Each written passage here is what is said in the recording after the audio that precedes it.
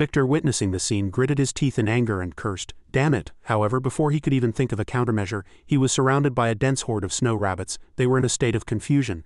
"Damn it, kill those rabbits quickly, quickly."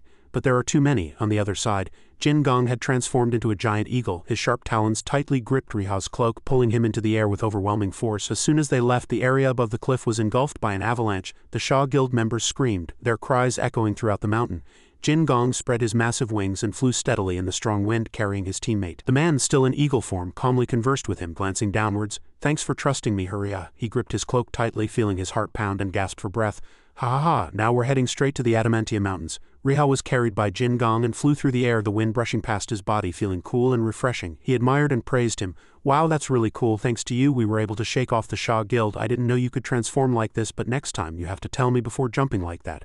"I thought my heart was going to stop," the man chuckled awkwardly. "Of course, haha." A moment later, Riha's feet gently touched the ground. They stopped at the edge of the Adamantium Mountains, and Jin Gong's entire body glowed brightly with light, spreading throughout the space. Immediately, the man returned to human form, letting out a long sigh and relaxing his body. "All right." The man shielded the sunlight with his hand and looked around. "This is the entrance to the mountain range. I can't go any further. The farthest a giant can go is here." Riha wasn't angry at all. Instead, he sympathized with the man. "Giants and dwarves don't get along, do they? I'm really grateful that you brought me this far." "Thank you, Hung. But where are you going now?" Jin Gong hung. The man awkwardly scratched his head and vaguely replied, "Actually, anywhere is fine as long as there's flora and fauna. Although my level is lower than yours, Huria, I've definitely explored more places than you. Middle-earth is really fun." Riha laughed joyfully and agreed. "Yes, it's truly interesting. Take me with you next time, too." Jin Gong placed his hand on his chest, his entire body glowing brightly with light, and the light spread around him, even a strand of his hair shining like a halo. "Well then, I'll be going now. See you next time." A massive pillar of smoke exploded violently and light and dust diffused. Immediately, the man transformed into a giant eagle, spread his wide wings, and soared straight into the sky. Riha tilted his head back, following the man's figure. He waved his hand and shouted loudly, "Goodbye, Dwarf City, Helenview." This city is built along the mountainside, a unique architectural sight to the naked eye. Machines actively operate everywhere, and cable cars crisscross every corner, creating a bustling yet technologically captivating spectacle. Riha was amazed, seeing such a magnificent scene for the first time. Truly magnificent. This city is really impressive to be able to build such a large workshop inside a cave. Dwarves truly exist on another plane. It feels like browsing through stores, and this is the most luxurious exclusive shop, the Bottleneck Bottle Factory. He stopped at one point. He heard this was the only place capable of this kind of welding. Inside, a rhythmic clang of hammers hitting metal echoed. Sparks flew brightly, shimmering between smoke and light. As soon as he peeked his head in curiously, he was loudly reprimanded. "Who enters without even knocking?" The man with braided sideburns tightly gripped his hammer, his muscles bulging with power, every movement radiating might. He glared at him angrily. "Can't you see I'm working my ass off?" Riha was flustered and politely stated his purpose. "I apologize, I'm sorry for intruding. I've come to order some items." In a corner of the room, a person sat quietly. The old man asserted in a solemn voice, "You're a royal guard." He excitedly confirmed. "That's right," the old man calmly asked. "Are you looking for gunpowder or iron bullets?" Riha shook his head, denying it. "No," and he took out his modified black bat gun. Bottleneck, seeing its form, was shocked, his eyes wide. Frozen for a moment, he quietly called out, "S." It immediately glowed, illuminating the entire room and startling the other two. Bottleneck suddenly grinned, teeth bared in excitement. "You're the third royal guard." Riha didn't hide anything. "That's right." Brissow's gaze was fixed on the gun. "Oh my god, god of blacksmiths. This is Elizabeth's rifle," he directly requested. "I need bullets that fit this gun. I know its structure. Please help me." Bottleneck moved his knuckles and tensed his muscles as if he could no longer bear it. He quietly ordered Brissow, "Lock the door, the shop is closed for today." A moment later, a voice echoed in the private space. "All right, so you said you're a royal guard? Even an old man like me can be your blacksmith, Grandpa. What do you say?" At those words, Riha's mouth twitched. "Blacksmith, Grandpa," he quickly replied. "If you're referring to Academy Royal Guard Captain Brownbet, he's in excellent health." Bottleneck angrily slammed his fist on the table. "Captain, my ass, that damn bastard, how much I helped him and he never came to visit once, such an ungrateful wretch." He didn't dare to defend Brown and remained silent. He must have been very sad about that. Then he pushed the blueprints in front of the old man. "I want bullets like these, can you make them? Besides bullets, I also need a magazine." The old man took it, quickly glanced over it and sighed. "These new generation royal guards are no fun at all. Bringing blueprints like these, they're taking away our joy." Then he held up the blueprints and loudly asked his colleagues, "Blacksmith brothers, can you make this? This friend wants 5 bullets and 1 magazine." Brissow replied confidently without a moment's hesitation. "Of course, boss. How can this compare to Cobalt Blue Piston?" Whisker stroked his chin thoughtfully and nodded. "Actually, it's quite similar to Crimson Geckos, just slightly different in size and design." Bottleneck turned to Riha. "Did you hear? They said there's no problem, so now we just need to negotiate the price." First, he asked the old man for the price. "What's your estimate?" The old man spread his palm. 5 gold coins per set." Riha was startled by the price. "What? That's too expensive." His mind was filled with confusion. 100,000 gold per bullet. What on earth is going on? Bottleneck didn't back down. Forget it if you don't want it. Making casings costs a fortune. Brass is rare even in these adamantium mountains. Riha grasped the core point. So it's expensive because of the brass? The old man asserted as if this was no secret. Exactly. He smiled faintly and casually put his hand into his cloak. His action puzzled the old man. Riha took out a gleaming brass ingot and placed it on the table. All right then, how much will you charge now? Bottleneck's hands trembled, not daring to touch it. The old man's reaction was also within his calculations. He confirmed the old man's guess. It's a brass ingot. Immediately after, the bargaining skill was activated, increasing the chance of persuading the opponent by 38. They haggled until sunset, and Riha, pleased with his successful objective, left in high spirits. He waved goodbye. All right, I'll be back in 3 days. Please take care of the rifle. Bottleneck, furious, shouted from the doorway. Get out of here, Blacksmith Brothers. Bring the salt immediately. He hummed to himself, very satisfied. 5 bullets and 1 magazine for 1 gold coin, and the magazine was made for free. The first bargaining skill activation cut the price by more than half. Now it's time to turn this gun into a pistol. He raised the flintlock and aimed. I'll use this gun for iron bullets. The needle gun should be used for buckshot. He. I want to use the black bat as soon as possible. In the evening at Riha's house, Key's flustered voice echoed. Hung, something big happened. Turn on your computer quickly. Riha suspiciously held the phone to his ear and asked. Something big? Another war broke out, Key said impatiently. What are you talking about? Of course. I'm talking about Middle-earth. His expression was serious. Sweat trickled down his cheeks. Middle-earth has entered Phase 2. Riha was startled, his heart stopping for a moment. He suddenly recalled Pyrrh's words. The successors of all heroes in the past have been decided. You must act quickly. Offense is the best defense. Key's face was still filled with surprise after hearing all the stories. So the hero successors mentioned in the Middle-earth announcement, that means you're one of them, Hung. Riha awkwardly scratched his head and smiled brightly. It's just a guess, but I'm pretty sure. Hung was aiming for one of the 3 musketeers. They were heroes in the Great War between demons and humans. Achievement Grade A. He showed his achievement list to his younger brother. Key gasped in surprise. Ah, see, really? Oh my god, Riha nodded and added. That's right, and the new 3 Royal Guards will have unique weapons. I don't know what the grades of the other 2 heroes are yet, because I don't know the current situation exactly. Key said what he knew. The Great War between demons and humans too was mentioned in a mission I did, but I didn't pay any attention to it. Because it was announced that heroes of all ranks had passed the trials.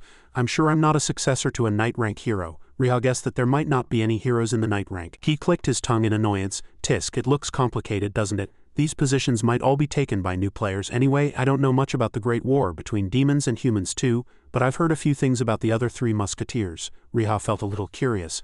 What have you heard? Do you know anything about Kid and Luo? He thought for a moment. Sweeping Kid is quite famous, but his expression suddenly turned serious. The person named Luo seems to be a bloodthirsty mercenary. Riha asked curiously if he was famous. Key briefly introduced him. Very famous. If you defeat guys like the Dawn Guild more than 10 times, you'll be as famous as Luo Hung. There are even rumors that he fought the strongest Holy Dragon Knight one-on-one. Riha sank into thought with a worried look. I knew he wasn't an ordinary person, but he fought the strongest knight? He put that issue aside for a moment. Anyway, Key, what do you think the last announcement meant? Not attacking is the best defense, he gave his opinion. I definitely think it means you should start acting, Hung. Based on those clues, Riha analyzed. In other words, an enemy is approaching that we can't defeat by just defending. If there's an enemy we can't defeat, like in the Middle-earth Great War, Demon King's army might invade, just like the Great War between demons and humans too. Key couldn't suppress the unease in his heart. If that's the case, what should we do? Suddenly, the atmosphere fell silent for a moment, and the table where the 2 sat seemed separated from the commotion of the pub. Riha reached out and gripped the handle of the cup on the table. He took a sip nonchalantly, searching for prey. Perhaps. Key was dumbfounded by this answer. Riha slammed the cup down on the table and the yellow beer sloshed. He declared loudly, if they're the Demon King's monster army, then we'll just hunt them. Key gave him a thumbs up in admiration. My Hung is truly the best. Riha, puffed up with pride at the compliment, became arrogant. Ha ha ha, this is what people call the value of power. After the 2 finished their food, he said goodbye.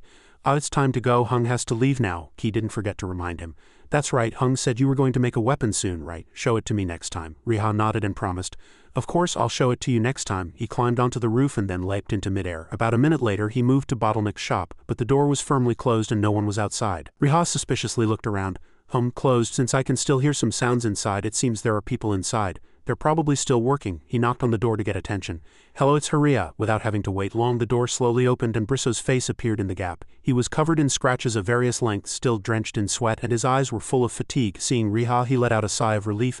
Phew, come in, the boss is waiting. Riha suddenly felt a chilling premonition, and his heart unconsciously beat faster. Did something happen? Was there a war inside? Brisso led him inside. The entire room was in a chaotic mess. He crossed his arms and said with an annoyed expression, roughly speaking, it was a war. I've never seen anything this complicated before. Go to the boss and hear the rest. Riha nervously moved to the forge and quietly greeted.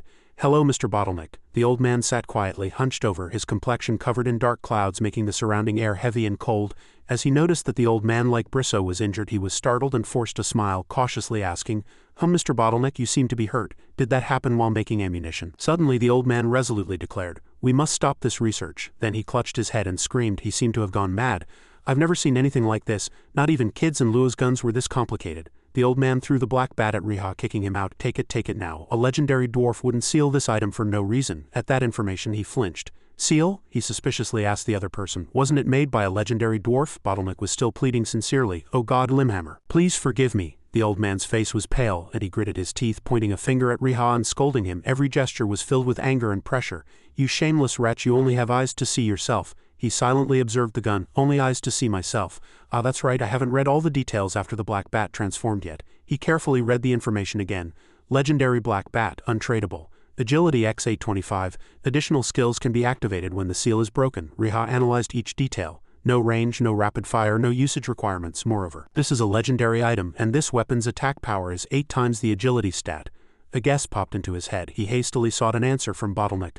What about Lua's and kids' guns? What grade are the Cobalt Blue Piston and Crimson Geckos? The old man clutched his head, unable to control his emotions. Those are just hero-grade weapons. This black bat was definitely made by a demon, I'm certain. Even though his brain hadn't fully processed everything, he had no choice but to follow the legendary dwarf's instructions. But all Riha heard was its power. He was very excited. Their weapons are hero-grade and mine is legendary grade. Riha asserted with a resolute voice. I apologize, but I won't be able to use it perfectly yet. But I will use it carefully, Mr. Bottleneck. The old man grew even angrier. Of course you should say that. This weapon is not something that can be revealed to the world. He rubbed his hands and smiled brightly. Then what about the bullets? Bottleneck helplessly pressed his forehead and ground his teeth inwardly. All right, here, take them and go now. The golden magazine was neatly arranged. Riha skillfully praised. As expected of the greatest dwarves, the previous situation was replayed. As he left, he waved goodbye with a friendly smile. Thank you, boss. I'll definitely visit often again. Bottleneck, fuming with rage, shouted. You absolutely will not. Don't ever come here again. Make an amulet with salt right now. He's even more shameless than Old Brown. Brisso immediately agreed. I think so too. 10 Arrow Copper Mine. This place was a wasteland full of rocks and no living creatures. Riha walked, staring blankly at the ruined landscape, lost in thought. I need more brass ingots for a stable supply of ammunition. How long will it take for those brass humanoids to respawn? I hope it doesn't take too long or I'll get tired of waiting. While he was thinking, a familiar growling sound echoed from the top of the cliff. It's like getting a pillow when you're sleepy. He smiled slightly.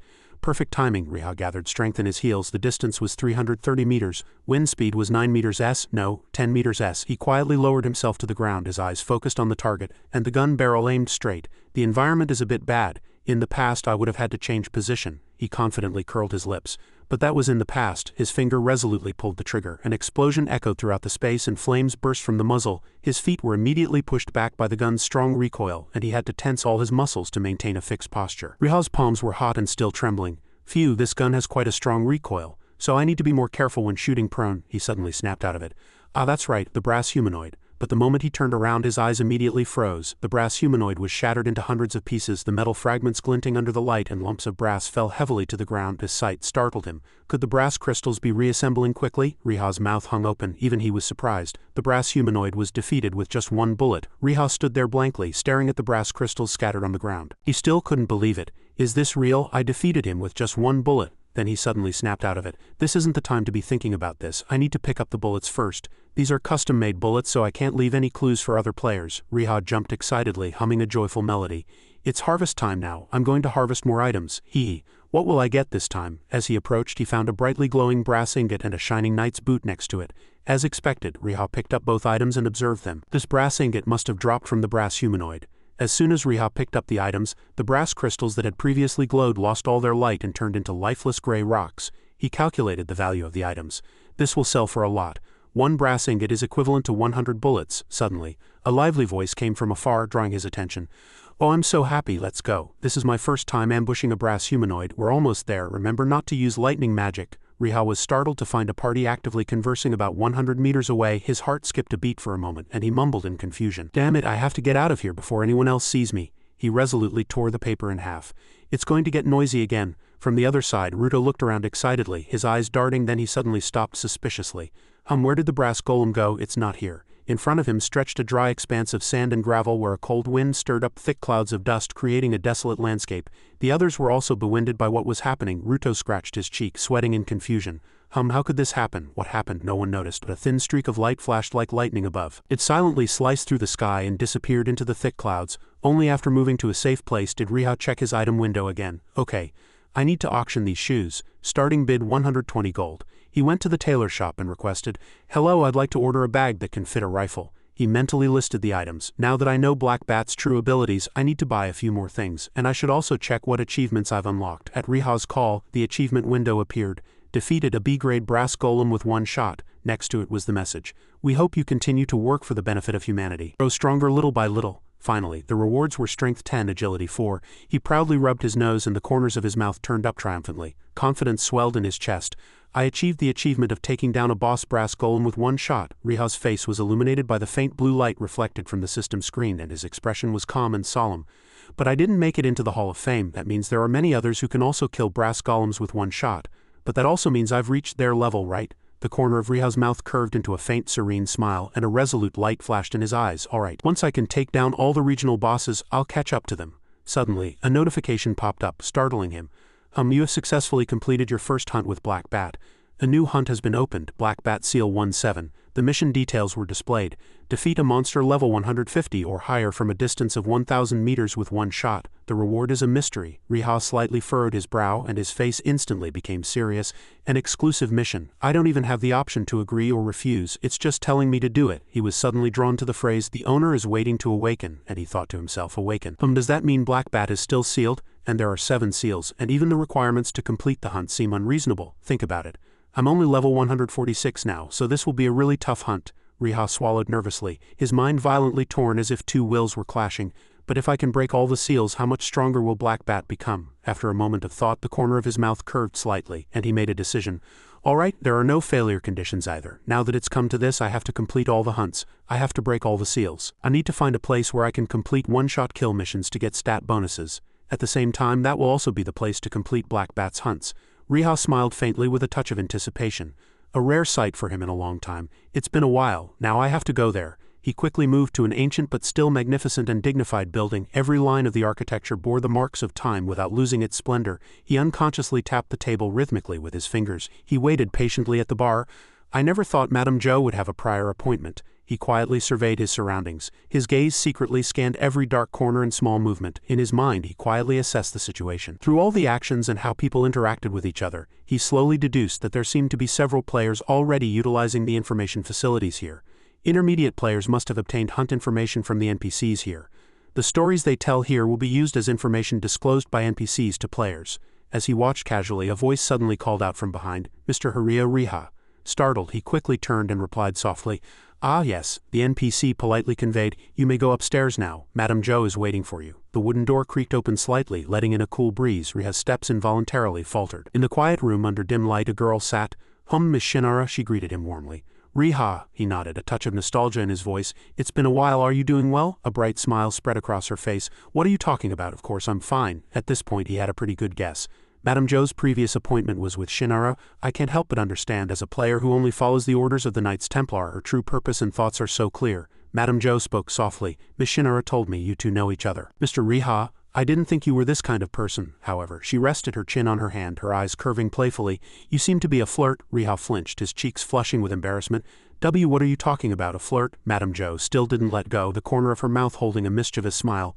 "Oh ho ho, you seem very nervous in front of two beautiful ladies right now. Please sit down first." Riha fell into deep thought.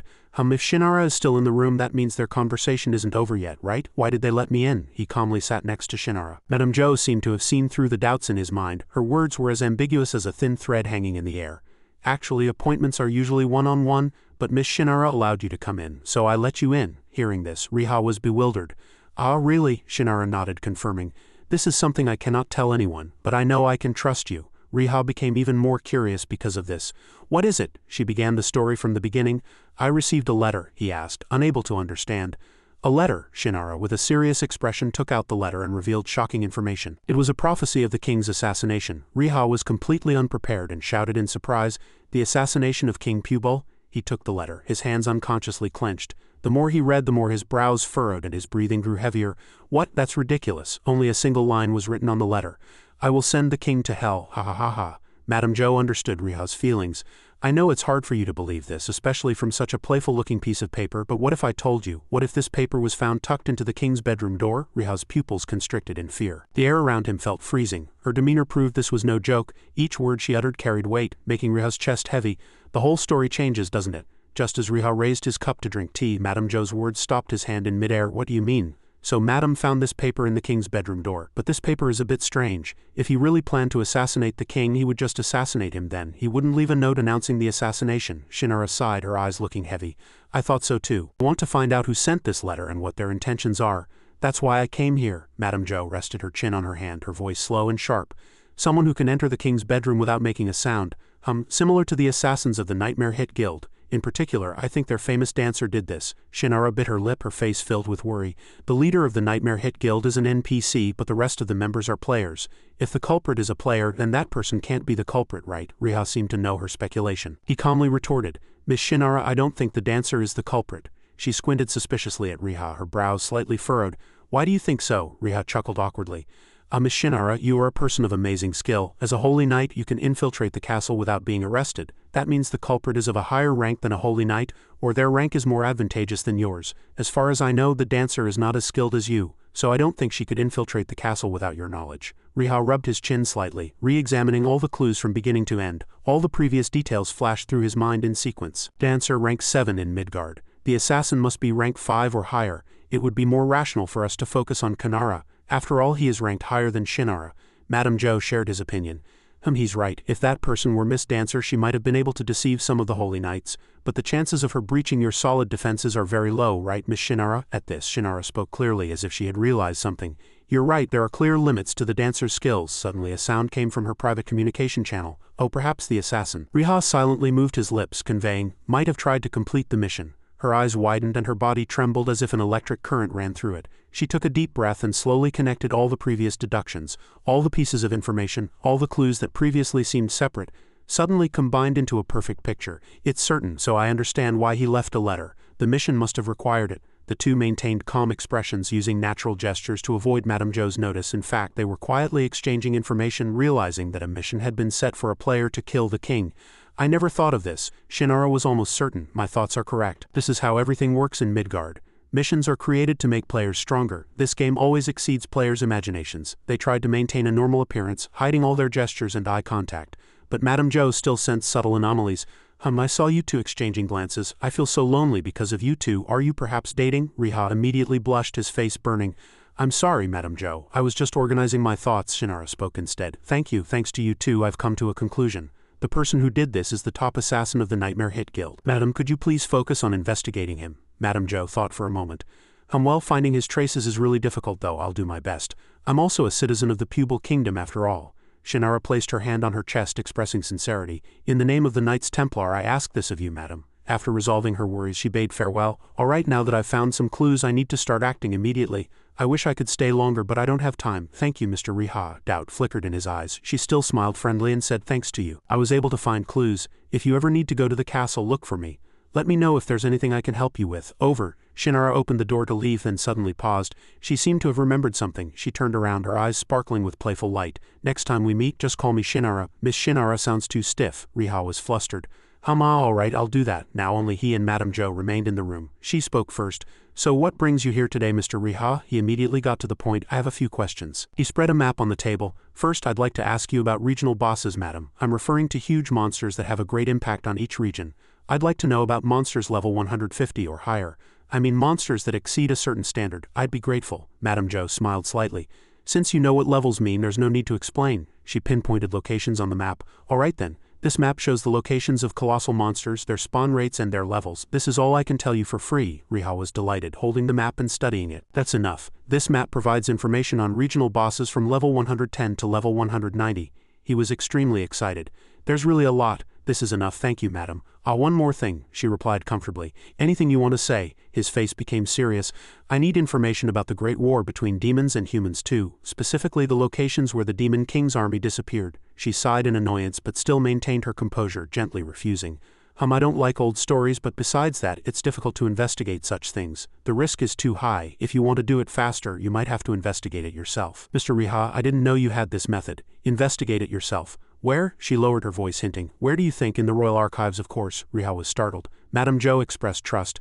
Since you mentioned this, I think it's highly plausible. Because Mr. Riha, you are the owner of that weapon, aren't you? Hearing this, Riha flinched, immediately glancing at the black batgun on his back. He took a deep breath and swallowed nervously, his heart pounding violently, making his palms slightly clammy. She also knew about the weapons of the 3 royal guards, however he didn't directly admit it. Well, if Madame thinks so. She also understood the hint.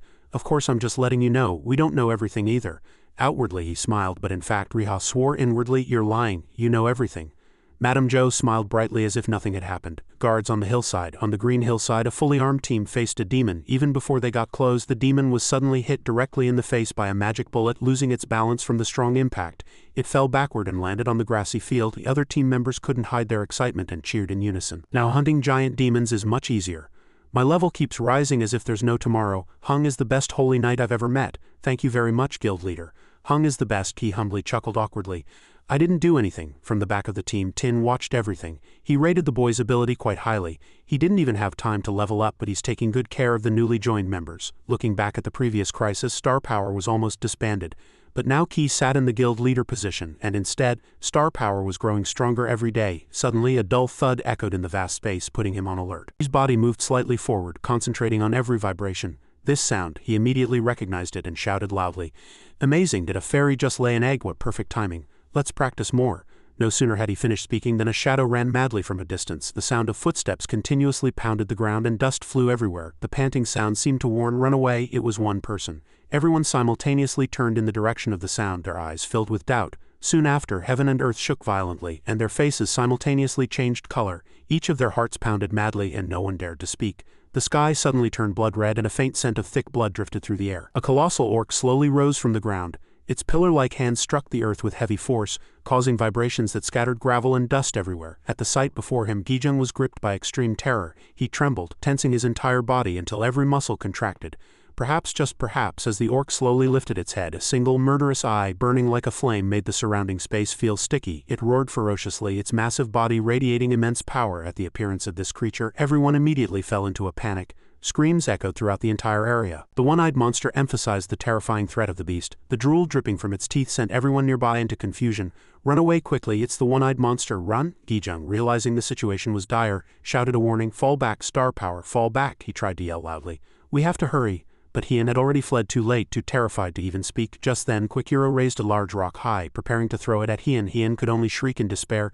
Save me, save me! Hearing that desperate scream, Gijung rushed forward, much to Tin's surprise. Ki, despite Tin's loud reminder, Gijung rushed towards Hien. Nearing them, Gijung cast his holy protection skill. As soon as he finished speaking, a sturdy shield appeared. But at the same time, Quickhero threw the rock at them and both appeared to be crushed. At this sight, Tin was shocked and called out his name. Ki, the person next to him, was filled with worry. Guild leader, after that fatal attack, Quickhero sneered, baring his teeth. Then triumphantly he roared loudly, human. Human. Just then, notification windows appeared one after another. Quickhero roars. You have been affected by fear. You cannot move for 3 minutes. HP has decreased by 40. Stamina has decreased by 30. The soldiers nearby were seized with fear and worry at the sight. Vice Guild leader, run! Tin on this side was concentrating, but spoke to reassure them.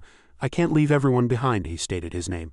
I am the Vice Guild leader of Star Power, and Tin raised his sword high. At this moment he looked like a professional swordsman. Simultaneously a firm declaration echoed, we will survive together. Tin stomped hard on the ground and leapt with great speed. A voice full of resolve echoed, but if we can't, and he declared, we will die together. At the same time, Quickhero rushed forward, aiming a punch at Tin. The two engaged in battle, their movements so fast that thick clouds of dust rose. A moment later, as the dust cleared, someone's foot tentatively touched the ground. He looked at the sticky liquid in his hand, perplexed. What is this? The person next to him still didn't understand what was happening. What's going on? Just then, Tin slowly touched the sticky liquid on his face. He froze dumbfounded. What? It turned out the sticky liquid was Quickhero's blood. Tin still stood before him, adding, what happened? Before anyone could fully comprehend what was happening, a notification window suddenly appeared. Quickhero, Guardian of the Mountain Range, has been defeated. All humanoid monsters in the area will have their stats reduced by 30 for 1 hour. Ian had been standing behind him for some time. He spoke in a voice full of respect. Vice Guild leader, did you just kill the one-eyed monster? The soldiers behind him also chimed in. My goodness, the Highlander defeated the level 180 one-eyed monster all by himself, but he didn't answer, wearing a suspicious expression. Did anyone record that scene? No, wait, I didn't kill it. Suddenly, Tin saw something and immediately rushed in that direction. Ian was bewildered by this sudden action. Tin hung, what's wrong? He explained as he ran. I sense Gijung, but there's no more time for long talks. Tin gave a direct order. We need to break this rock immediately. But due to the overlapping questions, he and the others didn't immediately understand his words, and Tin added with great urgency, "Help me, the guild leader is still alive." As soon as he finished speaking, the large rock from before suddenly cracked. A moment later, it split in half. Gijung breathed a sigh of relief. He protected Hyun, smiling brightly as if nothing had happened. I was wondering when everyone would break this rock. Since I knew Tin Hung could sense Ki, it was only a matter of time. Seeing that they were both safe, Tin murmured inwardly, "Thank you, really thank you." When the guild leader returned, Gijung had a surprised expression as if he couldn't believe what he had heard. "Wait, what did you say?" Tin merely replied casually. "I said I didn't kill Quickhero." Hearing that, he said, "I thought Hung killed him with the mechanical power of magic," but he quickly denied it. No, Gijung was puzzled by this answer. Then who was it? He expressed his conjecture. How many people outside could kill a one-eyed monster in one shot? Probably one of the top 10. Tin also agreed with this thought. Probably. After all, he didn't even pick up items from the monster, he added. As far as I know, among the top 10 players, only one has reached hyper-speed skill. At this, Gijung understood his intention, and he spoke the name Haria, the magic bullet sniper, but his combat range was. Gijung looked around, measuring the distance, and added, "As far as I know, it's about 250 meters. As soon as he finished speaking, Gijung realized the truth. No way. He looked into the distance and shouted loudly. Riha Hung. Hearing his name, he slowly approached and spoke. "Oh Gijung, Tin, why are you here?" But Gijung didn't answer, instead asking from afar, "Was Hung the one?" A scene appeared of Riha hastily defeating the monster and picking up the dropped rewards. "Wait a minute. I need to pick up the items. The corpse will disappear." The others also saw the sight and were speechless. A moment later, a voice of admiration echoed, "Wow!" It was getting dark and everyone entered the base. Gijung's voice continuously echoed, "Hung, what you just said?" He questioned life with a shocked expression. "Hung, are you serious? So all the regional bosses that Ki inexplicably defeated were all killed by Hung?" Riha spoke with a slight apology. "All right, I guessed your guild members were nearby." As if angry, Gijung continuously trembled, and not only that, suddenly he let out a sky-shattering scream, almost making Riha fall off his chair. "Hung is level 157? Gijung gritted his teeth in anger, repeating the question. "Hung just said you were in the 120s earlier?" He merely explained in a soft voice. "Hey, that was a long time ago. You know Hung worked hard on missions, but he still didn't let him go." "What do you mean a long time ago?" "It was only 10 days ago, at most 2 weeks." Gijung couldn't hold back, jumped onto the table, grabbed Riha's collar and shouted in his face, "What do you think Middle-earth is? Do you think it's a game?" He awkwardly smiled on the outside, looking very apologetic, but inwardly he quietly said, "Actually, my stats mainly increased from rewards rather than leveling up, but I have no intention of telling him this." In the end, he let go of him and sat down properly. "All right, Hung is always like that." Tin, on this side, listened silently to their conversation. Gijung now moved on to another topic. This isn't what we should be talking about now." "Hung, did you hear that story?" Riha was puzzled. "What story?" And he revealed the royal mission Shinara was undertaking. At this answer, he froze blankly for a moment. Riha thought to himself, her rumors have spread. What is she doing now? She seemed quite tired last time. Suddenly, Gijung cut off his thoughts. "The mission Bobby is doing." But before he could finish speaking, Riha interrupted. "I heard it's a team mission." Gijung immediately realized the problem after these words. Is Hung quite close with Bobby? And he and Tin behind him seriously asked for help. "Is there any way we can join her mission team?" Riha was surprised to hear that. "You and Tin want to join Shinara's mission?" Gijung admitted it very calmly and nonchalantly. "Yes, I happen to hear rumors about that mission. She's asking for recommendations for some capable players. Since it's a royal mission, safety and trustworthiness are two essential considerations, so she's having trouble finding team members. Could Hung somehow recommend us to her so we can join the team? We want to try. We believe star power can meet the requirements." At these words, Riha fell into thought. "Since I don't know her current situation these days, visiting her this time wouldn't be bad, and this might be able to help Gijung too." After much deliberation, he finally agreed. "All right, I'll go to the capital and ask Shinara." The eyes of the two immediately brightened upon receiving help. "Yes, thank you, Hung," Riha awkwardly and cautiously reminded them. "She hasn't agreed yet, so be calm." A moment later, Riha teleported to the designated location, and his feet slowly touched the ground. "All right, my brain is working at maximum speed. I need to check the missions I completed before taking down the one-eyed monster." A notification window immediately appeared. Black Bat is a sealed living object and will only awaken when it sheds much blood or meets its true owner. The legendary gun awaits its owner. Defeat a monster level 150 or higher from a distance of 1,000 meters with one shot. Reward is a mystery. You have completed Black Bat Seal Mission 1. You have learned the skill God's Eye Mana. A new mission has been created. Black Bat Seal 2. These pieces of information made Riha realize that the reward was a skill. The system screen continuously flickered. God's Eye Mana Black Bat captures the movements of all targets even if there are obstacles in its line of sight. Effect. 5 minutes, cooldown 30 minutes. He continued to ponder endlessly. This skill has no grade or rank and it doesn't even consume mana, and the way this skill works, it seems like Black Bat itself is using this skill. Riha used his special skill to see through his surroundings. And if he was right, a scanner-like image appeared before his eyes. That's right. This skill works like infrared vision, and it will help me increase my hunting experience later. Such an amazing skill appeared with just the first seal release. Then what about the next mission? The system's notification startled Riha. It turned out the actual mission content was shocking. Defeat a monster level 160 or higher from a distance of at least 1,500 meters with one shot. He was quite shocked by this number. 1500M, do you think this is an easy mission to take down a target 1.5 kilometers away? The monster's level only increased by 10, but the distance increased by 500 meters. I just hope the next seal release mission doesn't ask me to take down a target from 2,000 meters away. After that, Riha headed to the royal palace in the capital Astok. It's really fortunate that I have enough contribution and fame points to enter without problems. He looked around, quietly assessing the current situation. But due to the recent announcement of the king's assassination, everyone from the Holy Knights to the royal guards is extremely angry. Just then, someone's footsteps slowly approached him. He raised his hand to stop him and calmly followed the etiquette. Please wait a moment. I will inform Miss Shinara. Riha smiled awkwardly but was very cooperative. Thank you. In his heart, an indescribable worry arose. But what if I can't prevent the king's assassination? Is this perhaps phase 2? Just then, a notification window suddenly appeared. It turned out Shinara had sent Riha a message. Riha, I heard you visited the palace. That's right, are you busy now? She walked even faster as if in a great hurry. I just finished work and I'm on my way to meet you now. I'll arrive soon, so please wait a moment. Riha had something to ask, and of course he would gladly comply. All right, as soon as he finished speaking, Shinara arrived. Riha, her sudden action startled him. Shinara, what's wrong? He turned pale upon seeing her appearance. What happened? She explained with an exhausted and pale face. My appearance now is probably worse than usual. I haven't been able to log out since the last time we met. I haven't slept at all, Riha exclaimed in surprise. What? He rewound time and calculated inwardly. 10 days have passed since then. So she hasn't slept for 48 hours in real time? The two sat together and talked. Shinara first asked about his well-being. Then what brings you here? He concisely summarized the situation. I came because I heard you were recruiting team members for a mission, she asked with surprised bewilderment. What? How did you know? Shinara bit her lip slightly, thinking inwardly, should I really tell Riha this story? As far as I know, he hasn't reached the required level to participate in this mission. But I know Riha is trustworthy. He even risked his life to save a stranger. The only player I can fully trust is Riha. As soon as she finished this thought, she pulled out a letter. Do you have time to hear this story? I want to tell you what I've been doing since that day. You remember that with my help we narrowed down the suspect to one person, right? Riha couldn't forget that quickly, so he casually added, I remember. The top 10 assassin, Hayden Pasha, ranked 5th. He and the assassin had a showdown. Shinara immediately cut him off without letting the other party guess or speculate. I'll have difficulties. That's right, but that's not the only problem. Recently, the royal guards don't even believe that the assassination announcement is true. Riha was quite surprised by this information. What? Why? Shinara slowly revealed the real situation. They believe this incident is merely a simple military drill by the Holy Knights. He was so shocked by this reason that he shouted loudly. What? Fearing that the person before him wouldn't understand, she patiently added, the royal guards and the Holy Knights have a very bad relationship. That's also why most of the NPCs in the palace are very angry. With so much new information, he hadn't yet processed it. I don't understand. Don't both organizations have the same goal of protecting the palace? But internal affairs could only be understood by insiders, according to the legends of Middle-earth. To be precise, the Holy Knights protect the entire capital. What happens inside the palace is handled by the royal guards. In the capital, the royal guards do not want the Holy Knights to interfere in their affairs. The royal guards think this, but the Holy Knights want to interfere in this matter. This is a problem created by the Holy Knights to participate in the palace's affairs. After a long explanation, Riha finally understood.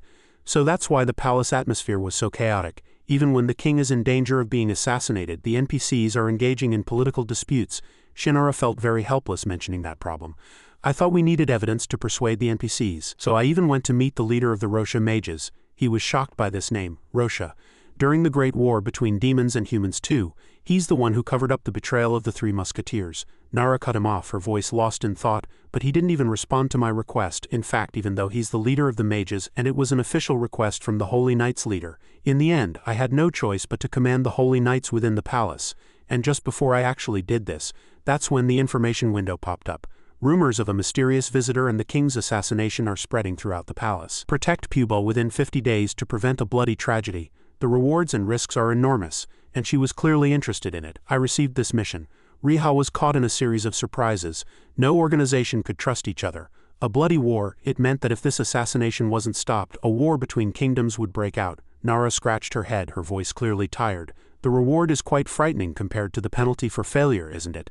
That's why I'm having trouble recruiting comrades. Everyone who knows the importance of this event doesn't want to participate. Riha quickly grasped the information and immediately understood the situation. But it said 2 out of 100 people recruited, so at least 2 seemed willing to help her. She spoke the painful truth, distressed. One is me and the other is my friend. He too was speechless at this desperate situation. Nara smiled faintly, breaking the deathly silence. I understand, even I don't want to do a mission like this, so it's inevitable that no one wants to help. Riha's complexion slightly cooled as he called her name. Nara, his voice carried a sense of relief that awakened people. Ms. Nara, if you're okay with it, I'd like to gather people who are willing to participate in this mission. He continued to create imaginary scenarios, so the 2 of them have already kissed. Listening to Riha's words, he only continued with preposterous thoughts. He couldn't stand Key's attitude. Stop it, stop talking nonsense. Did you hear what Hung said? Key's face was full of mischief, of course. That's why I asked. A girl in danger, a brave young man saves her. A perfect storyline. That pointless talk irritated Riha. Alright, that's enough. Key no longer teased and said happily, yes, senior, by the way, did Hung tell her about my proposal? He scratched his head with a cautious voice, having to make a promise to her after accepting the proposal. She agreed to help him enter the royal archives later. Regardless of the mission's outcome, Riha was extremely worried about his younger brother. Do you really want to participate in her mission? Hung thinks there's no reward, and there's a penalty for failure, but he wasn't worried at all. What are you talking about, Hung?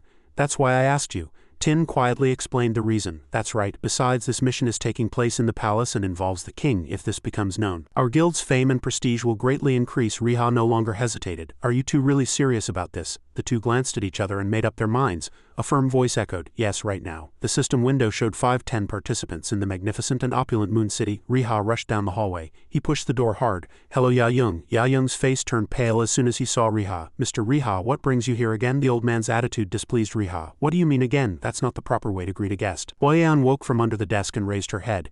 Ya Young, who opened the door so rudely. Ya Young coughed as if scolding her. Mr. Riha is here. Huayan probably didn't hear clearly. Who? She was startled when her eyes met Riha's. Huayan was gone in an instant. Riha, he can't see me like this, Riha asked in a puzzled voice, seeing papers scattered everywhere. What is all this? Not even government agencies have this many documents. Ms. Huayan, you're truly a different person. She was hastily putting on makeup. Don't look without my permission. These are not only documents related to Moon City but also to the Limlong Guild. He smiled awkwardly and said nothing more. I didn't see anything, don't worry. What would I do with that? Huayan regained her usual dignity. Anyway, what brings you here so suddenly? Did you come to get money? She lightly tossed a small purse. You've come at a good time. He was surprised to see the money on the table. What? What is all this? Huayan clarified the doubt. It's your share, 10 of the income. Simultaneously, as she opened the purse, a system notification popped up saying he had gained 581 gold. Riha couldn't believe his eyes. This is 10. She was full of confidence. This is 10 of the first month's income.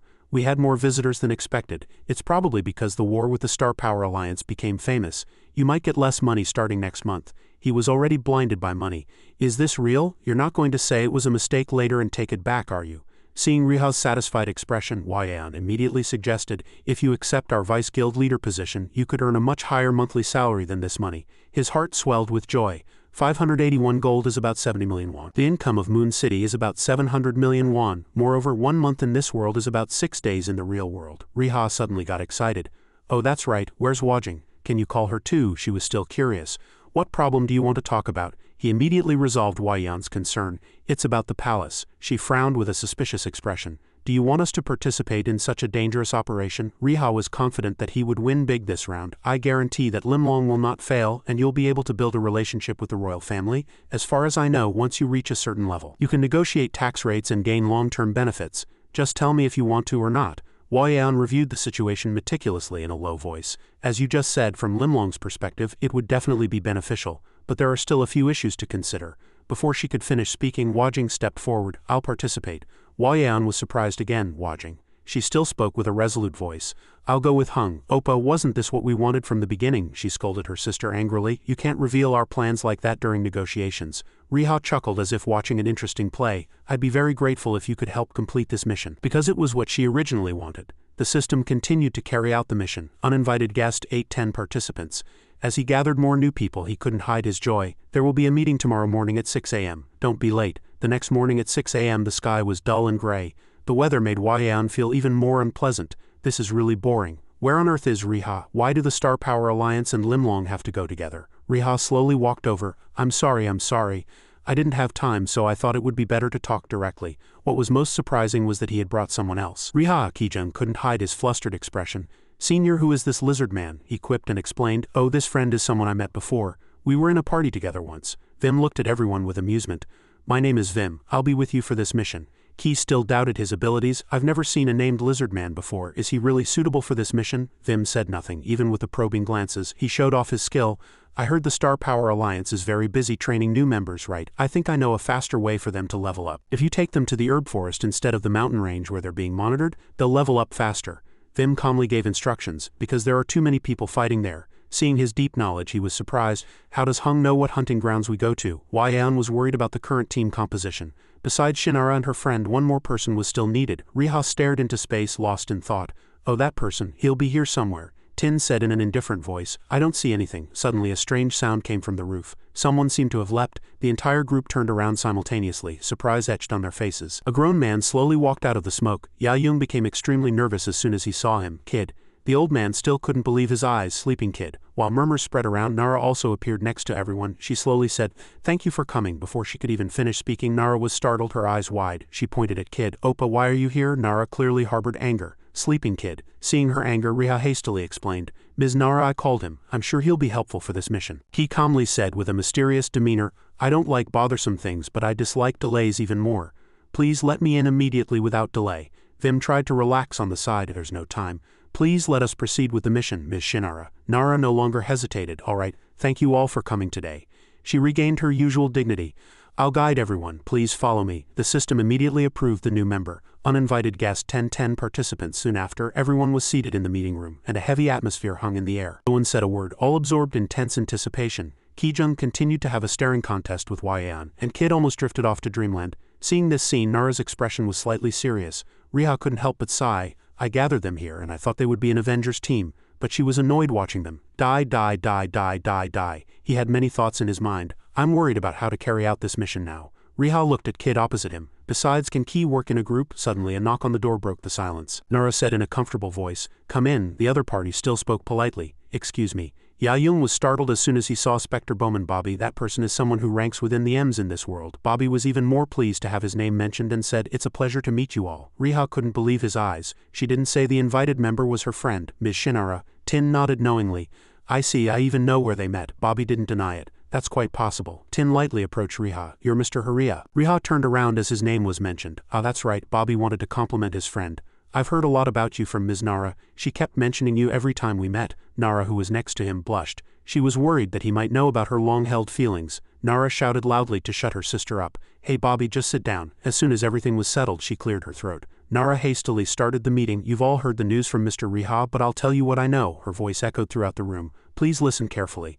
The suspect is Pasha, ranked 5th in the world. There are 46 days left to stop the assassination. The royal guards and knights are trying to protect the palace, but the NPCs don't believe that the assassination will happen. They are not cooperating. The success condition for this mission is to protect the king. Failure means the king's death, so the 10 of us will take turns protecting the king day and night for the remaining 46 days. Nara calmly explained everything. Pasha is unlikely to act alone. Suddenly, someone's voice interrupted her. "That's not a possibility. It's certain that he will." Vim immediately asserted his claim. "To the people of the Midnight Circus, Pasha is like a devout leader, who has continuously brought in groups of level 150 assassins into the palace. If a direct battle breaks out, we can easily defeat them. But what if they ambush us? What do you think would happen if they transformed into chairs or tables?" He simultaneously presented a compelling logic. "First, look at the memo. I've created a list of the assassin's transformation and disguise methods." Riha was surprised by the screen before his eyes. "What? How does he know this information? The group's skills are hard to find even online," Kijung said in a suspicious voice. "But if they transform into chairs or tables, wouldn't they be slightly damaged?" Vim calmly explained in detail. "They don't transform into tables or chairs. They twist their bodies painfully and disguise themselves with magic." Wei-an looked at him with admiration. "How does he know all the assassin's mechanisms?" "Who are you, a lizard man?" Riha slowly scanned all the information Vim had found, quietly committing it to memory. He was slightly confused inwardly. "This is definitely going to be a headache. I can't use my speculation skill for 24 hours. Suddenly an arm popped out of a chair, and Riha keenly sensed the enemy. "This is impossible." Wei-an widened her eyes in surprise from the opposite side. She seemed to have sensed something too. She threw all sorts of questions at Riha. "What are you doing? Have you read everything already?" Riha lowered his voice. "Ms. Wei-an." Wei-an still didn't understand the situation. "What's wrong?" He just wanted to confirm one thing. "You trust me, right?" Despite Riha's unexpected question, she wasn't flustered for long. Instead, she chuckled. Wei-an smiled friendly. "Yes, you aim for Black Bat. That's all I want to hear." With everyone watching, Riha immediately fired his gun. The bullet grazed the chair and hit its mark in an instant. Everyone around widened their eyes in surprise. This was unexpected. Wajing shouted loudly with a tense face. "Ani," he shouted frantically, worried about the danger. "Everyone get up, they're here." Riha clearly felt it. "They're here. The assassins." Wajing, worried about her sister, immediately cast her ice shard skill. Riha saw it and tried to stop her. "You mustn't kill him. We have to capture him alive." Ice shards spread throughout the assassin's body, simultaneously breaking his mask, making him scream in pain. He was now broken and gasping on the ground. She had a confused expression. "I'm sorry, Oppa." He didn't scold her at all. "It's okay, it couldn't be helped. It'll be really difficult to capture him alive because of your attack, Hung." Vim, who was next to him, gave a sly smile as if he had expected it from the Midnight Circus. "We can't let our guard down for a moment." He disguised himself as a chair again, and in fact they were already prepared to infiltrate. "Everyone knows what this means, right?" Nara also seemed to understand his intention. "Are you saying the security traps protecting this place have been deactivated? But it's not just because of one ordinary member." Bobby sighed. "Then the NPCs won't help anymore, are they okay?" Tin still felt that something was wrong. "Perhaps it's because they met the mission requirements. I think the NPCs were activated somehow, allowing the mission to continue." Kijun also agreed. "I agree with that opinion too." His voice dropped a notch. "This is really troublesome." Kijung's question created silence. "So what should we do?" Riha tried to boost everyone's morale. "Everyone, don't be discouraged. In the end, there's only one thing we need to do. If we can't rely on the NPCs, we have to be the ones to protect the palace." He was 100% confident. "I have a plan. I'll need to ask Yan for supplies to give to all the team members here." Riha made a concrete plan and also told Vim, "You'll have to tell us everything you know about the Midnight Circus. We'll organize patrol teams to ensure there are no gaps." He was meticulous in all his calculations. "Bobby and I will be on guard." "Bobby, have you checked the rear?" Bobby happily looked around and replied, "Yes, I'm tracking them using perception skills and scrolls." Riha felt certain everything was clear. "Good, the rear seems clear. Next it's this side." Yan was talking to someone. "How's the situation on the west wall?" She frowned. "It's going great." "Of course. Why aren't you focusing on your own work instead of worrying about other people? You seem to really enjoy spending time with that woman, Bobby." The other person asked in a flustered voice. "What are you talking about? Bobby and I are busy on guard. We haven't even had time to talk." Yan exclaimed in surprise. "What, you're already that close?" the other person solemnly urged. "That's really strange. Anyway, just focus on your job. That side will be quite dangerous as there are fewer traps," she retorted fiercely. "Don't you trust Wajing? I can defeat even an average outsider. I just haven't reached level 200 yet." It turned out the other person was Riha. He said in a worried voice, "That's not what I meant. I was just worried. I was worried you might get hurt, Yan." As soon as Riha finished speaking, Yan hung up on him, startling him. She was truly embarrassed by Riha's sweetness. "What's wrong with that man?" He immediately connected with Ki. "Ki, how's the east?" he replied concisely. "The east wall is on guard and there's nothing unusual." Riha made a helpless expression. "Is there anything unusual happening?" Ki seemed slightly annoyed with him. "Nothing at all. I have 12 detection scrolls left. That's it." He hung up again so Riha couldn't bother him further. His mind was momentarily confused. Was putting Vim and Ki on the same team the right decision? He was confident they would do well on their own. He knew he could rely on their abilities, but he also knew he didn't need to worry too much. Everything was going well anyway, and nothing had happened. Suddenly, the other person's voice came through. "Hung, I'm so worried right now." Riha could fully understand why he was in a panic. "Anyway, you're protecting the king. Nothing unusual, right?" Kijung was extremely tense. Nothing unusual. Wait, someone's approaching." He was curious for a moment. "Who is it? He has such a serious face, he can't be an ordinary person." Kijung hastily informed Riha that Rosic, the leader of the mage team, was coming. As soon as he heard that, he broke out in a cold sweat. "Rosic?"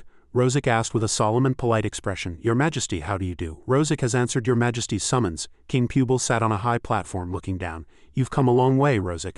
I heard Knight Shinara suggested increasing the mage traps. What do you think?" He didn't hesitate. "Your Majesty, the mage's magical defenses are still strong, making it very difficult for an individual to break through the traps." Nara shouted with an angry face. "That's not true. We eliminated intruders without identifying them or checking the traps." Rosic calmly countered her argument. "Then let me ask this. What is the purpose of causing chaos in the palace with absurd words without any evidence? Are you saying the assassin passed through the traps, but you couldn't find the body?" He concluded that Nara was lying. "I cannot think highly of you, Knight Shinara." She didn't back down either. "If you're so confident, why don't you reveal the things made with soul magic?" Someone's axe came down, halting the argument, and immediately, endless silence enveloped the surroundings. Andrian was slightly annoyed by Nara's attitude. "Knight Shinara, Rosic is the leader of this country's mage guild. Even if you hold a knightly title, it is inappropriate to speak and act with him in such a manner." She was defiant but had no choice but to accept. "I apologize." King Pupil also didn't want to prolong it.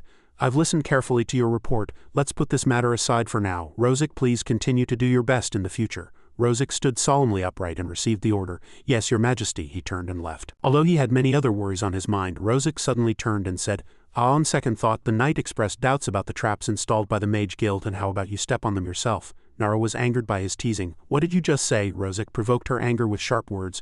You doubt the traps, don't you? If you step on them yourself, you'll know for sure. Kijung trembled. So the psychological warfare with NPCs is the same, worse than fighting actual players. He would have to inform Riha about what happened here for now. After hearing the news from Ki, Riha thought for a long time. Alright, so that's what happened. Rozek isn't trustworthy. He had spoken quite confidently about the traps, but he changed direction to suspect Rozek. In fact, he can probably freely turn the traps on and off, then he might have intentionally turned them off to let the intruder in. He was the one who hid the fact that the 3 knights surrendered to the Demon King's army. I don't know why, but he's definitely hiding something. Riha still couldn't figure out his scheme. What does he want this time? Is he intentionally confronting Shinara to win over the Royal Guard's team leader? A gentle breeze blew, but he was extremely tense. If all of this is planned, he might be the true mastermind of this assassination. Below Moon City, Tin breathed a sigh of relief. It's going more smoothly than I thought. Yayung stood beside him, smiling softly and speaking somewhat jokingly. It's hard to stay online at this age, but I can still do it. At the top of the tower, Wayan and Wajing were on guard from both sides, and below the castle 2 other people were also strictly patrolling. 5 days later, Riha stood in the hallway looking out the window. The fact that only 1 day had passed in the outside world meant that the assassins had been offline for only 1 day. According to Vim, who was identified as one of the sought-after assassins, the other assassins were able to log out and escape. Riha finally came to a conclusion. But they won't be able to log out too often because they can't be sure how their situation has changed. Therefore, this is a war of attrition, seeing who can endure longer. After finishing his thoughts, he immediately contacted his comrades. 5 days have passed. Everyone has done really well so far. I have a few things I need to tell you in person. Please gather in the meeting room. Inside the room, everyone sat around the table. Riha said loudly, everyone worked hard, but since we found the first assassin, I think we'll have to take turns on this mission from now on, Nara asked curiously. Then how will we take turns? He explained in detail. First, considering the activities in Midgard, it would be more reasonable to take turns in 2 teams. It will be about 10 hours in real time. Hearing this, Kijung was disheartened. So I have to wake up, eat a piece of bread and log in right away? I only have 10 hours of free time? He slowly comforted everyone as if understanding their feelings. I know it will be tough, but we only have 9 days left in real time. Then he began to distribute tasks. Then Nara, Lim, Wajing, Tin and I will form the first team for the first shift. The others who haven't been mentioned can log out and rest. Before he could finish speaking, Wayan interrupted loudly. Wait, Wajing is tired. I'll take her place. But Wajing immediately retorted, I'm not tired. You rest, Unni. Riha, without even looking up from the pile of documents, said, then this small change probably won't cause any problems. Instead, the second team will have an easier time with the rotation. He continued to praise his colleague. I really respect you for caring so much and being so considerate of your younger sister. Lim Wayan blushed, feeling touched. Of course, Wajing needs to go to bed earlier. Hearing this, Wajing refused. She covered her face and cried. He was truly helpless. Then I'll see you in 2 days, and one by one they logged out. He continued to speak. Everyone rest well. At this, Riha paused when he saw Ki still sitting there. Aren't you logging out? You must be really tired too. He was as nonchalant as ever. Why should I sleep outside? I can sleep and rest here for 2 days. He was speechless and reluctantly complied. All right. Suddenly, Ki's eyes sharpened. His voice was lowered to a whisper, audible only to Riha. Rozek is a bit suspicious. In fact, he had also already noticed something strange about Rozek. But Nara said that Rozek hadn't shown any unusual movements. Ki quickly retorted, I paid special attention every time he approached the wall. Whether it was the east or west, he walked through the garden every morning. The man named Vim said that could be a way to reset traps. Riha was slightly surprised by this new clue. Then, he continued, but he didn't do that today. He suddenly became confused. He didn't reset the traps. Does that mean he removed them? Nara couldn't understand why these two were still sitting. She turned to Ki, but he didn't know that she was secretly exchanging information with Riha.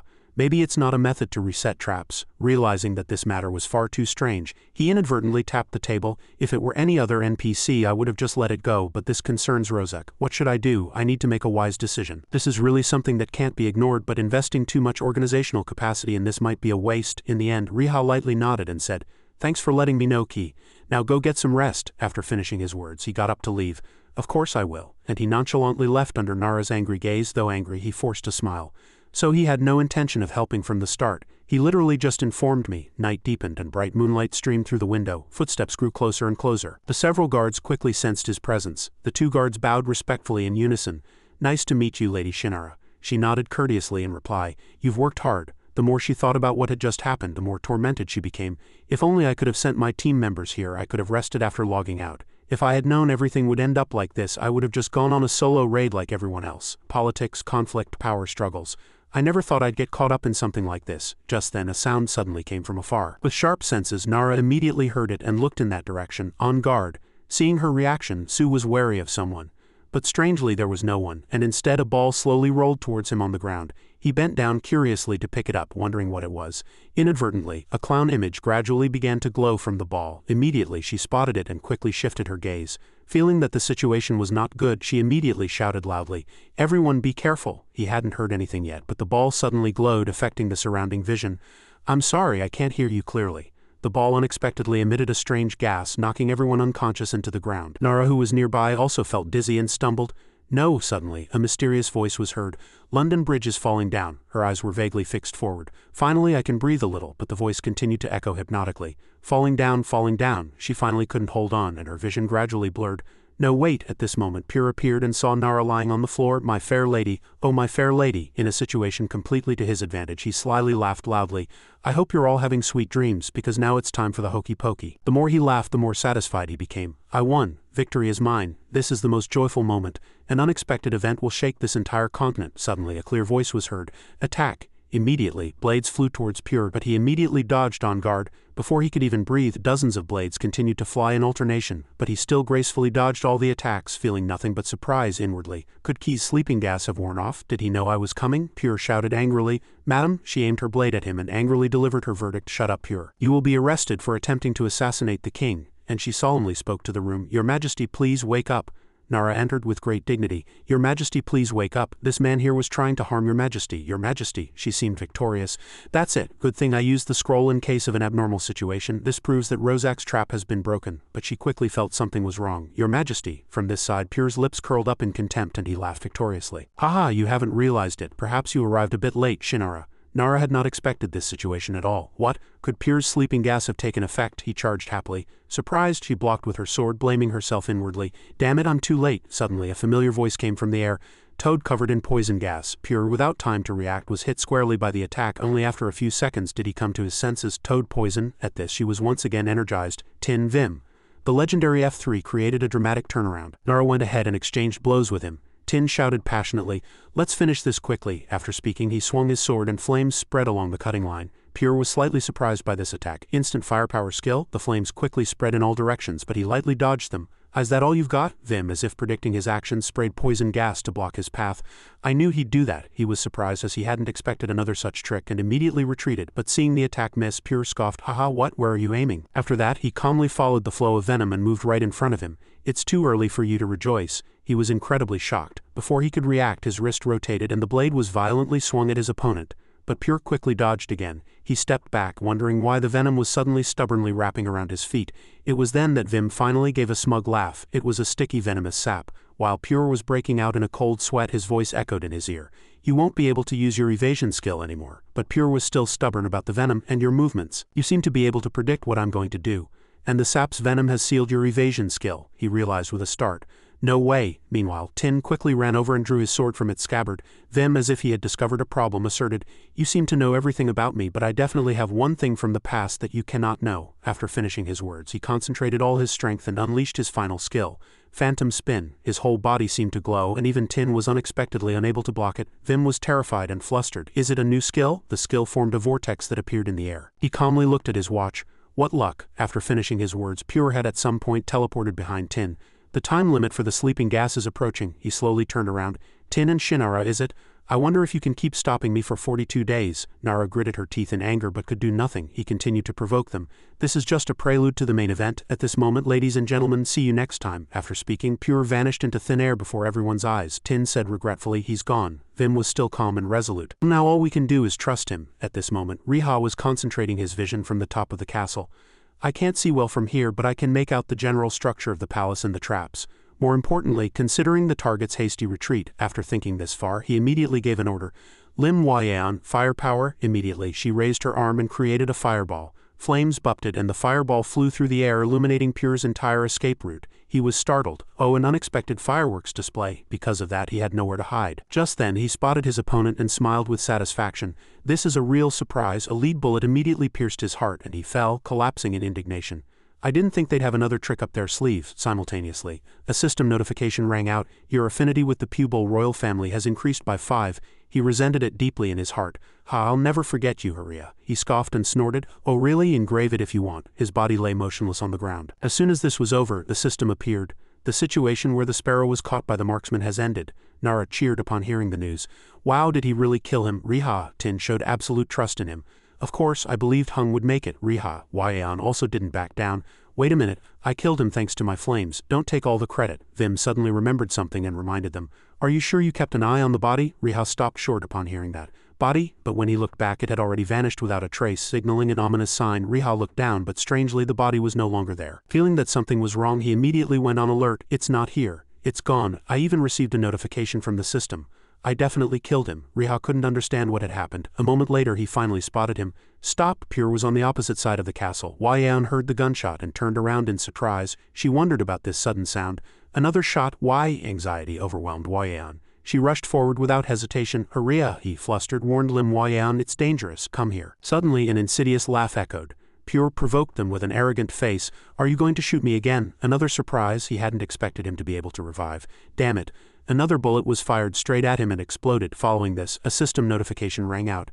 Your affinity with the Pupil royal family has increased by 5, but still he couldn't understand what was happening. What is this? What? Suddenly, Pure appeared behind Yaon. He put a dagger to her throat and she screamed in terror, startled by this sudden event. Seeing Riha struggle, Pure seemed to enjoy himself. It seems my surprises are far greater than yours, don't you think, Hurriah? Yaon, flustered, lost her temper. Let me go. He, still in shock, gritted his teeth.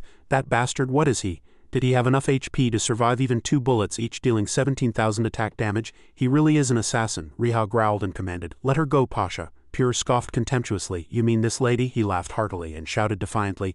I don't want to. What are you going to do, Hurriah? Are you going to kill me with this beautiful lady? No one can judge me. Seeing the situation was not good, Yaon compromised. Just shoot him and me. It's okay. I can be sacrificed as long as we can catch him. Riha was in a dilemma at this moment. That's the problem. This situation quickly turned into a standoff. Pure was full of arrogance, confident that the situation was already in his hands. Suddenly a voice rang out, breaking the situation. Sensing the situation had taken a turn for the worse, they rushed over. Vim appeared, followed by Nara and Tin with resolute eyes. You were mistaken to think you could use that skill twice. Pure immediately shouted upon seeing his opponent's reinforcements. How did you know? And about the movements since then? Oh, you must be. At this moment, Riha also regained his composure. Immediately after, a fierce gunshot echoed and warm blood spurted out simultaneously. Pure paid the price for his carelessness at this moment. He lost his balance, splattering blood as he fell, finally hitting the ground hard, kicking up a cloud of dust. Simultaneously, the system appeared. Your affinity with the Pupil royal family has increased by 5. Your rank has increased. Immediately after, the achievement window appeared. He defeated Pure and obtained the Hunter's FB. The second achievement was a notification that Riha had become a target of the Midnight Circus Guild. Riha looked at the window, slightly puzzled. Should I celebrate this? This really gives me a headache. As he focused on it, someone called him. Hurriah! Yaon rushed over, scolding him indignantly. You really weren't going to shoot me along with him, were you? Before he could react, she hugged him. I was so scared you were really going to shoot me. Riha looked flustered by this unexpected situation.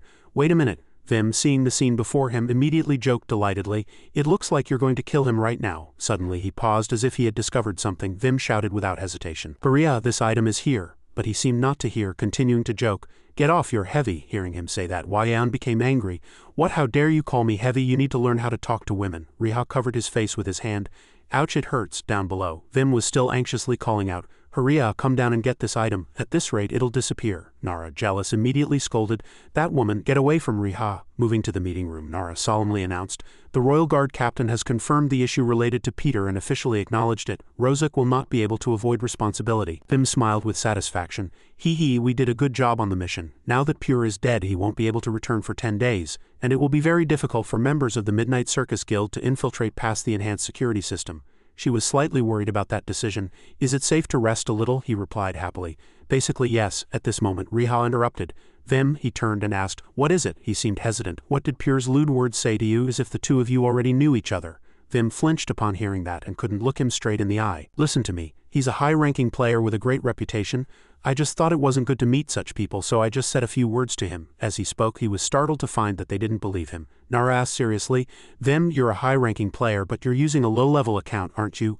Actually, to be more precise, this is your second account. The player named G you mentioned is someone I know, because I also participated in the promotion exam. Pasha's comrade assassin and poison specialist. Tin, who had been silent until now, suddenly continued Nara's words. He was someone who ranked in the top 10 in the first month this game was released. He was on par with Agromor, but according to rumors he disappeared shortly after. In fact, he knows all the class skills of assassins and a lot about the Midnight Circus Guild. In the end he concluded what everyone had inferred.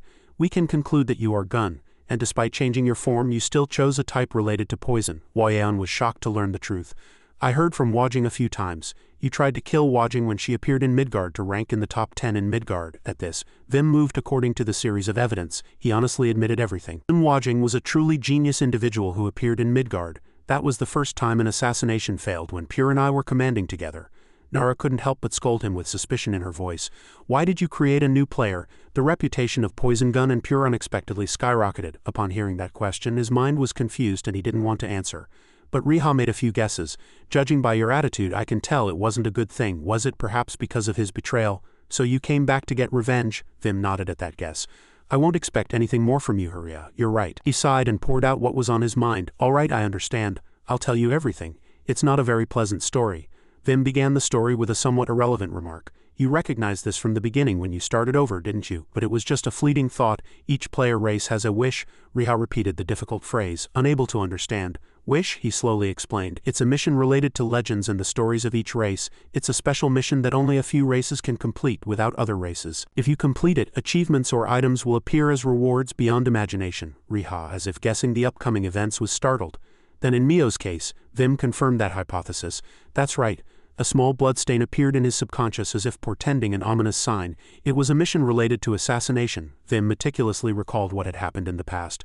Pure and I were the ones who overwhelmed most of the other players from the very first appearance in Midgard. We decided to act together instead of fighting each other. The two of us achieved the Mayo race's wish. There's an old Western saying, a cat has 9 lives. Vim casually brought up an old story. The reward for that mission was exactly that, 9 lives. Riha, flustered, offered his opinion. I have a question, is that really? He honestly confirmed that it was a reward. You gain extra lives each time you meet certain requirements and Pure got it. Tin thought tensely in his head. How desperate. Riha quickly corrected his statement based on his guess. You mean he dies if he's defeated multiple times, right? Even if he keeps reviving, he can't do anything if his limbs are cut off. Vim radiated with joy. I witnessed your amazing attack power, but Pure couldn't do anything to you then, Huria. He looked bewildered. What? Vim revealed an unexpected truth. Because I sealed his ultimate skill, so he couldn't use any skills when fighting you. Riha recalled what he had experienced in the past. Right, it's scary that he keeps reviving, but defeating him was easier than I thought. He enthusiastically spoke about the necessary conditions. Anyway, legendary grade wish items are the rarest grade of all, and the mission you have to complete to get those items is betrayal. The system notification seemed to prove it. In the assassin world, you don't need teammates. Sacrifice the life of your most precious person. At those words, Riha was startled. The other teammates also felt their hearts grow heavy. The light slowly faded from Vim's eyes, and he recalled the moment he was in extreme shock. Vim could still feel the pain of being betrayed by his closest teammate in that mission. The person who was betrayed in that mission deleted their character, Riha said with undisguised surprise. How ridiculous. How unfair, he laughed nonchalantly. All right, anyway, it's already in the past. War warned me about this before I took that mission, so there was nothing I could do. Vim casually accepted it and reviewed everything from the most objective perspective. Looking back now, it was more like a failure than a betrayal. I just couldn't accept the truth, so I came back with everything I knew. He mentioned his old friend in a serious tone. I will take down everyone involved in that mission, including Pure, with my own hands. The room suddenly became eerily quiet. Vim snapped his fingers as if he had remembered something. Oh, that's right. I'm sure everyone received an achievement, right? Riha asked, bewildered. Which one? Vim's voice was slightly annoyed. Don't play dumb with me. I'm talking about the target of the Midnight Circus Guild. He immediately checked the information. Oh right, I got it too. Tin casually confirmed.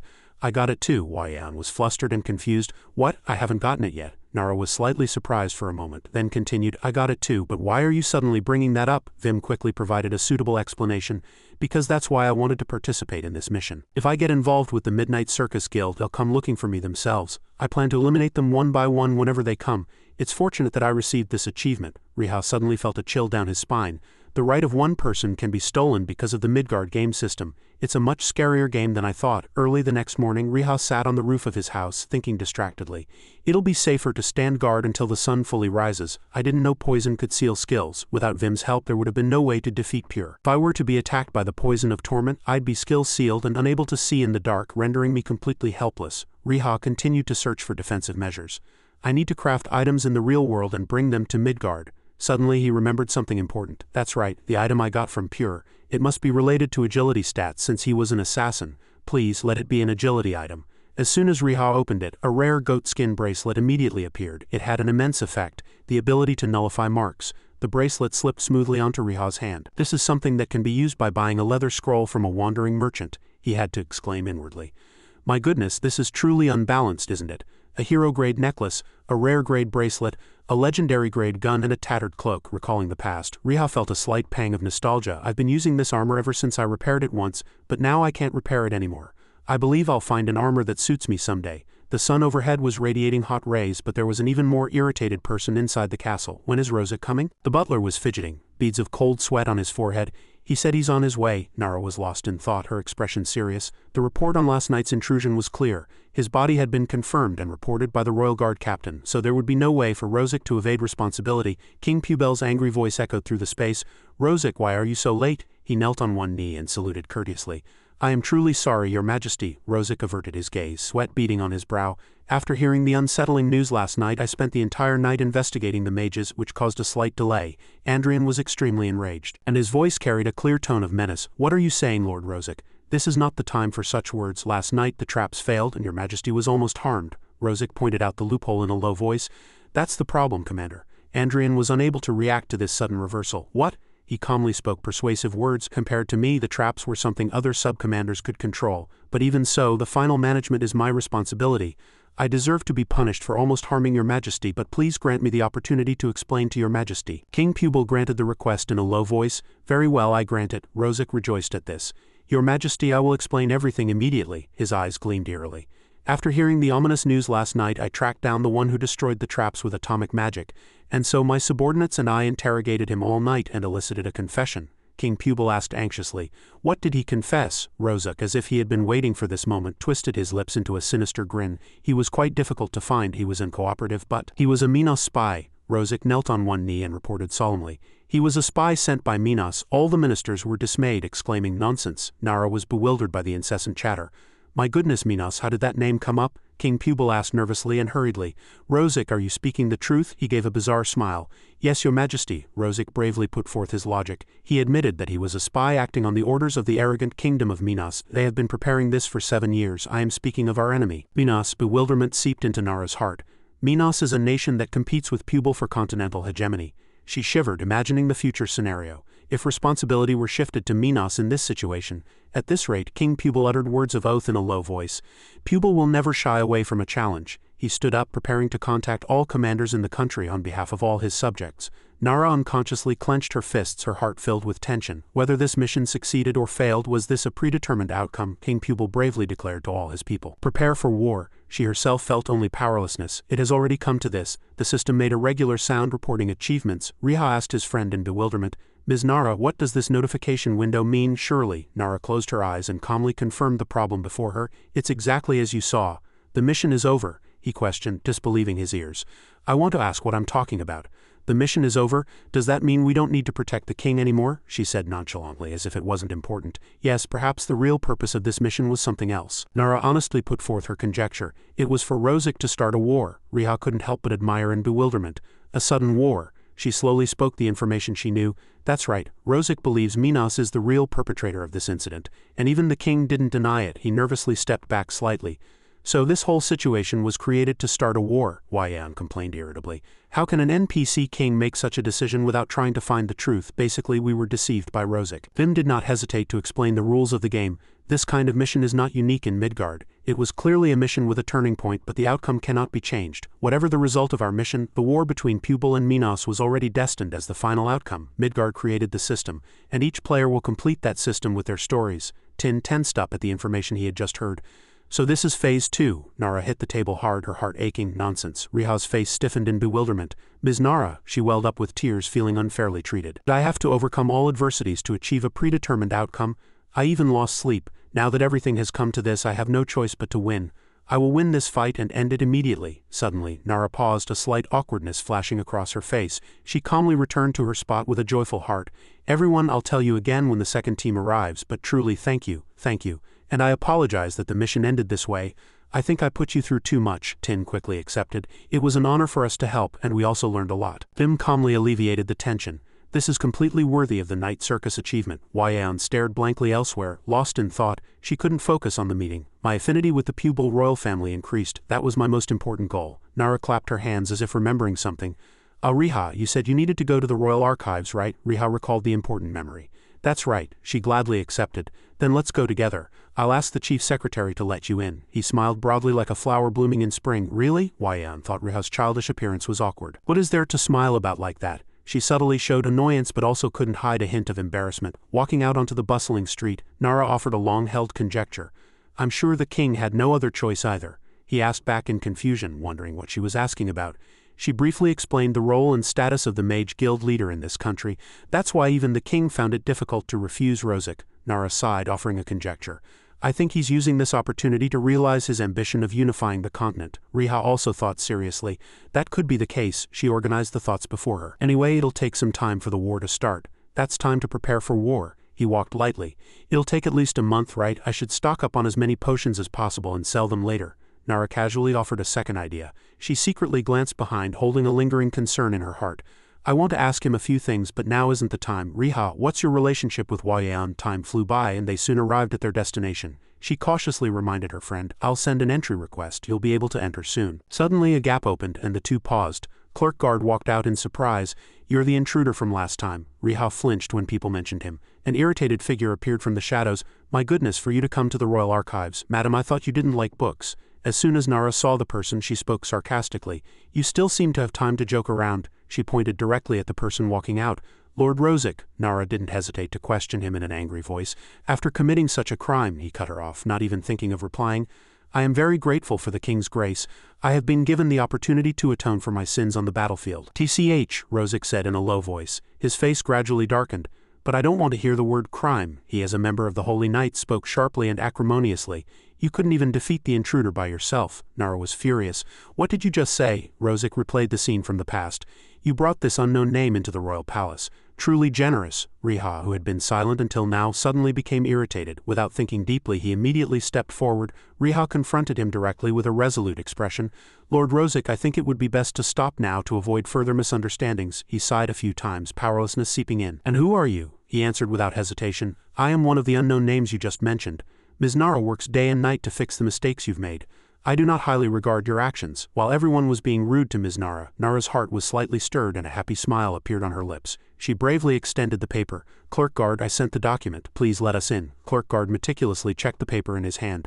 This was indeed the king's seal. Nara urged the person beside her. Let's go, Riha. Rozek watched helplessly as each person entered. However, his gut instinct warned him that something was amiss. Again, Rozek thought of the three musketeers. They all entered the magical space together. Nara glanced back slightly as if to confirm one last time. Clerk guard, here's the pass, and this is my request. Please take good care of Riha, all right? Clerk guard hesitated, then assented. Ah yes, before leaving she didn't forget to advise. My work here is done, so I'll be leaving now. I hope you find what you need. Riha happily saw his friend off. Goodbye, thank you so much this time, Nara. She gave a kind smile. A slight awkwardness flashed across her flushed cheeks. I have to say this, if it weren't for Mr. Riha, this pursuit would have failed. Suddenly the smile disappeared from Nara's lips. She seemed to have something on her mind. Riha, if by any chance you get the opportunity. He was perplexed by the other party's hesitation. If by any chance I get the opportunity, she suggested cautiously and shyly. Do you live in Seoul? Perhaps it would be good to have a meal together. Riha, flustered, confirmed again. A meal, something like that? Clerk guard sighed helplessly with a flushed face. How enjoyable. I saw everything. His face immediately flushed. His eyes were full of agitation. Wait, this matter. Riha suddenly paused, as if remembering something. The image of Xiaozui in reality kept flashing through his mind. Riha suppressed the confusion in his heart and helplessly refused. I want to too, but I won't be able to for a while. Nara was disappointed, but forced a bright smile. Ah, I see, you must be busy. Then see you next time. His heart ached from the bitter situation. It felt as if his confidence had plummeted due to his powerlessness to move his own feet. Need to gather money quickly. Riha called out to the person behind him in a low voice. Clerk guard. He looked at him as if he couldn't understand. Yes, what had just happened stimulated him to make a decisive decision. Please guide me to the archives of the Second Great War between humans and demons. Riha held a history book in his hand and quietly searched for each data source. I read the information about the beginning of the Great War between humans and demons. Now I need to quickly confirm what happened after that. Battle of the Marching Plains. According to records, the demon army retreated into the strait between the kingdom of Graben and our territory. They secretly crossed the sea surrounded by the Graben navy. The successful breakthrough was due to the participation of snakes and kraken. In the First Great War between humans and demons, they became an unexpected factor that inflicted a great defeat on the Graben navy. After fierce fighting, the main force of the demon army survived and began to advance towards the Sea of Dawn. Riha patiently read each line of the recorded memories. The kingdom's ships immediately tried to pursue, but it was impossible without the help of the Graban navy, and there was an additional statement. The Sea of Dawn is where the sun rises, so it must be the east. Did they cross the sea? An unexpected thought suddenly came to Riha's mind. Moreover, if this is the sea they're talking about, it's related to my previous investigation about the journey with Fernan to find a new continent. The mission board seemed to provide evidence to support his inference. In fact, this investigation was still ongoing. Riha immediately recalled the passionate image of that friend. So no one found Fernan. The direction the Demon King's army disappeared is west, outside the range of the Sea of Dawn, and the direction Fernan headed is also the same. Brown's investigation is complete, but confirming what lies beyond the new continent won't hurt. Riha unconsciously read the contents recorded in the book. The distance between the Demon King's army was about 5 haris. However, he suddenly fell silent, continuing to think about the ambiguous development. It wasn't that far, so the ships could have pursued immediately. Suddenly, a strange sound was heard and the helmsman's head exploded. Riha could not hide his surprise. He did not detect any energy fluctuations, and no one could detect any abnormality in the surroundings with any detection magic. The chief officer hurriedly took temporary control of the rudder. But his head also exploded and the distance widened to 6 haris. Among the retreating troops, the forest elves speculated that a bullet mage might be involved. It was confirmed that further pursuit was impossible. Riha's face gradually turned pale, finding it hard to believe what was mentioned. What is this? Why does a bullet mage appear here? 5 haris is about 9.6 kilometers, which is about 10 kilometers. That's impossible in reality. That means the shooter has to calculate the curvature of the planet to eliminate the target. Riha's reason mentioned another practical problem. But this is Midgard, not Earth. If the bullet mage succeeded, it means I can too. The story returned to a small tavern. Brown thought seriously. I see. Then in the end, did Rosic do that again? Riha was about to offer his own speculation. Yes, he was probably suspicious, but the important thing is that there's still no evidence. Brown considered the problem seriously. He's a very cautious person. I'll have to contact the Imperial Palace myself. Brown carefully mentioned the remaining clues, and Riha focused on the important information about records related to the Demon King's army. Yes, he rested his chin on his hand and remarked. That final declaration caught my eye. Riha, confused, repeatedly asked, the final declaration, what do you mean? Just then, a flash of lightning crossed Brown's mind. Bullet Magician, the system also chimed simultaneously. The tracking of the 2 individuals has been completed. The old man recounted an old story. The legend of the Bullet Magician was originally a fun tale between me, Brown, and Elizabeth, but people believed they never missed a shot from any distance, and anyone who held a gun seriously wanted to be like that. But that statement is a bit strange. The Bullet Magician never showed themselves, yet they appeared when they were retreating. You need to investigate thoroughly. If he belongs to the Demon King's army, it will be difficult to track him without preparation. An urgent mission was sent to Riha's system. Brown is worried about the Bullet Magician and wants you to investigate him. Do you accept this mission? The old man hypothesized based on his experience. You won the war against the gods and used magical bullet weapons. The Bullet Magician might sound illogical, but that Bullet Magician might not be human. Riha's curiosity surged. So the Bullet Magician legend comes from a different race? Brown didn't miss the keyword and immediately confirmed. That's right. His face suddenly darkened and his voice lowered. Dark elves. It's a legend from a cursed race. A moment later, he casually walked out of the pub, lost in thought. It won't be easy. The information provided by Brown was deeply ingrained in Riha's subconscious. I need to find the Dark Elves somewhere on this continent. I need to get information about the Bullet Magician from them. But Dark Elves are definitely unfriendly towards humans, and their location is a mystery. He listened seriously, thinking, I know it won't be easy, but I want to know if the Bullet Magician is really connected to the Second Great War between humans and demons. The blue sky brought Riha's thoughts back to reality. The Bullet Magician began to be mentioned in the pursuit. How far have Kid and Luo gone in this mission? They won't answer even if I ask. Thinking this far, he couldn't help but laugh, a calm expression on his face.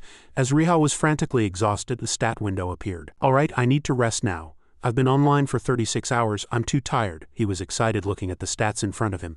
This is it. I'll invest a lot here this time, and then I need to check the auction house. The item I put up for auction last time should have sold by now. Riha couldn't hide his joy and looked ahead. I wonder what Mom's reaction will be. As he logged out of the vibrant game, he was greeted by a surprised voice. Riha. Riha was confused by the thunderous shout. Riha? Kim Do, her face pale, pointed at her phone screen. Riha, what is this? He asked calmly. Mom, did you see it? Her face was darkened with shock. Where have you been? Where did all this money come from? Riha soothed her with a bright smile. Mom, don't worry, this isn't money earned from anything bad. I earned it from a game. I earned quite a lot last time too. This is an early Christmas present for you, Mom. I can earn more by Christmas. Don't worry, I won't hurt myself. She teared up with emotion. Riha. Kim Do hugged her son. My son. Riha's heart was filled with warmth. Around this time next year, Mom and I should travel to Germany.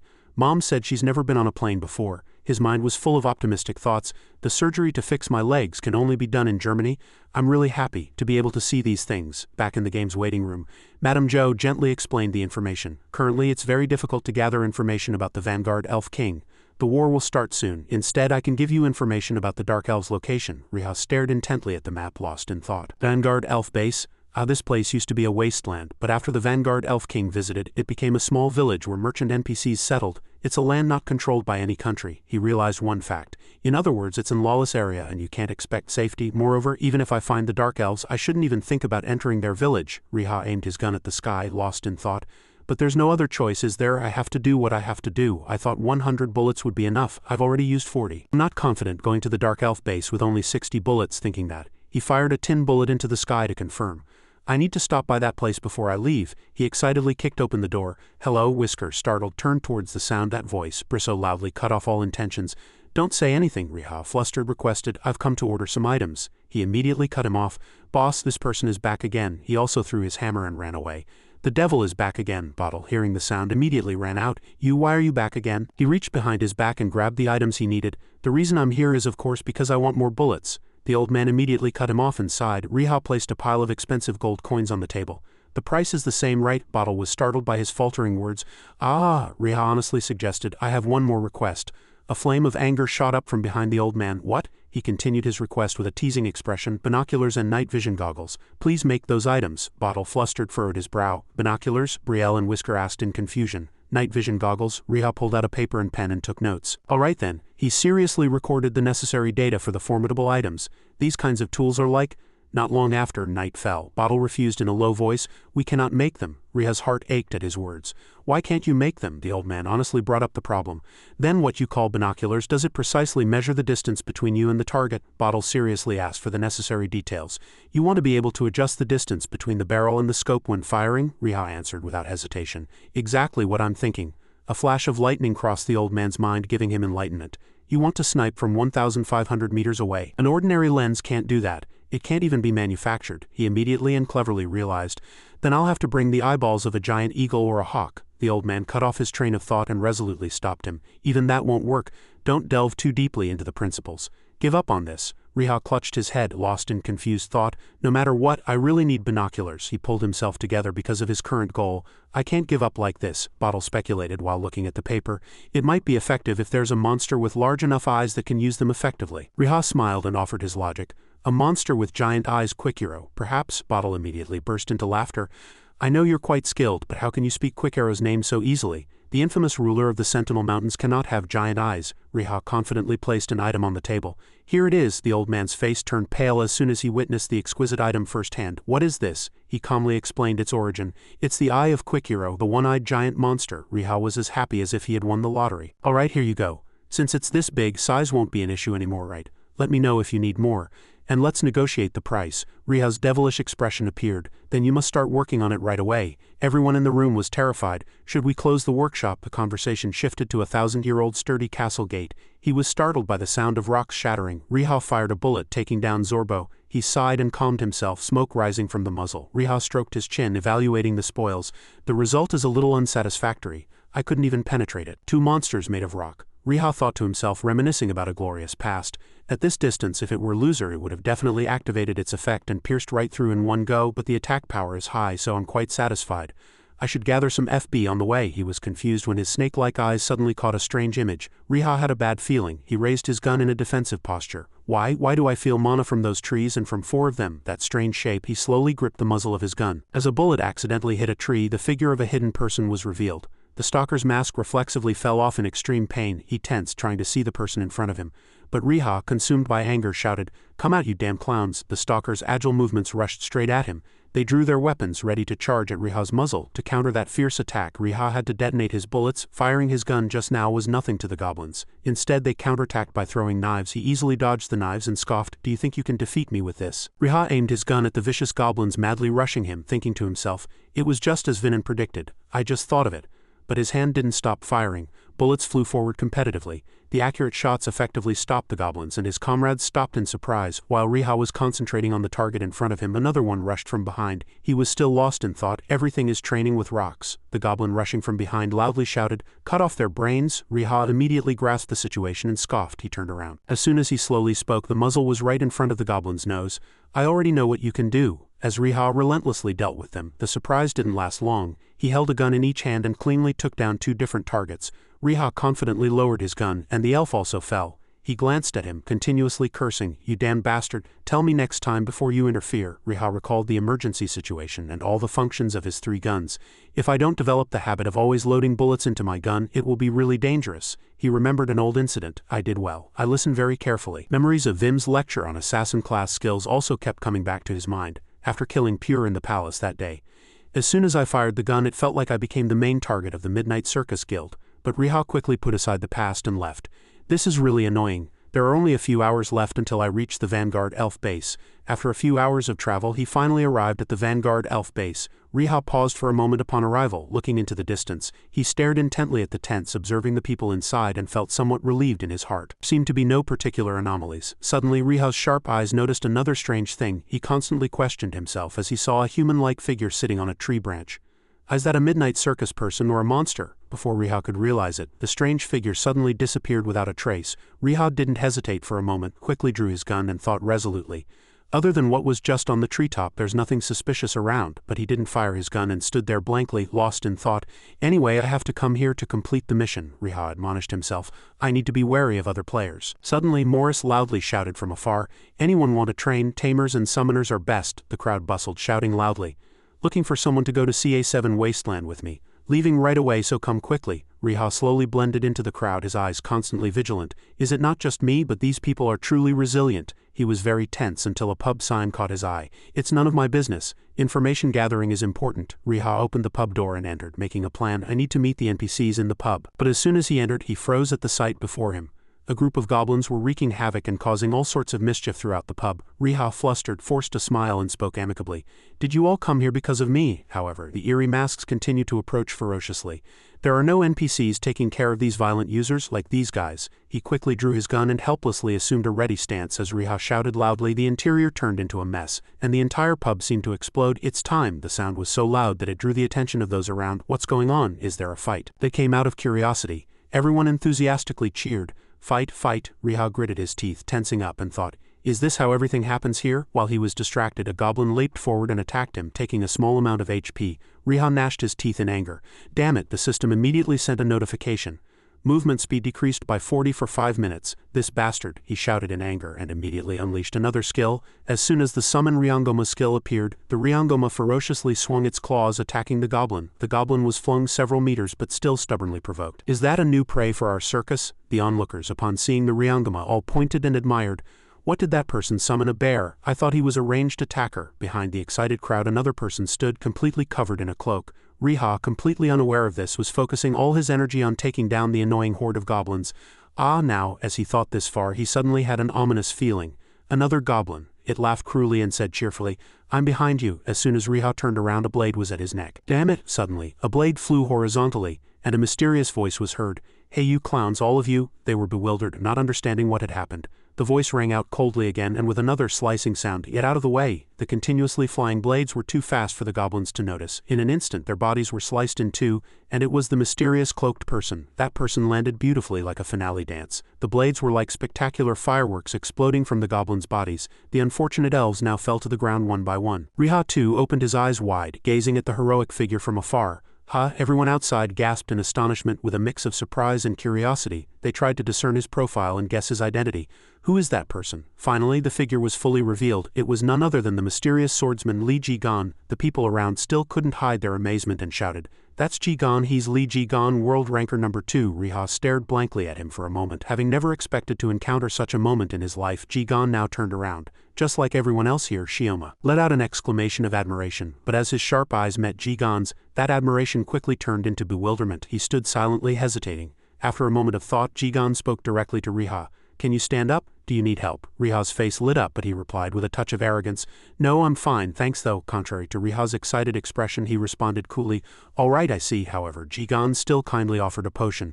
Oh, by the way, don't you need a potion? The system immediately updated. You have received 1 HP potion made from rare holy water. He continued to surprise Riha. Riha stared blankly at the potion in his hand, marveling inwardly. A single potion is this rare. Instead of the potion, Jigan proposed to Riha, I have a few questions. Can we form a party? As soon as he asked, a confirmation window popped up on the system. Accept party invitation, yes, no, and they moved to another location. Jigan tried to persuade him, but there was no emotion on his face. There are too many people there. Meanwhile, the crowd outside was still chattering loudly.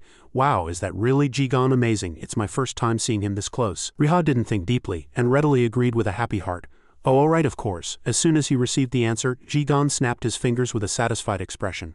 Perfect, they couldn't wait any longer. A large-scale instant teleportation occurred like a flash. The people who had been watching all this time spoke with a mix of surprise and regret. Oh, he disappeared. Is that Jigan's true form? Suddenly, someone noticed something and said in a hurry. By the way, wasn't the person who went with him that guy called the Bullet Magician? Soon after, Riha and Jigan moved to another place, a dark and mysterious area where no one was around. They didn't say anything, and Riha silently fell into thought. This person is Li Jigan, world ranker number 2, the mysterious swordsman. I never expected to meet him in a place like this. Riha stood behind Jigan, continuing to wonder. I heard he dislikes encountering people, so why did he save me? What does he gain by saving me? Suddenly, that thought brought back an old memory to Riha. Now that I think about it, I think I saw an interview about him before. On a TV show, Jigan was calmly listening to the host's question. Mr. Li Jigan, we hear you are currently closing the gap with the #1 ranked player. If so, do you have the confidence to win when you face that person? He didn't answer the question immediately but sighed and then smiled. Jigan suddenly pointed forward like a singer and slowly said, Too easy. He was like a person floating on clouds. Easy. Jigan stood up completely and posed like a model, and the auditorium erupted in cheers. Riha couldn't help but laugh, even though he was only watching him through the TV screen. The memory from back then and Jigan's current appearance gave Riha something to ponder. How should I put it? He's a truly confident person. Finally, he opened his mouth, breaking the stuffy, quiet atmosphere. What's your name? Oh, my name is Riha. Jigan smiled brightly at the introduction. He shyly mentioned the skill he wanted to talk about. That thing you used then. Riha waited blankly for his full sentence. Yes, Jigan was a little awkward, but still tried to express himself. You summoned the battle troll. Riha thought it was something serious. Oh, you mean that little guy? He blushed with embarrassment. He narrowed his eyes and shyly suggested, Can you teach me that? Riha stood there blankly, never imagining a superstar would act so cringy. What did you say? Jigan tried to explain further. You're a musketeer, but you can summon a bear like a summoner. I want to learn that skill too. Riha sighed with a disappointed expression. Doesn't everyone keep things like this a secret in Midgard? It's important to keep it a secret to maintain your value. As soon as he heard that, his face turned pale with confusion. Are you really not going to teach me? I just saved you. Riha felt sorry in his heart, but tried to choose his words to refuse. I'm really grateful for that. I wouldn't have been able to get out of there by myself. I had a teleportation scroll. Jigan desperately clutched his head and shouted, But I saved you. That action made Riha even more awkward. Goodness, are all the rankers in Midgard like this? He seems to lack social skills in a different way than Lim Huayan. Riha silently watched Jigan's angry face, making a slight judgment. Is he in his early 20s or teens? He's probably acting like this because he's still young. After a moment of thought, Riha had an idea. Since we're both Koreans, I can teach you etiquette. His eyes suddenly brightened. Really? Jigan instantly became as obedient as a puppy as soon as he heard this condition. But in return, can I ask you a few questions? Of course, anything. Riha didn't miss this opportunity and immediately asked, Do you know where Fernan is? Jigan spoke fluently and confidently, without any reservations. Fernan, you mean that Indiana Jones-like person? I met him 4 or 5 days ago. Riha's eyes widened as if he had found another clue. Riha grabbed his collar and asked very urgently. Then where is he? Jigan still replied calmly and in detail. They appeared near the Vanguard base a few times. I killed some of them today. As soon as Riha heard that, it was like a bolt from the blue. He killed them. This will only increase their hostility towards humans. My mission. Oh no, Jigan felt bewildered and a little scared when faced with Riha's terrifying silence. A conflict erupted. The sound of an argument broke the quiet space. Oh, wait a minute, I said too much. You have to teach me the skill. What are you waiting for? You didn't properly answer my question about the Dark Elves. You said you didn't know. He couldn't hold back his anger and jumped up, cursing continuously. Don't be such a despicable person. Teach me right now. Jigan was gradually losing control, spewing unpleasant words. I really hate Loser's personality too. Are all musketeers like that? Riha didn't seem to care much. What he cared about was that name. You know Loser, Jigan blurted out. Why wouldn't I know? He always picks fights with me whenever he sees me. That man really loves to fight. As he spoke, the image of a tall man with killing intent piercing the sky came to mind. To be honest, he makes me worried, but I have to admit he's really strong. Riha couldn't say anything and silently thought. But why does he want to learn my skill so badly? Isn't he already a high-ranking player in this game? Jigan was speechless at the question he threw. He suddenly became awkward and tried to choose his words. That's because I thought if I learned how to summon monsters I could beat Alexander. Riha saw through his weakness and said, does he want to crush bears? Will that make such a big difference? No, Jigan hastily denied. I can't beat that damn bastard by just leveling up now, but you might be curious. Then what should I do? Jigan tilted his hat and said mysteriously, until I reach number 1. He gradually revealed himself, and at the same time his confidence also increased exponentially. I'm going to keep killing that damn bastard until he drops out of the rankings. Riha stood there blankly trying to understand, but it seemed impossible. Jigan didn't care and continued to blabber about his story. That damn bastard's little guy Alexander is the real problem.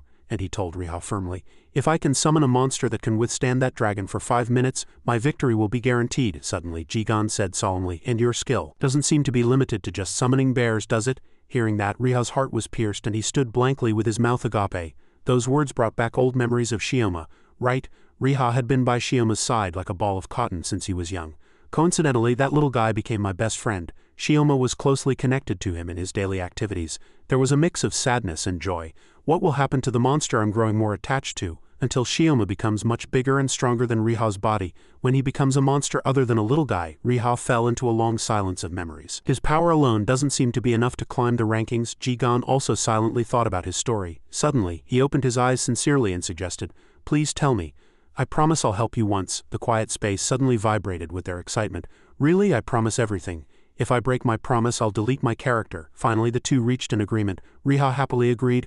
Okay, I'll tell you right now. Jigan was excited and couldn't wait any longer. Suddenly, Riha cut him off. Riha was a real perfectionist. He had to confirm once more. You really have to help me once. He also suggested, if you add me to your friends list, I can instantly teleport you with a skill.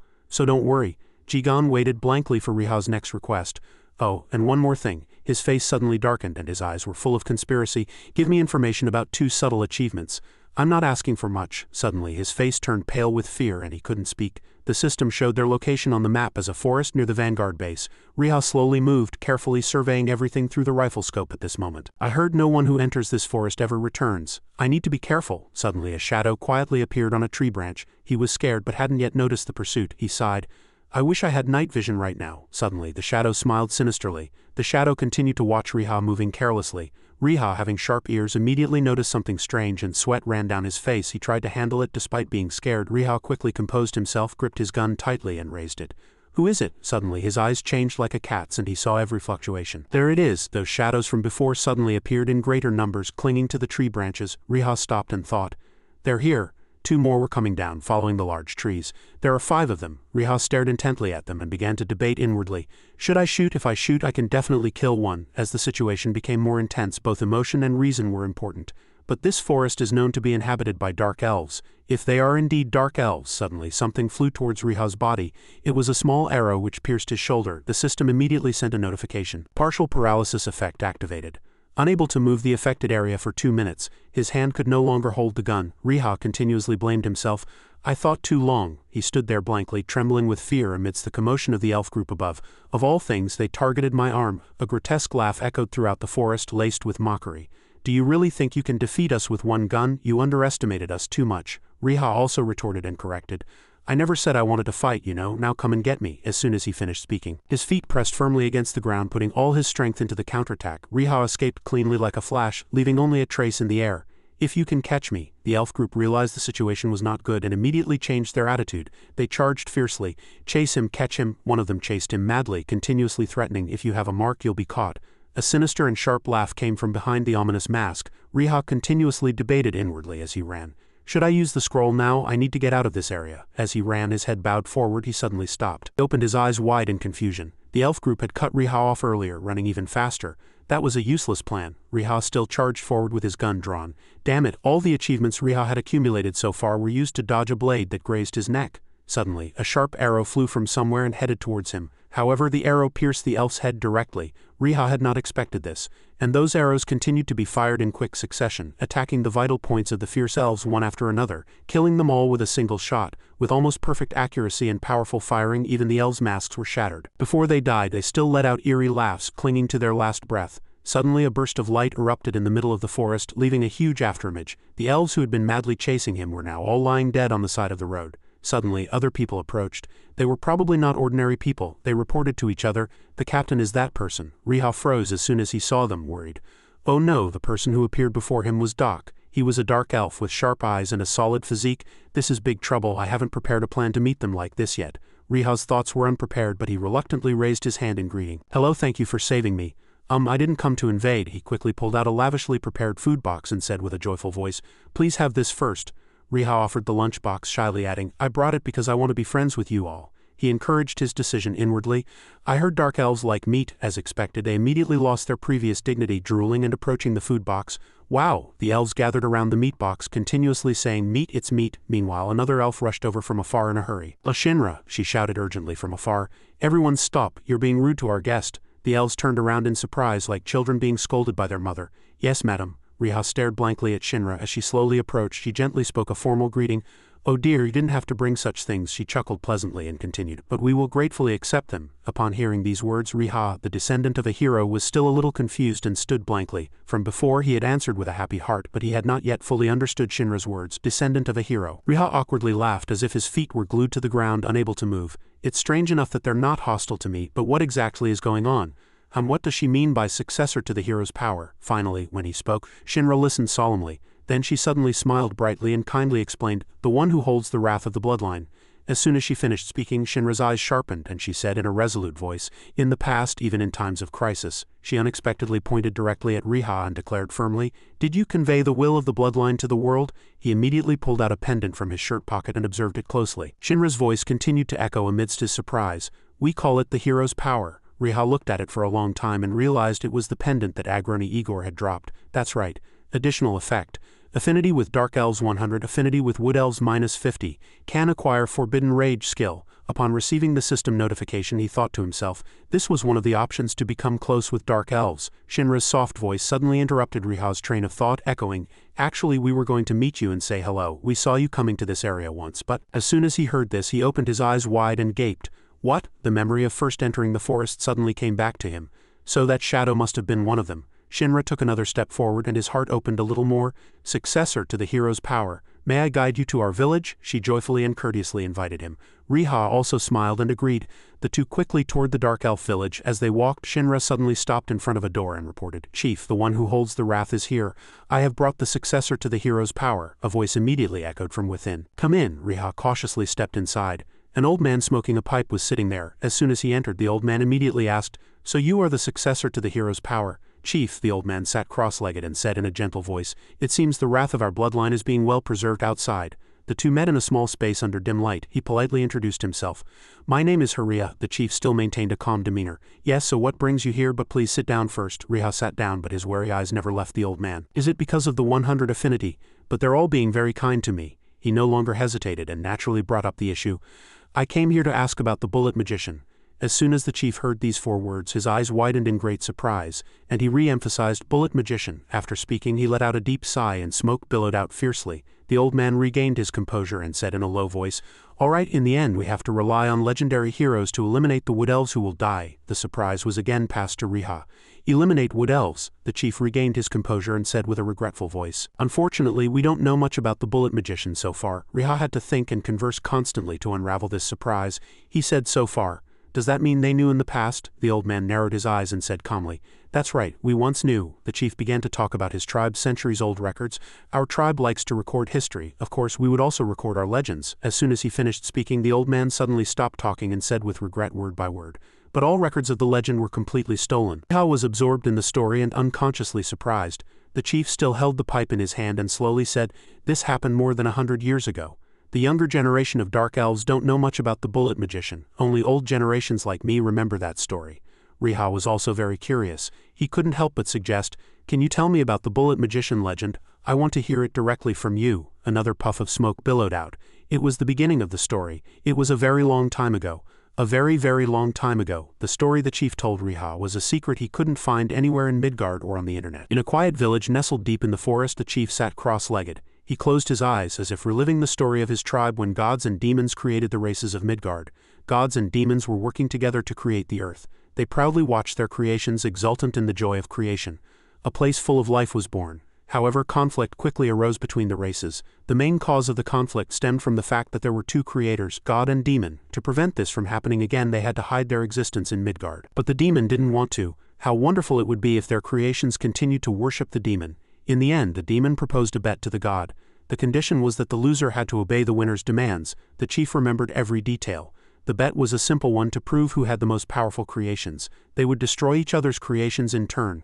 The god would destroy the demon's creation, and the demon would destroy the god's creation. They unleashed their power 6 times in alternation. But all their creations had the same power. Finally, on the 7th turn, the demon came up with a cunning plan. He remembered the demon's words in detail. The target of the 7th turn is yourself. He told the god to shoot himself. It was a foolish suggestion, but it didn't violate the rules. This gave the god no reason to argue. So the god accepted it. However, the game was not yet over. The god still had one more turn to designate to the demon. The god retaliated exactly as the demon had said. The target of the 7th turn is yourself. If you take your own life, you will win, and I will return to the upper world. The demon listened and pondered in silence for a long time. But if you take your own life, he suddenly smiled chillingly, baring his pointed teeth. I will be the victorious demon who defeated the god. The demon smiled and, before his words were even finished, unleashed his power upon himself. The demon revealed his power in the form of a bullet, and that 7th bullet pierced the demon's head. Contrary to what he said, the demon's head was blown off, and how confused the god must have been. Anyway, now that the demon was gone, it no longer mattered. The satisfied god returned to the upper world. The chief sat calmly until the end of the story. That's why we don't see such power anymore. Although some people in Midgard could still use the power of gods and demons, the mysterious bullet was the last power created by the demon. It was the only power that could defeat the god, and its owner. The old man paused for a beat. Rihal looked down at the gun in his hand and said in bewilderment, "Bullet magician." He gripped the gun in his hand and hurriedly continued, "But that doesn't mean we'll never see them again. Going back to the Great War, the Demon King must have," the chief immediately continued. "That's right, and that was the demon's plan." The image of the brilliant demon was still vivid in the old man's mind. He had previously separated himself and sealed himself. A small life form in the shape of an egg. That fragment would eventually grow into a life form embodying his will. Below, the chief opened his eyes, his gaze revealing the seriousness of the situation in every aspect. That was the demon's original purpose. Rihal was extremely confused, as if he were part of the story. Then what exactly is the Demon King? Can he be considered the son of a demon or another version of a demon? According to our legends, yes. The chief imagined a cunning demon king. Nevertheless, Rihal was able to completely shake off that worry. He smiled and encouraged himself. What a truly interesting storyline, but that wasn't the topic I was most curious about. He suddenly recalled the muscular elves and asked, "Then according to the legend, what exactly is the bullet magician to the dark elves?" The chief answered firmly and concisely, "Savior." The chief's voice was filled with sadness. "He protected us from the filthy and cunning wood elves. He was our guardian and our savior. We have suffered from the wood elves for a long time. They condemned our cannibalistic habits and dark skin color." The chief sighed, silently puffing smoke from the tobacco pipe in his hand. "And even though we are physically stronger, they are very skilled in using magic and outnumber us." The chief spoke with anger in every sentence. "Furthermore, they also have the skill to manipulate humans to attack us. They described our tribe as cursed beings, as being on the side of demons. Because of this, our tribe faced a desperate situation. We are on the verge of extinction." As soon as he finished speaking, the chief's heart was filled with gratitude. That's when he appeared and defeated the wood elves. As white smoke rose into the air, the identity of the mysterious hero gradually became clear.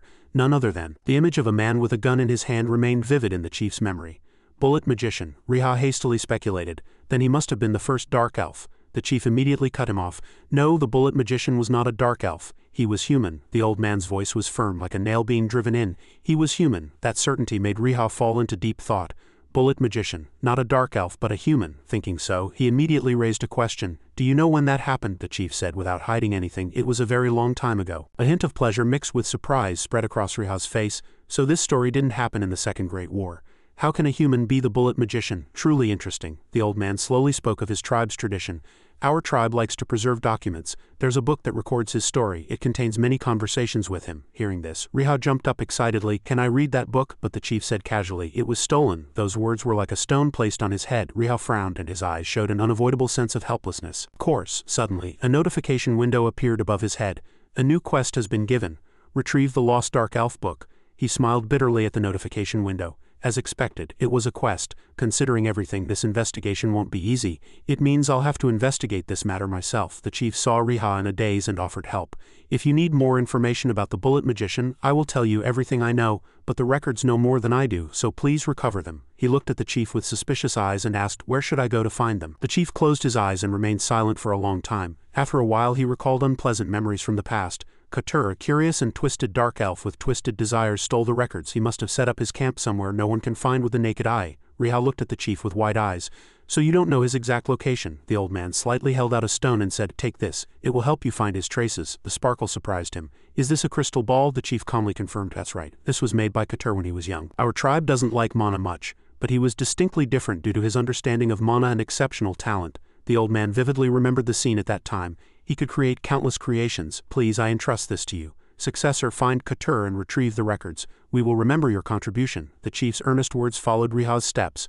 "I seem to have almost completed this quest, but other quests are the problem. Why do I have to find so many people?" A strange beam of light circled his feet. "No matter what, I have to start everything I can." A magnificent and complex structure appeared before his eyes. It was truly majestic. Riha stood in front of the house and knocked on the door. Bottle shouted as soon as he heard it. "Go away, go away." He couldn't hide his surprise. "Does he recognize me just by the sound of knocking now?" The old man didn't hesitate to curse. "Anything, just go. How can I make something like that?" Riha still tried to force his way in. "Please, I know you've already made it. Hurry up and open the door. I brought money." Bottle slowly opened the door without a word, obviously convinced by the power of money. The old man grumbled and showed the courtesy of a host. "Come in." The next moment, the two were in the room. Something appeared that completely captured all of Riha's attention. He was delighted to see the scope on the table. "You made it. This is what I wanted. It looks like it'll work well." The old man grumbled in an unpleasant voice. "You should know that I had to be taught by some amateurs to make this." Riha didn't quite understand what the old man said. "What?" Bottle trembled with anger. "I can work day and night for several days, but I cannot accept the fact that the technology consulting fee is higher than the commission." The old man screamed miserably. "I had to bribe the one-eyed demon's eye." Bottle looked pained, but he calmly expressed his gratitude. "Oh my God, how embarrassing. Thank you so much, Mr. Bottle." The old man urged him word by word. "You'd better be careful when using this. It will work much more accurately than you think." Riha smiled brighter than a flower blooming in spring. "All right, thank you as always, Mr. Bottleneck. Next time I want something called night vision binoculars." As soon as he heard this, Bottle covered his head as if he was going crazy. "Go away, I'm not taking any more of your requests." Holding the scope in his hand, he enjoyed every moment. Riha looked into the distance and estimated. "That rock is about 600 meters or 650 meters away." Suddenly, something caught his eye. Riha looked closely at the rock in front of him and zoomed in to maximum magnification. A notification window clearly appeared. "Warning, warning, landslide." He couldn't hide his surprise and shouted. "About 30x magnification." Riha smiled gleefully. "Oh my God, with binoculars, I can even see the moon's surface." Suddenly, the system displayed a new message. "Riha, I've heard new news about you again." For a moment, he was slightly confused about who was on the other end of the phone and why they were speaking so strangely. To resolve that question, Jin Gong introduced himself directly. "It's me." The man was very happy. "Jin Gong, Riha, hello, long time no see. How are you doing these days?" Jin Gong laughed comfortably. "I'm at the Vanguard Sands base.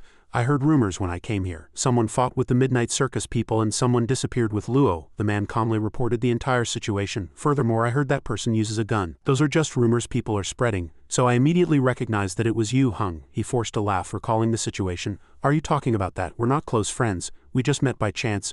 Jin Gong didn't stint on compliments. "You're really amazing, Hung, but aren't you planning to return to the Vanguard Sands base? I could wait for you if you do." Riha was momentarily puzzled by those words. "Wait for whom? Me?" He revealed his purpose. "Yes, because I need your help just like before." As soon as he heard this, he laughed delightedly. "That's good to hear. Then let's help each other." Gong was also happy that his request was accepted. "Then how can I help you, Hung?" Riha had a clever expression. "Of course, I need it. You have to fly me." Immediately, he moved with the wind. Upon arrival, Riha slowly touched down and the whirlwind gradually dissipated. A distant voice caught his attention. "Hey Riha," Riha said with a cheering voice.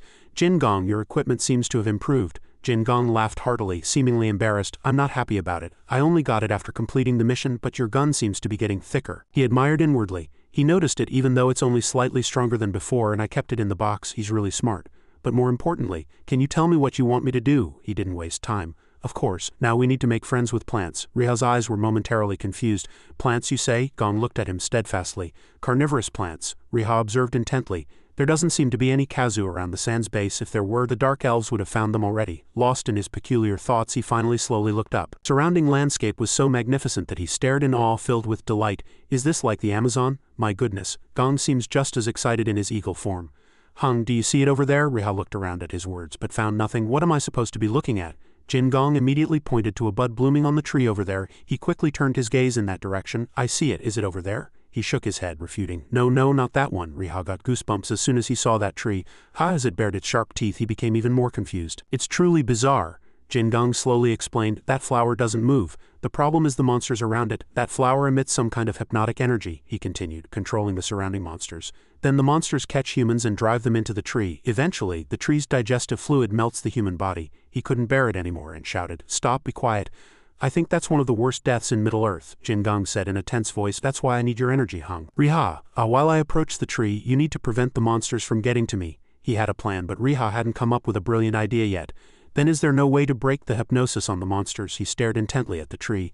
To do that, you have to remove the organ that emits energy. Hung, do you see it? The yellow part inside its mouth is the organ that emits energy. It'll be harder to hit that. He smiled and clicked his tongue. Actually, that's even better. Jin Gong couldn't understand his confident attitude. Why? Riha spoke of a plan he was almost certain of. Jin Gong, you won't be able to stay still in midair, right? No, unfortunately.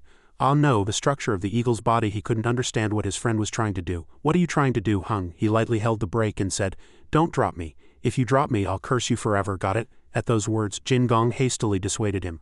Wait, Hung, are you really going to shoot like this in midair? It'll be dangerous to get too close.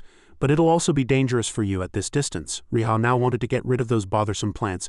This is the worst condition for sniping. But conversely, there won't be any interference while I'm in the air. If I hit it, the tree will die, which goes against Jin Gong's goal, so I can't do that. He still hesitated and didn't fire. That was the hardest part. Suddenly, Jin Gong sped up, making him slightly stumble. Riha had a puzzled expression, not understanding why his comrade was doing that. He immediately resolved his doubt. You still want to do it, don't you? Then Gong will gladly cooperate. I'll help you. Riha was grateful for their powerful teamwork. Thank you, Jin Gong. Don't worry too much. We'll definitely succeed. His body swayed with the sound of Jin Gong's wings flapping. He was nervously counting every second. 7 seconds until the next vibration. Northwest wind direction, distance 280 meters. As the altitude increases, the wind speed is about 13 meters s. Riha meticulously calculated every detail. The strength of the eagle and the steadfast strength of the human worked closely together, and the bullet quickly soared into the air, cutting through the wind and emitting an intimidating supersonic wave. Riha held the black bat in his hand and loaded a bullet, and the projectile shot into the air like a fireball. Defeated a B-grade monster that breathes fire. You have successfully hit a target over 250 meters away from an altitude of over 50 meters. Agility 13. You are the first to achieve this feat. Additional bonus 200 gold. Agility 26. He observed the achievement system intently. Then that means, Riha cheered loudly. Awesome. Jin Gong, who was below, was slightly surprised. Why? How did you shoot so accurately? He tried to hide his joy and humbly said, it was just luck, but I succeeded by luck. Riha's heart was glad as he looked at the achievement before him. I'm going to be recorded in legend. I've become the only person to stand on the body of a flying beast, hit the target, and complete the mission. He stood in front of the carnivorous plant and looked at him cheerfully. Thanks to you, the mission ended faster than I thought. Thank you very much. A moment of contemplation crossed his face. Will there be any benefit to completing the mission early? Gong immediately resolved Riha's doubt. Of course there is. He held out a small seed. Here, take this, Hung. He stared at what was in his hand out of curiosity. What is this? A rare control seed that spreads across the contaminated continent and corrodes the soil. Can cause hypnosis for 6 hours. When this plant grows, it can hypnotize nearby creatures. Research results show that the hypnotic effect occurs when the seed is crushed. Riha was shocked and couldn't believe it. It's a control item, and even a very rare one, Jin Gong said in a gentle voice. Unfortunately, it's temporary, but it's enough to control higher-grade monsters. As soon as he finished speaking, he hastily asked for more. Then give me a few more. He broke out in a cold sweat at Riha's shamelessness. How you're asking for more without any shame, Hung. Give me 3 or 4 more, as if this wasn't enough. Jin Gong had a very helpless expression. That's the only one left. I need to use it later when I complete the mission too. Only then did Riha return to his serious expression. I was just kidding. I helped you complete your mission, so you have to help me, right? He was cautious despite his ordinary words. I don't know. Why do you look so serious? You said you were looking for people for your mission. Now that my work is done, it's my turn to help you. A thought about a mysterious person flashed through his mind. No reaction. Couture doesn't seem to be around here. Jin Gong broke out in a cold sweat and sneered. Then I'll have to find the player instead of the character. Riha from this side also loudly called his name. He repeated the nickname so his friend wouldn't mishear. Vanguard Elf King Panna. In a desert, the weather here was so dry it sent shivers down one's spine. Jin Gong looked around bewildered. Where on earth is this? Hung, are you sure Panna is here? Riha himself didn't entirely trust himself. Yes, I'm sure because I got this information from a reliable source. Li Jigan said he saw Panna near here 5 days ago. He said Panna was near some bone graveyard. Suddenly a light appeared from somewhere, drawing his attention. He glanced down and was startled to see the crystal ball glowing. Ha! Jin Gong couldn't understand why Riha was shouting. What's wrong? He hid everything. It's hard to say. Actually, I need to find someone else besides Panna, and I just got a clue about where he is. Wouldn't you mind going to find him first? He no longer wondered, and immediately flew off. No problem. Riha slowly walked through the desert. He looked up at the remaining skeleton of a giant creature. This is my first time seeing dinosaur bones, and they're so huge. Riha fell into deep thought. The crystal ball. The closer I get to the center of these bones, the brighter it glows. It's like these skeletons are surrounding something. Jin Gong's call interrupted his thoughts. Riha. He looked at Riha with a forced smile. As he approached, he scolded Jin Gong. What did you touch? He now looked even more pained. The bones were too pretty, I couldn't resist, and strange sound echoed across the ground from somewhere. The ground violently shook, opening a secret passage. It was a basement hidden beneath layers of sand. Riha's heart tensed as he followed the basement. Gong, who was beside him, was nervously breaking out in a cold sweat. He carefully asked, worried that he might be offended. "Did I do well?" Riha said nothing, only smiled gently. He tapped his comrade's hand as if in gratitude. "Yes, you did well. Judging by the accumulated dust and worn-out tiles, no one seems to have been here for a long time." As he walked, Gong looked up again and seemed to have found something. The system appeared beside Riha. "Hey Riha, wait a minute," it quickly warned him. "There's something ahead." The system immediately said. "Then I'll go first," he said in a positive tone. "It might be the person I'm looking for, right?" But his next action was completely opposite. Riha was extremely tense in this situation. His footsteps became heavier and heavier. "I really hope it's the person I'm looking for." Riha slowly raised the black bat. "But what if it's not?" He activated Haki to prepare for the worst.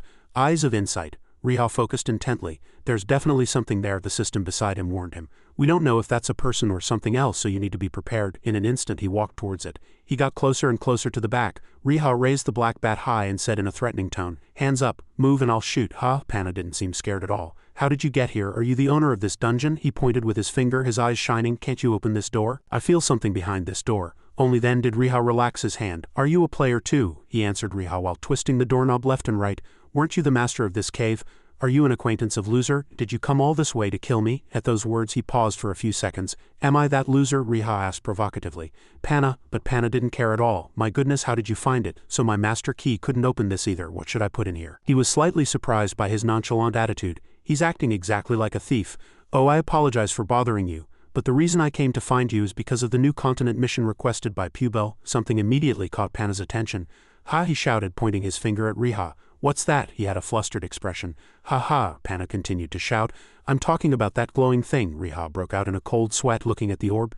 "This is for my mission." He suddenly paused and seemed to have realized something. Riha looked at the glowing orb in his hand, lost in thought for a moment. The two looked at each other and knew what to do. He gently placed the crystal ball. Its size perfectly matched the round hole in the door. Indeed it did. With 3 people watching, the door opened. A complex and grand research lab stood tall before their eyes. Many questions still lingered in Riha's mind. Is this the place? Castor Research Lab Discovery Achievement 6, Reward 32 stat points. This achievement was not listed in the Hall of Fame. He nervously stared at the flat screen of Castor's lab. So that's why the orb reacted that way. Moreover, the reward is enormous. Reward 32 stat points. This achievement was not listed in the Hall of Fame. Then will all discovery rewards be like this? Riha fell into thought. Wait a minute. How many achievements did he get from discovering 50 of the places? Panna's voice echoed, interrupting his inner monologue. "Ah, there you are. What class are you? You had the key to a dark dungeon, so your mission in Middle-earth must be very important." He pointed to the gun holster on his shoulder. "I'm just a musketeer," he said excitedly. "A flintlock, you say? 3 musketeers. Now I understand." Panna seemed to recall something. "Ah, now that I think about it. A long time ago I picked up a letter in Research Lab number 2. A mercenary player asked for an item list. I think his name was Luo, but it was a misunderstanding." As he was speaking, Gong interrupted.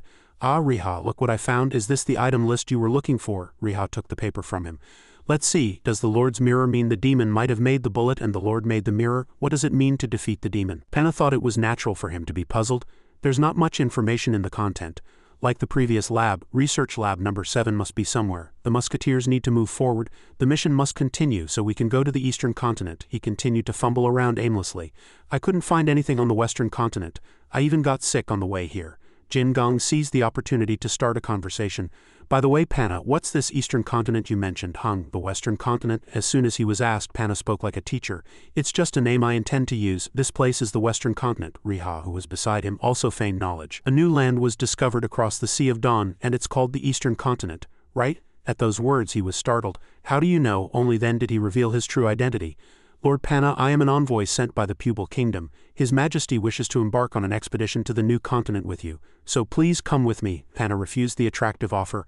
"I really want to, but now is not the right time. Last time I participated in an expedition with NPCs, my level was low and magic and cannons were useless." He slowly and thoroughly explained. NPCs called it the Sea of Monsters. How could a player overcome what even NPCs failed to achieve? Many worries about his words bloomed in Riha's heart. They had brought cannons to the sea, but they were ineffective. What kind of monsters were lurking in the sea in the middle of the system? A warning bell rang. "The Castor Research Lab Guardian will appear soon. Please evacuate this lab before the door closes." It seemed already too late. Everything shook violently, but panic still dominated among the crowd. "Oh, the Guardian seems to be arriving here soon. Let's get out of here quickly." The two didn't understand the situation. What? Realizing there was no time to delay, he urged them, if you two don't want to die here, you need to run away right now. Seeing Riha like this, it was definitely going to be a happy ending. Panicked, delighted as if he had hit a jackpot, successfully escaped. Without a moment to rest, another roar was heard. Bondrake, the guardian of the research lab, came charging through the sand. People were scared, but Panic was rather happy. Bondrake has appeared, its level is around 220, and its weakness is the chest bone. Hurry and run, this isn't someone the three of us can handle. Riha wanted to show off his shooting skills once more. Mr. Fernando, he said happily, turning to him. Ah, he felt certain he could win.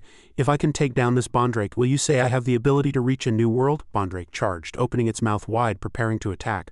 Panic, startled by its fierce gust of wind, shouted, Are you saying you can take this guy down? He glanced at Riha with a slightly worried expression and said, It looks impossible no matter how I see it. Just use a scroll. But he remained calm and unwavering. He held the gun firmly against his cheek and signaled them to be quiet. And to everyone's surprise, Riha shot the monster directly. His hair fluttered from the strong recoil. The bullet accurately penetrated the skeleton's chest. A system notification rang out. Your level has increased, he heard that and smiled very contentedly. Panic's face froze in surprise. What, one shot? As Bondrake collapsed onto the sand, everyone cheered in unison. Amazing, Panic looked at Riha, who was receiving congratulations from his comrades, and thought to himself, this Bondrake is considered a guardian. Moreover, it's even stronger than typical level 220 monsters. In his mind, the shock had not yet subsided. Replaying the situation just now, he really took it down in one shot. Only people like Alexander or Leon could do such a thing. Panic clenched his lips and remained silent. But that man, the image of Riha accurately penetrating Bondrake's weakness and killing it, kept replaying in his mind. In addition to quiet admiration, curiosity grew in Panic's heart. It's impossible, even Lur is the same, this young man. Who could he really be? The system displayed achievement information. One shot is enough. Bondrake, congratulations. You have defeated Bondrake with one shot. You will become a light that illuminates all dark parts of the central dimension. We hope you continue to work hard for the benefit of humanity. May you grow stronger in the future. Reward, Strength 6, Agility 10, Accuracy. The next message stated, you are the third person to achieve the one shot is enough Bondrake achievement, and those who acquire this achievement will be recorded in the Hall of Fame and receive an additional 200 effect. Strength 12, Agility 20, Accuracy. He looked at the content that had just appeared on the screen and said delightedly, I've achieved another achievement this time, and this is a rank. Riha was slightly surprised by the result he had achieved. Even a level 220 monster isn't counted as any rank. The system notified him of the one shot is enough Bondrake achievement. He carefully calculated, it seems I'll have to kill at least level 230-240 monsters to rank up. Next, Riha excitedly selected the next item. Alright, now it's time to check the items. A moment later, a strange object appeared in the notification window. You have obtained one bone fragment with an engraving. He was slightly disappointed. What is this? It's completely useless. Riha looked at the drawing engraved on the bone fragment and thought, this star-shaped drawing looks familiar. Anyway, never mind. Suddenly, Panic appeared behind him and asked, how much attack power do you have? No, I mean how did you manage to hit such a small weakness? He didn't answer directly and honestly, instead subtly deflecting the credit. Fernando, you told me to hit it, didn't you? We have to go to a new world together, right? He fell silent for a moment upon hearing that. Suddenly, Panic reached out his hand to Riha and said, I apologize for my previous rude behavior. He then formally introduced himself. My name is Fernando Magallanes, but you can call me Fernan. Riha was bewildered by his cautious and sincere appearance. Yes, but soon he took his comrade's hand. Understood. My name is Riha. And Riha heard Panic express, thank you for coming all this way from the Pupil Kingdom to find me. I am truly grateful. In the middle of the vast sandy sea, those words sounded even more precious. I am very happy to participate in this expedition. The dazzling sunlight resonated with the budding friendship for the new continent of the MBL Kingdom. A system notification appeared. Quest completed.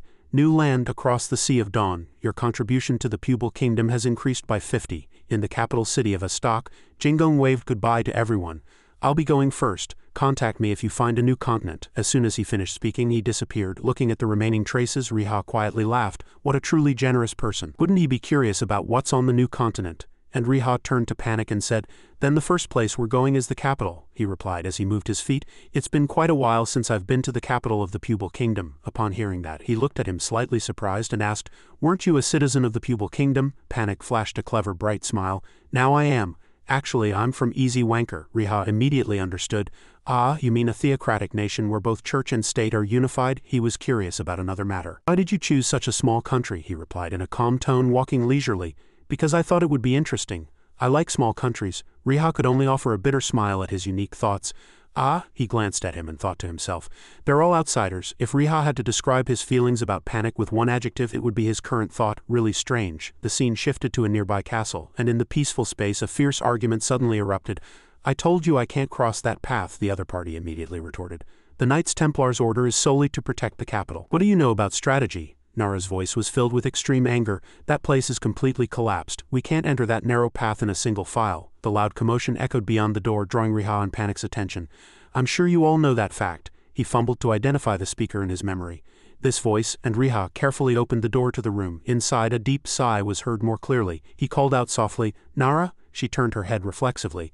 As soon as she saw that it was Riha who had appeared, Nara immediately changed her attitude and spoke sweetly and softly. Riha, she said delightedly and excitedly, how did you get here? I told you to send me a text message when you came to the capital. He still politely and honestly replied, I've been here many times today, how could I? Upon hearing that, Nara covered her mouth and smiled slightly. Inconvenient, don't say such things, it's between the two of us. Riha immediately caught the strange phrase in her words. Between the two of us, realizing that she had inadvertently revealed her little secret, Nara quickly changed the subject. Anyway, why are you here today and who is this next to you? Riha glanced at Panic and said, I think she's meeting him for the first time. He's the king of exploration. He smiled brightly and amiably, introducing himself by the name Fernan. As soon as he finished speaking, Nara immediately stammered in flustered surprise. Fernan. The scene suddenly became awkward. He quietly reminded her, Nara, you need to fix your habit of mispronouncing people's names. She covered her face embarrassed and replied, Sorry, my tongue slipped. Suddenly a voice called from beside them, Mr. Riha and Mr. Fernando, the armored knight has guided us here. Riha turned to Nara and explained, We're on our way to meet the king. We need to go right now. She also understood the situation and no longer held them back. Oh, then I'll see you later. Simultaneously, a voice suddenly called out on the system, Riha. Nara's voice echoed cautiously, Contact me after Fernan leaves. I have a few things to tell you. He smiled and immediately agreed, Understood, I got it. A moment later, in another room, an armored knight reported loudly, I have brought the expert explorer Fernando Magallanes and the royal musketeer Huria. King Pupil majestically called out the name Fernando Magallanes. He immediately knelt and saluted. Yes, your majesty, the man on the throne continued. Thank you for accepting my request. Panic smiled humbly. It is my honor. It was the first thing I wanted to do when I arrived here, however. King Pupil's expression was not so good. But unfortunately, the plan to form an expedition, his voice was gloomy and carried an intangible weight making both Panic and Riha flinch, has become difficult to execute, King Pupil said in a calm voice, because our nation is preparing for the upcoming war. He added more. New information that surprised both Panic and Riha was revealed.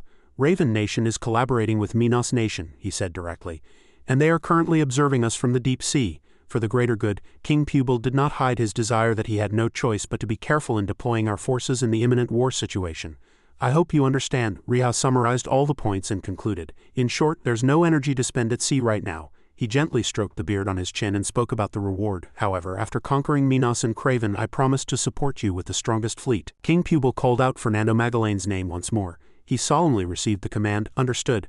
I can trust your majesty's words, your majesty. After one target passed, he turned to the other target and said, And Riha, you brought Fernan here. I hope this hasn't caused you any inconvenience. King Pupil promised, I will ensure you can participate in the expedition to the new continent. It was difficult to refuse the king's command. Riha did not trust excessively, but he also did not want to be rude. In the end, he encouraged himself and Riha had to respond, Of course, your majesty, after meeting the king. Riha walked down the corridor, thinking about Panic in his mind. He thought he must have been a little disappointed that the expedition was postponed. Seeing his always cheerful face, he admired him a little, but he recovered very quickly and started another pioneering journey. Truly impressive. Riha opened the notification and checked. Nara's message still remained. Come to the meeting room after Fernan leaves. He thought to himself, Nara told me to come to the meeting room after Fernan says goodbye. A moment later, the door to the room swung open. Nara, seeing his arrival, quickly asked about the situation. Riha, how's business going? He sat down and said roughly, It's not bad, but I'm putting business on hold these days. She offered her opinion. I don't know either, but I have a premonition that something will happen soon. Nara lowered her eyes and said honestly, because all the royal families are very chaotic with the war. She was quite certain. I think it will happen within a month, at least about a week in real time. Riha did not take those words lightly and seriously rubbed his chin. A month, players who quickly acquired information would surely have noticed. He asked about another matter, do you think players will also participate in this war? Nara nodded as if it were possible. If they ally with the relevant nations, they will surely receive missions related to this matter. At the same time, she also cautioned, however, we won't know the details of the mission until it is revealed. Riha agreed. I think so too. Phase 2 will be truly different. He mentioned the situation through this national conflict. Now players will turn their swords on each other. Is that the main purpose of Phase 2? Recalling the phrase he had once read casually, Riha couldn't help but wonder. Then what did they mean when they said that? The phrase said, offense is the best defense. He wondered if it was related to this war. Riha told her, if we have a month it's not that long. Nara happened to be thinking the same thing as him. That's right, we'll have to limit logging out to save a lot of time. Everything seemed to be resolved. He smiled delightfully. Of course, thank you, Ms. Nara, by the way. Riha the wooden doll asked, did you call me for this? She stammered, a little flustered and embarrassed. No, not necessarily. Nara's face flushed and she was so embarrassed that smoke seemed to come out of her head. This wasn't the only reason. Hey, he wondered what she was talking about. In the end, she told the truth. It's about the meal we talked about last time. Riha was slow to grasp it for a moment. Nara continued, if it's too awkward for just the two of us to meet, her eyes sparkled with shyness, how about inviting my brother and Bobby? Riha also blushed for a moment at that question. Then the four of us? He immediately thought of Key and Kid. No, and Kid, a date with 3 more people appeared as 2 pairs, 2-2. However, Riha paused for a moment, hesitating slightly. What should I do? She invited me twice. It would be quite awkward to refuse again. In the end, not wanting to hurt Nara's feelings, he scratched his head and tentatively agreed. Understood, I'll ask Key about this. That made her very happy. Really? Nara was very much looking forward to the upcoming date. Then let's meet after the war, promise? He politely replied. Understood. See you next time. We need to prepare for war. She leaned in close to his face and giggled. Of course, I'll tell Bobby about this. Promise? Riha smiled bitterly, a little helplessly. Yes, I promise. The scene changed, and Riha walked down the road, lost in thought. After the battle, he checked his status window.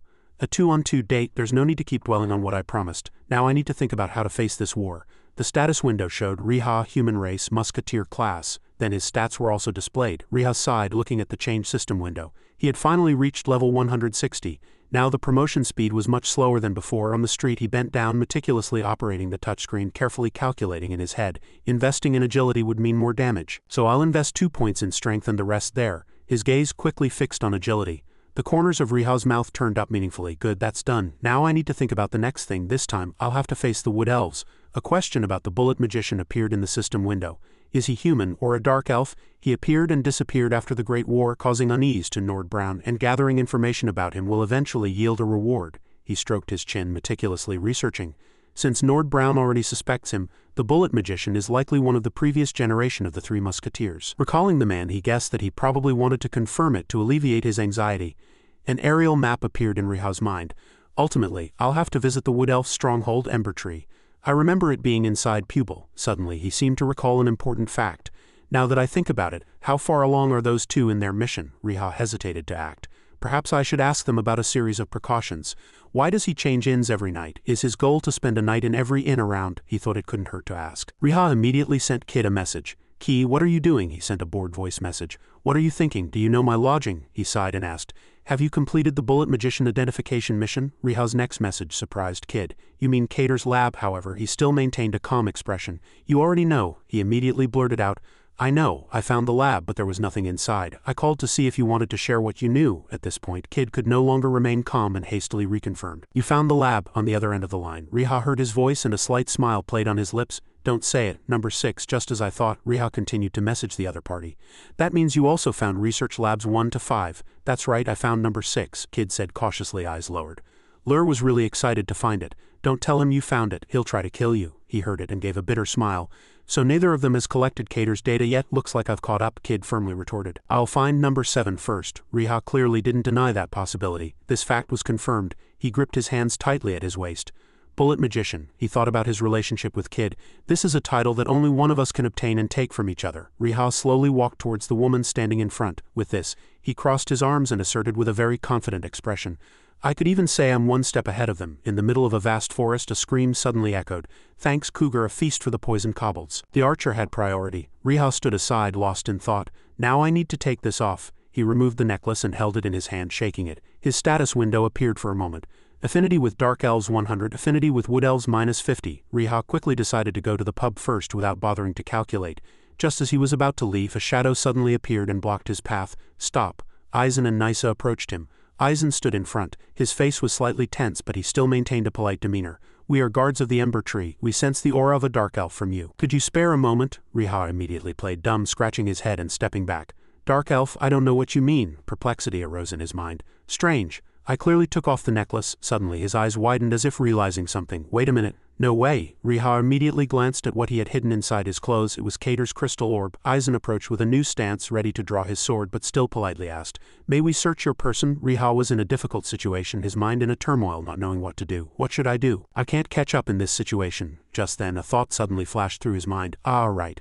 I had this. He casually made a suggestion that puzzled the other party. Please look at this. The next moment a seed was handed over and suddenly a gah sound echoed. Both guards were startled. Aizen hastily checked if it was a contaminated world tree seed, unable to believe his eyes. Riha, he confirmed with a dignified expression. That's right, that world tree was the home of all wood elves, but I can't go near it anymore. It's contaminated and rotting, and right here is a world tree seed. At this moment, a notification appeared in the system window. Bargaining skill activated. Persuasion chance increased by 41. Riha smiled faintly, satisfied inwardly. Wood elves are a race that loves trees very much. I knew they would react this way to this seed, and he continued to bluff. I am currently researching this seed to find a way to restore the world tree to its original state. Riha pretended to sigh, rubbed his brow and feigned distress. However, the guardians of the Ember Tree don't seem to be cooperating. I don't know. Aizen and Nice's faces were now pale, unable to listen further. They all bowed their heads. We are truly sorry. Aizen bowed respectfully and asked, Where are you headed? May we escort you? Riha also said without any hesitation, I am currently looking for someone. A happy expression was clearly visible on his face, and his heart was filled with gratitude. Thank you, Jingong. The image of the man came to Riha's subconscious. A moment later, Riha arrived at his destination. Wow, that was fast. Thank you. Aizen was slightly excited. No, we should thank you. Nisa also placed all her hopes on him. We eagerly await your research results. After waiting for the two to leave, Riha turned around and prepared to begin his work. All right, next, he reached out and knocked twice, and the door slowly opened, revealing half of the person's face faintly. Who is it? Riha greeted politely with a businesslike smile. Hello, I've come to meet a veteran who fought in the Second Great War between humans and demons. The man behind the door widened his eyes for a moment. I am the only one in this house. Riha was slightly surprised but quickly confirmed. Then you are the person I was looking for. You look very young. Orion awkwardly cleared his throat as if trying to hide his surprise at the unexpected compliment. That's quite a compliment. His attitude had completely changed from just moments ago. May I ask the reason for your visit? Riha began to falter. I've come to ask you a few questions. I want to ask you, the hero of the pursuers, you one of the heroes of the Second Great War between humans and demons. Orion was flustered by his continuous praise. He had successfully broken down his guard. I hope my contributions aren't exaggerated. Please come in. Riha preened inwardly, very pleased with his scheme. Simple enough. Upon entering the house, Orion immediately got to the point. So what do you want to ask? Riha also didn't beat around the bush. I want to ask about the pursuit of the Demon King's army at sea. According to the book, an unknown force stopped the pursuers at a distance of 6 Haris. Was that truly the Bullet Magician? Orion thought for a moment and then explained. I didn't detect any mana at all. Moreover, activating magic at that distance is something only heard of in legends, so I can confirm that the unknown enemy was indeed the Bullet Magician. Riha once again seriously confirmed. If it was the Bullet Magician at that time, then the Bullet Magician must have been a dark elf. Orion avoided looking directly at him and vaguely concluded, such evil energy usually only comes from dark elves. As if he wasn't truly concerned about this matter, he added, but if you're asking if it's 100 true, I can't be sure if it was really a dark elf.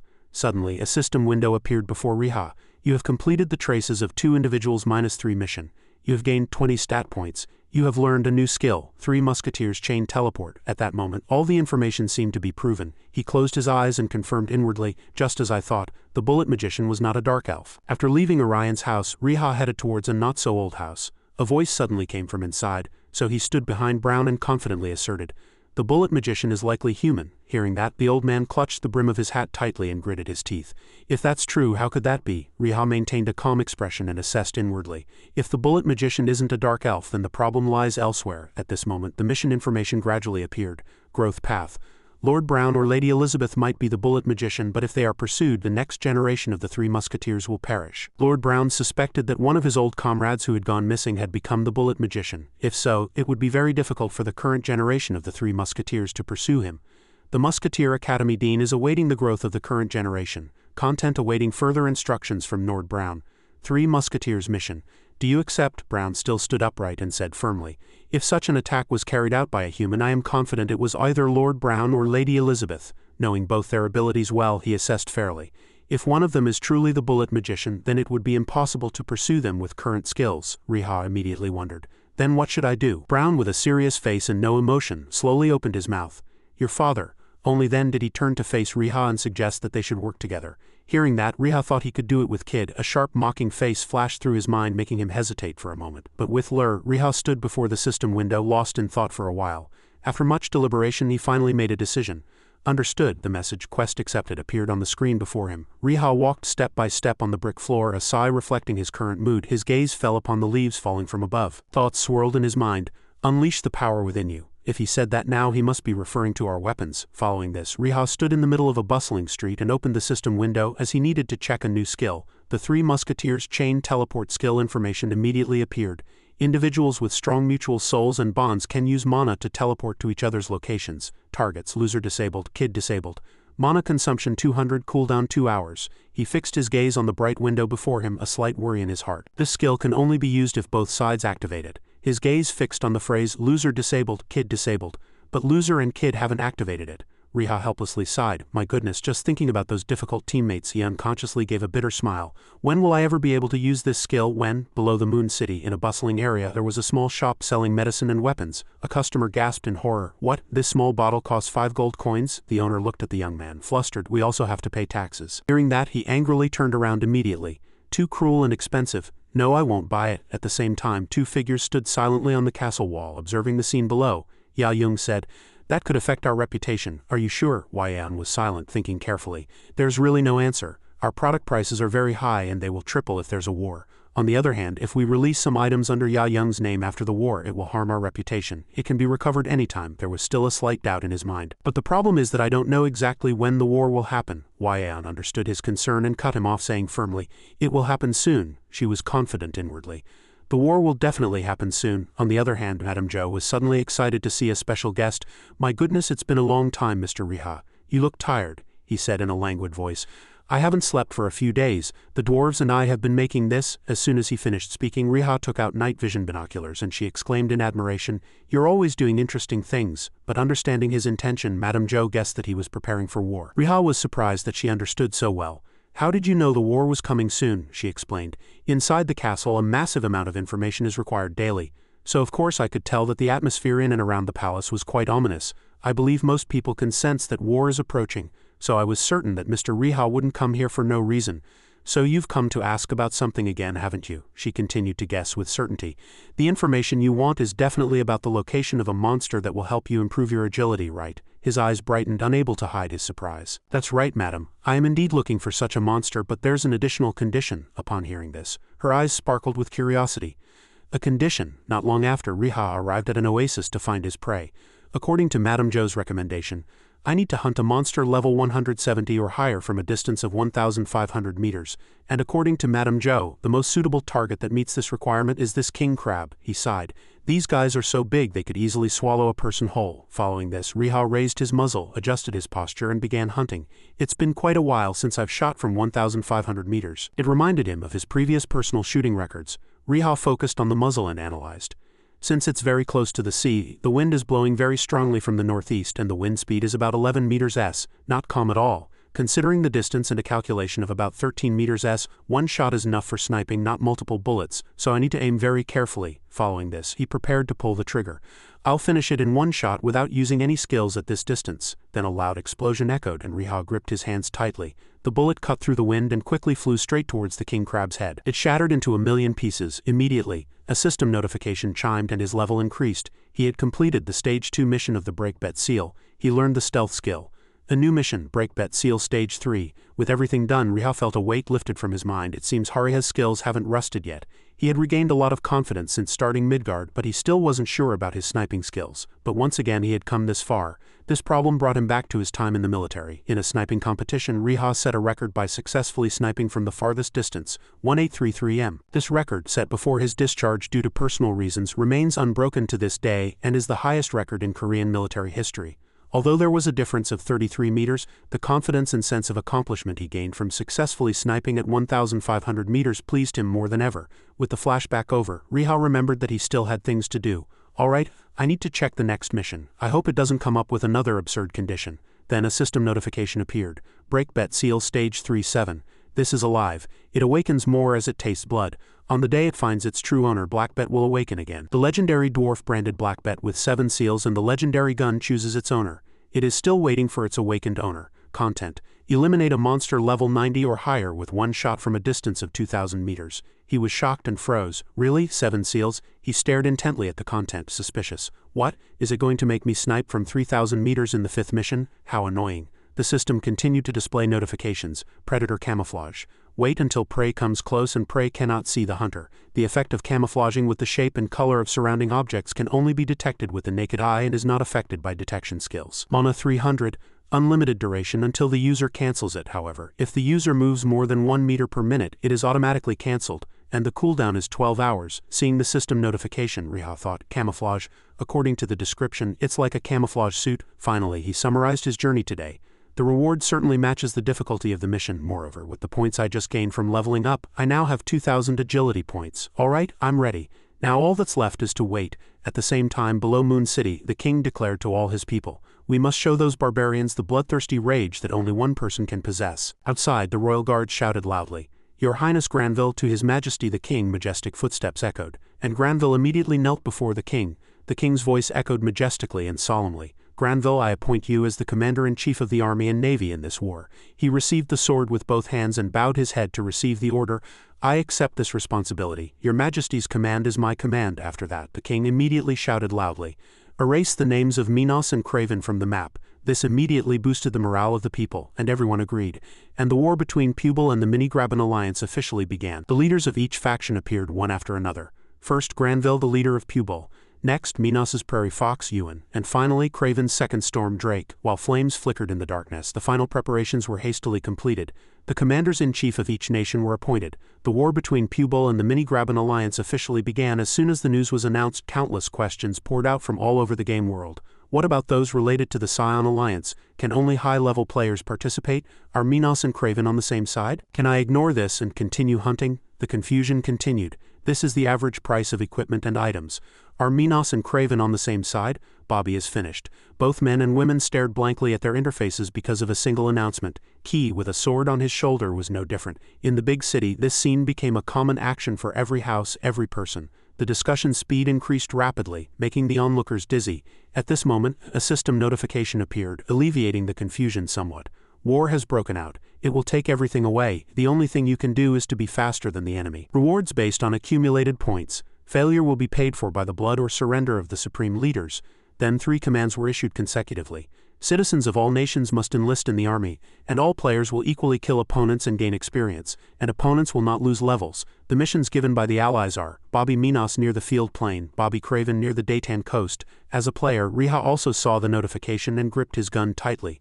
Alright, it's telling me exactly what to do. First, I need to proceed with the detailed mission. Let's go to the rules section. Riha began to calculate his strategy in his head. Levels will not drop. This probably means that only level loss is an exception. Item drops and 48-hour login bans will still be valid. He was so engrossed that he forgot everything around him. There are 3 conditions for failure: the death of the king, the death of the commander-in-chief, or a declaration of failure in one's own country. The commander-in-chief will probably be around the battlefield by now. Riha drew a simple map in his head. Alright, let's go. He became a ray of light and soared into the sky, heading towards the knit field plain. The scenery changed to a bustling city. Looking down from above, Riha couldn't help but be surprised. Put his hands on his knees. He was already tired from the crowds here. There are so many people here. Has Nita always been this crowded? Anyway, I need to go to the battlefield right now. I can get more detailed missions there. As the crowd crushed him, making it impossible to breathe, Riha's face now hardened. Alright, potions and ammunition. He raised his hands desperately like a small fish caught in a torrent. Help! Suddenly a laugh was heard, startling Riha. Vim's tail wrapped around his wrist, pulling Riha out of the crowd. He squinted and smiled very amicably. Hey Riha, are you okay? He immediately recognized the person he knew with just a quick glance. Vim, Riha couldn't hide his joy and immediately asked, "Are you also on your way to war?" Vim maintained his posture and looked down arrogantly. "There's no way I'd miss such a big event." Riha's eyes narrowed with joy like 2 small crescent moons. "How have you been doing these days?" Vim bared his teeth and smiled, nodding. "I'm doing well, thank you." Riha couldn't understand. "Thank you." He chuckled slightly and put on a mysterious expression. "Haven't you heard the news?" As soon as he said that, Vim spun around, displaying his blue cloak. "I'm now part of the Star Power Alliance." He gaped in surprise. At this moment another voice came from behind Riha. "Long time no see, Riha." He turned around. It was his close friends Kijung, Ki and Tin. "Long time no see." And Riha suddenly remembered something. "Wait a minute, Vim, when did you join the alliance?" He boasted proudly. "I just joined when I took on the mission at the castle." Ki, who was next to him, complimented Vim. "Vim is a much more amazing player than I thought, so I couldn't miss him." He approached cheerfully and put his arm around his shoulder. "Anyway, Hung must have prepared thoroughly for the war too, right?" Riha flashed an arrogant smile. "Of course. I'm always serious." Then Kijung suggested, "Then would you like to come with us?" He shouted loudly. "Party time." Riha was excited as soon as he heard that. "Really?" Kijung stood in front representing the 3 of them. Hung can refuse our invitation, but isn't it okay if we throw a party? He chuckled slightly and replied in a firm voice, all right. Immediately, a confirmation notification was sent. Agreed to join the party. Along with this, Key's instructions were heard. I'll wait for Hung's consent. The scene changed to Pubel's field encampment near Nito. A middle-aged man loudly assigned missions to Riha's group. You will be assigned to the 1st Squad of the 2nd Company of the 3rd Battalion of the 4th Regiment of the 5th Division of the Field Plane Corps. As soon as he finished speaking, a system notification also appeared simultaneously. Field Plane Battle Unit 54321 accepted. Reading the content, Riha finally realized. So that's how they categorize them. Unit 54321, easy to remember the name. He approached and put his hand on Key's shoulder, startling Key. Riha Hung heard slightly. Accept it. Keyjung is the leader of the party, right? Tin, who was next to him, also nodded in agreement. Go for it. Encouraged by his comrades, Keyjung flashed a confident smile. He raised his hand and brought it down decisively. Thank you for trusting me, everyone. The scene changed again. At this time, behind Keyjung there was already an armored army. He clapped his hands to attract attention. Everyone, please focus for a moment. We have previously fought in a great war against a formidable enemy. Considering the scale of this war, the mission given to us is quite easy. Keyjung tapped his chest slightly and urged. Let's proceed carefully and calmly. The others all cheered in unison as soon as they heard that, but they never imagined. Secretly, this dignified commander was frantically texting for help. What should I do now? He looked at Keyjung's tense face. His kind Hung Riha squinted and smiled, cheering him on. Cheer up, announce it confidently. Keyjung continued to ask. Is that all? I don't think I should be too excited. Riha heard him say the next words and sighed helplessly. Hung doesn't know too much about war, but he immediately offered a way to help. You were given instructions before, right? Riha pulled out a scroll and said, take this. They sat around the map he had just shown. Look at this. A detailed scene of the map appeared before his eyes. Riha stroked his chin and seriously assessed. Quite good. It shows the situation in real time. He pointed to one place. Here are the members of the 1st Company of the battalion. They completely ignored the high ground front and moved through the forest. It seems they are planning an ambush. Vim looked sideways with an admiring expression. As expected, Hung also reads the situation on the map quite well. Hearing that, Riha quickly filtered the information in his head. You also know how to read maps? Good. There should be at least one person who can do that on this front line. Having finished speaking, Riha raised his hand and summarized. All right, let's go to the 1st Company now. Glancing at the map again, a slight uneasiness rose in his heart. The 1st Company is moving quite carefully. I'm a little worried. And as Riha suspected, at this moment an ambush was occurring at the top of Hill 130. Shin stood leisurely, controlling rolling stones and admiring.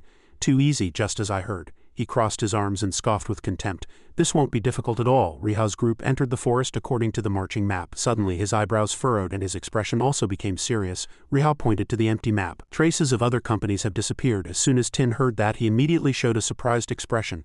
Disappeared? How can that be? He covered his mouth with his hand and spoke with difficulty. That means most of them are dead. Riha stared intently at the map, asking many questions in his heart. This level of damage? Did no one come from the other side? For safety, let's go there first. Keyjung immediately nodded. Understood. In the dense forest, smoke from artillery fire continuously rose. Seeing that sight, Riha's face became increasingly tense. That's the front line where the 5th Division is stationed. Pupil has about 7,000 troops, and I think the Minos army will also be nearby. As his pupils constricted, he found something strange before his eyes. Riha raised his gun without hesitation. Who are you? The wounded soldier leaned against a tree and spoke with difficulty, one word at a time.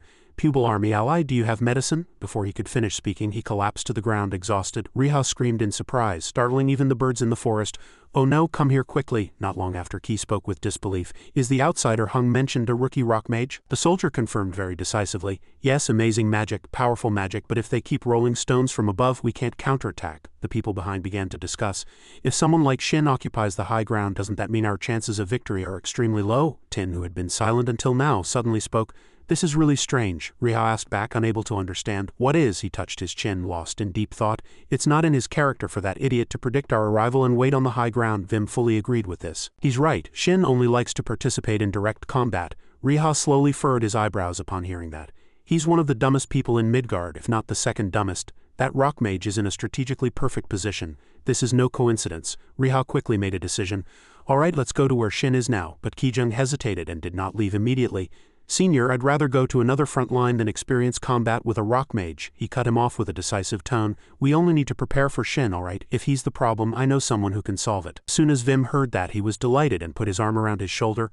Are we thinking the same thing? Riha was also happy, as if he had found a treasure. You think so too? Vim thought so, and the two villains turned their heads simultaneously. Keyjung trembled all over and burst into tears when he saw them looking at him. What are you two talking about? What are you going to do? The wind gently rustled through the herbs. After discussing the plan for a long time, Riha quickly loaded his gun and aimed. The soldier next to him was still slightly worried about the feasibility. Is this really okay? We can continue after the other members of the first company recover. What if this plan fails? As soon as he heard that, he humorously curled his lips. Fail? That word is not in my dictionary. On the other hand, a loud sound suddenly came from the Minos camp. Shin shouted in a frantic voice and ran over. They're here again. As soon as he heard that, he radiated killing intent all over his body, ready to fight. Shin had just come out of the tent and remembered what he had been instructed. They said they wouldn't attack more than once a day, but if they did, it would be 10 days from now. But the sight before him froze him for 5 seconds. Shin, feeling ridiculed, shouted angrily. You idiot, you called me for an enemy like this? Kijung sobbed, cursing. Damn it, he revealed himself to attract attention. I'm a guildmaster, you know. I'm still a guildmaster. The Minos soldiers were immediately fooled and looked at Kijung with contempt. Is he crazy? His running was still very stable. Kijung held his shield in front of his body, covering his weakest parts, and assumed a high defensive posture. From a distance, Riha's index finger went up. Due to his belligerent nature, Shin couldn't resist teaching a lesson to the one who provoked him. He's really coming to attack. His level could be considered quite high. Riha's finger rested on the muzzle, ready for action at any moment. He slowly clenched his hand, merging with the earth and rocks. No doubt I'll stop you. Everything was becoming increasingly trivial. The fisher god hesitated on what to do. Should we help too? The fisher god replied arrogantly. Don't interfere. Such arrogant fellows should be engulfed in flames. But before his last words were even finished, a bullet pierced his forehead, shattering him to pieces. Everything was reflected in the fisher god's wide-open eyes. It was a long while before he slowly began to react. The fisher god gazed at the massive body lying on the ground. He couldn't believe Riha had been assassinated. Seeing the trail of smoke darting away, Kijung knew the plan had succeeded. He quickly turned his head and praised. Hung, you did it. Riha remained chillingly calm, maintaining his aiming posture. This was in stark contrast to the other players next to him, who were frowning in terror. He slowly regulated his breathing with each shot, and simultaneously, system notifications kept appearing. War contribution 17 points, 2 points, 2 points, 2 points. A bullet fired again, leaving a faint wisp of smoke at the muzzle. Riha narrowed his eyes with intense concentration. One more time, a loud sound ripped through the air. Riha squinted through the scope. As expected, when sniping at distances under 1,000 meters, it's best to use only the naked eye. Having confirmed this, he placed his gun on the ground, turned to the side, and said happily, All right, everyone, take defensive positions, quickly. The guys behind him were all stunned and disoriented. What? Looking at the fallen players, they couldn't believe their eyes. What on earth just happened? Just then, Ki waved his hand from afar and shouted loudly, Come quickly. His body was slightly leaning forward, filled with excitement. I'm scared to go alone. Tin shook his head with a forced smile and sighed. Kijung, helpless yet implicitly agreeing, let out a small sigh. Oh dear. Looking at the grass swaying in the wind, Tin let out a sigh of relief. The tension of the war had significantly eased. Vim next to him also narrowed his eyes in agreement. I think so too, it's too quiet here. In the distance, a purple flag swayed in the wind. Riha's group stopped in front of the camp. They quickly hid behind a wooden fence and cautiously observed the situation. Vim's group on the opposite side did something similar. Their whispers began to be heard. What should we do now? Should we kill them all? Riha, after his investigation, came to a confident conclusion. Surely most of these are Minos soldiers dispatched here to spearhead the war. The rest would be wounded soldiers who need first aid and treatment. Imagining the wounded soldiers receiving temporary first aid, he continued, and there won't be many of them anyway. Most of the work will be handled on the front lines after all. Vim agreed completely. That's right. Riha carefully looked through the wooden palisade, evaluating. This looks like a medical tent. Tin, who had been silent until now, joined the conversation. If that's their full scale, then the Star Power Alliance? The last words didn't even need to be said, but anyone here clearly understood their meaning. Wipe them out. Suddenly, Kijung frowned and looked back. Hung, what's that? A rare random explosion device appeared before them. Riha narrowed his eyes and calmly reminded, Oh, this is a bit more powerful than the last one, so you'd better be careful. After that, he turned to the other players and commanded, Let's go in when you're ready. Riha took on the task of planting the explosion device himself. He hid behind a bush and quietly observed the enemy's situation. The fuse in his hand ignited and burned fiercely. Riha calmly advanced step by step, counting silently in his mind. His eyes grew cold several times, swiftly adopting a stance. Riha immediately threw the activated explosion device from his hand at the last moment, landing it precisely in the middle of the enemies. They didn't expect it at all. What's this? Before they could even collect themselves, they were engulfed in a violent explosion. Notification sounds kept ringing in his ears. War contribution 2 points, 4 points, 3 points. Riha wasted no time and immediately began his attack, sweeping them all away. Tin's group charged forward in unison as ordered. The enemy soldiers, their faces pale with terror, gnashed their teeth. It's the Pupil army. Tin drew his sword from its scabbard, ready to slaughter. The blade swung, inflicting severe damage on the enemy. 8 consecutive shadow fists. Vim, not to be outdone by his comrades, puffed out his cheeks and sprayed blue venom. It hit the cloaked figure on the opposite side. That's poison. A soldier next to him covered his mouth, seeing the sight, and shouted, Clear out the mages first. Kijung smiled mockingly. I won't let you do that. He raised his shield and attacked as if deploying a new skill. Kijung charged through the defensive line like the wind, and the enemy was now in complete disarray. There was even infighting. Secretly report to everyone on the front line. Quickly. No, fire a flare first. Before the two could even confirm their method, they were shot squarely in the chest. Riha, having just finished shooting, let out a sigh of relief. He strode forward to check the situation. Ki-jung, any damage? He too, having just finished the battle, immediately reported the situation. No fatalities and one severely wounded. This is part of the squad. While Ki-jung was reporting, a series of notifications rang in his ears. Pupil Army is occupying Hill 130. Occupation progress 1.6. Must defend the score within 1 hour. Riha was once again bewildered by the blue windows. What's this? His eyes suddenly popped out at the change happening behind him. The enemies were retreating in confusion for no reason. Riha bit his lip and quickly worked his mind. The Minos army is also retreating and seeing something. That means he looked out at the field and slowly continued. This notification window is appearing for everyone in this area. Indeed, the same notification rang out again. Pupil Army is occupying Hill 130. Occupation progress 1.6. The Fisher God, standing below, was sweating and pointing, shouting loudly, "They've occupied the hill." The screen further encouraged the players to advance. Recapture the score within 1 hour. Another guy next to him also found the problem. They infiltrated through another route secretly. Geo observed the screen in great confusion. What happened to Shin? We thought we could defeat most of the rankers with just mages. The notification sounded like a bridge connecting to reality. Pupil Army is occupying Hill 130. The old man's cold sweat dripped down, and his expression gradually became uncontrollable. Our army occupied the hill, and with only one company. Did one company really defeat the rock mage Shin? The images that came to his mind confused Geo even more. Attack successful. The enemy soldiers, their faces resolute, vigorously charged up the hill. The Minos army is rushing to Hill 130 now. Recapture the score first. Thinking this far, he immediately made up his mind. I can't just stand here. As soon as his words were finished, he immediately raised his hand and ordered to block the Minos soldiers. Geo's voice was heard by the group of players, and he tried to buy as much time as possible. Every moment the system continued to clearly display Occupation Progress 5, must defend the score within 57 minutes. Riha slightly opened his mouth, took a deep breath and composed himself, and all his weapons went up simultaneously. They all loudly shouted the name of the Star Power Alliance Legion, and Ki, filled with killing intent, resolved, "Prepare for battle formation." Tin stood in the middle of a hail of arrows. A system notification accompanied his ears. Pupil Army is occupying Hill 130. Occupation progress 52.8. Must defend the score within 29 minutes. Riha paused for a few seconds, his lips slightly downturned. 29 minutes left. He expressed helplessness at the current situation. Everyone's exhausted and we can't hold on any longer. I didn't think I'd have to use my trump card so early in the battle. Although he thought so, Riha acted very quickly. Pupil warriors stopped and immediately rushed to the center. He turned his head, greatly confused. "What are you talking about?" he calmly replied while the ground beneath his feet slowly cracked. "I'll handle this." As soon as his words were finished, a notification appeared. Soul Link activated. Riha was riding the summoned spirit beast Shioma. Simultaneously, a mechanical sound rang out again. Your companion has been summoned for 30 minutes. Current level 66. Summoner's level increased by 75. Shioma immediately entered battle mode and Riha continued to shout. Sweep them all away. Your companion's strength has increased by 186. And it charged like a roar, its footsteps shaking the sky. The sound grew louder and louder, making the enemy's faces pale. What? Everyone was sent flying in all directions by one person and a bear. Riha's 2 guns were operating at maximum output. Bullets flying so fast that the muzzles turned red. Ki-jung, seeing this sight, was so surprised that he couldn't close his mouth. He continued to sweep away the enemy from beginning to end. Geo was so confused he didn't know if he was dreaming or sleeping. What on earth is happening? Just then, he ran over and vehemently questioned the old man. "You're part of our army, right? I don't think I can hold out much longer. The Star Power Alliance's guildmaster is defending the score, but he won't last long either." Geo was startled to hear that. "The Star Power Alliance?" Noel, next to him, rubbed his chin and nodded. "The Star Power Alliance was defending the score. I see," Riha once again seriously urged. "Shioma will lead the way, so just keep running."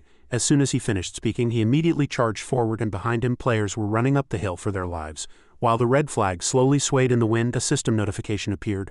Occupation progress 100. Pupil Army has successfully occupied Hill 130. 54321 Marching Unit Field Battle Mission complete. War contribution 377 points. As soon as the situation here was over, the scene shifted. Yuan's hand gently pointed.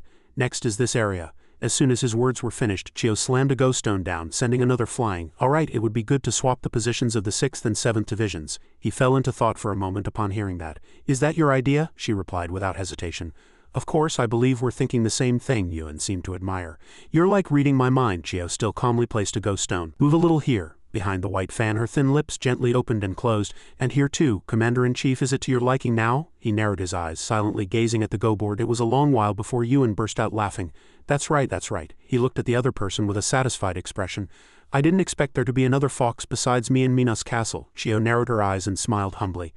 "Oh dear, you overestimate me. But isn't it a good thing to have 2 foxes in Minas? Yuan nodded in agreement. That's right, recalling Granville's image, his voice was filled with hatred, to defeat that fool of Pupil. We need at least 2 clever foxes. Chio's lips curled up slightly as her goal was achieved. Yuan and Granville are the supreme commanders of Minas and Pupil. In her eyes, the flames of ambition were already burning. These 2 are said to have been at odds for a long time.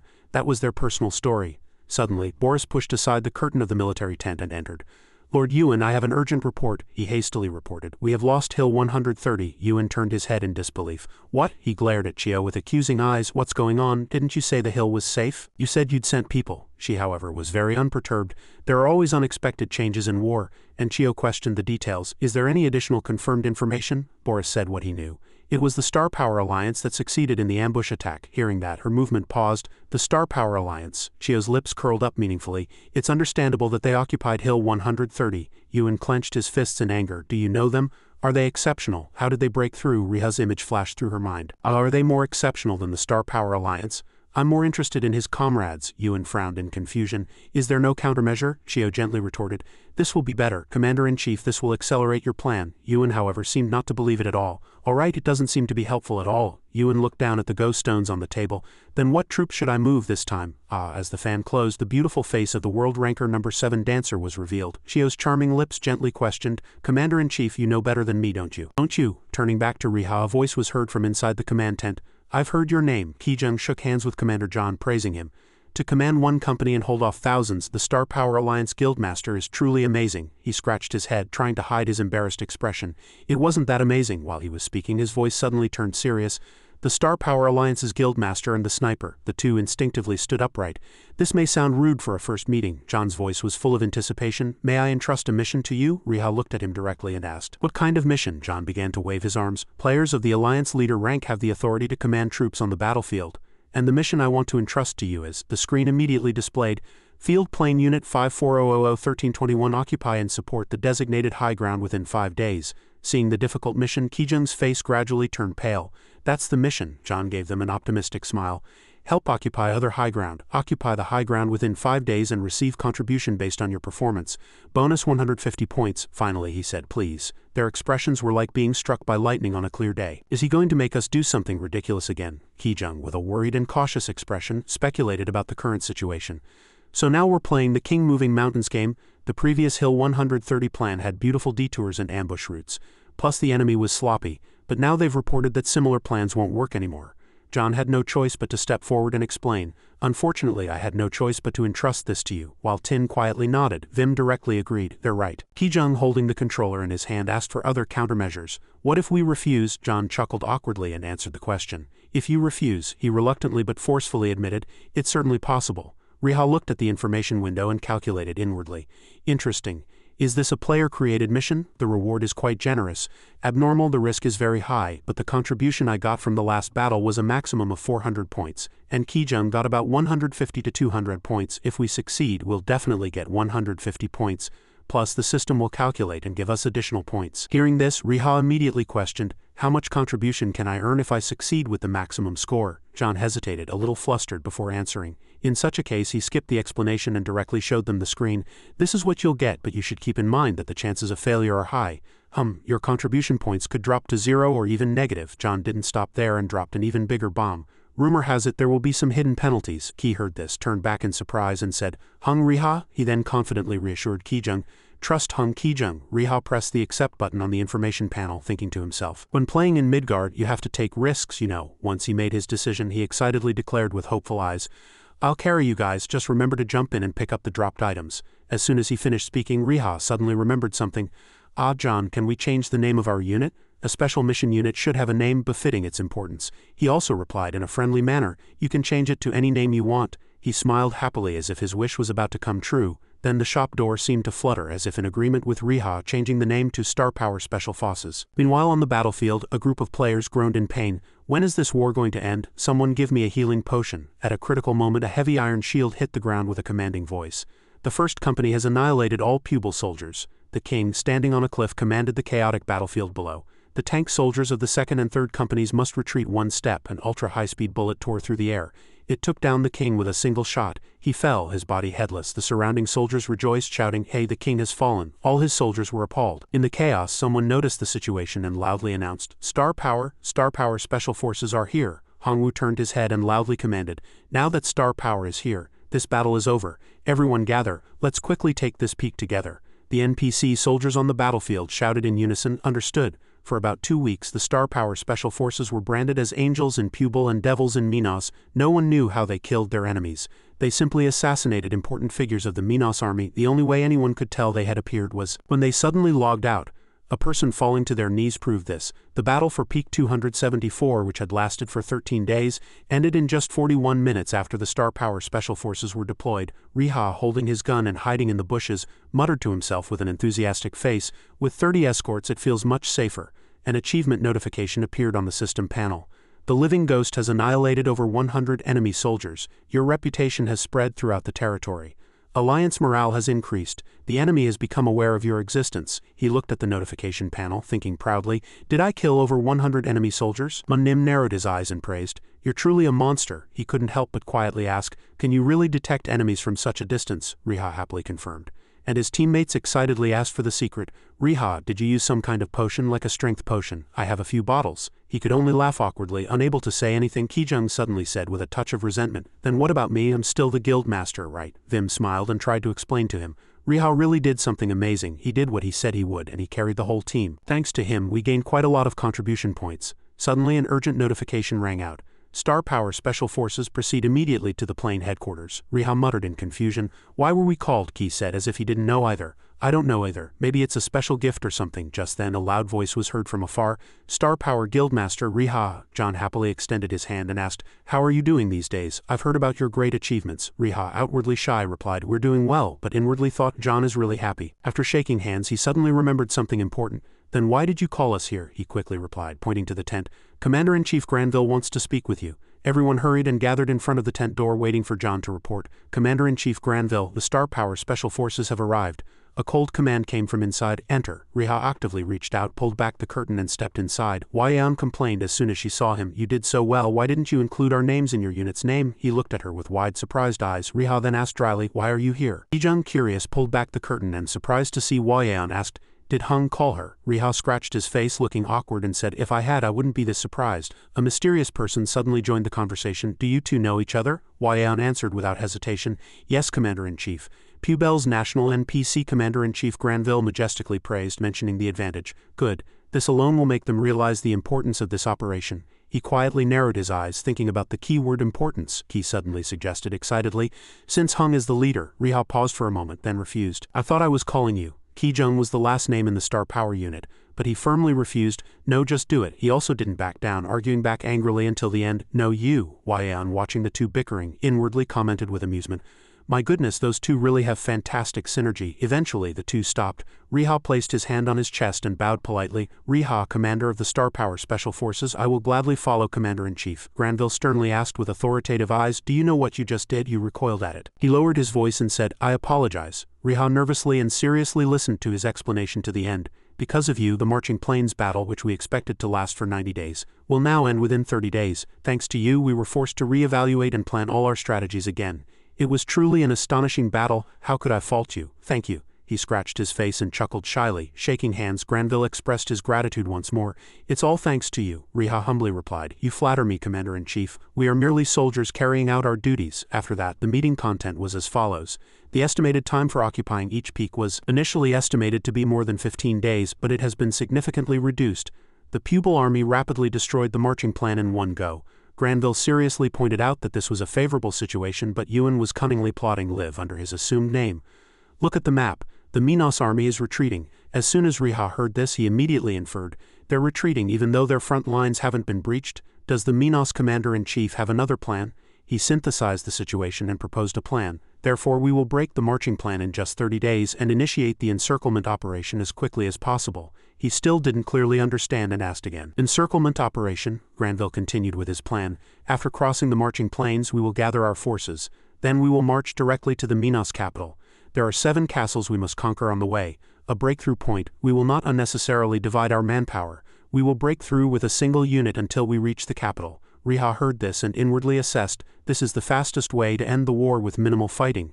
But is it possible, while breaking through one point, there will only be one supply route between the base and the front line? If that supply route is cut off, the front line will suffer tremendous damage. Thinking this far, he was suddenly surprised. Wait a minute. Supply route? Wayan. Granville cleared his throat and moved on to new content. Now that you understand, I will tell you what the Star Power Alliance needs to do in this mission. Mission information appeared on the notification panel. Destroy Keystone Benkel 2 days before our army arrives. Reward 500, failure -3000. Riha focused on the panel and muttered, Keystone. He immediately confirmed the keyword and explained the next action. That's right, you need to remove the brick with the magic circle drawn on it. If this special mission fails, this operation will become incredibly difficult. He shifted his attention to another item, thinking, the penalty for this mission? This is the worst risk we've faced in any mission so far. The reward-to-penalty ratio is 5 to 6, Riha boldly requested. Could you give us some time to think? While a flag fluttered outside, he immediately assented. Very well. He then asked Wayan, a little worried, do you really think this will be effective? She said it was a transparent strategy. If things go wrong, the Minos army could encircle our forces. She smiled confidently and said, according to Wayan's analysis, everything will be fine. Minos won't be able to approach us easily. Riha didn't quite understand and asked again. Why? Wayan gently explained the reason for her firm conviction. Because of someone you know very well, and also because Biwo and the Golden Dragon are passing through the northern invasion route of the Sensory Mountains. He heard that and asked out of curiosity, someone I know very well? Who? But she hesitated slightly in her memory. I'm not sure. He said you'd recognize him immediately if you saw his gun. Riha had a good premonition and prepared for battle. A sniper from somewhere unleashed a relentless barrage of shots. The people hit, screamed, and spurted blood. Riha saw the person from afar and confirmed to himself, Kid, the Gomekson mountain range has rugged terrain, limiting visibility. This would be a perfect place for blood geckos to run wild. He definitely knows exactly where to fight. Wayan, as if knowing everything, suddenly spoke. By the time we start the encirclement operation and advance on Minos, they'll arrive. Minos will be too busy fighting on both sides to even notice their capital being conquered. Riha covered his mouth, remembering something, and hastily warned. But that doesn't mean there aren't variables, she asked in confusion. Variables? He quietly left one name, and Wayan was surprised. Alexander. She nodded, mentioning a few characteristics and the achievement of the world ranker #1 in Midgard. He allied with Minos, but he hasn't joined this war yet. But it'll be fine. Lee Jigen recently declared a 1v1 duel with him. Riha recalled him and thought proudly. Lee Jigen, he really did it. Lee Jigen will take care of Alexander, and the combination of Biwo and Kid will also be there. Now I'm sure we can do it. At this moment, Granville solemnly spoke about the main objective. Will you participate in this operation? He enthusiastically agreed and declared, yes, Star Power Special Forces, we will participate in this operation. Madame Rose, with a tired expression amidst piles of documents, said, I heard. She directly asked Riha, you're taking on a special mission to infiltrate Minos, right? Right? He inwardly admired. How does this woman know? In fact, she was Madame Rose, but he continued to focus on the task at hand verbally. Then let's get straight to the point, shall we? Do you have any information about Keystone? Madame Rose closed her eyes and sighed. You have to find Keystone yourself. All I can tell you is that it's buried somewhere within the giant walls of this castle. He heard this, sighed inwardly and anxiously pressed for more information. Are there any patterns or anything? Maybe they like to bury it in the center. She quickly denied that idea and offered a different direction. The mages of Minos aren't that foolish. It's definitely buried somewhere. But looking at how that stone works, it's a device that pumps energy into the defensive walls, so the circle will be oriented towards the outskirts of the castle. That's where you can find it. Another important factor to consider is the direction. If Keystone is in the south, then only the south can be defended. Riha heard this and inwardly felt a pang of worry. Okay, I can find it outside. The problem is, he stared intently at the towering wall in front of him and quietly exclaimed, among these countless bricks, how do I find Keystone? Riha rotated his head, trying to calm himself. Be calm, let's think of other options. I'm already riding a tiger, so I can't get off. His eyes wavered as he envisioned a scenario in his mind. First case. Riha relies on luck and stealthily approaches the target to observe it. Anyone could easily imagine the next situation. He was discovered by the Minos army. The outcome of this guerrilla version was summarized in 2 words, failure. Realizing that the first method was unrealistic, Riha immediately thought of another. Second case. This time he used a tool to help him observe from a distance. Riha used binoculars to scan the vast expanse of bricks. This idea would have been good if the wall wasn't so enormous. Until the war ends, failure. If I lose this battle, I'll prepare for the next one. He didn't hesitate to keep his brain cells working. Third case. In this map test, Riha started early, arrived at the destination on time, and tried to find Keystone. But no matter how much he tried, the result was no different from the previous 2 times. If he kept searching, it would take too long and he would eventually be discovered by the enemy. He was overwhelmed with a sense of defeat, trying not to burst into tears. Madame Rose, seeing that he wasn't well, kindly asked, "Are you all right? You don't look well." Riha, tearing at his hair until he was almost bald, still calmly said, "It's just the usual hard and tough work." After that he reached out his hand and requested something else.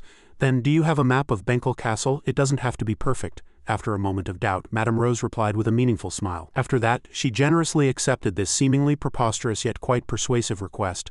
"Of course I do." On the day of battle, as the gun barrel aimed at the enemy, Riha began to calculate the situation. The encirclement operation will take place at least 15 to 30 days later. I'll have to deal with Keystone later. I need to level up before advancing. I'm currently at 88 experience. While observing the enemy, he suddenly spotted a familiar figure.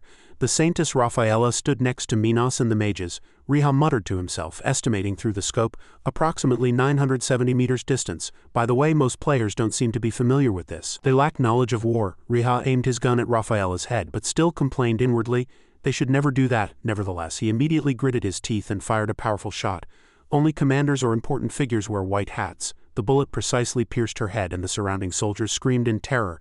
After receiving the notification, "Your proficiency has increased," Riha closed his eyes and prayed inwardly, "I hope she logs out before she feels the pain because of her low assimilation rate." His musketeer class stats rapidly appeared on the screen. Riha muttered excitedly, watching the numbers dance on the screen. "I need to raise my agility stats quickly." The enemy forces were thrown into confusion by the mournful screams. Saintess Raphaela.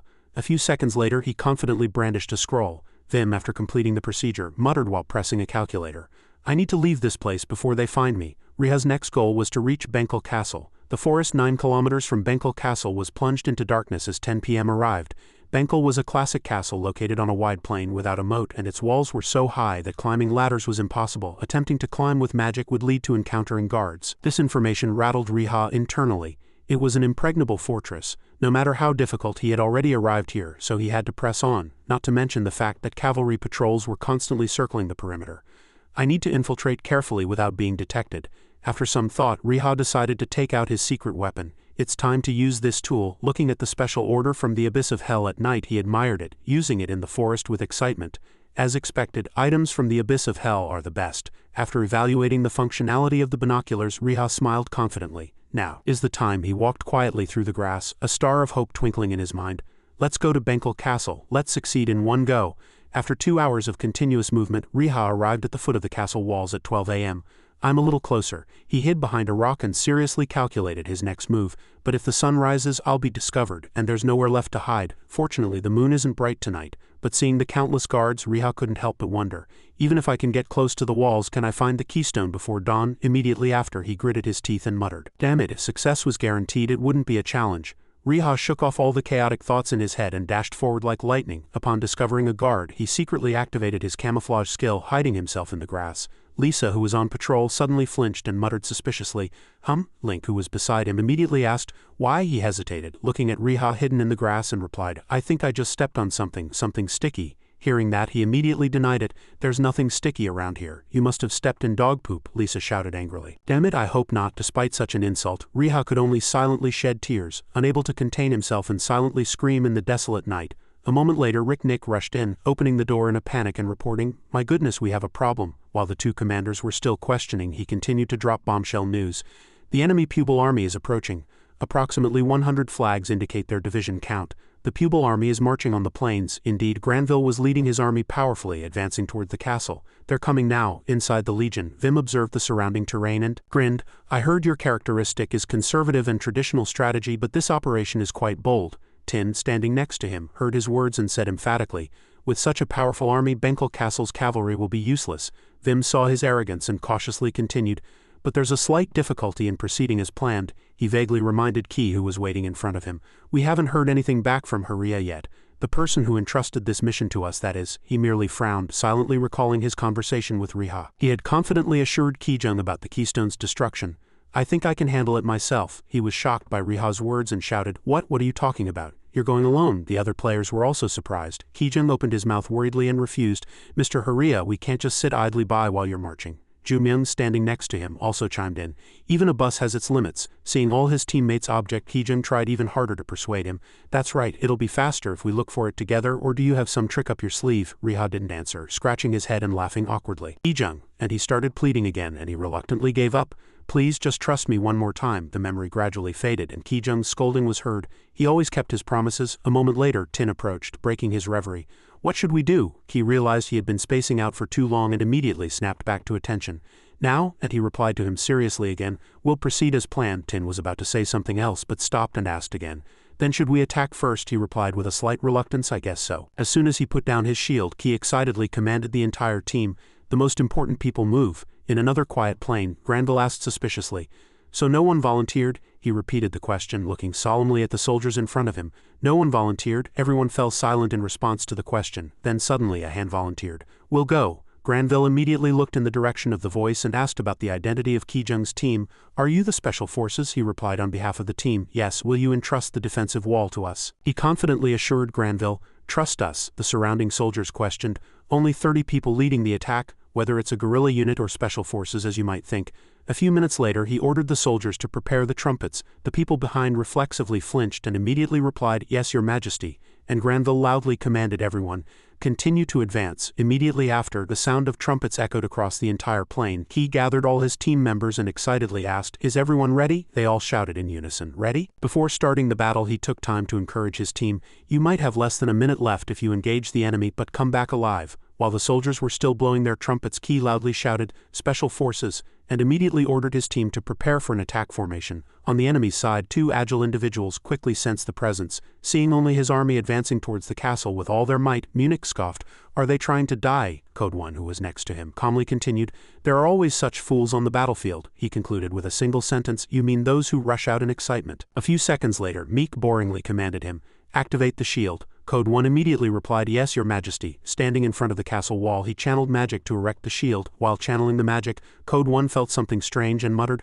Hum. Simultaneously, while the entire team approached the castle wall at tremendous speed, Qi shouted to them, Everyone synchronize your timing. If we all throw at once, it will surely be effective. As soon as the countdown began, several shields were immediately thrown. 1. At the sound of the next countdown, he was already in position. 2. Finally, Qi shouted and threw his shield with all his might towards the castle wall. All the other shields also flew simultaneously.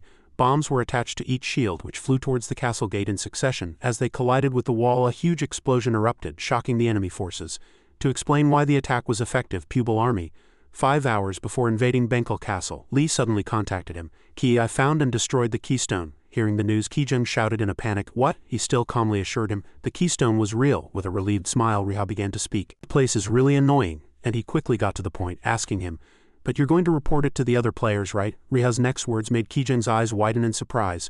Do you know why? Recalling how a castle siege works, Riha continued to give hints. Who is the key to a siege? It's the person who gets into the enemy's fortress first, right? And he concluded excitedly with a single sentence. Of course, our special forces should go in first. As a result, Kijung followed his words, using it to attack the castle gate and throw. Seeing the castle wall collapse, the soldiers shouted in surprise, The shield is destroyed. Granville, realizing the time had come, commanded powerfully, All-out attack, just as he thought. As soon as the castle gate was destroyed, Granville ordered the attack. Seeing everything proceed according to Riha's thoughts, And we'll go in first and control the situation before our allies arrive. The special forces should achieve more, right? And Qi remembered his glowing face when he spoke his last words. Easy, right? Just remember to pick up valuable items and resolve everything cleanly. He was silently angry. Easy? Riha's innocent face kept appearing in his mind and he shed tears, shouting with a single word. Standing in the middle of the enemy front line, he finally charged into the castle with all his might. It's really easy, Hung. All the soldiers charged in unison according to orders. Kijung quickly used his shield to summon a protective aura. Inside the castle, the Bengal soldiers were desperately resisting Bio's sticky poison attack. Tin, who was nearby, created a circle of fire around his body. Numerous Bengal soldiers fell, but the remaining soldiers still stubbornly combined their strength, quickly blocked the path to the entrance. But seeing Granville galloping in on horseback, they couldn't help but feel fear. At this rate, we'll be invaded. Qi and Granville's armies poured into the castle in an instant. The Bengal soldiers didn't know what to do.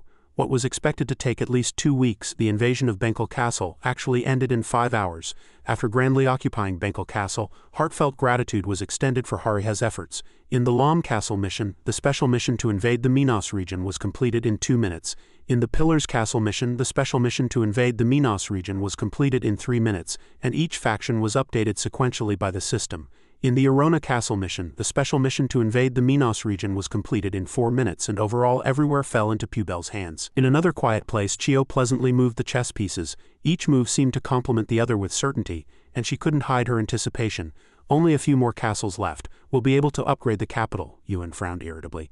You can still smile? If I weren't the commander-in-chief, we would have lost our heads long ago. Chiyo fanned herself and honestly revealed, "Commander-in-Chief, you foresaw all of this, even the retreat from the plains, didn't you?" He didn't immediately confirm but emphasized, "But the damage was greater and faster than expected, wasn't it?" Chiyo's sharp eyes didn't waver at all. "Of course, but everything is within the expected range." Yuan still couldn't accept that it was within the expected range. "Even with that much damage," Chiyo nodded in agreement. "That's right. Do you remember Riha, the one who always creates changes? Quite interesting. It's not easy to catch such an elusive person." Yuan was quite surprised that Chiyo was giving such compliments and he fell silent. Seeing that, she chuckled pleasantly. "Commander-in-Chief, don't you trust me? Don't worry about other places. There's good news there." Suddenly, Chiyo closed her fan and lowered her voice, speaking strategically. "We're luring them as planned. All we have to do is attack the capital." Looking at the chess pieces in front of him, Yuan was slightly suspicious. "You mean the capital? Are they really going in that direction?" Chiyo quickly assured him. "That's right, as per her plan. If they go quickly before dawn, they'll arrive at Pubel's northern border on time. The party will pass Dale Castle and destroy it." Just then, Yuan's vigilance flashed. "That raises a question. The Scion Alliance is an ally, so they won't attack Pubel, right?" Seeing him so worried, Chiyo couldn't help but smile. "That only applies to war, doesn't it? Their coming is not because of war but for a very different reason, to attack Pubel." "No, they are giants," the disjointed words made in smile. "Then what?" Chiyo's eyes gleamed cunningly. "The sea winds will blow into Pubel, the winds that will bring us victory. While attacking Saga capital, we will destroy the land supply lines." Elsewhere, a chorus of "understood" was heard. The mage happily praised, "Well done." Seeing the stunned Sendal, the swordsman was slightly bored. "Training is fun, but when can we go to the battlefield?" The mage could only give a wry smile. "We're not even level 100 yet. How can we go? We need to work harder." Suddenly, something caught their attention. The swordsman turned around and looked curiously. Why, from the opposite side, a pride of lions was approaching at tremendous speed. "What?" The swordsman's face turned pale as he muttered to himself, "Are they coming towards us?" But the other person laughed and denied it.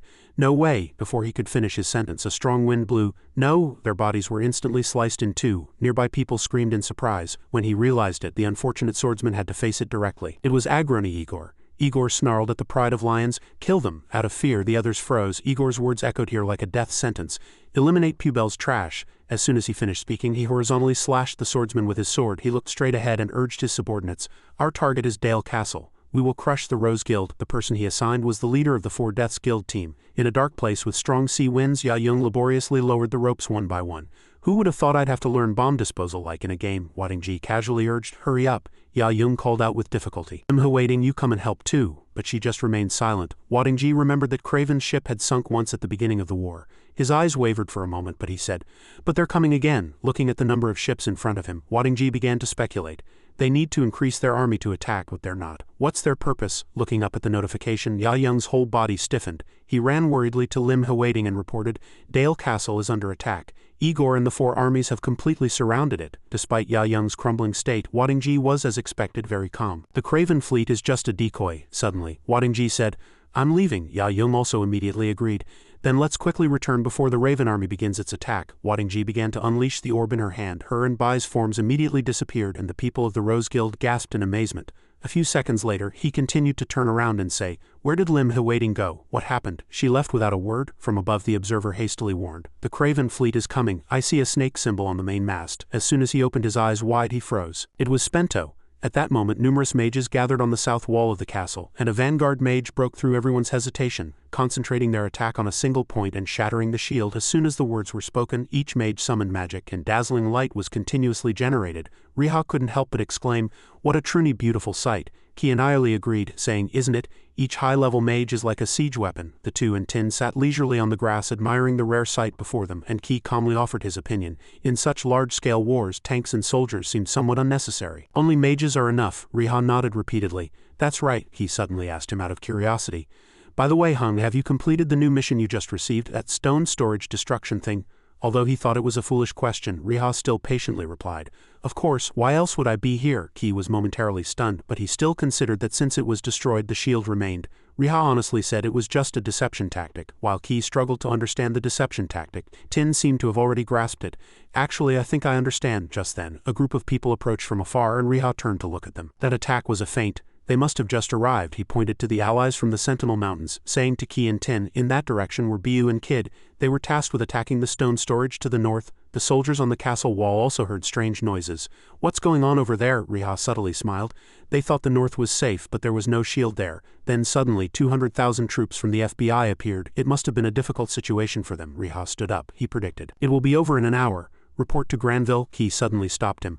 Hung, do you remember saying that tanks and soldiers are unnecessary in this kind of war? He winked at Riha and thought, but you're an exception. Riha's face flushed with embarrassment at the sudden compliment. Don't make me blush, Ki still added, puzzled. But how did you find that stone storage, Hung? Riha honestly replied. I used camouflage technology to crawl underground. For such high places I used observation techniques or binoculars. Hearing this, Tin was astonished. Is that possible? Time passed, and 40 minutes later, as Riha had predicted, the units completed the occupation of Rani Castle. The system promptly updated the notification. Minas Region Special Mission, Operation -5 complete. War contribution 1685 points acquired. Additional 500 war contribution points acquired.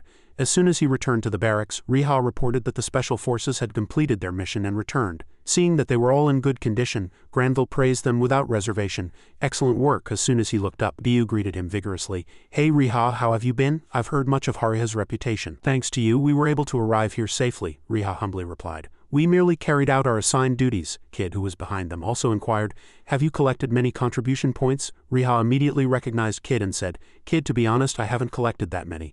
How about you? Kid sighed but didn't want to say, it's a secret. Riha was furious, boiling with anger. Then why are you asking me? But he never backed down. Riha grimaced at Kid and teased, I bet I earned 3 times more than you, aren't you jealous? Kid also flared up in anger. A moment later he almost blurted out, the money I collected. Kijung, who was next to them, saw them and spoke as if they were being dragged into the forest. Why are you acting like children? At this moment Granville clapped his hands to draw everyone's attention. If everyone is done greeting each other, please focus. He immediately requested the start. Chief of Staff, please summarize. He politely replied, as ordered. Riha listened carefully and then concluded, according to the Chief of Staff, Puebel's current military strength is approximately 1.66 million, with only 2 castles remaining until the Minas capital. After 2 encirclement attacks, they can enter the Minas capital. Approximately 1.2 million Minas troops are blocking the way to the capital. That's a considerable number, but not enough. Compared to Puebel's expanded military strength, Granville frowned seriously. In short, there's nothing to stop us. He immediately shouted the order loudly. Prepare to advance as soon as supplies arrive. Everyone replied in unison without hesitation. Understood. As they left the barracks, Ki couldn't help but exclaim, that's incredible. Riha, puzzled, asked him, why the sudden change? Kijung replied, deep in thought, this large-scale operation was possible because Lim Huayan's supply lines worked well, wasn't it? The two walked, thinking about what had happened before. Unbelievable, that's right, I can't believe we fought Huayan. Riha fairly assessed the squad's punch force. My squad merely made an impression. Suddenly, Kijung's voice became serious. But Hung Riha, he looked back at him suspiciously. Why, under the setting sun? Kijung inadvertently asked. Will the war really end like this, with Puebel's victory? As time passed and night deepened, Riha sat blankly by the campfire. In his heart, there was actually confusion. I'm uneasy. Everything is going too smoothly. The most worrying keystone destruction has been resolved. They retreated from the plains to lure the Puebel army, but I destroyed the keystone and accelerated the encirclement. I ruined their plan. Riha recalled Chio's sharp eyes, wondering if they had done so intentionally. Were they aiming for something with such a dangerous strategy? But his biggest concern was the absence of the strongest players in the war. Thinking that everything couldn't end so easily, Riha fell into deep thought again. Suddenly, at this moment, notifications kept ringing in the system. As soon as he logged in, a faint voice was heard. Please save me. A strong light poured down near where he was standing. Lim Huayan. Huayan, covered in wounds, called him weakly. Ha! And she collapsed, making him extremely worried. Oh, Lim Huayan, what's wrong? Huayan, while receiving a potion, answered Riha's question. It was a trap. Quickly gather the commander-in-chief and everyone else. Our supply lines are completely cut off. Minos set a trap. At this moment, everyone in the room unconsciously fell silent. Huayan said in a cold voice, the supply lines of the marching planes. She calmly dropped the shocking news that would alarm everyone. Destroyed. Suddenly, only shock remained on Yuan's face and he unconsciously shouted, impossible, there were no enemies in the marching planes. No enemy strong enough to destroy the supply lines appeared anywhere in Minas. Hearing this, Huayan was not at all surprised and calmly acknowledged. That's right. The enemy didn't come from Minas. They attacked us from behind, disrupting our supply lines. Riha suddenly added from the side. From behind, as soon as the words were spoken, he received confirmation from her. That's right, our supply lines were breached from behind. There are only 2 people behind all this. Riha immediately raised the question that was on his mind, is the Spark Guild also mobilizing supply lines? Without needing to wait long, Huayan immediately replied. That's right, the Rose Guild is also generously sponsoring supplies, according to her. At that moment, Carrion inadvertently said, no one knows what the future holds, right? Suddenly, a voice from behind drew his attention. Carrion, is Yentron okay? But Carrion quickly regained his composure and said calmly, ah, that's right, there's no strange situation and no danger ahead. Immediately after, a thick dust covered the entire area. Carrion suddenly said with a serious face, I instructed the guild members to thoroughly scout the surrounding area and send information via secret message. Suddenly, a sky-piercing scream was heard and those present hurriedly turned their heads. The scream echoed through the thick dust. At this moment, Carrion stood on guard. He continuously pressed the opponent, "Who are you? Show yourself." At this moment, a foot emerged from the smoke and an excited voice was heard. "How long has it been?" "About an hour since I inhaled it." He continuously pressed Cry next to him. "But why is there still someone moving?" "You're a half-baked alchemist." Their appearance was immediately noticed by Yeon. She frowned slightly in astonishment. Immediately after, she unconsciously called out the opponent's name, Crowley. Hearing this, he said with extreme excitement, "I forgot to take care of those guys." Immediately after, Crowley immediately acted, "I'll take care of it." In an instant, countless bony hands and innumerable other skeletons emerged from the ground. This horrific sight utterly astonished Carrion.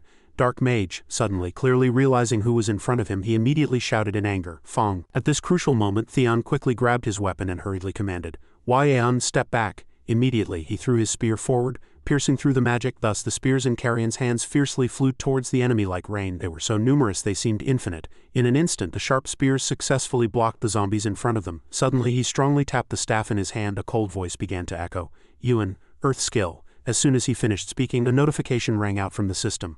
Affected by the sealed status. Immediately after, everyone immediately shouted, "Oh my god!" The system continuously announced bad news, and for the next 10 minutes your skills will not be activated. You are affected by the frozen status. Unable to move for 3 minutes. You are affected by the slowed status.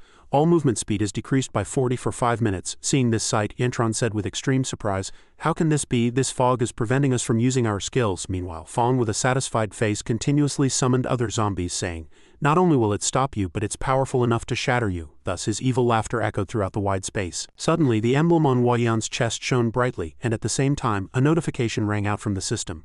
Freezing Resistance Talisman. Slowing Resistance Talisman. Immediately after, she tightly clutched the golden item in front of her. Yeon jumped up and said in an extremely excited voice, "Carrion, I used a cure scroll for the freezing and slowing status.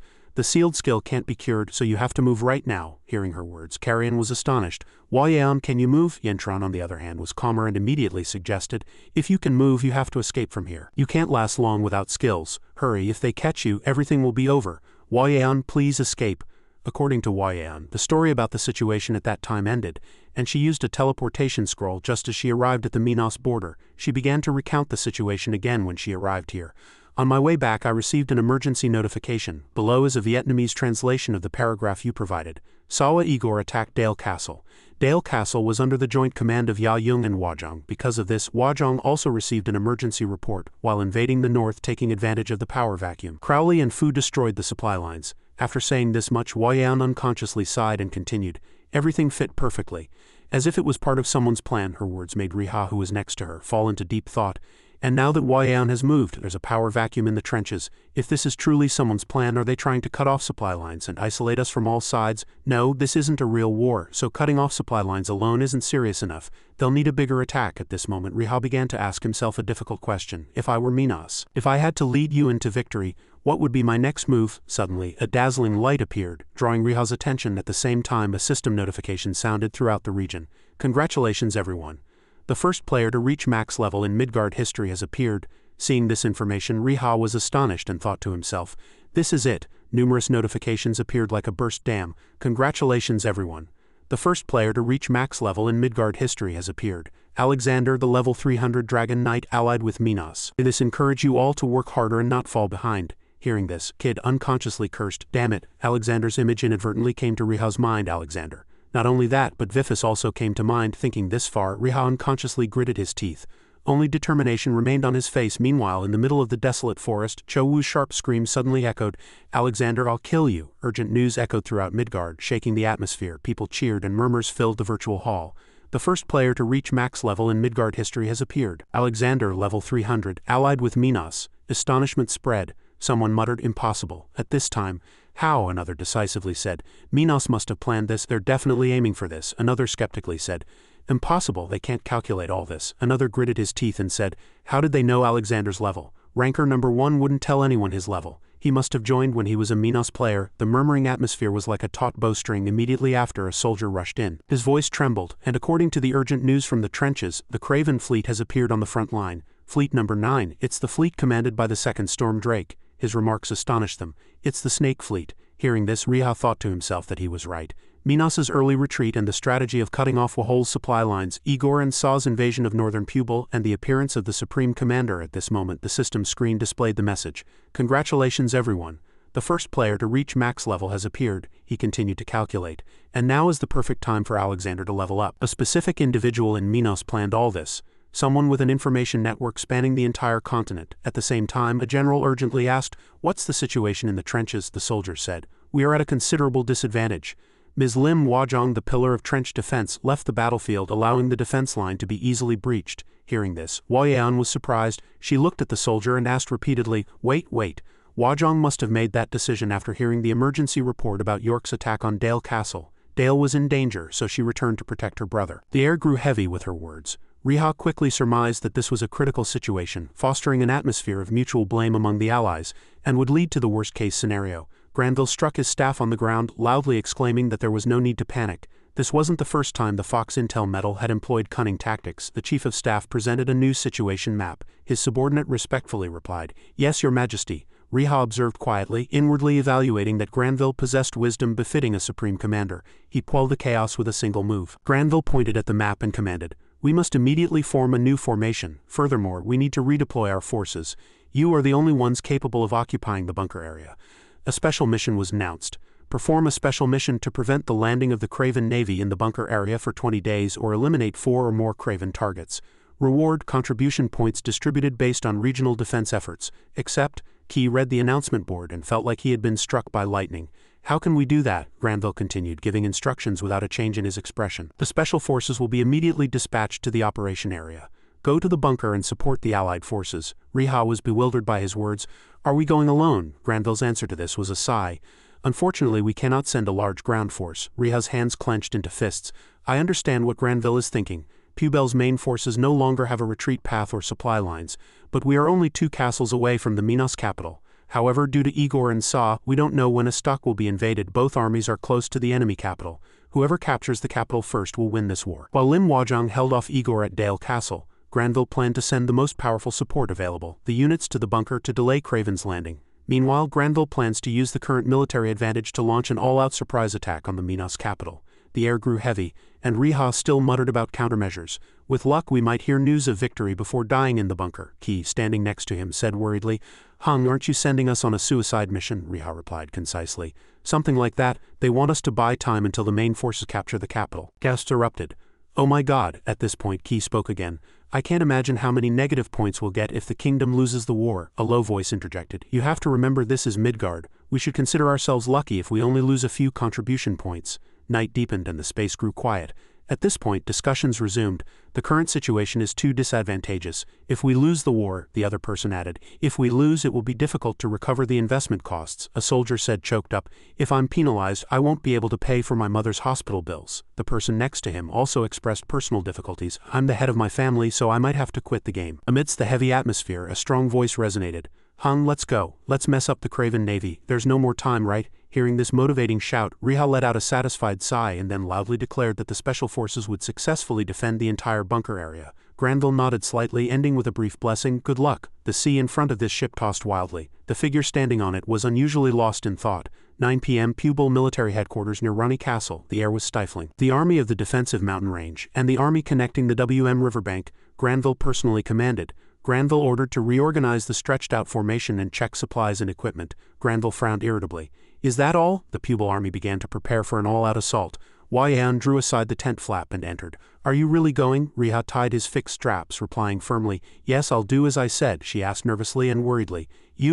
Are you really going to defend the bunker with only 30 Bison Guild members?" he said as if it were obvious. "Isn't the situation different from Wajong or Ya Yung?" Huayan stammered in surprise. That's not different, is it?" She thought of her younger sister Wajong. "Wajong is good at area attacks, but Riha smiled lightly as if to reassure Huayan, and she was still bewildered. "It's okay. I have a plan and I have some supplies prepared for this case." She sighed helplessly. "If you say so." He smiled lightly but with a slight hint of accusation. "Now do you believe me?" He proudly looked back at the gun barrel behind him. "You should worry more about yourself than me." Lim Huayan was in charge of the supply lines of the marching plains and Dale Castle. Huayan let out a sad sigh. "Are you really going to be okay? We can renegotiate with the kingdom about supply issues, and if Wadong moves to Dale Castle we can hold out for a while." While Huayan was talking at length instead of telling that story, he said, "Did that person really leave?" Mabi entered without hesitation from outside. Hung, if you're ready, let's go. Riha smiled brightly and finished his preparations.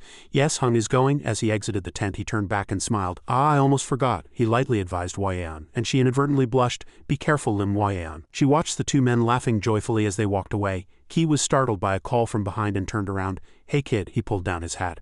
What's wrong? Riha approached, his voice serious. There's something I need to talk about. You know what's going to happen, don't you? He closed his eyes and lowered his voice. Are you talking about Alexander coming this way? A slight hint of displeasure was mixed in his voice. Do you think I'd anticipate that? Are you calling me an idiot? Riha sighed helplessly, thinking to himself no one said that, and then spoke honestly. So I have a favor to ask you. Ki was curious about what it was. At his next words, Ki was startled and hurriedly activated chain teleport. Ki hesitated worriedly. If I make loser, I can probably teleport. Riha wasn't in a hurry. I know, but not now. He clearly explained the details of the plan. I'll come find you when I need your help someday. Even while chain teleport was activated and he was performing the teleportation, Riha specifically analyzed that loser could actively contribute as an ally because he would be too busy to cause trouble. Ki rested his chin on his hand, looking at the screen, and calculated. I see. You're going to use chain teleport as an emergency movement and communication network. Riha smiled brightly and said as if it were obvious, You know only we can do this, right? Ki shouted in anger. What do you take me for? Riha seriously patted Ki's shoulder and said, A guy who sleeps like a pig. That's how I think of you. I trust you.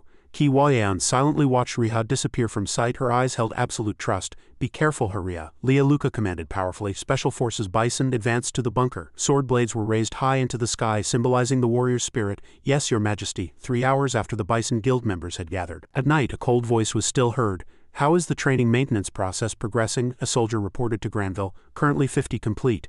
Ewan rested his chin in his hand and muttered. 50, the soldier stammered, worried by his attitude. We will complete it as quickly as possible. Next to the weapons chest outside, discussions were still ongoing.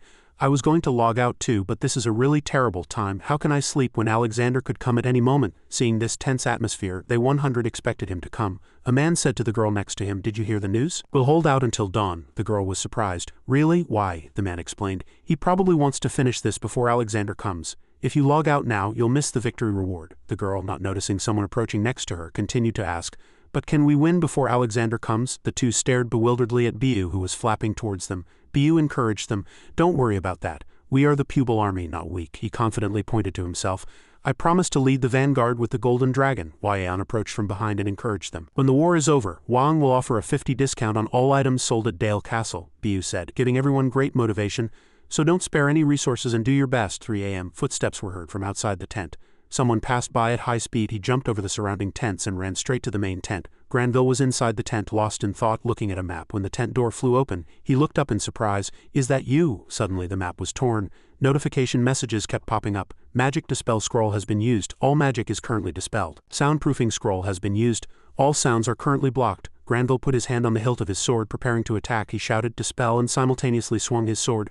Intruder! Suddenly he was startled and froze. Instant puppet control. A notification appeared again. Voices blocked. All combat skills are sealed. Laughter erupted from between the wolf's pointed teeth. I heard Japanese shogi chess is also similar to Western chess. It really is. B controlled the wolf and entered the tent. In Granville's helplessness, now sealed, G entered with Sasuke and said, Checkmate, you've been invaded. Granville frowned and raised his sword high, vigilant. Sasuke whispered in Pierre's ear, Go and take care of that old man. Peter heard that and smiled. This old man. And immediately scolded Sasuke fiercely. You can't even handle one old man. You're like a child who met a monster and hid behind his mother's skirt. Hearing the scolding, a menacing light immediately flashed in his eyes. If you insult my mother, I won't let it go. And that person was Pubel's supreme commander. He must possess the strength of at least a level 280 knight. Hearing this far, Peter laughed aloud. Foolish, truly foolish. The elite troops of the Night Circus have nothing to worry about from the Rainbow Circus troop. As soon as he finished speaking, he flashed a dangerous smile. This made Granville even more vigilant. Suddenly, Pure loudly commanded, Rainbow Circus troop, attack everyone. At that moment, a loud scream that overwhelmed everything else was heard. Stop! Outside, Ki responded and charged in. Granville, meeting his determined gaze, opened his eyes wide in surprise. Ki quickly rushed in, stood in front of Granville and shouted loudly, Charge! Block with your shields. The others hurriedly retreated to avoid him as if a chessboard had been overturned. Peter began to feel a chill down his spine. From the opposite side, Ki frowned and took a defensive stance. Not stopping there, he personally cast a shield. Everyone on the other side thought the same thing. How did these people? Seeing their attitude, he lightly curved his lips. To know the secret, we need to go back 3 hours, Riha said. It seems everyone except me should go back. That was near the Minos border at midnight 0 o'clock. Ki was extremely surprised by his decision. What? Hung, are you crazy? What are you talking about? Rihaja said firmly. I'm serious. I've thought about this problem. In a situation where Alexander, a level 300 knight belonging to the Minos nation, is expected to participate, even Minos users who haven't joined the war will unite to participate in this conflict. Granville wants to end the war before losing the advantage of superior forces, so he is pushing for an all-out attack. But what if Minos's invisible strategist anticipated Granville's move? They would assassinate the Supreme Commander amidst the chaos of preparing for an all-out attack. Ki refuted in disbelief. That's impossible. What does Vim think about this? Vim rubbed his chin and pondered. It's not impossible. Now that I think about it, I'd do the same. At this point, Riha continued his story.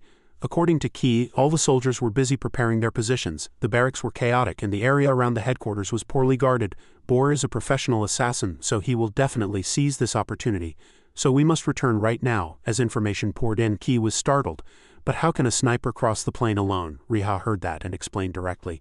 Minos's strategist is someone who conducts war like playing an instrument. That person is Igor Craven Alexander. They won't miss this good opportunity to end the war. So please, his confession placed all trust in Gong. Returning to the present, Ki gripped his shield tightly, and his eyes were more resolute than ever. He quietly appreciated it. Excellent. Hung was right. At this moment, Pure's face turned black and he bared his teeth, growling. I clearly saw them leave. He lightly curved his lips and threw out provocative words. We have someone on our side who likes surprises more than you do. How does it feel to be treated like this? This person silenced him. Sasuke next to him, wearing a mask, asked, Do you think you can stop us? Ki said Sasuke's name, syllable by syllable, filled with anger. While you're wasting time, we're not playing games, he calmly said, completely unfazed.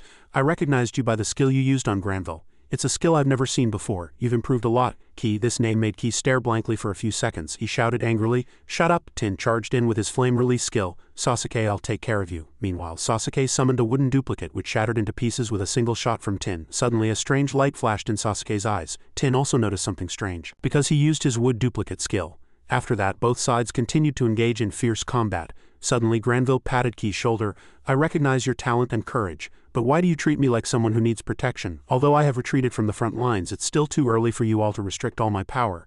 NPC Granville used Commander's Encouragement. This is a highly proficient support skill, excluded from the Guardian skill seal. The buff increases allies' attack power and agility. Also, the Midnight Circus Assassination Squad and soldiers were equally tense. At the climax, Pure's groan erupted. His pupils dilated, unable to believe the Bison unit that appeared before him. Two players who were once on the same team were now enemies. Pure chuckled lightly in his throat. Vim also smiled. Pure, he replied.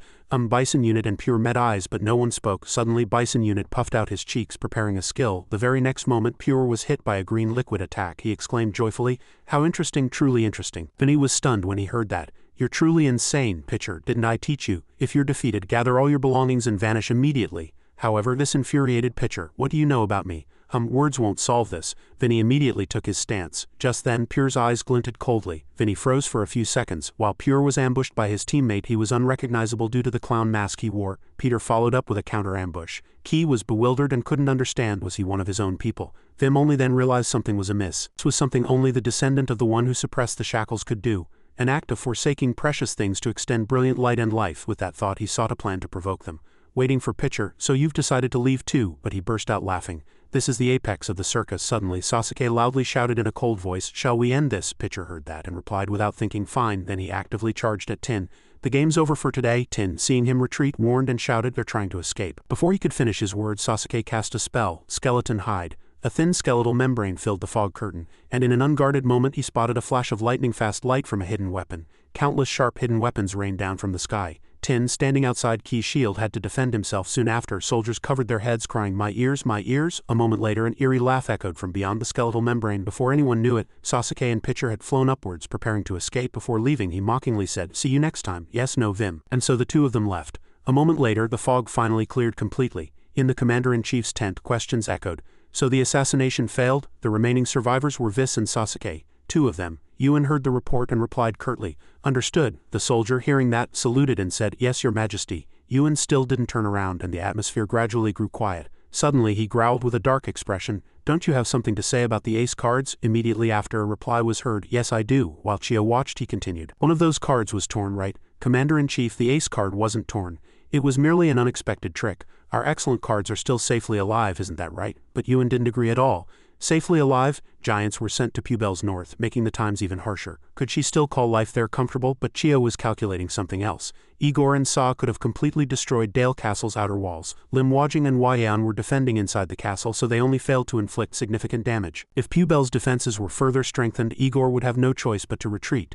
That made Chio very annoyed, but she closed her fan and changed her expression. That's natural. That much damage is enough for them. In gratitude, send them to the sea around the moat so they can be seen more easily. Craven's land-based navy was once a unit formed to advance on Alstock. Don't you think the command of Pubel's supreme ruler is something to behold? Even if they don't head for the capital and instead build defensive lines across this entire beach. Seeing them on their own land would greatly displease those people. Yuan fell into thought, then opened his mouth. Making it even more magnificent is worth seeing. Good. Then what about the threat to the eastern plains in March? Chio continued.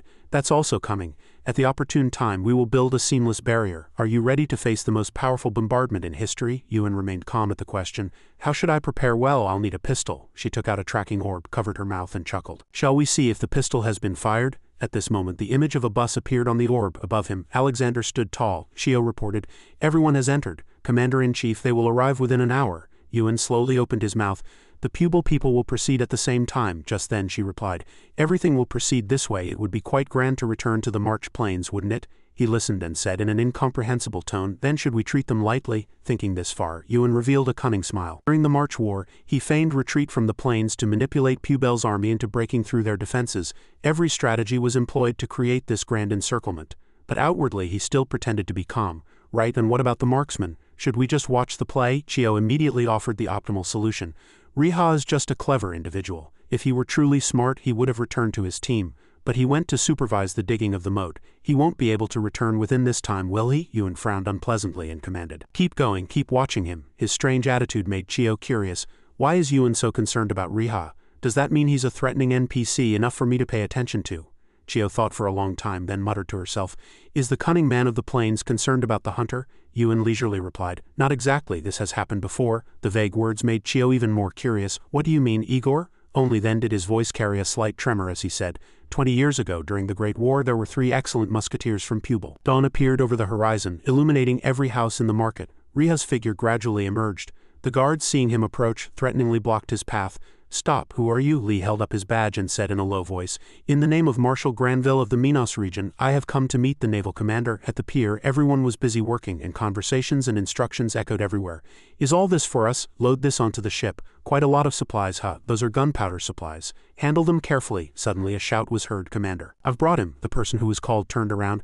So you're the one. He was the important NPC naval commander. Buck laughed and asked, Riha, have you come here by the marshal's order? Nice to meet you. I'm Buck. He also replied politely, nice to meet you. With a crunch, a sharp pain shot through his hand, making Riha think inwardly, why is he grabbing so hard? A moment later, Buck released his hand and sighed.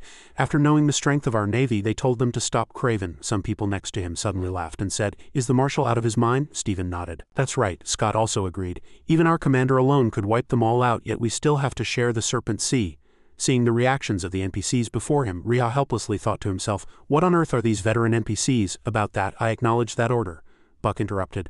Understood, you've clearly been sent as reinforcements. You must have had a disagreement with that old man. Come on, let's discuss the battle together comfortably. A few minutes later, Buck's men were engaged in a heated debate. Stephen frowned slightly. So that's how Drake's subordinates operate. Scott next to him coldly scoffed. We were fooled once, but now the main force must be hidden somewhere else. Riha, witnessing this scene, was shocked and thought to himself, is this a strategy meeting? Then where's the map? There's no map here. Buck, unable to understand, asked Scott again.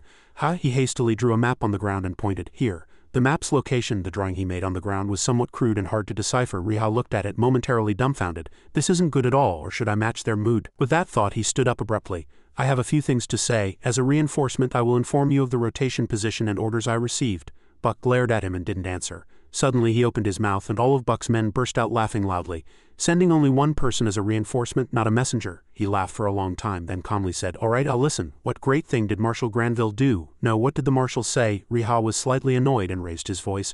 Please listen carefully. The marshal's rotation position and orders are as follows. Then he continued to explain clearly. Buck commented seriously, so the problem is that there's one dragon rider? Lantern scoffed and asked. Craven invaded Pubel's north. Isn't all this just a feint to cut off supplies from the plains? Sneak chimed in. This decoy isn't as effective as expected, Buck angrily shouted. This is no laughing matter. The 2 laughing lanterns froze. He asked suspiciously, hey, is everything you just said true? Riha nodded to confirm. Of course it's true, he continued. Since the sun has risen, they must have started their advance as well. Marshall told us to hold out for 20 more days and then he would end the battle. Hearing that, Buck's face hardened and he asked, "So all we have to do is hold out for 20 more days?" Riha replied. "That's right," he thought to himself.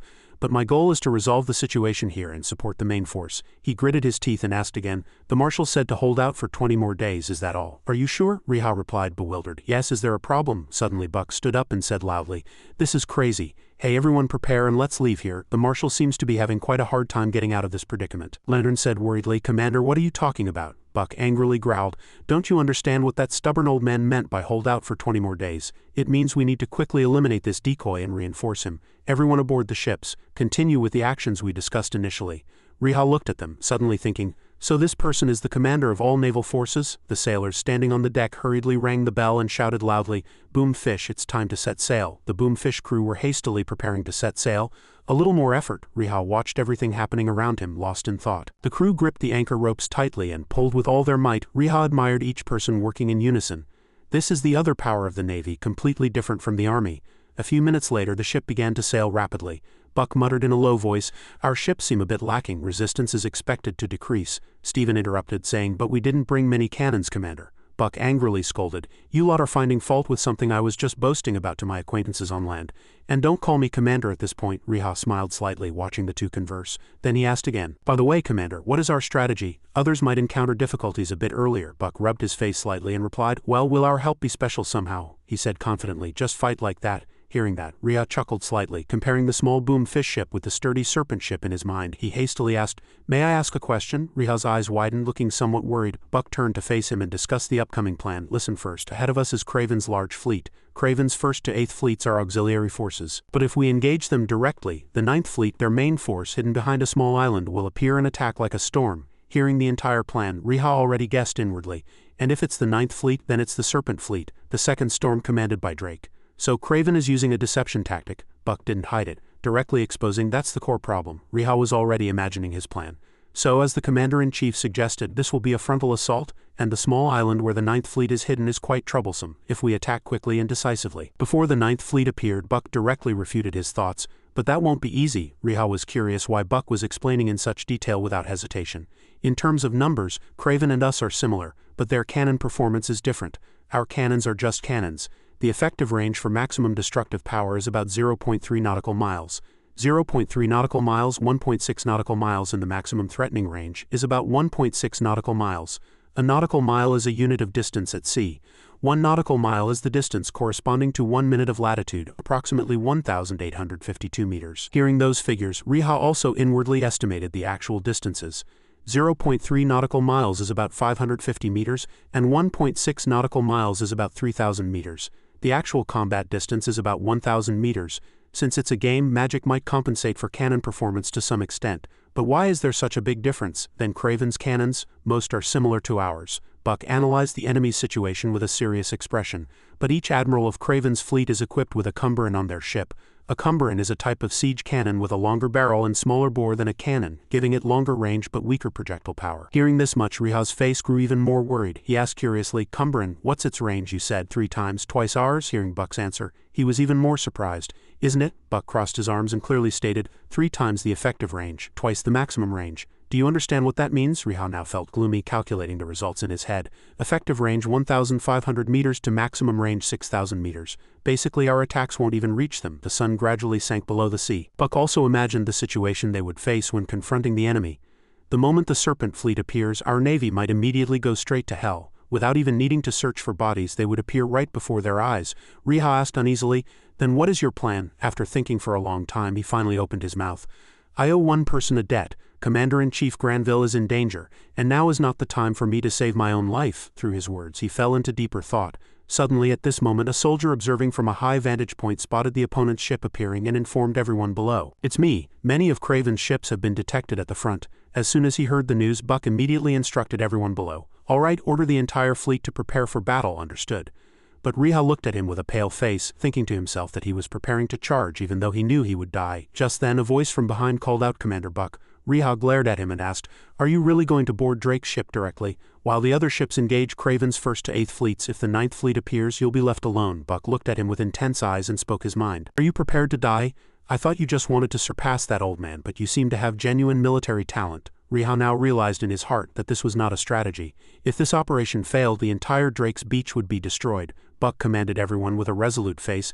We need to resolve this quickly. Our forces must keep pace with the forces on the marching plains. Everyone on the ship seemed to be doing their best to fight, but Riha, while inwardly respecting him, also worried.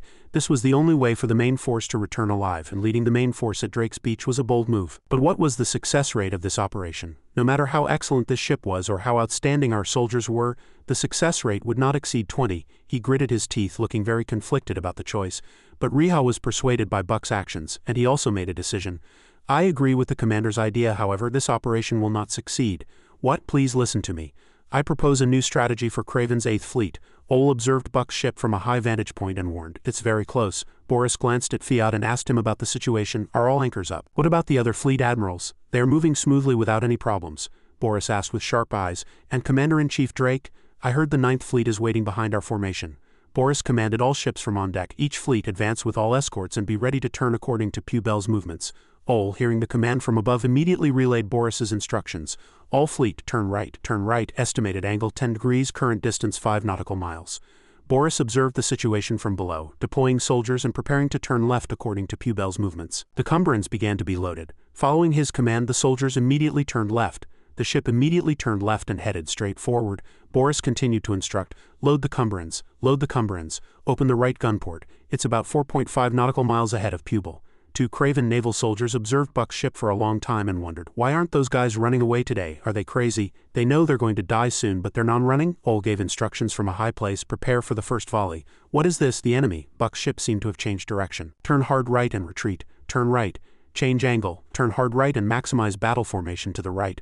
Boris saw the change and immediately ordered pursue, turn right, report to Commander-in-Chief Drake. We will attack when they are trapped. Craven's ships closely pursued Buck's ship. The ships cut through the wind and waves, rushing forward in Craven's 8th Fleet. Ole observed from above he found something strange and immediately reported to the Admiral. While Pubel's warships were fleeing, one small ship secretly slipped away towards the harbor. Fiat, judging the situation to be unfavorable, wanted to know Boris's countermeasures. What should we do? But he dismissed Buck's ship as merely a small vessel, treating it as insignificant. It's not important. Contact the fleet behind us and have them handle it. We will continue pursuing Pubel's fleet.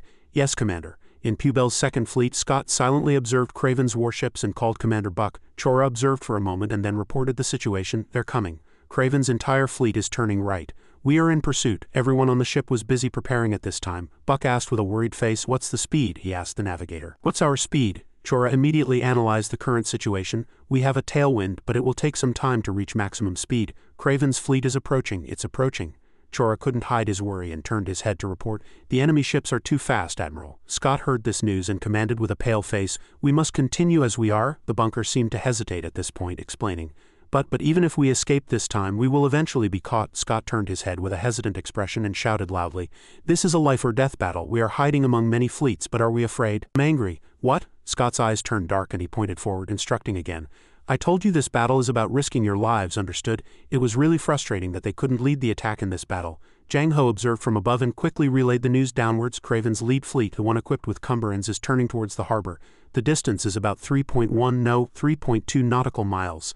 Buck, judging the situation to be unfavorable, quickly ordered, "The enemy is shelling. Helmsman, be ready to turn to avoid the cannonballs." Cannons on Craven's ship were already loaded. Scott seized the opportunity and ordered, "Turn." Evasive maneuvers are actions to avoid shelling by increasing or decreasing speed or continuously changing direction. Craven's cannonballs were fired in succession. Buck's ship's helmsman quickly turned to avoid the cannon fire.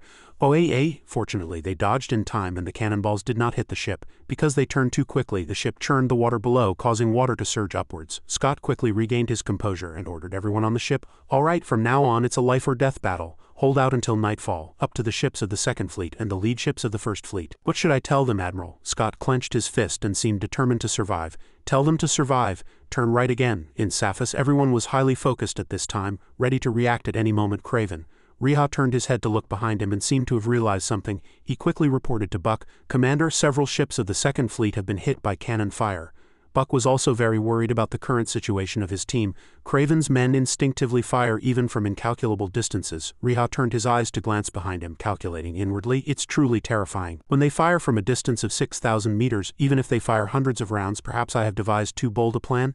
Buck suddenly asked him at this point. Then what about you? Riha seemed slightly surprised that he wanted his opinion. Me? Buck with a worried face wanted a clear answer from him. Can you do it? Your attack as planned. Hearing that, Riha thought for a long time and finally assured Buck, of course, Commander. As you said, there's no other option in this battle but to evade their line of sight. Hearing that, Buck also smiled contentedly. Your plan is still very insane, but I'm still very much in favor of it. Riha also knew his personality well. He decided to charge without even needing to think. Jang Ho carefully observed the enemy ships and seemed to have realized something. Jang Ho quickly informed everyone below about the situation. They've spotted us from behind. The entire fleet has turned towards the harbor and started pursuing us. But this time, Buck calmly reassured everyone, it's okay. They are still far away and it will take a long time to catch Saphus. This ship boasts the fastest speed. On the contrary, the enemy has fallen into a trap, so let's start the battle now. Upon receiving the order, Riha also took off his bag from his shoulder and replied, all right. Buck looked around and instructed below, advance with all capabilities, full speed ahead. Everyone below was ready for battle. Upon receiving the order, the helmsman immediately drove the ship forward at full speed. Understood. Full speed ahead. Riha at this time brandished his Agonia otter cloak. He quickly took out his Sazra. Both ships were almost colliding. Jang Ho observed from above and continued to report the enemy's situation. The enemy is speeding up and turning towards our commander's ship. The distance is about 4 nautical miles. It's a fleet. I've confirmed the flag. It's a two-headed bludgeon emblem. It's Craven's third fleet. Hearing the news reported by Jang Ho, Buck became even more excited and praised. Good. The third fleet is the most reckless and foolish fleet in Craven. They just act as they're taught. They probably forgot Drake's orders long ago. All they're thinking about is blocking the enemy from behind. Riha had already aimed at the target and was waiting for the right moment. That's exactly what I want. Buck appeared in the helm. He grabbed the wheel and offered to steer. Hand over the wheel to me. I'll steer the ship from now on. What? The commander steering the ship? That's right. Riha was accurately aiming at the opposite target from below. I want to do something crazy. Buck placed his hands on the wheel. He reminded him that he needed a madman. Turn it all the way to the right. Buck's eyes were full of certainty. His command was like thunder. Turn it all the way to the right, 100-degree turn, starboard. The massive rudder immediately spun smoothly, and his arms tightened amidst the whistling wind. Below deck, the sailors gripped the ropes tightly, tensing their entire bodies and pulling with all their might. The massive ship cut through the waves, leaving a white spray on the blue sea. In the distance, 3 enemy ships were in formation, but the golden bow still charged like a warhorse. Suddenly, it spun furiously. Buck asked about the situation. Is everyone holding on well? In the tense atmosphere, Chora burst out laughing. Captain, your driving skills seem immortal, right? After that, his fierce shout rang out, I told you to call me Commander Buck. Riha was strongly flung forward, held firmly by the rope wrapped around his waist. A thought flashed through his mind that the waves were much rougher than expected. Thoughts continuously flowed through Riha's mind. We've secured our bodies with the dimensional pocket ropes, but it's not perfect yet. Still, it's better than nothing. My back hurts so much. Amidst the murmuring thoughts in his head, Buck's voice called out to him. Hey, reinforcement. Riha was startled, looked up and replied. Why? He shouted in an urgent voice. Do you know what we need to find right now, right? Hearing that, he used binoculars and replied with a confident voice. Of course. Did you think I'd forgotten? The binoculars captured a warship at the forefront glowing like a dot. The target was identified in Riha's mind. The largest and most ornate boomfish on the enemy fleet. The symbol on the sail became clear in his vision along with the two-headed bludgeon symbol. Riha gripped his gun tightly in his hand, his eyes gleaming, and shouted, Found it? Buck frowned, his eyes sharp for the main mission. What's the next mission? He still kept his eyes on the binoculars, searching for the target. I need to find the person wearing the most ornate clothes. The estimated location will be near the ship's core area. The corners of his mouth curved into a smile, and a cunning smile bloomed under his confident gaze. Good, Grimscar loudly reported from the mast. Currently 2.2 nautical miles to the enemy galleon, and about 3 nautical miles to the commander's ship. We have entered the maximum range of the Cumbrian cannons. Buck calmly steered the ship and reassured him, it's all right. As long as the galleon is in front, those foolish Cumbrians won't dare to fire recklessly. Grimscar's voice rang out, reporting the situation. Another 0.5 nautical miles, and we will enter the maximum range of the galleon's cannons. He turned to Buck and asked, Are you all right, reinforcement? How much further do we need to go? Buck's face didn't look good after hearing his answer. 2 nautical miles to the galleon. But Riha denied what he had just said and shouted, No, it's not the distance to the galleon. He turned his head to look behind him and said as if warning, The distance to the commander's ship is 1 nautical mile. Buck slowly asked in a firm voice, Then do you know what that means? If it's 1 nautical mile to the commander's ship, the distance to the galleon is. Riha calmly replied as if he knew this beforehand. Of course. Orin's face turned pale and his voice trembled, full of worry. Commander, it's too close. Buck shouted at him but couldn't hide his worried face. Don't interrupt while the captain is speaking. He gripped the wheel tightly and muttered. Truly insane. He slightly raised his finger, ready to pull the trigger at any moment. He asserted, As I said before, it's insane. Buck was still slightly worried, but he couldn't hide his excited smile. Good, since we hold the key to madness, let's go all the way. His command echoed across the vast sea. We will reduce the distance to the commander's ship to 1 nautical mile, and everyone prepare. An ear-splitting explosion ripped through the air. Cannons fired from enemy ships flashed.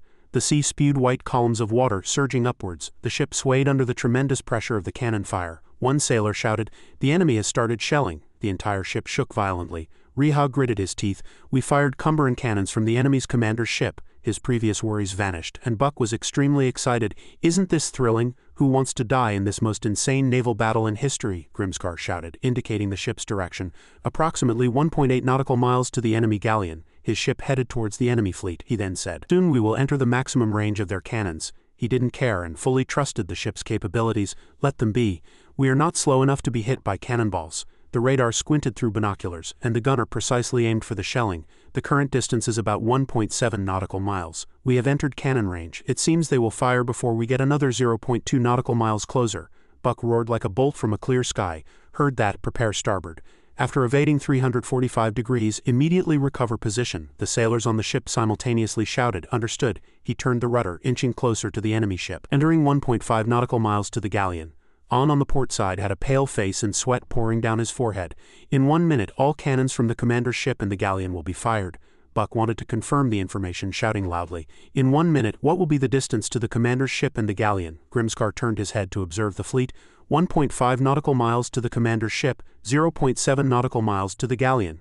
Riha gripped his gun tightly and calculated inwardly in an aiming stance. Approximately 2.7 kilometers to the commander's ship, 1.3 kilometers to the galleon. He tightly shut his eyes, steeling himself for the decisive shot. 1 minute countdown begins. 60, 59, 58. Suddenly his voice broke the silence. "Reinforcement. Just this once, we will not be hit by a single cannonball, no matter the cost. Can you do it in that time?" Riha, focusing intensely on his aim, replied with full confidence in his voice. "Of course," Buck shouted loudly.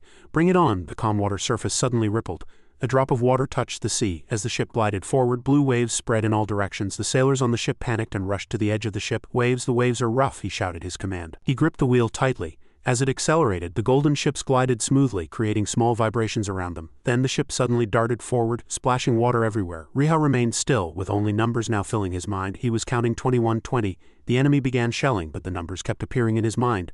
19 cannonballs continuously fell around the ship, creating shockwaves. In Riha's heart, the countdown echoed, slow but heavy like a drumbeat. 6, 5. Now even the surrounding noise couldn't stop him, and he reassured himself inwardly. "Calm down, good." Holding his breath, cold sweat formed on his fingers. 2. Riha's finger touched the trigger. The outside world gradually faded, leaving only the target waiting for the trigger to be pulled. As the mental countdown reached its final number, everything stopped.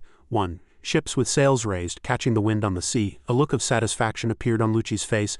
"I didn't expect such a fool in Pupil. Who would dare to charge alone?" He flashed a cunning smile. As he thought he was about to win, "This is truly free contribution. I didn't think I'd get such an opportunity after being relegated to the rear." Meanwhile, Riha was in a sniping position on another ship. Lucci wanted to reconfirm the situation before giving the order. "Are all gunports ready?" Ole answered clearly without deep thought. "Yes, shelling preparations are complete." Holding the gun in his hand, he was waiting for the opportune moment to pull the trigger. The bullet pierced the neck of Naval Commander Liu, who had just spoken. "Yes, let's begin." Screams spread across the sea. Fish Flag Alliance. Hardrick observed the situation from afar, but he could infer that no shelling was coming. Craven's third fleet seems to be in disarray. A tense expression appeared on Elias's face. Did he really hit the Admiral? Hardrick himself was startled. This insane operation actually succeeded. Buck showed complete confidence in his resolute action. "That's right, I knew you were that kind of person. Although you only sent one reinforcement, you sent the right person for this mission." Radar didn't want to take any more risks since his assigned mission was over. "Then let's get out of here now, Captain." Amidst everyone's anxiety, Riha immediately stopped him. "We're not going anywhere yet." The sniper rifle's casing ejected. As he operated the rifle to fire the next round, Riha assessed the current situation through his binoculars. There were still 3 more fleets behind them. Only now did Buck seem to understand his words. Hardrick was startled by the sudden news. "I apologize." Radar was as flustered as his comrades. "What did you say?" As the situation grew dangerous, Riha hoped the naval soldiers on the ship would join forces. "We need to eliminate all 3 remaining Craven fleets behind us. We must destroy the fleets behind us before Drake arrives." Someone urged Buck but received no answer. "Commander, turn the ship around." "What are you doing?" A system notification suddenly appeared. "Defense battle activated. Beach area special mission, silence and eliminate 1." This presented players with the requirement to prevent the landing of the Craven Navy across Dakchi Beach for 20 days or assassinate at least 4 Craven admirals. Admiral 1-4. Riha's ability to remain calm was due to his firm mental preparation. 3 more left. No need to be surprised. I came here with a clear goal from the start. In the constantly changing war situation, holding out for 20 days in the beach area was highly illogical. The explosion occurred before Riha's eyes, and it was highly illogical. If the admiral or captain had been a player, the confusion might have lasted longer, but if an NPC took command, the situation would quickly recover, to end the situation as quickly as possible before the Supreme Commander intervened. The best option was to eliminate all 4 admirals. Riha's detailed analysis alone was not enough to complete the mission. The problem was his lack of experience shooting from a ship. He tried to close the distance, but Buck solved both problems for him. He was endlessly grateful to Buck for this. Wave nullification technology acceleration. A reckless charge plan. The naval soldiers wanted to support Buck. "Commander, please tell us the plan," but he lashed out at everyone. Overcome with rage, "I want to confirm again. Is there no other plan?" The will to eliminate the opponent. Buck's charge accelerated further. Riha suggested the team's direction of advance. "Commander, if we don't move to the nearest fleet behind us, the 3rd fleet might recover." Radar couldn't help but worry about the unsettling situation. "Commander, I don't mean to object, but we're not following that guy's plan, are we?" Buck immediately opened the opportunity for a new approach. "Reinforcement, are you serious?" Riha's eyes were filled with confidence. "If by eliminating just 1 admiral and throwing 1 fleet into disarray, we can win the next battle against the Craven fleet, then we can go back." He gripped the helm and gave a satisfied smile. Buck did not follow the original plan. "All right, change course again. We'll go around Craven and approach the 3 fleets in the rear again." Hardrick was not pleased at all. Commander Buck continuously spoke, trying to inject energy into his subordinates. "Don't be afraid. Remember that we are the Fish Flag Alliance, fish traversing the vast blue sea. Haven't you heard the song Beyond That Blue Horizon?" A powerful voice echoed in the middle of the vast sea. "Our joy and victory lie beyond that horizon." One ship hastily darted forward at the captain's command. He turned the wheel hard right and advanced at top speed, and the ship glided away at a rapid pace. 7th Fleet. A naval soldier hastily ran up bringing urgent news. "Admiral, urgent news. The 3rd Fleet Admiral has died." Wong turned around upon hearing that and shouted, "What?" Bananas broke out in a cold sweat. "It has been confirmed that the 3rd Fleet Admiral has died. The 3rd Fleet is currently merging with the adjacent 2nd Fleet for reorganization." Some facts were revealed by Bananas. The cause of the Admiral's death was still unknown, and the enemy ship was rapidly approaching the 2nd Fleet. Bokap asked as if unable to believe his ears. "What are you saying? Lucci is dead?" His questions remained unanswered. "What? Why don't the NPC commanders know this fact?" "That's right. Do the NPCs still not know this fact? Because this is news I received via secret message, isn't it?" Bananas' system instantly appeared. He updated the news faster than the control panel. "Our 2nd Fleet has begun shelling. The enemy ship is maneuvering evasively. Even the chaotic scene on the sea could not stop the ship. The distance is approximately 1.5 miles. But since the 2nd Fleet is currently merging with the 3rd Fleet, the artillery concentration is problematic." Bananas, witnessing the actual situation, was extremely tense. "So what happened?" VC found a simple solution: launching speedboats to block the enemy's projected path and impede their movement. "Meanwhile, we'll have to use cannons, right?" But Bananas' entire body trembled. "The 2nd Fleet Admiral has died." The result exceeded VCO's imagination. "Dead." Dragoon stood firm even in the strong wind. On closer inspection, a flag signal was sent from the 3rd Fleet. The deaths of the 2nd and 3rd Fleet admirals were confirmed. Having heard several pieces of bad news, Wonkup issued a warning to his comrades. "Immediately inform the 4th Fleet Admiral of this news and tell them to escape. The enemy has brought some secret weapon." Wonkup had never been so flustered and immediately contacted Commander Drake. Bananas suddenly stiffened. "There's an admiral over there." The symbol drawn on the white sail was a marker to help everyone recognize each other. The sound that echoed as that special ship appeared was none other than Commander Drake. The scene changed. Those who caused the chaos were from the Fish Flag Alliance. They were very excited. "Let's go, let's go. This is a cannonball." Everyone gripped tightly. Countless bullets were fired, flying straight towards the only ship floating on the sea. A sailor standing on top of the ship observed everything, warning everyone. "The ships of the 2nd and 3rd Fleets are pursuing us from behind." Buck, fearing neither heaven nor earth, steered the ship with a provocative expression. "Don't worry about it. They won't hit us even once. What good are hundreds of ships foolishly chasing Craven? Their artillery will find it difficult to counterattack us." Then he immediately ordered, "Reinforce. 2 more admirals remain, each commanding a fleet." Although the next order had to be given, it would take time to absorb and reorganize the dead admiral's fleet. Having finished everything, he turned to Riha. "While they're still in disarray, we'll leave. Are you ready?" He replied to his words.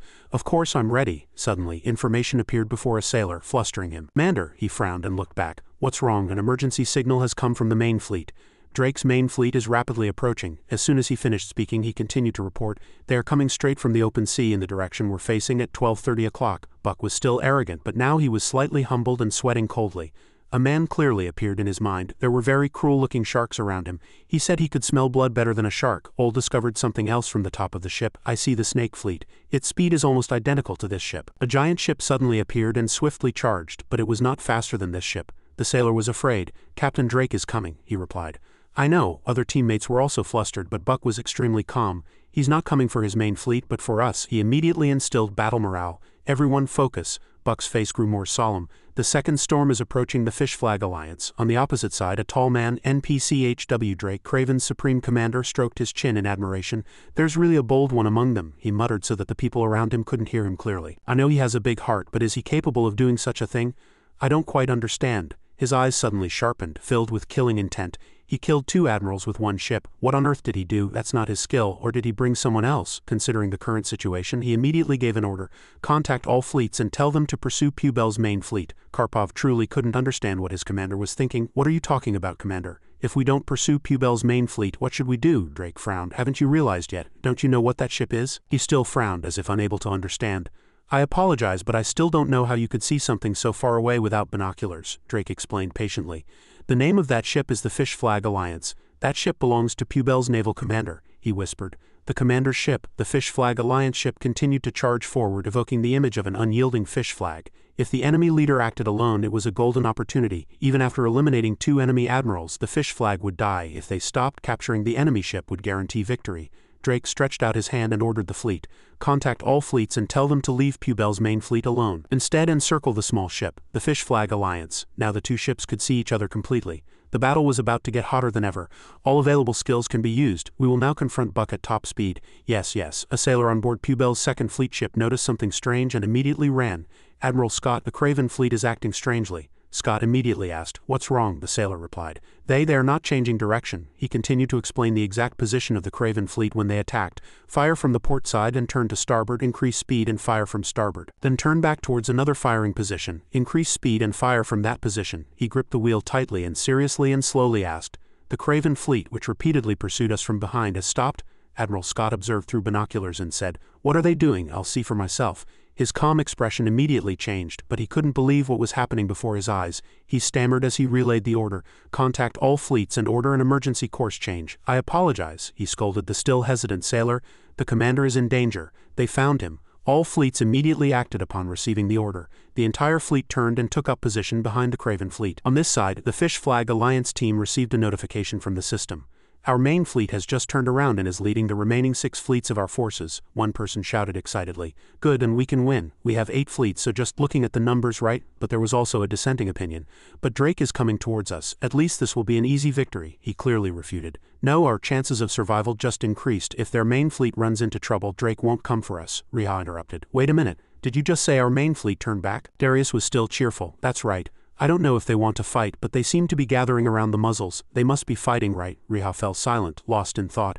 6 Craven fleets, excluding 2, are reorganizing against Pubel's 8 fleets. If we engage in a full-scale artillery battle, there might be a chance. His eyes were filled with killing intent as he looked ahead. But we can't do that. The casualties would be too high. We need to protect as many lives as possible. The battle system map appeared. We must maintain as many troops as possible to catch up with the enemy on the marching plains. This isn't just about winning and ending the Dakchi Beach battle. We need to look at the entire war. He immediately called the commander. Buck, contact the main fleet and tell them to evade. Buck looked at the commander in surprise. They cannot participate in the battle. Hearing that, Riha grew impatient but smiled as if trusting his commander Buck. The sailors couldn't believe what they had just heard. What, but why? Steering the ship, he continued in a solemn tone. Send a message to 2nd Fleet Admiral Scott. That is my order. Pubel's fleet cannot engage Craven. He gripped the wheel tightly and told them to focus only on escaping while Craven was pursuing them as they were now. Any clumsy tactic will only lead to a chaotic battle. Everyone immediately obeyed the order. Understood. Riha fell silent, sending a cold sneer. Buck clapped loudly once to attract attention. Now everyone focus. Maneuver left to evade and change direction. The ship immediately changed direction, preparing to take a battle stance. While birds circled in the sky, warships faced each other below. A fierce battle was about to erupt at 9 a.m. on the same day on the Minos front plains. Granville's army marched powerfully under his command. The wind swept across the wide plain, making his combat uniform flutter. In Granville's eyes there was a firm and unyielding will befitting a general with rich combat experience. He clenched his fists and his powerful voice resonated, boosting the morale of the entire army. What is the purpose of our service? In an era where war overshadowed peace, every word he spoke was like a stimulant, igniting the soldiers' will to fight. We are the last hope and we must protect our homeland. Whether we win or not depends on you. Under the bright sunlight, Granville's back stood tall like an impregnable fortress, and his thunderous voice continued to issue commands. We defeated the demon army, and we will do so again. The hopeful sound of trumpets would once again resound. He drew the sharp sword that had accompanied him through countless battlefields, and its blade gleamed brilliantly. Do you desire rewards? I guarantee there will be rewards, however, it will not be in the form of ordinary objects, and hope cannot be found in a single gold coin, Granville roared. We fight not just for rewards but for our homeland, because conscience and pride fill your hearts, and we shall be recorded in the history books." He raised his sword high into the sky, his surging momentum seemingly piercing the heavens. "As proud people who defended the kingdom of Pupil, let it be known to all the world. History will remember us as more than mere individuals. Swing your swords, chant your spells, stand and fight without fear." At his command all the armies raised their swords and spears in unison. Following this, Granville pointed his sword at the enemy, giving a thundering order to all his soldiers to charge. At his charge command the army furiously rushed forward like a wave, their momentum like surging tides. Bu led the charge, gritting his teeth and eyes blazing. "Do not be swayed by glory and forget your responsibilities. Attack fiercely but at the same time firmly defend the rear of the 5 tanks," when Bu roared. His voice overwhelmed even the wind, inspiring all soldiers to rise up and defend their homeland. The rest also agreed with a mighty shout of "Advance!" The armies on both sides furiously charged forward like a tsunami, their footsteps shaking the ground. Granville and Chief of Staff Ed observed the battle from afar. Ed spoke with concern. "Commander Granville, do you really think this situation is all right?" Granville replied. "What are you talking about?" Ed began to analyze. "The Minos army's wedge formation is truly strange. This is not a normal situation." He reviewed it more closely to make it more defensible. "It would be more advantageous to use a U-shaped formation to lure the enemy or build a defensive line. If our forces attacked both sides of the enemy and spread out left and right, the 13 million Minos troops would not be able to fight easily in this formation." "But why do they still maintain this formation?" Granville glanced at him and replied indifferently. "I know," Ed asked again, surprised. "Yes?" Granville then spoke. "I just received a report. The defensive forces scattered across the Minos territory have withdrawn from the sub-command and regrouped." Upon hearing this news, Ed was flustered. He broke out in a cold sweat and confusedly asked the commander, "But are we still continuing with the attack order?" Granville's expression darkened. Granville was firm in his objective. "Everyone will be expecting it. Why not? Besides, the Prairie Fox overlooks the fact that some things in the world cannot be overturned by tactics alone. Absolute tactics. The Minos army has 13 million troops, but the Pupil army has 16 million. The minority cannot encircle the majority. Whatever tactics are used, that is an unchangeable law." Both sides were still fiercely engaged in combat. Bu, like a hungry wolf, continuously poured all his strength into close combat with every enemy. Granville frowned slightly. "I'm one step ahead of you, Ewan." To the left of the Pupil formation, the Minos mage soared into the sky, stirring up dust. The lightning in his hand flashed, just as he was about to attack the Pupil army below. Vim shot him squarely in the face. The mage fell to the ground, screaming in pain from Vim's unexpected attack. Kijung, fighting alongside Vim, did not forget to praise his outstanding performance. "Good shot, Vim. Keep shooting down the mages in the air." Vim also quickly replied. "Don't worry, my aim is accurate." In a moment of carelessness, a giant from the Minos camp crept up close to Kijung. He roared, swinging his huge hammer. Immediately after, he brought the hammer down on Kijung, who seemed to be torn in two. The ground violently shook, and shattered stones flew in all directions. After that thunderous attack, Kijung seemed unable to hold on any longer. But at the critical moment he raised his shield, blocking the furious attack. Just then, someone approached the giant from behind. The giant felt the blade tear through his flesh and blood immediately spurted out. He screamed in pain. Kijung composed himself and loudly encouraged the entire Minos army. "We must attack the flank of the central forces. We must break through this defensive line before Alexander arrives and starts attacking our flank." The soldiers immediately recognized him. They shouted in unison, "Oh, it's Captain Kijung, let's follow him closely." Kijung once again appealed to all the armies. "Do not think of this as a one-on-one battle. If we attack with resolve, perfect cooperation and support, we will surely win. Charge!" To the right of the Pupil formation, the soldiers' morale was sky-high and they charged forward as one. They charged into the battlefield, but just as they advanced furiously like a waterfall, a shadow suddenly appeared, blocking their path and preventing them from moving forward. The stranger spoke indifferently. "Stop, soldiers, stop. Why are you stopping us?" The man was dressed in black, his clothes fluttering in the wind. He had his hands casually in his pockets. Despite the chaotic battle before his eyes, his demeanor was surprisingly calm. The stranger calmly presented a tactic. "We will attack the flank with the weakest defensive line. Follow me when I give the signal." All the Pupil soldiers stood dumbfounded. "What is he doing now?" Some even lost their composure and shouted, "Are you crazy? Don't cross Heller's line." But his next action immediately stunned the soldiers. The man pulled out 2 crimson geckos from his pockets. The 2 guns spun in the air and landed neatly in his hands. His eyes flashed. In an instant, bullets furiously fired from the 2 crimson geckos. The bullet trajectories formed a deadly net, bringing down countless enemies. The 2 guns continued to spin in the air and flames continuously spewed from their muzzles. But no matter how flexibly the guns moved, they always seemed to return to their original position. Returning to his hands and continuously firing deadly bullets, all the bullets precisely pierced the heads of the enemy soldiers. Painful groans echoed. The enemies fell one after another without even having time to react.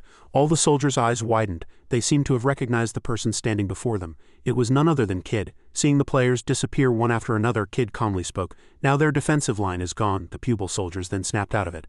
All right, they immediately composed themselves and shouted, advance, there's a gap in their defensive line, break through their defensive line, follow Kid closely, if we follow him closely. Kid frowned as expected, his handsome face was hidden behind his hazel hair, and his combat uniform fluttered in the wind. Gripping his familiar crimson gun tightly in his hand, he said, war is truly a bother. Chio and Yuan appeared in the Minos commander's office again. Yuan trembled all over, he seemed to have already guessed what was about to happen. Indeed, that's Granville for you. Isn't this a bit dangerous? Both the left and right sides are under pressure, but the central forces are holding up quite well. We can't underestimate the Pupil army and the Golden Dragon. That's what I was going to say. The Pupil heretics are very dangerous, but the real threat is Granville. Suddenly he slammed his hand on the table and growled, this basic tactic is to exploit the difference in numbers. That's what that damn bastard does best. Do you still not understand the urgency of this situation? When is that ace card you said would arrive before Bifus coming? She still replied with an unperturbed expression. Unfortunately, Alexander's information is limited. It might take a little longer for him to arrive. Yuan could no longer suppress his anger and shouted, limited for whom, where? I thought he was the best among the heretics. Hearing what she wanted to hear, Chio finally smiled contentedly and replied, who can limit a dragon rider? That's what I'm saying. If you're worried, would you like to take a look? Seeing Bifus clashing with Jigen through the orb, Chio subtly hinted at what was to come. Even though he's tied up, your ace card will appear soon. Bifus opened his mouth wide, gathering an orb in his mouth ready to attack. He shot that orb directly at Jigen. The power of that orb was tremendous, and at that moment the sky was covered in black smoke. Jigen, witnessing the scene from behind a rock a moment later, furiously cursed that damn dragon. He sat behind the rock, drinking a healing potion, reviewing everything in his mind. Compared to the time it took to summon large rocks or small rain, his breath-holding time lengthened after he reached max level. Jigen threw away the potion bottle and continued to calculate in his mind. It seems like both their attack power has increased by at least 30. Damn it, this trash game gives them so much power as soon as they reach max level. Bifus stood in the air waiting for him to appear. Jigen was still crouching behind the rock. No one knows how hard I've worked to catch up with that stupid dragon, and now I'm gradually falling behind. Outside, Alexander tried to provoke Jigen to reveal himself. Turn Li Jigen. Then Jigen, angered, continuously cursed him. Damn it, get that damned filthy bastard and that dragon out of here, and fight me one-on-one like a man. But you don't want that because you're scared, aren't you? Alexander looked down and declared, I am the one who maintains order and brings justice. I do not engage in battles driven by hatred or personal desires. Hearing his hypocritical words, Jigen scoffed and raised his middle finger. Really? So, as someone who doesn't fight out of hatred or personal desire, is that why you've been fighting me all this time? Can't you speak more rationally? Alexander pointed his sword directly at Jigen and once again asserted, I, as Belphus's sole companion, am committed to upholding justice. He even added threateningly, if you obstruct my pursuit of justice, I will not forgive you. And the same goes for you. Alexander reached out his hand as if to grab something in the air. Get lost, I'm coming now. Jigen, witnessing everything from behind the rock a moment later, scoffed inwardly. Now he's talking to himself. What a loser. A plan was now in his mind. I must seize this opportunity to use lightning and soul link simultaneously. This way, my attack can reach that level. At the same time, Bifus once again sniffed with his dragon nose in the air. Very quickly he found traces of Jigen from the recent explosion. Alexander's longsword also pointed at Jigen. Obstructing General Jigen's path is a serious crime. The tip of his sword precisely touched Jigen's head. Alexander did not hesitate and struck down with his sword. Your companion. He looked at Jigen with contempt, and Bifus declared, your execution requires strength. Seeing death imminent, Jigen's face was filled with surprise and doubt. I cannot ignore your role, my role. But the sword did not pierce Jigen. Alexander then commanded Bifus, go. As Bifus witnessed the scene, Jigen gritted his teeth and furiously questioned, wait, where are you guys running off to? Before leaving, Alexander left only one sentence, reflect on yourself and find me again with a problem other than a war between races. Bifus's flight speed was astonishing and the two quickly left the place. Only an echo from afar, the time will come to enforce justice, was heard. Chio couldn't help but admire with a face drenched in sweat. That's why I can't take my eyes off him for even a moment. He's truly a boring person. In the wide open field, both sides directly confronted each other.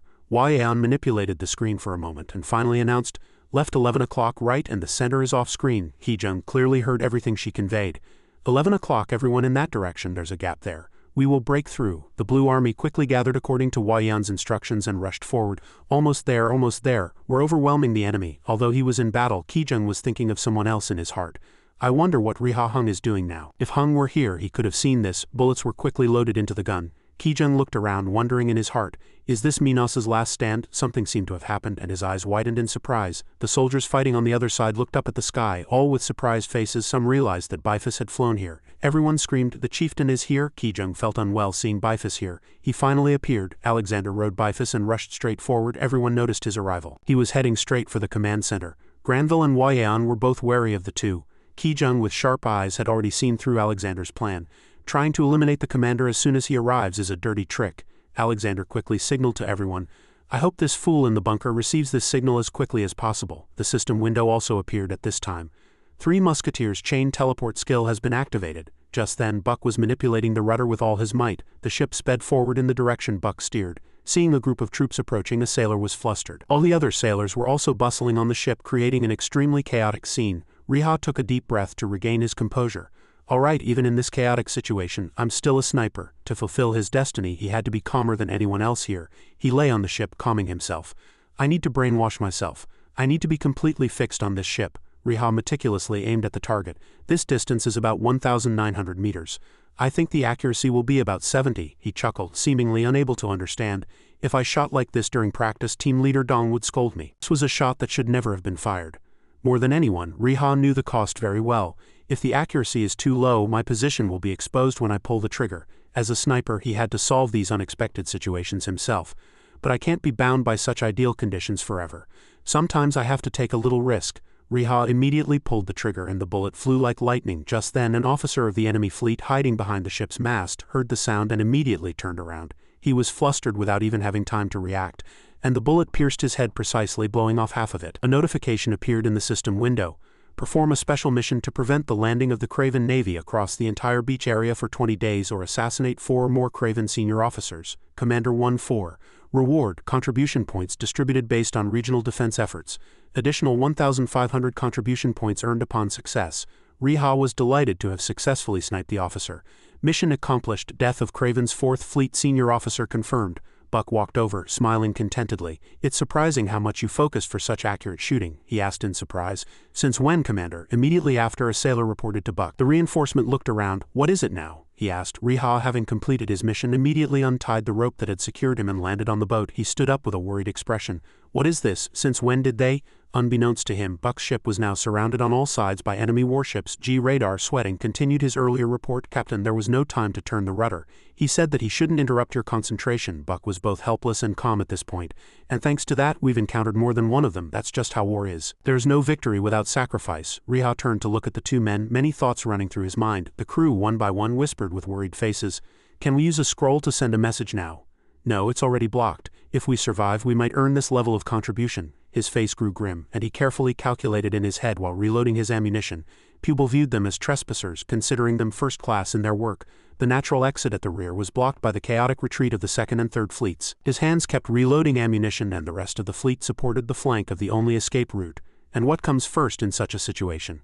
Riha, having loaded his ammunition, raised his gun towards the Serpent Sea. He began to plan, imagining the terrain in his head. This encirclement has just been set up, so it's not yet within bombardment range. But if we continue to approach at this speed, it will enter that range. He stood up. What should we do? The Will of the Blood replied without hesitation. What do you think we can do? We'll wander like lost young birds in the middle of the sea. Suddenly Riha shouted, full speed ahead. We must move forward at full speed. Buck hadn't yet grasped what had happened. What? He closed his eyes helplessly. Surely you don't even know what's in front of us now, he explained clearly. The Serpent Fleet, and that's all we can hope for right now. The same will happen to others, just don't give up. Everyone was surprised. Still not giving up in this situation. What more can we do in this situation? Seeing his comrades losing their will to fight, Riha admonished them. Don't focus on these details. Look at the big picture. Look at what's most important in this war. Buck stood aside and muttered. The most important thing, he was ready to join the fight at any moment. They will only suffer losses in this battle if Drake dies. So if Drake dies, we will win. The sail fluttered in the wind. Please listen, I have an idea. 20 minutes later, the enemy warships were now close. All the crew worked frantically. Quickly, quickly, quickly. Everyone threw the wooden barrels and all the cargo on the ship into the sea. Throw all the cargo overboard. On the opposite side, a man appeared among the soldiers. He had a sinister face and sharp eyes. A glowing magic circle appeared, conveying a voice. Buck, stop, Drake warned in a low voice, eyes wide. We've won, you're all ready to die. Any struggle now is useless. Hearing Drake's provocative words, Buck smiled but was inwardly nervous. The boxes floating on the sea made Drake wonder, what are they doing now? Are they reducing weight, or is it another way to kill our other high-ranking officers? Buck provoked him again. Drake, you're the one who invaded our sea. Not stopping there, he spoke even more brazenly. How dare you treat us like illegal fishing boats? Seeing the commander change like that, Radar whispered in his ear. Commander, we're not using voice amplification magic, so Drake probably can't hear you. Buck blushed and stammered. What? After speaking, Buck immediately used voice amplification magic and confusedly repeated what he had said earlier. You're the one who invaded our sea. How dare you treat us like illegal fishing boats? Drake said nothing, his gaze sharper than ever. He pointed a finger and said, this isn't even worth my reply. With the 2 ships facing each other, Drake continued to warn. From now on, if you dare to reply or even the sound of a shaking liquor bottle is heard, I will shatter this ridiculous fishing boat." Buck looked at him coldly and frighteningly. "I order you to go to the Serpent Sea." Buck could only remain silent. Buck could say nothing, muttering in extreme fear, "Just one word from him, and everything will be over." In his mind, an image of Drake activating firepower appeared. "If he just says fire, even if he's 2 miles away, my ship will be destroyed." Suddenly, a voice from somewhere called Commander Buck. It turned out to be Scott using voice amplification. His face was now extremely flustered, clearly showing the current unstable situation. On this side, Buck didn't want everyone to be involved. "Damn it, brothers, if you can't arrive in time, just run away," Drake suddenly warned again. "Stop with the useless acts, Buck. This is a warning. Stop." The sea stretched out. This moment, Buck's warship was surrounded by Drake's warships, and in the distance his reinforcements were rushing to the rescue. Drake's voice rang out again, making Scott hesitate slightly. "Come closer, we're going to annihilate the Fish Flag Alliance." Regardless of worldly affairs, what Scott worried about most was the commander's safety. "Contact all gun batteries within the fleet. If they harm our commander, just fire." Despite making such a harsh decision, Scott flinched slightly at the immediate difficulty, even if the entire Pupil Navy had to die here. Following Scott's command, the ship slowly advanced, their speed of advancement being 1 knot per hour slower so that they wouldn't notice they were moving forward. Hogwar Drake's eyes grew sharper and sharper. "Buck, your life is all we want. Once we get it, we'll leave. I'm sure you don't want to drown your close comrades here, do you? Get off the ship and go to the Serpent Sea." Hearing that, Buck waved his hand and commanded, and at the same time replied, "I really want to, but my brothers won't." Silver, following Buck's command, held up binoculars and observed the enemy's position, and Buck made them let down their guard. "If you leave a scratch on my ship, you know what will happen next." He hurriedly turned around and asked if he had found him. Silver could only give a disappointing answer. "Not yet. There's no trace of Drake anywhere." Buck gritted his teeth and cursed in anger. That damn ghost, the supreme commander of a nation, hiding behind his subordinates. Buck's crew frantically tried every method to find Drake's location, couldn't find him. "Quickly tell everyone to keep searching. We can't let him escape." Having confirmed the distance, he said again, "Don't stall for time, Buck. I'll tell you to leave in 30 seconds. Buck could no longer maintain his composure at this point, and told everyone the most essential thing: stop focusing on his cloak. He might have changed clothes and mingled among his subordinates. He spoke softly with Silver, worried. "Drake, I'm not exactly sure, but he seems wary of us killing the admirals." "It seems so." Silver clutched his chin and gritted his teeth, annoyed. "But distance is the problem. The distance between the Fish Flag Alliance and the Serpent Sea is about 2 miles, and it's an ultra-long-range sniping mission for a target we haven't even found yet." He clenched his fist and chuckled, full of confidence yet self-deprecating. "I know my reinforcement is extremely reliable, but can he do this?" But it seemed there wouldn't be much time. Drake again interrupted his murmuring. "Buck, I said 30 seconds. Now that you're starting to move," the ship advanced calmly, as if fearing neither heaven nor earth. "Run for 30 seconds. "Ah, is that what you meant? All right, I promise not to attack for 30 seconds. Drake was genuinely annoyed by Buck's cheerful temperament. "Stop with the useless talk. Now you have 20 seconds left." Buck still wore a confident yet slightly cunning smile. "What if I refuse?" The Sea Serpent fleet emblem on the sail indicated that a fierce battle was about to begin. "Then I'll show you why I'm called the Second Storm." The sky began to undergo unexpected changes. The entire blue sky immediately turned gray. A colossal force enveloped the entire area. The Fish Flag Alliance crew knew the situation was more unstable than ever. They quickly prepared everything necessary. "Prepare quickly. Shield, Drake has started acting." "The shield won't work. It's only a temporary skill." Thunder and lightning flashed in the cloudy sky, fiercely striking directly above the Fish Flag Alliance ship, threatening to engulf them at any moment. "Just one hit, and this ship will sink." Buck's face grew grim, unable to believe what was unfolding before his eyes. Drake still gave him a chance. "You still have 7 seconds. He gritted his teeth in exasperation. "I promise not to harm our people if I board your ship." The sea had already begun to churn with rough waves, and the lightning continuously intensified. Drake still kept his promise to Buck. "Of course, you really are fools, but your numbers exceed my imagination." Buck cunningly smiled. Much of his earlier hesitation gone. "They know they'll suffer immense damage if they fight us." Outside, Pubel's second fleet, led by Scott, tried to persuade him. No, Captain, don't get off the ship." Scott truly couldn't control his emotions, and tears streamed down his face as he clenched his fists in frustration. Drake, his face contorted, his eyes bloodshot. "If anything happens to our commander, our Pupil Navy will not let you go. Even if it causes a bloody war between our 2 nations." Buck, incidentally, wore an expression of extreme contempt. "Did I tell you why I didn't want to appoint him admiral? It was the right choice after all." Finally, the last decision was made. The Fish Flag Alliance launched a small boat into the sea. Buck immediately climbed down the ladder and boarded the small boat. "All right, I'll get off the ship. I'll go my own way, Drake. I hope you keep your promise." Scott still grumbled like a child. "Commander, no." Drake achieved his goal, watching Buck slowly approach him. Drake still kept his promise. "I swear in the name of the Mother of our Sea, our craven army will no longer fight after acquiring Buck and will retreat." A man with a deep-set hat rowed the boat, taking Buck away. and they seemed to be plotting something. The small boat slowly approached its destination. On the ship, Drake's crew reported the current situation. As promised, they are approaching with Buck and only one rower. He crossed his arms and said in a solemn tone, "The opponent may be our enemy, but he is an excellent naval officer. Respect him and treat him courteously." A crew member replied, "Yes, understood." However, behind Drake a gun was aimed. As he looked back in surprise, the other crew members were also startled by the person and were helpless. A man in a red cloak stood on the ship holding a gun and aiming it at Drake. "Finally you've appeared.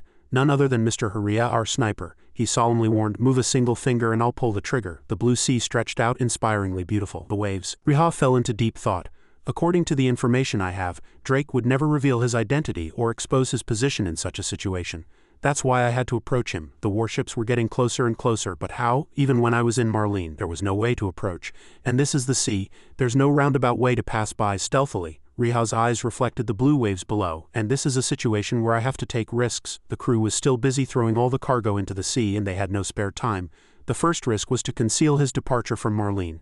By throwing goods into the sea to lighten the ship, he made them think he was escaping. Riha's eyes were filled with certainty, as if he had devised an excellent plan. He resolutely jumped into the sea using a box as a buoy, and quickly dove into the sea when attention was diverted elsewhere. Riha skillfully moved, riding on the supplies discarded in the sea. Unlike the blue of the sea, the sky turned black, creating an extremely dangerous landscape. The second risk was that even a large supply item could not completely conceal his body. The camouflage skill could be dispelled at any time. The skill he could use appeared on the system panel. Camouflage. Wait until prey comes close and prey cannot see the hunter. The effect of camouflaging with the shape and color of surrounding objects can only be detected with the naked eye and is not affected by detection skills. This skill consumed 300 mana, had a 12-hour cooldown, and an unlimited duration. However, Riha hesitated slightly. If I move more than 1 meter per minute, will it automatically cancel? But if a fixed object moves my body, will the skill be invalidated? He didn't care. Please let the skill work. Riha's body now merged with the sea, becoming transparent. The camouflage skill was activated. He floated on the sea, observing the ship from afar, waiting for the right moment. Excellent. I moved more than 1 meter, but the skill wasn't invalidated. This way I can get to the enemy ship. He arrived at the enemy ship in an instant and grabbed a rope. Riha carefully climbed the rope, slowly ascending. I need to be careful climbing this rope. I have to move less than 1 meter per minute. There's no more time to think. He carefully stepped onto the deck. I need to be careful not to break camouflage when I step onto the deck. As he held his gun behind Drake, his body suddenly appeared. Drake is right in front of me. As the camouflage disappeared, the people around him discovered him. It's Pubel's captain. "How, what is this, Commander? Commander Drake?" He scoffed arrogantly. Such a mental maneuver is truly perfect. Riha fired his gun into the sky, making a loud gunshot, and shouted, "A perfect shot for concentration." A crew member covered his ears at the sound of the gunshot, but couldn't understand why he fired into the sky. Drake still stood with his back to him, calm. He showed no sign of wavering even in a life-threatening situation. In fact, he turned around with a gaze sharp enough to take a person's life. Buck's confidence was precisely that. If I remember correctly, that was a skill used by the Three Musketeers in the last war. He clearly answered the suspicious question. NPCs have surprisingly good memories. So how about we retreat now? While pretending to be strong on the outside, he felt an unknown worry in his heart. If Drake dies, the brutal war at Craven Beach will end. But will Craven's other naval forces also retreat? The calm sea was now churning with waves from the countless warships approaching from both sides. If over 700 Craven and Pubel ships fight in this sea, Pubel will be at a great disadvantage. Riha felt the situation was truly unstable. He gripped his gun tighter and threatened loudly. "Withdraw your ships immediately. Drake, I'll spare your life if you promise to return home."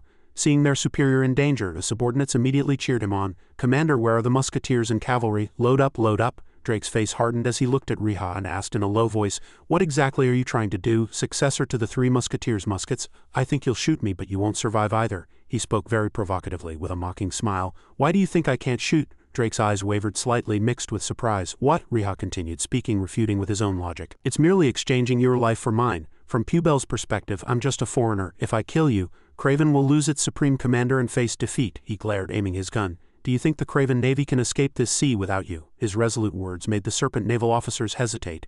"If you lose, players will immediately face negative contribution points and be sentenced to death. Can you endure that? You'll all die in this sea, gaining nothing." The Serpent naval fleet still proudly floated on the sea. "Our army will suffer damage too, but consider the damage your navy will incur, losing 3 admirals and the supreme commander." Riha continued, his gaze unwavering. "If we incur a loss of 10, you will incur a loss of 150, no, 200. He readjusted his stance, aiming his gun at Drake. "Even at this moment, our ships are approaching. The range difference between cumberins and cannons is becoming meaningless. You know that the closer a cannon gets, the greater its power, right? His sharp logic made all the crew members momentarily falter. Riha seized the opportunity. All right, if you don't drop your gun in 3 seconds, Drake's head will fall. 3-2. The muzzle was still ready to carry out its mission. Drake, remember, Buck, who is on our side, has appeared. We still have Naval Commander Buck. If you can't completely annihilate us in this battle, what do you think will happen to the Craven Kingdom?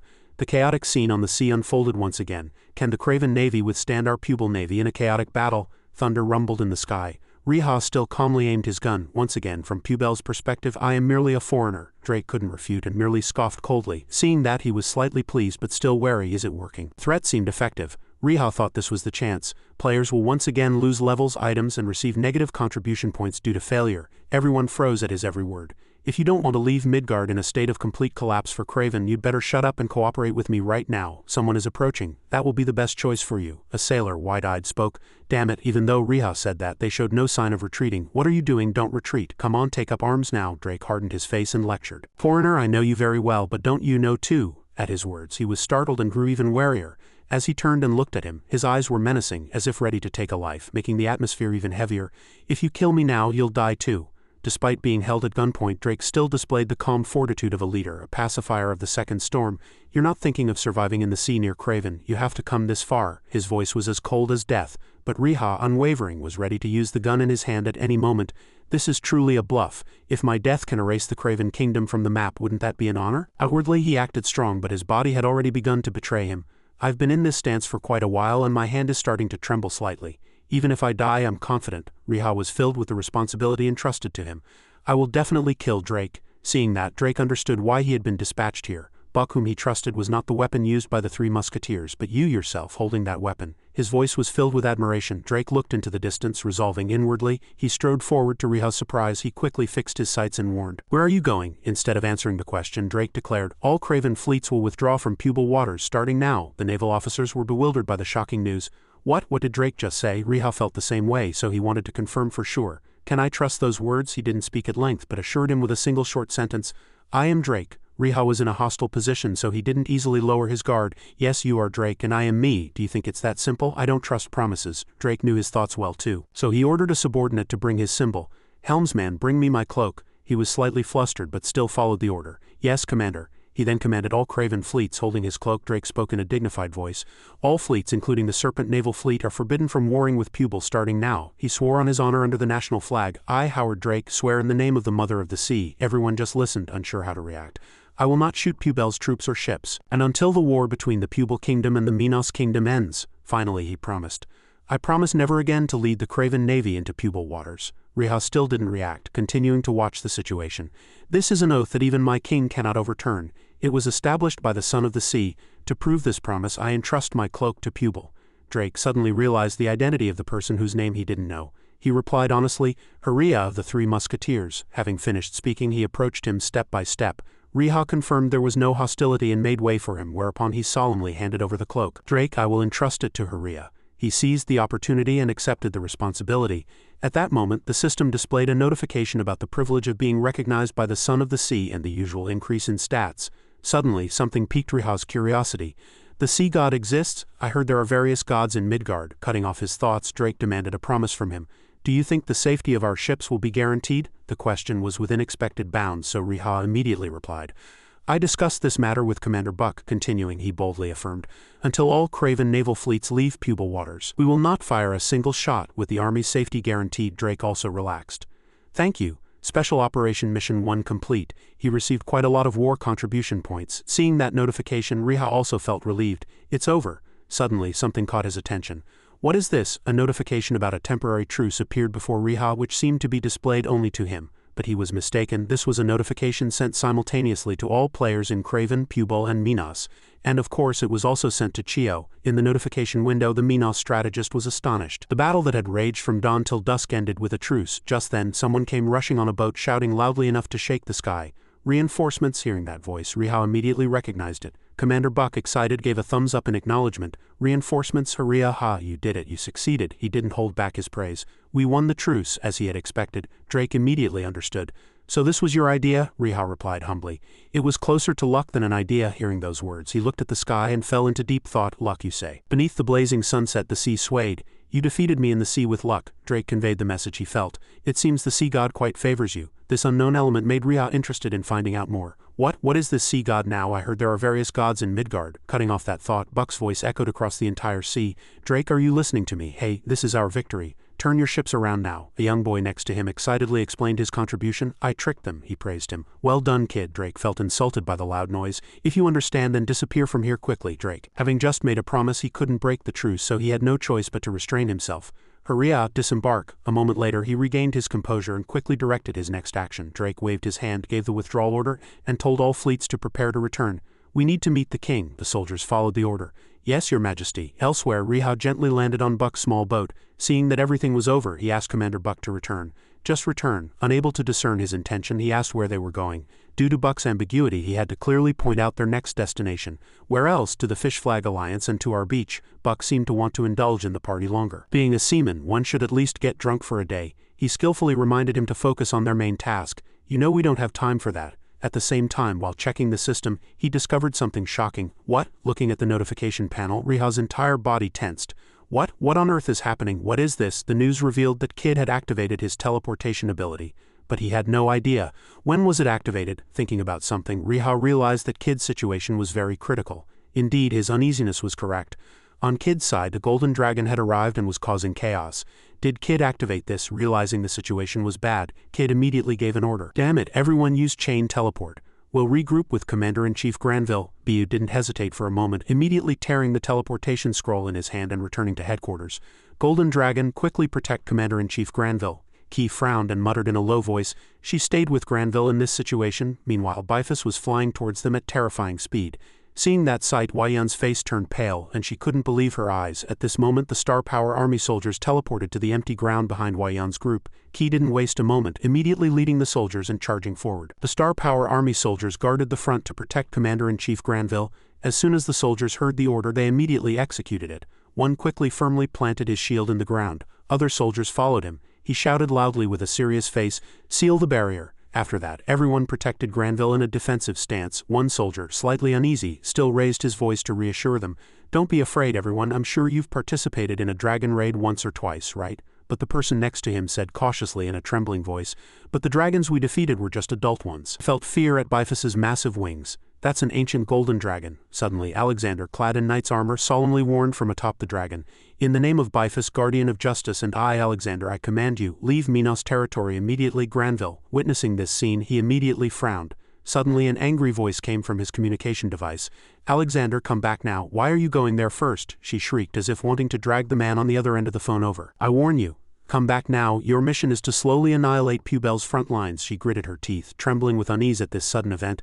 If he kills the Supreme Commander, the war will end immediately. This is not part of my plan. I planned this war from beginning to end. Everything must proceed according to my plan. But Alexander ignored Chio's request. Shut up.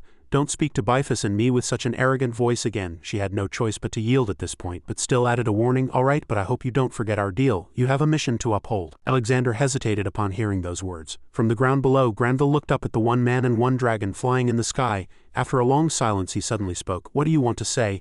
And are you proposing surrender to our side? Alexander replied calmly, without rushing. Yes, that's right. Now is not the time for humans to fight. Hearing those words, Granville immediately challenged him. Then who should our side fight? Should we not fight those who seek to assassinate the king of my kingdom? He immediately denied it, and a cold light flashed in his eyes. The king of Pubel has nothing to do with me, he frowned, and contempt lingered on his face. He felt the same way. Alexander didn't answer immediately, but instead uttered arrogant words. I have the ability to kill people here and now. Granville, far from being afraid, challenged him. Then do it now. Aren't you a man of Minos? However, Alexander suddenly spouted moralistic words. Before I am a man of Minos, I am a human. And as a human who upholds justice, your strength benefits humanity. Suddenly, a cold voice echoed, you seem to support all humans on this continent uniting and working together. He looked straight at the man in the sky and challenged him. Justice transcending national issues, humanity transcending nations. Perhaps you're talking about human unity, Alexander. Alexander maintained his calm demeanor and spoke slowly. You made a soul contract with Lur. Did that dragon tell you that? He squinted slightly, and his voice grew very sharp. What you're saying seems more interesting than anything in that dragon's mind. So go on, what do you want to say? He had no choice but to refuse, looking slightly embarrassed. I cannot say any more. Granville could no longer hold back and immediately exploded. So you mean we can retreat from here? Do you think you can withdraw an entire army with just a few words? I heard the golden dragon is the wisest among dragons. Do dragons even think? Bifus heard this and fell into deep thought. Granville didn't stop there, quickly offering heartfelt advice. If you don't kill me, this war will never end, Alexander. We are Pupil. We will never leave here. Even at these words, Alexander didn't get angry but merely replied nonchalantly. Just as I thought, understood. Negotiations have failed. I can end this war without killing all of you. Granville frowned unpleasantly as he was about to leave. Don't underestimate Pupil, Dragon Knight. Come back to me. He realized the situation had changed and calculated inwardly. Currently, he's returning to his headquarters. I have no idea what he wants to convey, but it's that the unified power of humanity is needed. Perhaps he doesn't want a civil war. I need to convey this matter. With his abilities, he'll be able to find a countermeasure against Alexander. However, contrary to what they thought, Alexander uttered threatening words. Don't underestimate me, Supreme Commander of Pupil. I am one who defends and executes justice, one who can make sacrifices for justice. Key's eyes widened at this sudden change. He rode the massive dragon and declared loudly to the Star Power Unit soldiers, now is the time to bring justice. Immediately, a huge fireball shot out from Bifus's mouth. The soldiers below who witnessed this scene were extremely terrified. Attack, use defensive skills. With that shout, countless tree roots rose from the ground and a giant tree appeared. Protection tree, defense shield plus perfect shield. Key, not wanting to waste any more time, immediately ordered them to use instant teleportation. The barrier will be useless. Get out of here now. Before they could arrive, Tane was horrified by the sight before his eyes. Too late. This was because Bifus unleashed immense power. A colossal sea of fire engulfed everything. The ground crumbled under this force. Behind the thick smoke, no one survived. Ewan knew he would be at a disadvantage in a power struggle with Granville. So he devised a new plan to flank the enemy by changing the left and right positions of the Minos defensive forces and making them retreat. Ewan's strategy was to deploy military strength to completely encircle the Pupil army from both within and without, of course, since the Minos army was smaller in number compared to Pupil's. The Minos left and right forces struggled. The Pupil soldiers decided not to stand by, so Ewan prepared additional reinforcements. These were troops that could be deployed immediately upon his signal. A total of 200,000 defensive troops were scattered throughout Minos, of which 100,000 would attack Pupil's left and right flanks. Meanwhile, the Minos main forces would advance in this manner, and Ewan and Chio's plan would succeed. Bifus, as per the previous signal, opened his mouth and spewed heat powerful enough to scorch a wide area. During this time, Ewan was observing the situation from his barracks through an orb on his desk when he was suddenly asked a question. What do you think, Your Majesty, of the power of the hammer in your hand? He thought for a few seconds and then said, comparing it, it's like the nightmare of 20 years ago, frighteningly powerful. Ewan looked up and instructed his aide next to him. It's truly fortunate to possess such power. Chio contacted the rear and said there was no need to rush. She quickly analyzed the meaning of that secret order. Is Your Majesty suggesting that we should drive the enemy towards Bu? I will prepare the troops in the fog. He gritted his teeth and said each word with emphasis. What can we do while this hammer runs rampant? Let them advance for 2 more hours. After that, tell Anvil that the hammer has done its job and returned. For Granville, this was not simply a brave battle but a battle of wits between the supreme commanders of 2 kingdoms. Did Your Majesty devise this plan, you cunning fox of the plains? Bifus's intense fire and heat gradually faded, leaving behind still burning corpses strewn across the ground. He, seeing the countless casualties, couldn't contain his anger and turned to his teammates trying to find a countermeasure. Can we hit the dragon with a magic sealing skill? Bun shook his head helplessly. Impossible, I can't reach that high. With my magic skills I can't seal the dragon's mana. Hearing that, he tore at his hair in rage. Damn it, then what are we supposed to do? Our army is dying out there. Wayan was also paralyzed by the overwhelming firepower. Before the dragon's power, the people despaired, and the front lines, strategies and tactics all became meaningless. Kit glanced at the dazed people behind him and reminded them. Are you just going to stand there and watch? Interesting. I wonder what those who aren't here right now would say if they saw this chaos. John then remembered someone who could turn this desperate situation around and asked loudly, where's Sniper Tane? Key turned his head and assured him. He'll be here soon. Key asked in surprise. How is he going to get here from Davichi? How do you know? He pulled down the brim of his hat and replied vaguely. There's a connection between us. He'll come as soon as he knows the situation. When everyone was almost ready to retreat, Kree suddenly slammed his spear haft onto the ground, boosting his subordinates' morale. Someone might think we've given up. Let's show them we can do it. Fey Chaos team, rally, rally. With someone leading the way, John also followed, boosting the soldiers' morale. Everyone rally. Even against an ancient dragon and a #1 ranker, we are still Pubel's elite. If not now, when will we get another chance to fight them? Thus, everyone's morale was once again overflowing. Everyone was filled with determination. Yes, we have Bio and Kid, we can do it. Ready? Fight! Suddenly, an unfamiliar voice rang out. Ha, finally a chance to fight Alexander. Hearing that sound, Key immediately turned his head, his eyes filled with surprise. The crowd cheered the name of the new arrival, and he seemed like a superhero, inspiring hope in them. Zwick is here. Now we really have a chance. We're saved. Zwick, though outwardly flamboyant, was actually here not to help but for revenge. Anyway, I almost died because of that scaled monster. I won't let it off easy. Zwick, as if he had heard the previous conversation, immediately asked Key, "So when is the guy with the hat going to Riha?" he cautiously retorted. "Do you know him?" He didn't hesitate to give a reasonable excuse. "Ah, a little. I owe him a debt." Kidian was suddenly confused. Does he know Zwick? And he owes him a debt? Did he help him perhaps? Overthinking exploded in his head, imagining an extreme twist scenario. Is it the kind of debt where he wants to kill him? Zwick, seemingly eager to meet Riha, continued to barrage him with questions. When is he coming? He could only answer cautiously. "No, but I think he'll land near me." With that one sentence, he somewhat deduced. He seems to be using something similar to chain teleportation. He casually reminded from outside, he's probably assessing the overall situation, if he's not in the same area. Before he could finish his sentence, Ki cut him off. "I know." After a long series of questions, Zwick was finally satisfied. "No more questions." Granville quickly distributed the tasks. "All right, while you attack, I will retreat the rest of the army." Suddenly, a player asked an important question. Zwick, can we stop Alexander with this many troops?" He confidently assured them. "If this isn't enough to stop Alexander, then NLE must be a truly terrible game. Don't you think?" Bifus was still flying in the air, beginning to gather fire for his next attack. But the people below would not let history repeat itself. Cedric soared up, throwing his arm shield at the massive dragon to confront Bifus. "Stop, Alexander." But he was not one to give up easily. He immediately drew his weapon and parried the attack. Alexander's eyes through the visor of his helmet were filled with murderous intent. Cedric was no pushover either. He launched a fierce attack, gripping his weapon and pulling it back to gain momentum, then thrusting it with all his might. Unexpectedly, dozens of bullets were suddenly fired from below. They flew straight into Bifus's mouth. Alexander looked down, assessed the situation, and then admired. Is he using something like a pistol? Truly annoying. But the battle above didn't end with a few bullets. It became even more intense than before. Bifus seized the opportunity and spewed massive fire at the soldiers below, who were caught off guard. Alexander sat arrogantly high up, observing everything. From amidst the thick smoke, a shadowy figure suddenly appeared. Bifus's eyes widened as if sensing something acutely. This presence, seeing that expression, Zwick bared his teeth and smiled arrogantly. "So you finally noticed. You foolish lizard." He gathered strength in his hand and declared boldly, "Today you will be shattered." A dazzling purple light emanated from Zwick's hand. His body seemed enveloped in an invisible aura. "Today you will be shattered." Having spoken, he exerted his power and connected with the soul. At this moment, a blue light suddenly exploded and plunged straight into the ground, shaking heaven and earth. Appear, born to destroy dragons. The massive explosion caused by Zwick's power covered everything in thick dust, and at that moment a mysterious figure vaguely appeared. He had summoned Hot Kids. It roared as if demonstrating its might. Hot Kid's resonant power would be a good strategy for Zwick in this situation. Zwick laughed triumphantly. "I've been waiting for this moment. You will regret letting me live." Kijun was speechless at the sight of his summoned beast. Zwick pointed at Bifus flying in the sky and commanded Hot Kids. "Hot Kids, attack!" Hearing his master's command, Hot Kids rose, shaking the ground. Approaching Bifus, it opened its mouth wide and bit him with all its might. Sharp teeth inflicted pain all over his body. Sharp fangs dug deep into Bifus's flesh, seemingly draining his power. Alexander, sensing something strange from him, looked at Bifus with worried eyes. "What's wrong, Bifus?" At this moment he shouted with difficulty. "Mana seal, mana integration. That damn magic swordsman should have been killed from the start." Alexander was surprised to hear that. Mana integration, so he can't use magic? He suddenly thought that if this happened he should flee first. Despite Bifus's frantic struggles, Hot Kids held him firmly and would not let go. Zwick, sensing a golden opportunity, soared into the air. "It's here finally." In an instant, Zwick aimed a lightning-sharp blade at Alexander and shouted loudly, "Sunbase?" Alexander, judging the situation to be urgent, had no choice but to act quickly to avoid Jigen's attack. He swung his blade with a triumphant look and charged straight at Alexander. "Got you."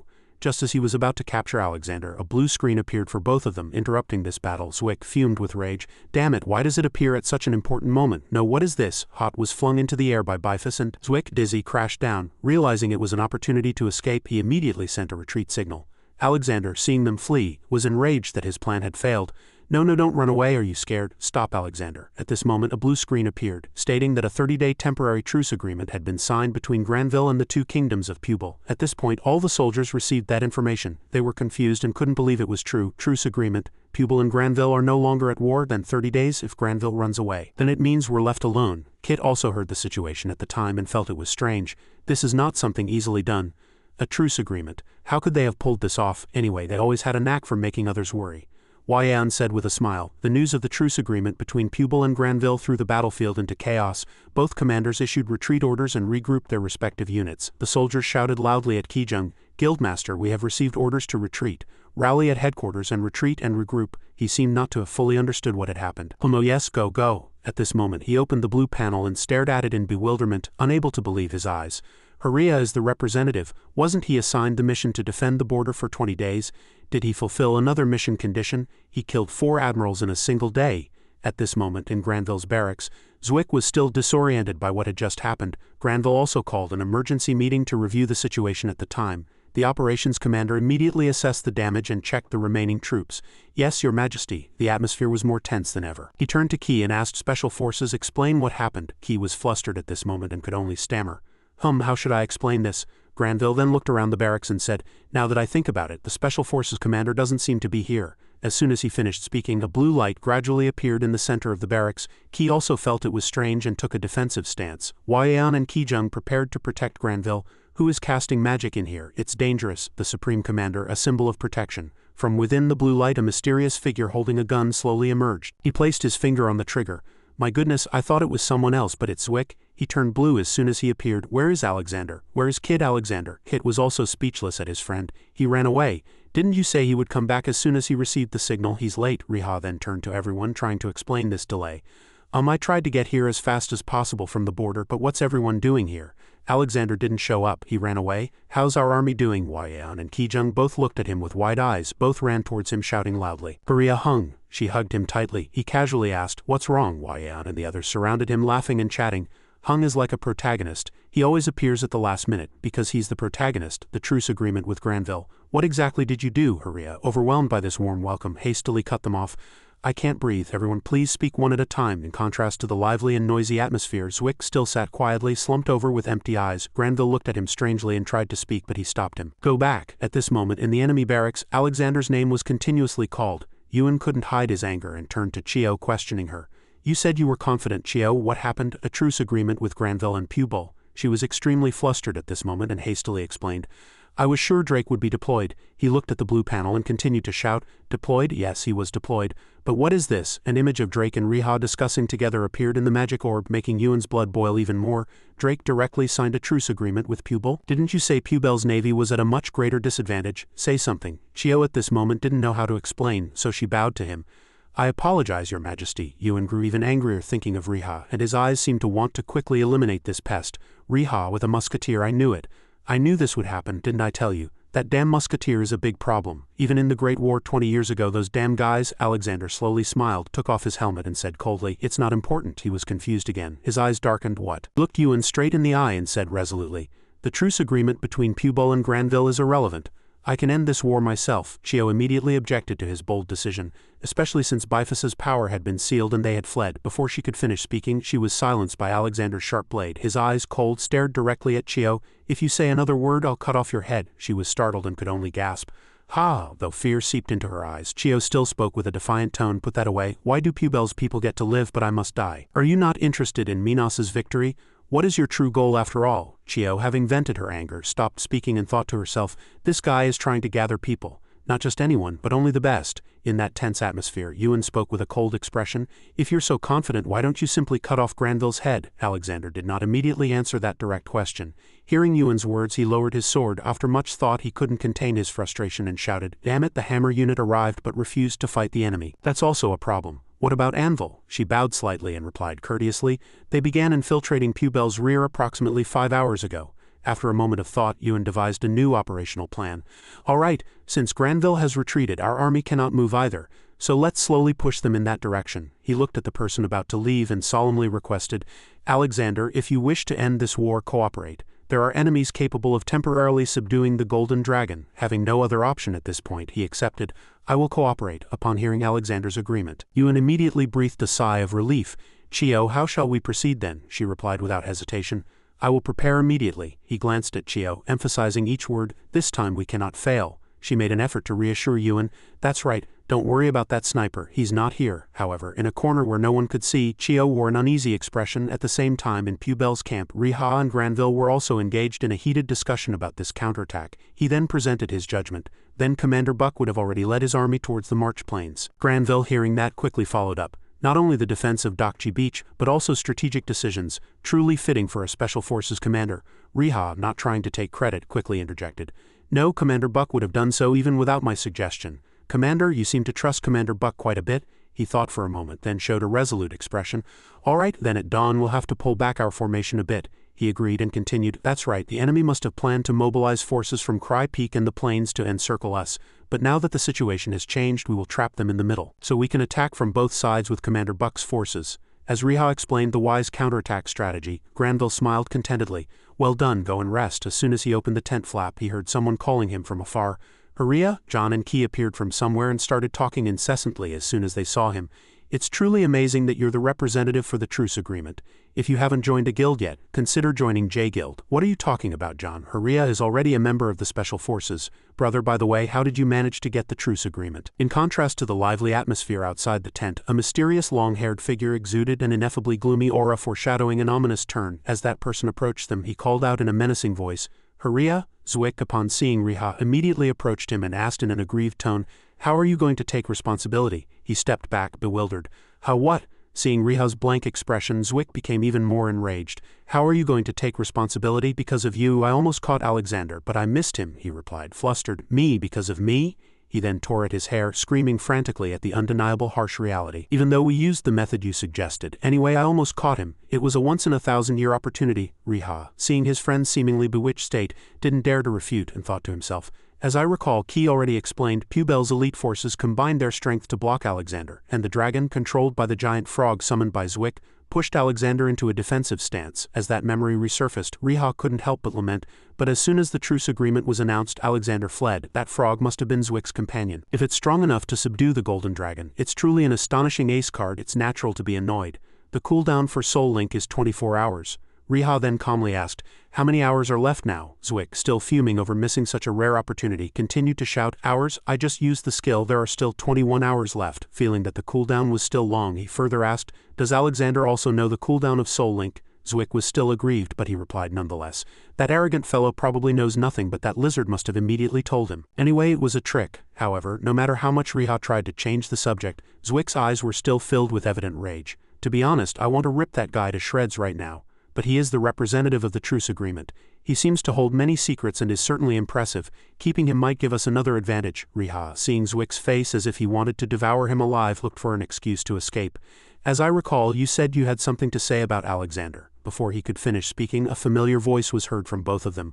Really? And then the slow footsteps of a mysterious person following behind. He looked up, his eyes resolute, and said, He had the power to kill us all, but he didn't. Riha asked again suspiciously. Alexander, why would he do that? He began to explain in detail.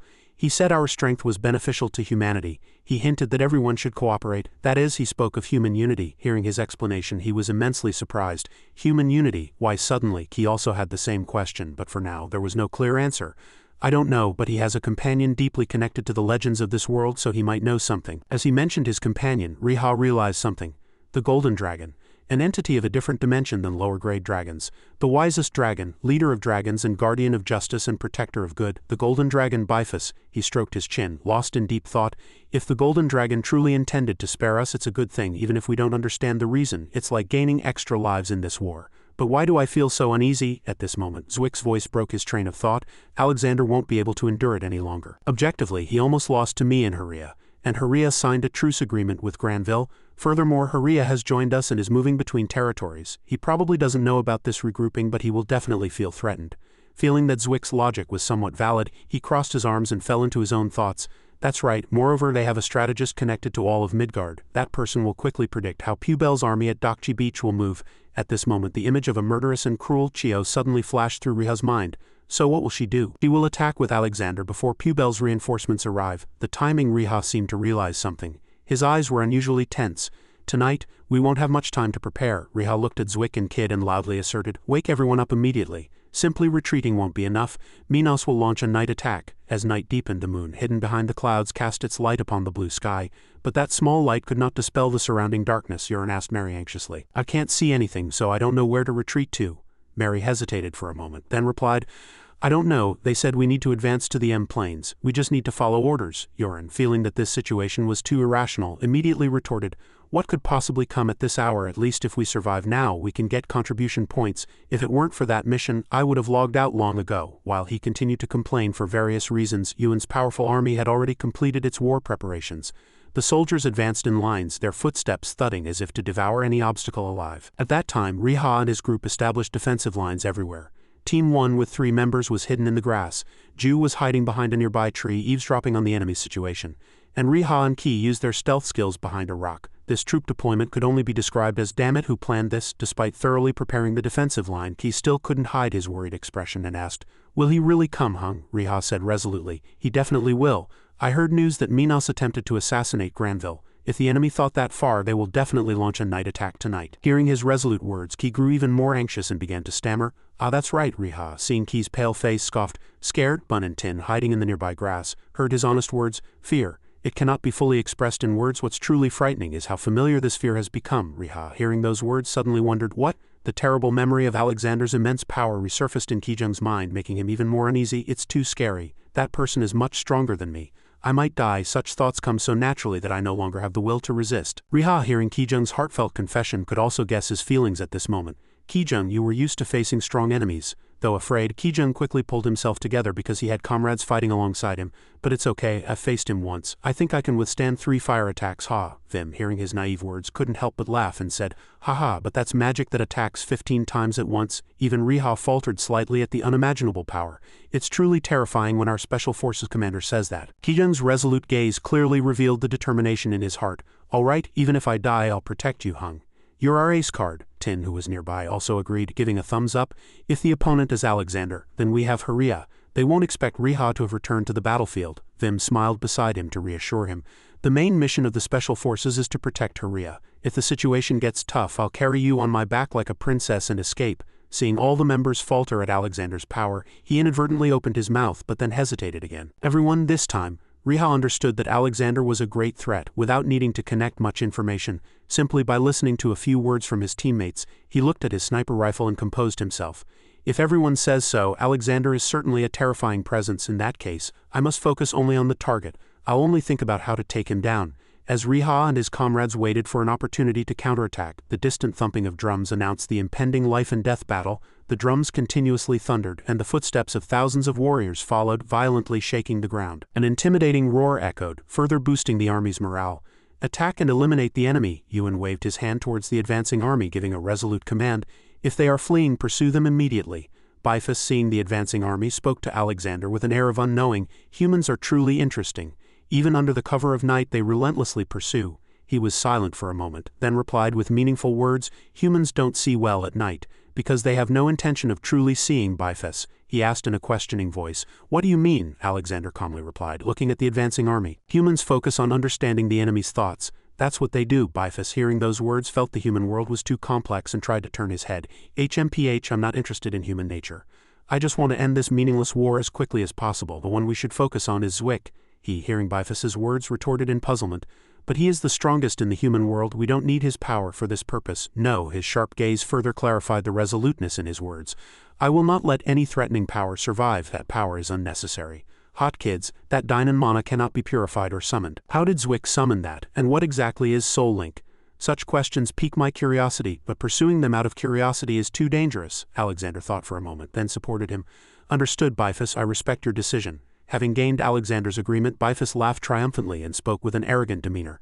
"Good, I will kill Zwick." As soon as he finished speaking, Bifus shot forward like an arrow, charging towards the army. Looking down from above, the layered lines of troops formed a breathtaking, overwhelming sight. Yuan looked down at the foolish humans, a mocking smile on his face. "They are truly running away, humans who only look into each other's hearts." Alexander then focused on the screen and began giving orders to the scouts. Then he turned to Bifus, who was searching for Zwick, and asked, "Can you detect Zwick's location?" He began to explain. "Normally finding this monosource would be very quick, but he is clearly in stealth and feeling threatened. He won't be easy to find." After speaking, Alexander calmly sent him a signal. "Then there's only one way." Bifus, understanding his companion's intention, slowly spread his wings. "Right, if he's hard to find." He took a deep breath, and all the surrounding air was sucked in, forming a whirlwind. He said, "We'll make him reveal himself," and then suddenly emitted a blinding flash, shaking heaven and earth. All the soldiers couldn't bear it and covered their ears. "Ah, my body won't move." The moment Bifus unleashed a whirlwind of fire, incinerating everything, a voice suddenly echoed from somewhere. Alexander witnessed that horrific sight, and Waiyan immediately conveyed the news to Riha. "Riha, can you hear me? Her notification appeared on your blue panel. Alexander is here." Upon receiving Waiyan's notification, he too witnessed that horrific moment, and anxiety was evident in his eyes. "Right, I saw it." With a panicked expression, she kept shouting at the screen, "Did you see it? Where is it? It's not here, is it?" Riha replied immediately. Of course not, I'm quite far from you. After speaking, Riha quickly turned off the screen. He couldn't help but be shocked to see only ashes remaining where the flames had passed. Damn, what is this? It's like an IU fireworks festival, Ki called out loudly. Hung, Riha turned to him. What's wrong, Ki? Because of his anxiety, he could only shout loudly. What do we do now? Riha was strangely calm, as if he had already planned it. He hastily gestured to Bunham that they should go higher first. Vim, do you have a map? He held up the map and shouted loudly. Ready? He instructed Vim to choose another location more suitable for the current situation. Let's go somewhere with a good view, Ki called Kit. He hastily replied. Understood. Riha turned to the others and suggested. Tin and the Special Forces members, please be ready to contact others. We will contact Yaon once we are in position. As soon as he finished speaking, Ri led the team forward with a confident look. Dragon Hunt Operation Start.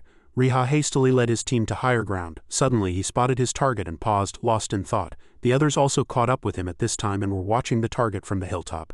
Seeing Bifus confronting the people below in the distance, Riha quickly formulated a plan to deal with him. Approximately 1,800 meters to the target. No obstacles, and the hill is only 100 meters high but provides flat ground sufficient for horizontal shooting. It was night, but thanks to the target's movement there was no need for night vision. A moment later, he assembled his rifle and prepared to attack the target from his elevated position. Good, Riha peered through the scope, but a constant worry bloomed in his heart. People might think mobility is key to catching Alexander. But even with flight magic, it would be difficult to keep up with the dragon's speed. So I will have to focus on their movements. Besides Granville, there must be a bait to make them move at the same time. Ki couldn't help but be impatient and asked about his decision. Hung, are you really okay? Ki, knowing the situation well, immediately followed up and reminded him. It won't be easy, especially that golden dragon. Although he knew, Riha still asked him firmly once more to be sure. Kit, how far do you think it is from here to Alexander? Ki hesitated for a moment, then stated his opinion. I think it's about 2,000 meters. Hearing that the answer was almost correct, he chuckled and said sarcastically, Wow, you have a talent for sniping. Hearing that, he didn't think deeply and replied arrogantly. Using guns is my specialty. Immediately after, Riha explained, focusing on aiming at the target. But at night, everything tends to look farther away, so it might actually be a bit shorter. Exactly, it's about 1,800 meters. Knowing that he already knew the answer but still asked him, he frowned and expressed his displeasure. If you know so well, why ask? Riha frowned and admitted his intentions. It's fun. I don't know why, but I like teasing you, Kit. A moment later, Riha turned around and reported to everyone behind him with a bright face. Don't worry, even if we all die, the war won't end. But don't actually die. His words were a bit difficult to understand, but ultimately they were meant to boost their morale. Everyone responded with determination at this time. Understood. Vim admired inwardly after seeing these actions. Riha, that's your power. Even as a lone sniper, you never forget the spirit of teamwork. You are truly an amazing person. Meanwhile, Riha quietly began to focus on the target ahead. Adjusting his scope, he thought worriedly about past attacks. The Emperor Crab was sniped from 1,500 meters. Now it's a bit farther. No, this target is on a completely different level. It's an ancient golden dragon. How can it be compared to a crab? This isn't a naval battle either. Last time it was 100 meters farther than now, but the target's movements were easy to predict. Now it's farther, and the target's movements are harder to predict, but my mission isn't to kill Alexander but to lure Alexander and that dragon to this side. The more he thought, the more tense Riha became. He decided to take a deep breath and calm himself. Calm down. The player's area appeared in a meditative state. A mysterious space formed around Riha.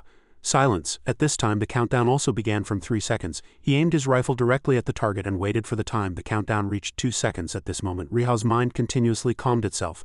Don't waver, don't rush, no need to predict, just wait. A moment later the time reached 1 second. Just then he also decisively fired his gun. The bullet flew straight towards the enemy. While Bifus was off guard, a bullet flew towards him from afar. It immediately pierced Bifus's chest. The wound was quite deep and he roared to the sky without even being able to see properly. Alexander saw that the situation was unusual and hastily asked, What's wrong? Bifus shouted, angry that he was attacked from behind. Loser is here. Alexander was slightly surprised to hear that. Loser, that guy, why, more importantly, he pierced through the dragon's tough scale magic shield and injured it. Bifus gritted his teeth, an extremely displeased expression on his face. He got through the wound made by Hot Kid, from Li Jun to Li. I will never forgive them. Seeing this sight, Ki stood blankly, unable to believe his eyes, and said, Did he really hit him? The golden dragon is screaming. Hung, Riha just replied coldly. Yeah, I just meant to get his attention, but he seems to be quite injured. I thought he'd be fine since he's so big. Hearing that, he showed a bewildered expression. I don't think this is the time for such talk. The situation was so urgent that Riha was at a loss. His mind was now filled with confusion. The first shot was successful, so what do I do now? Everyone screamed in surprise as they saw Bifus slowly flying towards them. He's here. I'm currently in contact with Pygam. Jun and John will be here in 3 minutes. 3 minutes is too late. At the same time, Riha hastily ordered everyone to run away. 3 minutes. Ki and the Special Forces members go down quickly. Kid too. Seeing that his brother was not leaving and staying behind, he was slightly puzzled. What? Hung. Riha smiled slightly and waved his hand as if to say it was okay, replying, I'll handle it. If I go, that dragon will definitely chase me. I can escape if I'm alone." Hearing that, Ki looked at him angrily and explained the danger they faced. "You're going to escape from the golden dragon, huh? That dragon will find you even with just a strand of your hair." Riha immediately ignored him without hesitation and urged him, "Kit, go down, go quickly. And as soon as you see Rune or Pygam, seize the opportunity to attack." As soon as he finished speaking, the two hastily ran off, and he was left alone holding his gun, tense, looking for a way to confront the enemy. Bifus also sensed Riha's presence but couldn't pinpoint his exact location. He shouted angrily and resolutely, "Where are you, Ri? No trace of mana, I know you're here." In the blink of an eye, Riha hastily moved quickly. Bifus also slowly sensed his position at this time. Suddenly he unexpectedly spewed fire and smoke. "Ri!" Seeing this sight from afar, Ki's face turned pale, and he continuously called out to his brother Riha. Bifus immediately spewed fire and smoke in anger, sweeping away everything around him. "Where are you hiding, loser?" Ki watched helplessly from afar and couldn't help but worry about his brother. "This is the second flame attack. Even Riha won't be able to withstand it." Vim looked at the screen and unexpectedly said, "Ki, hey, Riha's stamina seems to be the same. He didn't die." Hearing that, he was surprised, unable to believe his ears. "Really?" He looked at this side and asked triumphantly. Seeing the golden dragon running wild, "He seems to be hiding. Is there a way to avoid the dragon's mana detection?" He replied calmly, but there was a slight hesitation in his heart. "I can't be sure. Making situations like this is his specialty, isn't it? He always finds and uses good skills on his own." A few minutes passed, but the situation didn't improve. He was lying on the ground, still camouflaged with mana and full of regret. "Damn it, I should have run away. As soon as I came, I followed the mana flow. Is that the dragon's usual method? If there's no camouflage, I just need to hold out for 3 more minutes as planned." Seeing Alexander running wild, it might even be longer. "Everyone, please hurry, please." Unable to find the opponent, he shouted in anger, "Where are you, Ri?" Riha heard that and hastily opened the screen to check where they were. "Wait, now that I think about it, what is Loser doing? What's floor 33 underground, the abyss? Come to think of it, Loser has been here since the war started. He doesn't seem to have participated in the national war. What did Loser do in the neutral region's wasteland?" Suddenly, Ri's screen display gradually disappeared and reappeared elsewhere, surprising him. "Yuan Palace, Yuan not Pubal. Ri, even if violent, is not a fool. If he used 3 consecutive teleportation spells, he would have appeared to attack Alexander. But he didn't. Nicknamed the War Mercenary, he must have something more important than this war. Could it be a triple quest? Let's focus on the battle for now." Waian also began to cast marble magic at this time. Immediately, flames shot up into the air, drawing attention. But her intention was immediately detected and ignored. "That's an illusion, not worth paying attention to. Be careful with your intuition." At the same time, they all rushed to attack. "Charge, everyone, target the dragon. Focus your attacks, use everything you have, ECL, Cutter, Oribon, Edstone." But in the blink of an eye, he was able to dispel all their magic attacks. Bifus shouted contemptuously at the opponent in anger, "Weaklings, bring Loser and Rune here now. This is not your job." A few seconds later, Bunham threw a shuriken with determination and rushed forward. "Stop messing around and get lost." But the shurikens were useless. They couldn't penetrate the tough shield. He said mockingly, "Ridiculous." A familiar voice mixed with gunshots echoed unexpectedly, "This is our job." Golden Dragon, Firestorm, bullets immediately rained down, flying towards the opponent. Finally, the shield showed signs of cracking. Ki rushed in to support at this time. "The shield is cracked." "Well done, Tin." Everyone behind also rushed forward, one after another. "I'll cover you." Enhance power-up mana amplification. In the blink of an eye, he jumped up, cast magic in midair and prepared a fire mana attack on the target. The sword immediately struck down hard on the top of the shield. Seeing this sight, Alexander was slightly surprised. Quite an interesting attack, Nameless Warrior. But it wasn't long before he immediately counterattacked. Instantly, the skill was so powerful that he barely managed to hold on. Seeing that, Alexander was about to cast another skill, but was interrupted by an unexpected attack from behind. Dragon Kick. Everyone rushed in one after another to support. Bifus didn't hesitate for long and looked at them in anger. "Did you make a soul contract with Loser? I'm asking you, where is Loser?" Hearing that, Ki was slightly flustered and asked back, "Are you curious about my location?" But he was immediately seized by him, his body controlled, and he suffered, unable to move as Ki continued to stall for time. Bifus widened his eyes in anger and warned, "I won't forgive a second time. Where is Loser?" Choking and unable to breathe, he barely stammered, Lu is in Yuan." He thought the opponent was avoiding him and choked him even harder. "Don't play games. What is Ri's exact location?" It was painful, but Kit managed to say to the very end, You wouldn't know." Bifus suddenly paused, realizing something strange. You attacked you. Even though I'm trying to tell you, you don't want to know." Riha didn't miss this opportunity from afar and aimed straight at the enemy. Perhaps another shot will make him realize his mistake. As the situation reversed, he was unexpectedly flustered. "What?" A ray of light from below pierced through the shield and flew straight. In the blink of an eye, it passed through Bifus's body, and he roared to the sky in pain without even having time to react. Receiving an unexpected attack, Bifus struggled violently in pain. Alexander struggled to maintain balance, but his heart was filled with unease. Bifus, Qi was now free. He sat on the ground looking tired. Taking advantage of Qi's weakened state, Riha quickly shouted, "Support me, Lu Jun." He rushed madly from afar with a joyful laugh, ready to defeat the opponent. He's here, now it's time to kill Zwick." He immediately cast a lightning attack, Giga Lightning. On this side he continuously supported his comrades. After all, a dragon is a dragon. Let's see how long it can last. As soon as he finished speaking, bullets quickly pierced Bifus's body. Without even having time to resist, he roared in pain. "You're the other one in loser's contract." Suddenly, someone's hurried footsteps were heard. Seeing himself ignored, he shouted in anger to get attention. "Foolish Ri, didn't you see me? Now is the express train time to Net Town." John raised his magic sword, and he prepared to defeat the opponent. Flame Sword.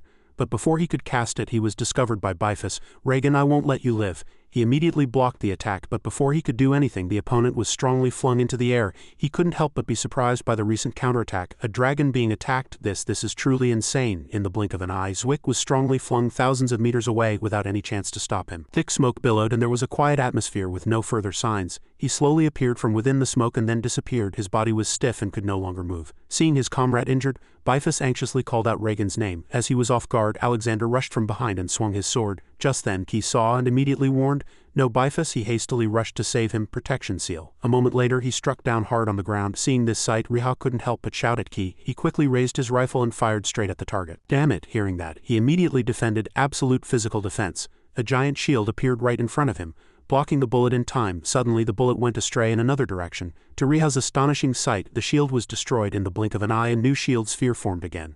But this time it was even more solid. Bifus became stronger and stronger. Ri broke through the barrier, but he still can't beat him. "You can't kill me. Your flames are useless in front of me." Hearing that, a constant worry bloomed in his heart. Suddenly, someone's voice was heard from afar. "Don't give up, Riha. You can do it." As it turned out, Hyn intended to support his teammates with a protective spell for 4 seconds.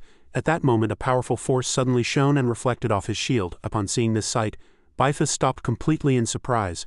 How can a human possess such power? He desperately tried to use his strength to subdue his opponent. Damn it, it's not enough to stop his mind. "Shoot, Riha." Immediately, he raised his iron gun, aimed at the target and prepared to pull the trigger. At that moment, Hin's magic was also controlling his body. Suddenly, a dazzling flash sparkled before Riha's eyes. It was none other than Lur, who appeared with an angry expression. "Stop, take your finger off the trigger." Riha was surprised by his action and thought inwardly, "Why is Lur, a pupil citizen, aiming at me?" Kit, who had been watching everything from afar, held his crimson geckos and asked, "What in the world does this mean? Lur, I know you're mad with battle." Before he could finish his sentence, Lur suddenly cut him off, raising his cobalt blue python. "Shut up, Kit. Don't come any closer. I am here as an envoy from the Papal Curia of the Yuan Kingdom. All Pupil and Minos forces must immediately cease combat, and the supreme commanders of each nation must hear this message. From now on, anyone who participates in this war will be excommunicated in the name of humanity. Everyone, lay down your weapons." Hearing those words, Alexander was slightly flustered. The two here were also startled. Li Jigen quickly tried to escape at that moment and cast teleport. Riha on this side was bewildered and could do nothing. Suddenly he realized something and said, "But I don't believe in any religion." Hearing that, Lur immediately glared, furious. The two on this side couldn't help but be surprised. "Riha Hung, what in the world is going on?" Lur then glared at Riha with a displeased attitude. "Are you resisting the will of the Pope?" Not backing down, Riha also shot back with a curt gaze and replied with difficulty, "I told you I don't believe in any religion. He's your Pope, not mine." As he continued to be stubborn, Lur became annoyed. "Did you pass the accuracy test with that brain?" Even Director Nor Brown gave up. Feeling insulted, Riha was slightly flustered. "What in the world is this damn guy?" Kijung then interrupted their conversation and said, "Hung, this has nothing to do with real-world religion. According to the lore of Midgard, players are basically part of the church because it's the state religion. If Hung is excommunicated," Bunum, who was next to him, continued, "Hung will become a public enemy. Everyone will target Hung." Riha suddenly shouted in defiance, "You think I don't know that? I still can't accept it. Why does everyone only listen to Lur? The golden dragon that Alexander is riding isn't human, is it? What does it matter if the Yuan Church excommunicates? Before me is a non-human entity that transcends all human laws. Are you trying to impose human excommunication on the Golden Dragon? Even if we all lay down our weapons, the Golden Dragon won't be affected at all. If you're really here to stop this battle, show some sincerity." Lur stood there blankly after hearing those words, pondering the letter for a long time and replaying what had just been said. Bifus, seeing him from above, asked Lur, "What's in that letter?" He thought for a moment, then replied hesitantly, "All the supreme commanders of each nation will know when they see it." Hearing that, Bifus said in an incomprehensible tone, "Does the Pope still desire peace in the human world?" A moment later, Lur frowned with a displeased expression and turned around. "Don't you understand the urgency when you hear the name Bison?" Hearing that, Bifus angrily retorted, "Do you understand the meaning of what you just said, Lur?" He suddenly trembled but tried to maintain his composure, replying, "You've experienced it, so how could I not know?" Hearing that, Bifus remained silent for a few minutes, then returned to his original state and explained, "All right. As a guardian of order and an enforcer of justice, Bifus will cease attacking humans, even those who have wounded me." He fell into deep thought and looked around. "Buck, stop, Lur, it's no use. We're here to gather human strength." Riha was silent at this time, feeling guilty for having misunderstood his opponent. Somewhere a pink orb was neatly placed on a table. Chio was constantly feeling uneasy at this moment. I asked him before how he managed to avoid the information network and where he was. Lur is a papal envoy, and does he have the authority to excommunicate? He suddenly appeared and ruined my plan. At the same time, Yuan was also restless. "What's in the letter? It's certainly from the Pope, but for what reason?" "Ah," he smiled quietly and slowly walked out. "Who knows, I'll find out when he arrives. I'm going out for some fresh air." Outside, night was slowly deepening. Chio put her hand to her mouth and whistled, and immediately someone appeared behind her. "Madam, did you call me?" Without hesitation, Chio turned around with cold eyes and commanded for Peter to be summoned immediately. "Lur's letter must not arrive here." Sasuke hesitated slightly upon hearing that. "Should we intercept the letter?" Immediately after, she raised her index finger and began to explain, "It's too late to prevent the letter from reaching Pupil. So the first step is to intercept and destroy the letter heading our way. And second, eliminate the letter carrier in this area. Both must be done, understand?" Hearing that, a sense of unease bloomed in Sasuke's heart. Kill Lur, intercepting and destroying the letter is doable, but the second problem is. Chio seemed to understand her opponent's thoughts and said, "Sasuke, can't you do it?" Sasuke, flustered, refused. "It's not that, but Loser is currently in the middle of Pubel's camp. Please consider that, Okasan." She casually retorted, "So, are you afraid of the special forces? Even with Peter, I'll tell Alexander to pretend not to know. Just be careful of Lee Jigen." The situation became increasingly stifling, and Sasuke reluctantly replied, "I'm not afraid of the special forces, nor am I afraid of Lee Jigen." Sasuke finally clearly stated his concern, "But Haria is there. A bold individual who interferes with our plans and causes problems." Hearing that, Chio's eyes widened in surprise. She inadvertently smiled. "I should have dealt with him sooner." Hearing that, Sasuke replied, "I apologize, Okasan." A moment later, Chio began to devise another plan. It's okay. This is just proof that our power doesn't completely dominate all of Midgard yet. We need to expand our influence further." Then she suddenly said in a serious tone, "And keep an eye on Haria. Even the letter from the Pope wasn't delivered directly to the Supreme Commander. The papal envoy merely expressed his intention, and a messenger with the commander's insignia goes to Lur, receives the letter and returns. In other words, it takes time." On this side, Biu bowed to Kijung, thanking him for bravely blocking the attack. "Mr. Biu, no, that person participated in the battle. If Lur hadn't appeared, we might have won, because that person teleported directly from the battlefield." But Kit complained about the hierarchy issue with Riha. "Why is Haria hung and I'm uncle?" Then Buck began to ask about the letter. "Loser, what did you see in that letter?" He replied with a displeased expression. "You already know. There's nothing else, is there?" Suddenly, a soldier rushed in, flustered, and reported, "Retreat. The entire Pupil army is to retreat 2 kilometers from its current position." Hero announced the next action. "And those who fought to the end with the Golden Dragon are to maintain their current positions. The Commander-in-Chief is coming." Everyone was simultaneously flustered by the sudden order. What in the world is going on? Then he specifically emphasized important news. Minos's Supreme Commander-in-Chief will also come. All remaining Pupil forces are to lay down their weapons and await orders. The players seemed unable to believe their ears. "The Commander-in-Chiefs are coming?" Riha rubbed his shoulders and sighed in relief. "Finally I can rest." Kit still hadn't understood the continuous information he had just received. "What's going to happen next?" Riha observed and thought for a moment, then continued. His gaze was fixed on the distant sky. "It seems the war is over." The sound of hooves on the grass grew closer. Soldiers lined up to welcome the Commander-in-Chiefs. The 2 Commander-in-Chiefs met. Yuan greeted him in a playful tone. "Long time no see, Granville. If you had stayed a little longer I could have seen you tied up in our capital." Granville didn't back down. "Same to you, Yuan. I would have reduced you by about 5 kilograms. What a shame." Yuan burst out laughing at that. He continued his attack. "If you had been surrounded, Pubel would have lost. You would have been captured and died miserably." Granville also laughed and countered. "On the contrary, if Pubel had captured the Minos capital, you would have been executed immediately." The sarcastic laughter exchange sparked animosity. However, the clear blue sky seemed to announce the end of the war. Currently, 3 people and 1 dragon sat together discussing an important matter. Yuan looked at Lur with a questioning gaze. "So you are the Pope's envoy?" Lur solemnly waited for a reply, tapping his finger on the table as his hand opened. A deformed key-shaped item appeared. Everyone at the table who saw the item reacted differently. Someone said, "That's..." As it turned out, Riha quickly covered his mouth, suppressing the urge to vomit. "What in the world is that? Is it a monster? It's really scary," Kijing explained and warned. "You need to be polite. It's probably one of the Vatican's holy relics." "Don't speak so loudly, because it was Loser." Yuan didn't really believe it. "I heard you're a citizen of Pubel. How did you get the title of Papal Envoy?" Lur knew from the start that Yuan wouldn't believe him. "This is just an excuse. Which country I currently belong to doesn't matter, Lord Yuan," Lur continued, shaking the swaying key. "At least, Lord Yuan, please think that I am related to Yuan. Even if I present the holy key as proof, you won't believe me. Hearing that, Yuan coughed and denied it. No, it's not that I don't believe you, it's my fault. Hearing the sincere confession, Lur also relented and let it go. It's all right. Granville saw that and scoffed. Still cunning, always looking for others' weaknesses, Yuan laughed, but not inwardly. Watch your words, Lord Granville, we haven't reached an agreement yet. After a few exchanges, Granville got straight to the point. What happened to Pope YV? Lur also provided information. He is very anxious right now. Then he also added the reason for the Pope's anxiety. An urgent matter has arisen, which is why I was dispatched so quickly. Of course, I was the first to discover this urgent problem. Connecting the events, Granville was suspicious. What? The letter only said to postpone the war, so I need to hear it directly from you. Yuan quickly linked it to an important matter. There's actually something else. It said the Pope would directly sign a peace treaty between the two nations, is that true? Lur firmly confirmed the truth of this fact. Yes, it is. Oren had just arrived and clearly heard about the peace treaty. The player next to him also heard it and understood it in a simpler sense. What, so the war is ending? He couldn't help but worry about their future. What will happen to us? Riha was also surprised by this development. He thought inwardly, really, is it really ending? A peace treaty signed by why, however, he found an illogical point here. Wait, then why was the Mediterranean the first place where war broke out? Is it just an event? Would they wage war for such a reason? Suddenly, an unknown current flowed through his entire body, preventing him from thinking further. At the conference table, Granville continued to seek evidence for his doubts. The Pope is certainly a powerful and influential figure, but how can he reconcile the irreconcilable rift between two nations when he isn't even involved? Lur didn't deny it, and gathered light in his hand. The Pope himself said so. If that's the case, it could be even more remarkable. He gathered light as he spoke, forming it into the shape of a hat, and if the supreme commanders of both nations see this directly, they will surely accept his intention. He said so. Granville was very surprised by the news in the item. Yuan was just as surprised as Granville. The identity of the item was revealed by Bifus. That's a nobleman's hat. Lur completely disagreed with the dragon's words. Speak properly, dragon. This isn't a nobleman's hat.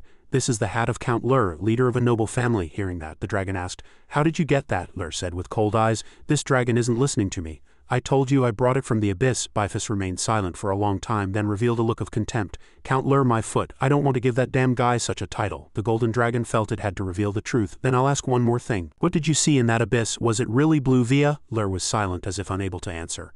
Bifus continued to stare at him, waiting for a reply. Doer. Yuan, flustered, broke the silence.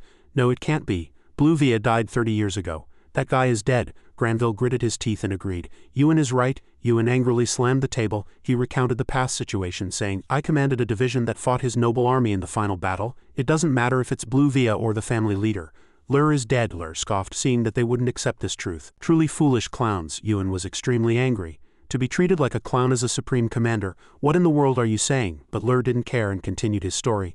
Listen carefully and remember, Lur wanted to make them realize the difference between them and himself. While you were wasting your strength on meaningless things, I went down to the abyss, the land of death. He saw the person in that abyss with his own eyes, and it was completely different from the rumors. There I met Lur, who had imprisoned himself, understand? He wasn't dead, he was just hiding underground to recover, pretending to be dead. As the events were pieced together, Granville seemed to realize something. Then, Lur continued as if pinpointing everyone's common guess. A third great war between humans and demons could break out. Because Count Lur, one of the fragments of the Demon King, has awakened. Riha, who had been listening quietly, then spoke. So that's why the war started? Kit, confused, asked with a bewildered look. Hung, what are you talking about? To keep Kit from being curious, he deciphered the conspiracy of this war. The second step is that the best defense is a strong offense. This war was meant to weaken the player's strength before the third great war with the demons. Riha's face was filled with a look of dismay. He continuously muttered. They are being forced to consume resources, lose or destroy items, wasting money and time. If penalties for negative contribution points are added, human strength will be weakened, and the war with the demons will begin before they can recover. Kit and Wyan were silent at this inference. However, Bifus still couldn't suppress his curiosity and continued to press. Lur, if you met Blue via Abyss, how are you still alive? Hearing that, Lur looked at him with extreme tension. Haven't I told you yet? Blue is sealed. He sealed himself. It's better to say it that way. For the past month I haven't seen sunlight underground in the land of death, and I've been searching for what I suspect is a laboratory. He hesitated, then continued, No, I was looking for somewhere. Riha immediately understood this. The Dark Elf Caster's laboratory. Lur turned his back on the people and spoke in silence. And I found it. It wasn't a natural cave, but a labyrinth steeped in darkness with no light whatsoever. I relied on only one torch. It was vast and high. I was confused, not knowing where I was, but I hoped this was the place I was looking for. Lur carefully explained every detail. The subway system was still operating, and each floor was expansive, but what was more terrifying was the number and power of the monsters, which surpassed my understanding. It made Yuan's eyebrows furrow uneasily. All the Regalette monsters were huge species, including winged ones. Granville cautiously made a list beside him. The round cyclopses summoned mounted elf mages. Hearing those names, Lur's face hardened as he confirmed, "That's right, they were everywhere." Yuan grew more curious at this. "So you faced those monsters alone?" Granville relentlessly pressed him. "Even 4-armed ors need a full team." Lur continued to recount the past. "When I reached the 33rd floor, I saw a completely black wall. It was as if Midgard's graphics had broken. A surging black hole. Not even a torch could illuminate it, and it was there, in his memory. The image of a mysterious red crystal surfaced, and there I saw Lur." At that very moment, Lur, without hesitation, directly launched an amplified bombardment. He pulled out his blue python and loudly shouted at the classic panel crystal. The bullet pierced through it in an instant. At that moment, Lur became complacent. "The mission to defeat a fragment of the Demon King, I handled it easily. The main mission was," but that joy quickly vanished, replaced by shock. His hat suddenly fell off. He even wore a satisfied smile, though a bit early. "Thank you, young man. I will repay your favor next time we meet." At the opponent's appearance, Lur cried out in alarm. "Damn it!" The hat suddenly flew off. "Thank you." From that, countless messages arrived simultaneously. "Thank you for waking me up. I'll forgive you this once." A fragment of the Demon King Bruong had awakened. That sight made Lur flustered and terrified. Did I awaken him? Thinking of this terrible truth, sweat poured down him like rain and his breathing became labored. Lur, still trapped in the nightmare, repeated, "I poured all my strength into him, and the result was this hat." Bifus, who was listening nearby, grew even more curious. "You said Lur sealed himself and then broke the seal and came out?" Lur had no choice but to answer that question. "Blue Bian emerged from the crystal, placed a hat on my head and vanished. That's all." However, the reason only amplified his suspicion. "You attacked Lur and couldn't injure him after he broke the seal. And you say Leah gave you the hat and left?" Lur confirmed without hesitation. "That's right." Dissatisfied with the answer, Bifus's eyes sharpened and he pressed further. "Why didn't Lur attack you?" As if hit where it hurt, his body trembled, and his eyes constantly darted elsewhere, trying to defend himself against being found out. "I don't know, because I immediately ran to Yuan." Pope YV confirmed the hat and everything began. Hearing this much, Riha grew even more suspicious inwardly. Lur had personally witnessed a fragment of the Demon King. The Pope confirmed it and intervened to mediate a truce, and Yuan suddenly asked Granville, "Commander-in-Chief, what do you intend to do?" He frowned irritably. "We will certainly hold you accountable for the assassination of the king, but I know now is not the time." "Commander Fodor," Yuan sneered at the threatening words, "that can be brought up any time. The preposterous reason for the invasion will remain a blot on history." Granville didn't back down and directly hurled insults. "History is written by the victors. Don't worry, Minos will record nothing. From now on, Pupil and Minos will observe a truce until an agreement is signed prohibiting all military actions. Borders and territories will be discussed later. Commander of Minos, do you agree?" That demand made Yuan's expression like a raging inferno. Pupil only survived by Minos's mercy. "There's no need to discuss borders. You must compensate for your illegal invasion." Riha and the other soldiers couldn't hide their bewilderment at this fiery debate. Judging the situation unfavorable, Granville stepped back. "The dispute between the two nations will be resolved when a truce agreement is signed with witnesses present." "Yuan, is that enough?" Yuan understood his intention and returned to a gentle demeanor. "That's reasonable. I agree with the Pupil commander's proposal. I promise on the honor and trust of my nation." Although reconciled, the smell of gunpowder still lingered heavily between them. An interim truce between the two kingdoms was quickly signed. As numerous benefits poured from the server, other players shouted excitedly, "It's over. My contribution score is 283. Amazing. I got negative contribution points. I got 4,000 points. Total contribution exceeded 35,000 points." Seeing his own achievements, Riha couldn't hide his surprise. Contribution for stopping Alexander and the Golden Dragon's advance. Was luring and attacking them a big contribution for Pupil? Only Bifus wanted to check carefully. "Is the war over?" Granville seemed even more excited at this moment. "Not completely, but we won't draw swords against each other, Dragon." Hearing that, he became cold for a moment. Bifus directly warned everyone, "Rejoice in silence, humans. I'll tell you why I would kill you." As soon as he finished speaking, everyone became uneasy. He began to recall his memories. "My companion and I joined your meaningless war to find the red dragon that had disappeared for a while. He is my rival, and I'm not sure if he was hunted or had an accident. But when I heard that Brubian had awakened, it became clearer. His name is Kuganeshi. He is trying to resurrect Tiamat, the queen of dragons who sided with evil." Riha felt curious at that name. "A chromatic dragon? How does the ecology of dragons in Midgard work?" Dragons are powerful creatures, mainly divided into metallic dragons and chromatic dragons. No need for further explanation. Bifus's face was filled with tension every time he mentioned this name. "Tiamat, the queen of the chromatic race who sympathizes with demons, must not awaken. If she awakens, humanity will be reduced to ashes." His voice continued to echo amidst everyone's awe. "You must find Kakunashi, save yourselves and bring that information to me. Kakunashi is of the lineage of Pan, the red dragon poet. He has a fiery temper, but like me he is an ancient dragon." His blue eyes squinted at the small humans before him as if to warn them. If this fact is leaked, his actions will become even more unpredictable. Therefore, absolute secrecy must be maintained. "Loser's ally, what is your name?" When he showed interest in him, he was flustered and couldn't speak properly. Immediately calming himself inwardly, No, I need to speak more softly. Nevertheless, he still couldn't hide his hesitation. Haria is that person. At that name, Bifus fell silent for a moment. Immediately he turned to Lur and admonished him. I will remember your name and Lee's wick. For the good of the continent, your power must be fully preserved. You must find Kusukunakai and prevent Tiamat's resurrection. I pray you never witness the moment when the six heads unite, even in your dreams. In an instant, the entire area was bathed in glittering golden light. It enveloped all players like a protective shield. Numerous benefits poured from the server simultaneously. Golden Dragon Bifus has blessed you. The effects are continuously strengthened by the blessing. Seeing the light emanating from his body, Riha couldn't maintain his composure. Is this a blessing? Fire resistance 15. This effect is truly amazing. The feeling of being constantly surrounded is truly enjoyable. Will it last forever? He looked at the one who bestowed it upon him with the utmost courtesy. Thank you, Golden Dragon. Unlike everyone's happy faces, John seemed very flustered. Divine Dragon King. Lur still maintained a serious expression. Bifus turned to Alexander at this moment and commanded, I must go, Alexander. He mumbled for a moment as if agreeing. His wings immediately spread. Before leaving together, Bifus admonished the humans not to forget their message. Riha's eyes watched them until they disappeared from sight. On this side, Granville and Ewan stared at each other with murderous eyes. Meanwhile, the other players urged each other on, shouting passionately, Let's go loot items. There might still be some left. Anyone want to go back again? No, thank you. I'm tired. Vim, who had been dejected for a while, finally relaxed at this moment. The war is over, but something feels strange. Only Riha was still bewildered about the chromatic dragon. Seeing his friend's foolish appearance, he sighed. Kakuna's is the most ferocious red dragon. Why did you forget? Too shocked, he instantly became angry. I just forgot a little, but out of curiosity. Riha relentlessly pressed him. Do you know how to control those dragons? The other person slowly recalled. I learned a little in the night circus. At these words, Riha became even more excited. Really? Vim began to rummage through old memories. Yes, once there was a quest to steal a dragon's egg, but I refused. No matter how insane, I couldn't do that. The more he listened, the more excited his eyes became. What's the difference between metallic dragons and chromatic dragons? Vim continued to answer every question like a book. It's like the relationship between Pupil and Minos.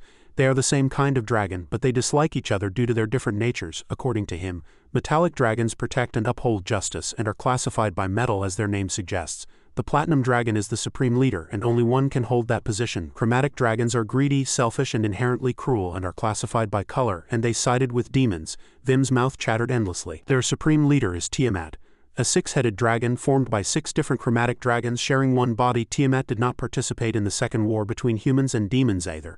Because Bahamut and the metallic dragon sided with him, they were able to drive out the demon king's fragments and the chromatic dragons. Or, according to the night circus leader, Vim suddenly and sharply deduced, the night circus leader also seems to have participated in the second war between humans and demons. He seemed to remember something and asked Riha curiously, What did the golden dragon do to you? Cast a spell? When attention was focused on him, Riha was flustered and replied, You could call it magic, if you want to call it that. Just then a voice interrupted from somewhere, I'm curious too. What kind of magic is it? Immediately everyone was astonished. Who is it? There was clear interest in her eyes. Are you Haria of Pupil? Riha quickly nodded at the probing gaze. That's right, it's me. With a satisfied answer, she let out a meaningful laugh. You found your way here. Nice to meet you. I am Chio. As soon as she finished speaking, Ki's calm face instantly changed. Chio, are you ranker Chio? Chio, the 7th dancer of the Minos kingdom? He still pretended to be humble. 7th rank is nothing. I was just lucky. Calling it the Minos kingdom is too stiff. The war is over now. Don't you agree? Haria? Riha unconsciously sweated under the opponent's overwhelming presence. That's right, but why are you here? He doubted inwardly again. Chio? She's the only one of the top 10 powerhouses who didn't participate in this war. What is she doing? Chio fanned herself with the fan in her hand and explained patiently. After signing the truce with Draven's dragon, I came to meet the one who defeated Alexander, to see what kind of person you are. He even gave a playful wink. Let's just say, I'm your fan, Haria. His only response was a polite expression. Thank you. Vim also had to comment on this attitude. He's really straightforward. Riha suddenly hesitated, even blushing. Then may I ask a few questions? The other person also answered enthusiastically. Of course, do you want to be friends with me? Seeing that, Riha calmly continued. Ms. Chio, what were you doing throughout the war? With your skills, you could have helped the Minos kingdom a lot. Her attitude suddenly changed completely, and her voice also showed a hint of hesitation. That's a bit hard to say. But you still enthusiastically pressed her. Why wouldn't I? I suddenly pulled out my fan and ambushed him. In an instant, Chio looked at him coldly and assessed him. You wouldn't simply notice an assassin's actions, would you? He immediately cried out in alarm. But before he could act, Riha stopped him. It's all right, she won't attack. He was calm inwardly too. That was a warning. Don't underestimate her. She put away her fan and let out another meaningful laugh. You understand faster than I thought. I just stopped by to say hello. Well, I'm going. The war is over now, so let's keep in touch. Before leaving, Chio exuded a murderous aura and warned, next time, let's have tea together somewhere. In a truly beautiful place, Chio walked away resolutely, and Ki unconsciously admired her. Her walk is truly brutal, unlike her beautiful appearance. Is that what makes the difference? Only Vim, who had not yet grasped the situation, was unable to contain his curiosity. Hey Riha, what did that woman say? He said with a hint of disappointment. She didn't say much, she just said she was an assassin class. He still couldn't forget her meaningful smile. She's suspicious, but she doesn't seem to be an invisible enemy, otherwise she wouldn't have revealed her identity. Who is Minos's mastermind besides Yuan? Vim even started sweating nervously. Interesting. An assassin admitting to being an assassin. Just then a sarcastic voice suddenly interrupted. Everyone's face brightens when they see a pretty girl. Riha was startled to see the other person's face clearly. Wang had a face as bright as a flower, but he felt uneasy. What's wrong? Wang immediately smiled, but her demeanor was about to explode. Who is that person? Riha was flustered at her appearance. What are you talking about? A strong murderous aura emanated from her. That woman who keeps clinging to you. It made him even more confused. What are you talking about? It's just a rumor. She's Chio, a soldier of Minos. In an instant, Wang returned to her original state. Really? Then that's a relief. Riha trembled at her rapidly changing attitude. She always appears like a ghost at such moments. Why do I have to explain? As Riha was still distracted, Wang asked, Are you on your way to Pupil? If so, stop by Dale Castle. He was surprised for a moment and asked, puzzled, why? Although her face was red, she tried to make an awkward excuse. Regarding your injuries last time and the reconciliation fund, Riha didn't suspect anything at all. Reconciliation fund, you say? All right, I'll stop by. The two quickly fell silent. After a moment of staring at each other, Wang stumbled in confusion. Then I'll go first. He too was surprised and froze, worried. All right. At that awkward scene, the two spectators, Ki and Vim, tried to suppress their laughter. Even Sasuke said irritably, I didn't expect anything, but you're really terrible, Riha. Kid also nodded in agreement beside him. He probably didn't notice. Riha still hadn't processed the information at that attitude. How what? At his foolish appearance his friends couldn't help themselves. He doesn't know anything. Sasuke walked alongside him. He himself looked quite excited. I just wanted to say goodbye before I left. Don't forget. I'll contact you next time I take down Alexander. Riha's eyes widened in surprise at what he had just heard. I'm going to fight Alexander even after receiving the Golden Dragon's blessing? He froze at this nonchalant attitude. Do you think I'm begging you? It's because of that crazy dragon. From afar, Lur rushed over with a gun, emanating a murderous aura. Stop Ri-jun, Sasuke shouted in a panic at the sight. That crazy old man is here, I'm out of here. Ri was running, then suddenly screeched to a halt, his whole body instantly stiff, his face even showing signs of panic. Old man, he inadvertently whispered to Riha. Go quickly before you get entangled with him. 3 musketeers instant teleportation. Although he didn't understand anything, he still followed. All right, I'll handle it. Lur was still standing there blankly. 3 musketeers, old men. The 2 young men high-fived, and Riha didn't forget to say goodbye. Ki, see you later then? He called out loudly to his brother. Let's go, Ki-jun. He immediately followed. Before leaving, Ki was still excitedly cheering. Return to Special Forces headquarters. Well done, everyone. Seeing the excited crowd made him even more thrilled. We should throw a party next time. Good job, everyone. After a long period of self-questioning, Lur finally regained his composure. He aimed his gun at Riha's group again, saying, Stop, I have something to ask you about your weapons. Seeing the other party attempting to threaten him, his whole body suddenly stiffened, and after a moment he cautiously spoke. You want to ask, why are you pointing a gun? Just then, Lur's face showed a look of utter defeat as he saw the other party's teleportation notification. Having returned to Estak, Riha let out a sigh of relief. He felt much calmer looking at the peaceful scenery before him. Now I can feel the war is over. All right, I should log out of my game account now. He declared in an excited voice that he was going to sleep. The real world was already night. Kim Yu nervously opened her son's bedroom door. How long are you going to sleep? At least eat something. Riha stirred slightly. What time is it? She spoke loudly as if reminding him. It's 8 p.m., but his reply was still in a sleepy voice. I've only slept for 12 hours. I'll deal with it later. Riha came out to eat after a while. In front of his mother's delicious food, he ate little by little with enjoyment. Just then, the phone rang. It was a call from Ki-jun. He glanced at the screen and said, I'll deal with it later. Riha ate and then asked curiously, Mom, that restaurant you're opening soon. Kim Yu was surprised by her son. Why? He straightened his posture and put on a very serious expression. How much would it cost to open one of those? About 50p. She was surprised by his expression. What? Why are you suddenly asking that? Riha was flustered by this question. Wouldn't it be comfortable for you if you opened a place like that? No matter what I say, you won't stay home quietly anyway. Then you could sit at the counter and help out in the kitchen if you get bored. Kim Yu suddenly retorted, Enough, enough. It's a waste to spend that little money on something like that. Focus on your leg treatment. His mother was trying to save as much money as possible. Riha was very disappointed by her firm attitude. Every time the topic of money came up, it always shifted to his leg, but he carefully gave up aloud. Yes, after dinner, Riha's bedroom door slammed shut again. Seeing the caller ID, he couldn't hide his surprise.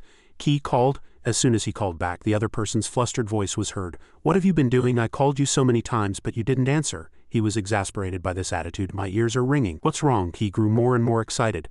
Log in online quickly. The The war announcement? No, the announcement about the Mid-Earth community. Riha was also bewildered by his confused words. What are you talking about? He began to log in online with his hands and his eyes were full of surprise. Everyone on the forum was enthusiastically discussing Riha, and the entire internet was buzzing with his story. As countless posts appeared one after another, Riha was bewildered. What is all this? Even the forum search bar was filled with hot news about Pubel's core contributor rankings. He clicked out of curiosity and immediately found his name proudly at the top. As Riha stared blankly, surprised by his own achievement, I thought I contributed a lot, but even more than Granville. His friend's voice hastily came through. It's super hot right now. At that voice, he stopped what he was doing and asked, Ki-jun, why, you're 9th in national contribution, aren't you? As soon as he heard the other person's words, he smiled as brightly as a flower. You saw it right. Thank you. Our guild is in an uproar because of you right now. Everyone wants to join our guild. Applications are piling up like mountains. Tin-Hung reviewed applications all night as Ki continued to grumble. Ryu was still astonished by his comrade's achievements. 8th place is the Brigadier General of the Wismore River Invasion. Not only a commander, but everyone is competing with each other. And he's 9th, truly a huge influence. On the other end of the phone, he was still excitedly talking endlessly. Many people recorded the last scene of us fighting Alexander from afar. Our names were mentioned a lot on YouTube channels and international TV. Guildmaster John even had an interview on American TV, and he even mentioned you. Should I send you the link? Riha refused without hesitation. No, it's fine. It was as if he had just heard his superior cursing. Ki-jun talked for a long time and didn't forget to remind him. Anyway, log in quickly. The reward time ends in 4 days in Mid-Earth time, so don't forget. He quickly nodded with the same big thought. Yeah, of course, Riha said as he activated the game box. Logging in now, the space completely changed in the blink of an eye. In an instant, he and Ki were sitting side by side on a game sofa. As soon as he regained consciousness, Riha spoke first. Do you know anything about the third war between humans and demons? But he could only give a somewhat disappointing answer. No, not much, but Hung, do you know about contribution points? Ki's words began to pour out. But he only grasped the main point. In short, contribution points can be exchanged for items or stats. However, for rare and high-grade items, the required contribution points increase significantly, making them difficult to obtain. Waiting until his friend finished speaking, Riha raised a question. Then what about hero or legendary grade items? Ki thought for a long time, then replied in a flustered voice. I don't really know either. Someone said they used all their contribution points to buy a rare grade helmet. It cost a whopping 1,000 contribution points. But fortunately, we no longer need to accumulate positive contribution points. Riha's jaw dropped in surprise at this audaciousness. Having said this much, Ki shook his finger and warned, those with negative contribution points will be punished. They'll lose experience points and it can only be removed offline. At this reminder, he let out a sigh unique to Mid-Earth. He added the newly updated news, but Hung can remove fines with gold, which is why Mid-Earth's gold price has skyrocketed. But what are you going to do now, Hung? The war's over. Riha hadn't made clear plans yet. You said there's a royal memorial service in 4 days, right? Ki said with a confident voice. That's right, the palace might give us something better. So there's no need to use any more contribution points. As if remembering something, Riha opened the information window curiously. Hung will check your stats and statistics. When the chaotic scores appeared, he flinched slightly. Hung didn't reveal his stat points throughout the war. Ki was even surprised. You didn't distribute them even though you fought like that? Riha decisively put all his points into agility.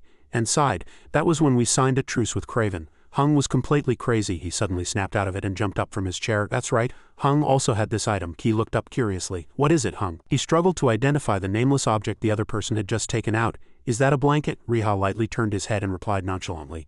No, it's the coat Drake gave Hung. At these words, Ki was flustered. Drake of Craven? You mean the NPC commander, the strongest person in the sea? He held up the hero-grade coat like a proud trophy. That's right, he gave it to Hung during the truce agreement. At this tone, he shouted even more in surprise.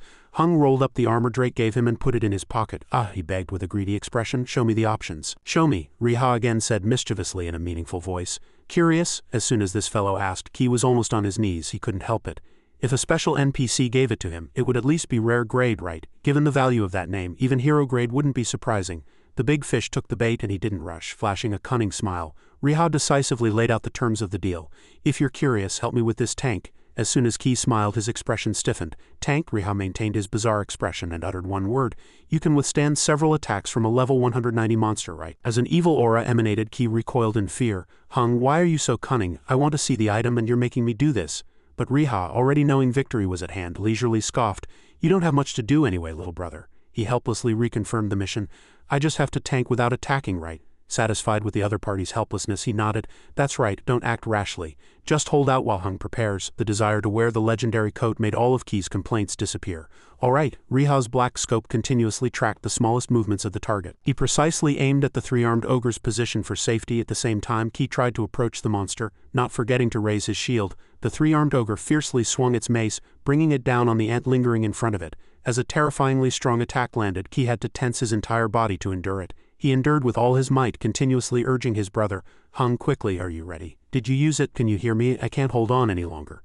But Riha replied very nonchalantly, "Ki-jun, you're very far away, but your voice is ringing in my head as if I'm sitting in a drive-in theater. Have you ever been there?" At that ill-timed calmness he cried bitterly, "Hung, don't joke around, I can't hold on any longer." But the other party just laughed and reassured him, "Just hold on a little longer." Riha enjoyed playing around for a bit, then thought to himself, it's really fun to tease him. Only then did he seriously begin the mission. Black Bet mission, take down a level 190 monster with one shot from 2,000 meters. 2,000 to 2045 east wind speed 4 meters s, stabilization complete. On the other side, Ki was desperately enduring the three-armed ogre's fierce attacks, and the situation was growing more urgent and extremely tense. Just then, Riha's gun finally fired. Ki was still holding his shield, but he had to witness half of the three-armed ogre disappear like smoke from the bullet. The lower part of the three-armed ogre stood intact as if rooted to the ground, while the upper part vanished without a trace. In the blink of an eye, its whole body crumbled into tiny specks in front of Ki. System notifications appeared simultaneously, one after another.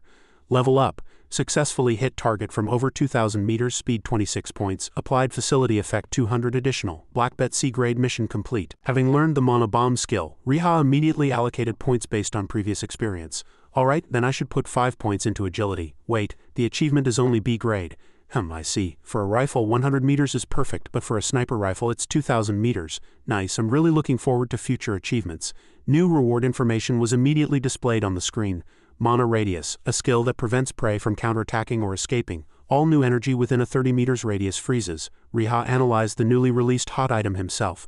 Freezing new mana means existing magic continues to work, but new magic is sealed, right? For 10 minutes, he knew that valuable items always came with a high price and checked the mission information. Then the system immediately changed the interface.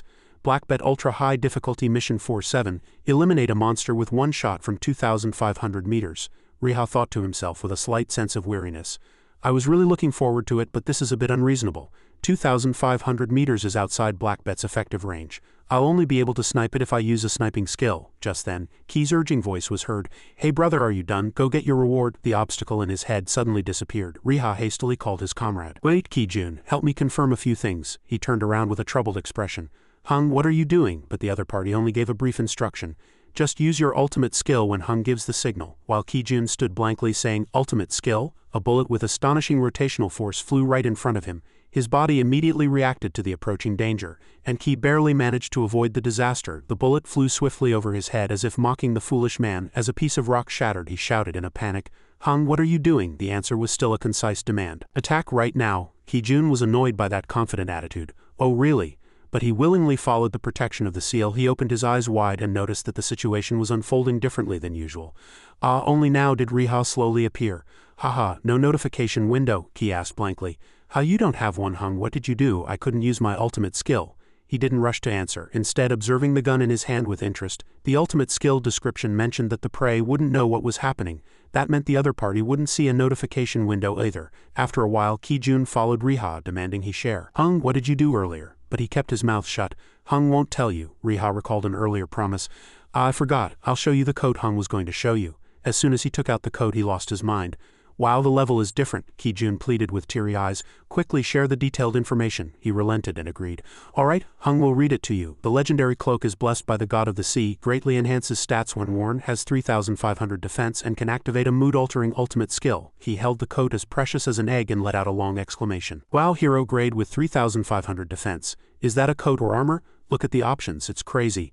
The defense of this coat is almost the same as my armor. You've been carrying a hero-grade rental item all this time, Hung. You're amazing. Hearing the two words, rental, a stiff smile bloomed on Riha's face. So I have to give it back in the end? The water and ice resistance options, I'll never give it back. But he still pretended to be fine. Anyway, it's not a bad item, right? Ki-jun used all his vocabulary to praise it, saying it's too good. Thanks to that, how many attacks did I avoid? Even players at levels 120 or 130 could easily handle it with their ultimate moves. Suddenly, a system blue screen appeared, catching Riha's attention. It was a message from Wajing, urging him. Aren't you coming? Don't you need the money? Only then did Riha remember. How right, the money. He quickly bid farewell to his comrade. Thanks, Ki. I have somewhere to go, so I'll leave first. Ki also smiled brightly and waved goodbye. Alright, I'll contact you later. I need to get back to the guild too. Riha eagerly followed the call of money, confident. I don't need it, no way. How could I not take money? At this time, the sisters Wajing and Woyan were enjoying a peaceful and comfortable time. Riha's sudden appearance shattered the tranquility of the entire room. Wajing greeted him gently. Huayan, on the other hand, angrily jumped up and cursed. Riha, the purple orb, made a sound regardless of the time. Wajing's favorite place was her older sister's house, which was warm, soft, and very comfortable. Huayan was so embarrassed by this description that she burst into tears. Her embarrassment turned into a scream that shook the heavens and earth. She angrily cursed at length. "If I report you to the Dale Knights, you'll be arrested for trespassing. Having contribution points doesn't mean you can just barge into my house." Riha trembled and pleaded for forgiveness. "I'm sorry," he made a plan inwardly. "That's right," Wajing suddenly handed me a crystal orb. "I'll buy her a new one," then he dared to ask. "Just give me the agreed money. I'll leave as soon as I get it." Huayan acted as if she didn't hear him, simply reminding him in a rational voice, "If you want to come, just say so. I'll invite you." The sound of their gazes exchanging echoed in his ears. "Why can't I hear anything? It's nothing." This made Wajing extremely uncomfortable. Fortunately, Huayan finally got to the point. "Anyway, I can do a lot for you. Deal with it yourself in due time." "I thought you'd lost interest in Dale Castle with the war rewards," Riha politely said. Thank you." A few seconds later, he blankly discovered the exclusive reward. She seemed a little surprised by Riha's blank expression. "You haven't heard yet. The rumor, it's a rumor from the court, didn't Nara tell you?" He just gave an awkward answer. A slight worry rose in Riha's mind. "Nara hasn't contacted me for a long time. She only sent a congratulatory message when I got first place in contribution. She seems colder than before." Huayan seemed interested in the other person's recent situation and asked, "I heard a lot would happen since you were first in contribution." Riha's eyes widened, full of anticipation. "How much?" She arrogantly turned her head, refusing to answer. "If it's less than expected, you'll blame me, so I won't say anything. I hope the negotiations between Pupil and Minos go well." He couldn't help but sigh. "That's really dull." The short meeting came to an end. Riha stood up and bid farewell. "Anyway, thanks for always sorting everything out. I'm leaving now." Huayan paused, then inadvertently cried out, "Leaving already?" Wajing innocently poked her head out and whispered, "Come again, Oppa." He gently promised his younger sister, "Yes, I'll come back." Seeing that the other person was about to leave, Huayan hastily called out, "Hey Riha," he asked, thinking something wasn't finished. "Yes," she clenched her fist and encouraged herself. "I might have to go to Korea early for work. Riha, being insensitive, didn't understand the other person's feelings. "Then isn't the weather in Korea nice these days?" Wajing mustered her courage and said, "That's not what I mean. If you're there, you won't have much time. Can you recommend some good restaurants?" Huayan, embarrassed by her recent confession, made an excuse. "I don't have time to go out and play and I don't have anyone to look after." "But you're Korean, right?" Riha nodded in confusion and said, "Yes, I'm Korean." He accepted the suggestion to hang out together. "All right, I'll look into it and make a list for you." Seeing the other person's blank expression, she angrily shouted, "I have to go meet you. You don't know how much Wajing wanted to go to Korea to see you." The younger sister, embarrassed, quickly covered her older sister's mouth. "Ani," Riha scratched his head and said, as if understanding, "So you want to go out to eat with me?" "Yes, a date like this wouldn't be bad." He suddenly whispered the two words he had just uttered, "date." Some memories suddenly flashed through Riha's mind, startling him. "All right, now I know why Nara was so cold. We were supposed to eat together after the battle, but it was never mentioned again." Huayan asked, curious about his opinion. "So what are you going to do? Are you going to pick me up?" Riha awkwardly stammered. "Oh, that." She didn't mind his strange attitude and made her own plans. "I'll let you know once the schedule is set. Let's go eat something delicious." Returning to the real world, the virtual reality capsule lay silently in the quiet of the night. As the capsule door slowly dissolved, inside, Riha's solitary figure, pale from the long string of events, was revealed. "Crazy, what am I supposed to do with that plan? The reward is really good, but it's not like winning 2 billion won. And there's no way this leg miracle will happen overnight. But why am I worried about meeting other people? Is it because I'm ashamed of this leg?" Riha whispered to himself. "What's there to be ashamed of? To be honest, I thought that after the accident, but while playing mid-air I've regained a lot of confidence, and I've also accumulated stable savings for treatment, if the team wants to meet me. Even if it's Dean and Gong, I'm ready to meet them 100 times. Riha, feeling slightly nervous, drank from his water bottle as if it were a ritual of self-comfort. A strange feeling confused him. "But why am I hesitant to meet Nara or the Wajing sisters? What is this feeling?" A moment later, in the game space, Ki walked ahead with his hands clasped behind his back, grumbling, "My hair is going to straighten out soon. I need to go to the salon soon," Riha complained curtly from behind. "Hey, are you listening to me?" Ki looked back and said playfully, "Of course. So when are you going to eat with Nara and Bobby?" "That's not what I'm talking about, is it?" Riha grumbled irritably to himself. "This guy seems to have heard me well." He sighed in annoyance. It would be better to talk to my knee than this guy. The two continued walking until they arrived in front of the entrance to Pubel's Estok Palace. As they blankly looked around, a sudden clamor of footsteps came from behind. Reporters swarmed Ki-dong like cats to fish oil. "You're currently 9th in contribution." Pubel's 9th. "Master Ka has already entered the palace. We just have a few short questions." At the mention of Master Ka, he broke out in a cold sweat and was flustered. Ki-dong tried to calm the noisy people in front of him. As soon as people started talking, Ki-dong held several microphones close to his mouth. "Don't get too excited, take your time." However, he received an even fiercer barrage of questions than before. "What do you mean? Why are you holding our microphones?" While he grappled with this serious misunderstanding, "It's not me." Hey, Riha, you know. Riha had already abandoned his comrade and walked far ahead. Suddenly his footsteps stopped in front of the palace stairs. Nara had been there for an unknown amount of time, looking at the young man in front of her with calm eyes. She instantly saw through Riha's little scheme. Are you in a good mood? He ignored her words and confessed the promise he had held in his heart for a long time. Nara, when can we eat together? At this question, Nara paused, then forgot everything else she was going to say. She was too embarrassed to meet Riha's eyes. You still remember? He said a few sweet words. How could I forget? It's a meal with you, Nara. At those affectionate words, Riha's conscience disappeared somewhere. It's just that I had too many things to deal with. I really didn't forget. Nara, seeing the other person's guilty look, smiled pleasantly. She arrogantly turned her head and said cunningly, Oh, I'm so busy these days. I don't know if I'll have time. I'll ask Bobby. Will she have time? Riha quickly assured her on Bobby's behalf. Yes, definitely. Let's set a date. Nara was smiling brightly inwardly at this time, thinking, I almost despaired, thinking he had forgotten. Then, jumping with joy, she pushed him in. All right, let's go inside. You'll have to practice the ceremony again. It's starting soon. I hear the top 3 will receive some rewards from His Majesty. Nara called Riha by an affectionate name. Our Riha really needs to stand out. At these words, he was speechless. Our Riha, you say? A moment later, a guard at the palace entrance loudly announced, His Majesty has arrived. The King of Pupil slowly appeared, wearing his familiar magnificent red fur cloak. Rosa stood on high, her expression as solemn and fearsome as ever. Below, the Wajing and Wayan sisters quietly awaited their chance to greet His Majesty. As the King of Pupil took his seat, the guard began to call out names. From 4th to 10th place in contribution, please step forward. The surrounding crowd cheered the names of their idols at the top of their lungs. Nara, you're the best. Ki, look this way. Ki Dong's stiff posture, on the other hand, drew much ridicule. Look at the reconnaissance team leader. He's like a robot. So stiff. The guard's booming announcement diverted the crowd's attention. We will award everyone of all ranks for their contributions in this war. The King of Pupil stood on the high platform and began the award ceremony. 3rd place, Pew, and 2nd place, John Edward Granville. In recognition of your contributions, both of you will receive the Silver Star Medal and the Purple Heart Medal. In addition, medal holders may choose 2 items from the royal treasury. A player's eyes widened at the generosity of the royalty. They each get 2. Then what will 1st place get? The time had come. The 1st place announcement echoed. And now 1st place in contribution. Riha, please step forward. Riha bravely stepped forward at his calling. At the same time, a notification saying changes saved appeared next to him. The King of Pupil solemnly honored the hero of the kingdom. Your achievements are known throughout the land today. You shine brightest. You have proven your courage and valor in this war. You may choose 3 items from the royal treasury as a reward for this contribution. However, the next gift astonished everyone. Furthermore, you have been appointed to govern a city that has established a peace agreement with its people. The king bestowed a prestigious reward in his own name. I, the King of Pupil, officially bestow upon you this Medal of Honor with absolute respect. As the gift was bestowed, one person gasped and shouted, Wow! This astonishing news led to countless cheers from the crowd. Unbelievable. Amazing. A lord title is a noble title, not just a knight title.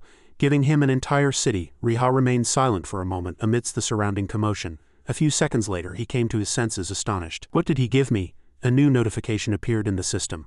You have been revered as Pupil's greatest hero. Stat reward, fame, increased favorability with Pupil NPCs. However, reputation with royalty and combat NPCs has decreased. The next day, Riha walked alone, sorting out the confusing thoughts about yesterday's award ceremony. I was really surprised. Instead of a Medal of Honor, I received the position of governing a city. Which city I'll receive will continue to be discussed. Fortunately, it's a city received through the peace agreement with Minas, so I don't need to worry about that. What's more urgent is the mission that appeared after the award ceremony. Riha racked his brain over the new mission, then suddenly noticed, have new students increased in our academy? The outside has become much cleaner. Wow, it's really changed a lot. Finding Brow in his room, he politely greeted him. Commander, you're here. The academy dean invited him in a good mood. Come Riha, come in. Riha happily exchanged a few words. Commander, the academy has changed so much. Brow praised him with short, meaningful words. It's all thanks to your efforts. The Emperor has provided enormous funds to the academy. I never imagined that old recruit would grow so much. When I heard about your efforts, I was truly happy. It was as if I had succeeded. Well done, Riha expressed his sincere gratitude. It's all thanks to the commander's instructions. He slowly found a loophole in what he had just said. Wait, did he just say your efforts? As soon as he finished speaking, Kid and Lur proudly appeared at the door. Kid, as soon as he entered, said sarcastically, Were you planning to pretend you did it all by yourself? Lur also angrily brought up an old story. You definitely ran away that time. Riha's mouth was smiling, but inwardly he was screaming miserably. Kidong and Lur are here too. Brow, at the right moment, stopped the sharp bickering of the young men. Everyone sit down, I have something to say. The new 3 musketeers, you know why I called you here, don't you? Riha, you heard from Lur, didn't you? He answered truthfully. I heard about him. Hearing that, he immediately got to the point. That's right, one of the Demon King's fragments. Bluvia, named Bluebeard, is alive and wandering the continent. That's completely abnormal. We were certain he was dead. Lur firmly cut off Brow's words. He's alive. The Pope confirmed his magic, but I don't even need to tell that story. I saw him myself. He calmly reassured the other person. All right, Lur. It's not that I don't believe you, I've always thought about their tenacious vitality, but my worries aren't limited to Bluebeard. All fragments of the Demon King are independently connected. It could be 1, 2, 3, or 4. Riha joined the somewhat heated discussion. That's right. Since he was separated from the Demon King, he's fundamentally one entity. Brow agreed with his opinion. Exactly. If Bluebeard has awakened, it's highly likely the others are also hiding somewhere. He asked the other person again. Did the Pope say anything about him? Lur revealed everything he knew. He just said that the slaughter among humans must stop. Brow quickly made a tentative judgment. Is he planning to speak after the peace agreement is signed? By then it might be too late. That's why I called you first. As soon as he finished speaking, a new mission appeared in the system. Collect information about Blue Via with the Three Musketeers team. Riha roughly skimmed the mission details. It's like a training battle. It's so simple that the reward isn't that great either. Just observe him, no need to kill him or take items, but why is the failure penalty like this? It's too cruel. The penalty was a 300-point reduction in contribution, 200 points in fame, and an additional reward of only 10 points. Brow asked the three for their opinions. It will take about a week to track them completely. Do you think that's possible? He didn't answer definitively, but raised a question. What if we fail? He calmly explained. Krolang will begin to devastate the north.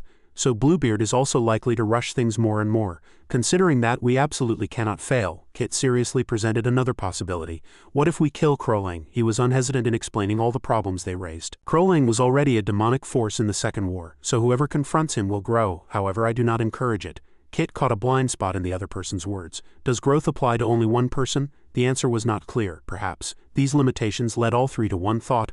Only one person would receive rewards. Killing him is one of the success conditions, but does it mean they just need to observe and return quietly? Riha mentally rehearsed the operational plan. He needed to discuss this mission with the other two, but Lur seemed to have his own plan. I'll go alone. I can do it alone. At this hasty action, the two quickly stood up and stopped him. Wait, Lur, just a moment, we need to form a party first, but he ignored them. Shut up, just follow me. Brow had silently watched the Three Musketeers' disagreement from the beginning. He could only remind them worriedly, everyone be careful. The northern trolls are a bit different from the Sentinels' trolls. Riha's shout echoed throughout the academy. Lur, wait a minute. Lur, I told you to wait. Where are you going? He annoyed, whispered back. I told you to shut up. He himself was dissatisfied with the other person's stubborn attitude. Do you understand the mission? We need to form a party and complete the mission, but what are you doing when we don't even know where he'll appear? But his answer was a black gun barrel pointed at his neck. Lur did not back down. Don't block my way, we'll form a party in the north. As the situation became tense, Key quickly stepped forward to stop the two. Stop, now we need to restock ammunition and prepare equipment. But he gave no one a chance to intervene. I've made all the preparations. You don't need to worry about ammunition or supplies. Even Kit was cut off before he could utter two words. I'll take care of everything, so just follow me quietly and pick up items. I'll get the stat rewards. Just when he thought that was it, Riha said indifferently again. Are you kidding me? Lur was slightly flustered by this unexpected attitude. Huh? As his dissatisfaction reached its peak, he blatantly criticized him. Does this guy have tofu instead of a brain in his head? Lur, do you understand the purpose of this mission? Kit was also startled by his reckless words. Lur, incredulous, asked Riha again. Idiot, did you call me an idiot? Riha was completely unshaken. He honestly admitted, yes, an idiot. You've been crazy from the start. You've always just charged forward, looking only ahead. This world isn't just about throwing your life on the line. Think a little, Lord Lur. His gun was pointed at Riha again. Lur furiously hurled insults at Riha. Are you testing me? HMPH. He bravely confronted him head-on. Are you going to shoot me in the middle of this capital? Try it if you're confident you can take on the entire Paladin Order. Riha even bravely warned Lur. Why do you call Kit Kit and me Hit? I have a name too. Shall I put my name in your head? His hand was already ready on the gun's trigger. Lur was no exception. Everyone was ready to fight. The two pointed their guns at each other but did not rush to shoot first. Riha quietly analyzed and concluded. Although he says that, he hasn't threatened or shot me immediately. Given his personality, if he doesn't charge at me right now, he probably understands this mission to some extent. Lur couldn't help but feel suspicious. He still maintained an indifferent face. Can this person handle the situation? In such a tense situation, Key hastily stepped forward to reconcile the two. Both of you, stop. You both know very well, there are two ways to complete this mission. He persuaded them with rational logic. Observe and complete it 100 or kill Krolang. To increase the chances of success, both methods require thorough preparation. Kit also offered a clever solution to help them both get what they wanted. If Lur Hung wants to complete the mission by defeating Krolang, I'll take care of the surrounding monsters. And wouldn't it be easier if Haria takes care of long-range support? Lur seemed to think this was also reasonable and paused. He lowered his weapon first, but still did not yield to him. All right, I don't want to just feed you, so prepare accordingly. Riha had no choice but to agree to his demand. Set a different time. Alright, let's investigate first and prepare what we need, then meet back here in 2 hours. Agreed. Lur turned around quietly without a word. As he left, Riha also made an unpleasant face.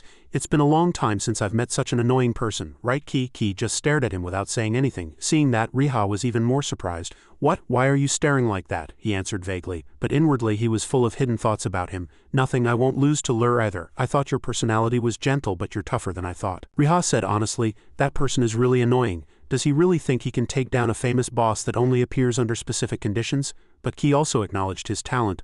Lur isn't an idiot in the middle world, he's not, he explained to Riha in detail. If Lur's confidence helps us complete the mission faster, then we'll benefit too. In the middle, time is money. He was slightly curious. If you break his confidence, what's left for him? Ki said firmly. Probably nothing but a corpse, he pointed out another phenomenon. He just put some wax in his hair, that's all. Riha burst out laughing at Kit's cute words. You can make jokes like that too, he said seriously. I'm just stating facts. After the conversation, Kit said goodbye to Riha and said he would see him later. In the Arctic region of the Shra Federation, seeing Lur rushing ahead first, Riha was angry. Damn it, just fall and don't get up again. But he gradually controlled his emotions and looked further ahead. Such cooperative missions with the 3 knights were not always available, and the difficulty would only increase. But if Lur kept up that attitude, it would be a problem. Ki turned to him and reminded him, Are you ready? Riha left it to Kit. Oh yes, I'll leave it to you. I've already put the snail knife up for auction and I've checked the results. Kit handed Riha a warm scarf, bragging, I've prepared everything so much. He wisely stated his observation. Staying warm is the top priority here. Riha couldn't help but admire. What's with that look? He showed Kit the snowshoes he had just made and said, I've also prepared thoroughly. I had 2 hours, so of course I'm done. Riha generously gave Kit a pair and said, Here, you can put these on yourself. He was interested in this invention. Don't I get one? Riha laughed, showing a slightly selfish attitude towards Lur. Yes, I prepared one for that person, but I'm thinking of not giving it to him. He's annoying. Ki paused at his honest words. He replied briefly, All right. The further they went into the mountains, the more Riha was surprised by this place.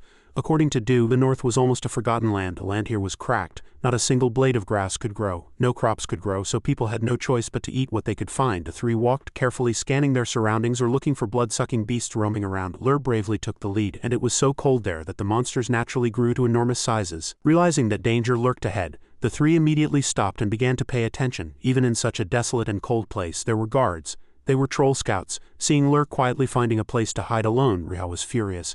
Damn it, send a signal or stop. That guy will get beaten up in the army. He doesn't even know team signals. Seeing that the monsters were too fierce, the 3 began to discuss noisily again. We're still far from the northern troll territory, but we've already found them. Blue Bear and his group might have passed through here. They're probably in the northern troll territory by now. Lur hastily pulled out his big gun to deal with the monster. Riha was startled to see that and quickly ran to stop him. What are you doing? Are you going to shoot? Put it down. Clearly tell me what you're trying to do. He shouted like someone who couldn't calm down. Don't interfere. But Ri persistently grabbed Lur even when he resisted. If you keep acting like that, I won't move another step with you. Lur still stubbornly tried to move forward and his attitude seemed to hide something. Riha just had to take a risk. He pointed his gun and asked, Give me a clear answer, Lur. His eyes were filled with determination and certainty. He said firmly, Do we have to take down that monster and go north, or can we avoid it? But Lur still stubbornly tried to move forward. Let's go. Riha did not give in and asked him to answer his question first. Ki was very troubled by the situation between the 2. Damn it, why does this keep happening? If the 2 of them start fighting now, I don't know if I can stop them, but I can't guarantee that the troll scouts won't notice. Kit, sweating with worry, hastily stopped them. The mission hasn't even started yet. Lurgani insisted on his decision. We have to kill him. Riha still didn't let go and asked for the reason. Only then did he begin to explain. Troll scouts will roam until they find prey. It's my first time seeing them come this far, but I remember other locations in other places. Even if I shoot here, the northern trolls won't hear it, but more importantly, if the trolls find us first, observation will become impossible. Because the entire northern troll force will go on maximum alert. Finally, Riha also compromised. All right, then we have to kill him. Can you shoot from this distance? Lur agreed with that opinion. Of course, but there's no need to shoot from here. Riha criticized his skill without hesitation. You're lacking in skill, shut up and cover me. He lay down directly and aimed. This guy acts like he knows everything, but he can't shoot from here. This kind of thing should be left to the experts. Riha was very confident at this time using his eagle eye skill. The distance was about 800 meters. At this distance no scope was needed. Riha signaled to the 2 behind him. Cover your ears. Before Lur could even grasp it, he quickly fired his gun. He wanted to surprise him with this unexpected sound. This damn bastard. Your bullet perfectly hit the monster far away. Haha, target eliminated. Lur stood there dumbfounded at this brilliant skill. Did you hit it? Riha said casually. Can't you see? He signaled them to go together, not forgetting to remind them. Let's go, I killed it, so the spoils are mine. Lur still stood there blankly as if he couldn't believe what had just happened. He sighed and calmed down. In many ways, this was the first mission that made my heart pound like this. The 3 walked forward again in the snow. Finally, they arrived in the territory of the northern trolls. A system notification rang. The temperature has dropped to -20 degrees Celsius, increasing the chance of frostbite due to the cold weather. Riha was very curious to see the two drinking a strange liquid. What are you two drinking? Ki kindly explained. It's a potion that increases cold resistance. You should drink one too. Take this. He handed him a bottle and briefly introduced it. It lasts quite a long time, but it reduces movement speed, attack speed, and accuracy. The auto recovery function is also turned off. It's one of the worst items. Riha waved his hand and refused. Then it's fine, I already have cold resistance. Ki questioned his peculiarity. How can you? You haven't even drunk the potion yet. Riha had already prepared a super special essential item for himself. The hero's cloak, blessed by the god of the sea. He pretended to be mysterious and hid it. Secret S. Lur then cautiously reminded the two. Stop talking now. We've arrived near their village. Just then monsters stumbled out from inside. Riha quietly observed Lur at this time. I thought he would lose his composure and rush in as soon as he saw the guards. Turns out he's calmer than I thought. He skillfully asked him a question. Lur, do the guards come this far? If not, we can stay here for a week and complete the mission, Lur replied briefly. It's type 3 now. Riha was slightly flustered by this answer. So the location changes depending on the type, he just replied indifferently. If you already know, don't ask, he grumbled at Lur in annoyance. Ki also used strange speech before, but this guy is even worse. Riha nimbly calculated. Anyway, they're quite big and numerous, but more importantly, they have crossbows, crude but still crossbows, and next to them are swordsmen with shields as big as house doors. They've been trained to compensate for the crossbow's weaknesses. Considering all these points, Riha concluded. Moreover, unlike the mountain troll defenders, they have various types of weapons. These guys are truly professional soldiers, Riha calculated inwardly. 1 hour of observation means 0.6 progress. If we do it 24 hours a day for a week, it will be exactly 100. He recalled the monster from earlier and inwardly predicted. The patrol unit just now might have been an unexpected situation. He also admitted that it was highly likely. Riha suggested a very creative idea. Alright, we just need to stay like this for a week. Let's see if the percentage increases if we observe in shifts. If so, let's log in shifts. One person rests while the other two observe. Riha offered an opinion that he thought was reasonable. Hey Lur, can I get an answer? If you keep acting alone. He still replied indifferently. What's important now is Crolang's location. Lord Lur knows himself well. We need to find Chief Crolang first, right? We need to prepare for an emergency, don't we? Riha was silent at his judgment. He didn't acknowledge Lur's intelligence, but something else made him hesitate. You're right, but how do we find him? We can't keep wandering around a camp full of trolls, Lur, annoyed, emphasized again. How many times do I have to tell you? I know the terrain here, he warned him in annoyance. Don't make me say it twice. Riha could no longer maintain his composure, and immediately got angry.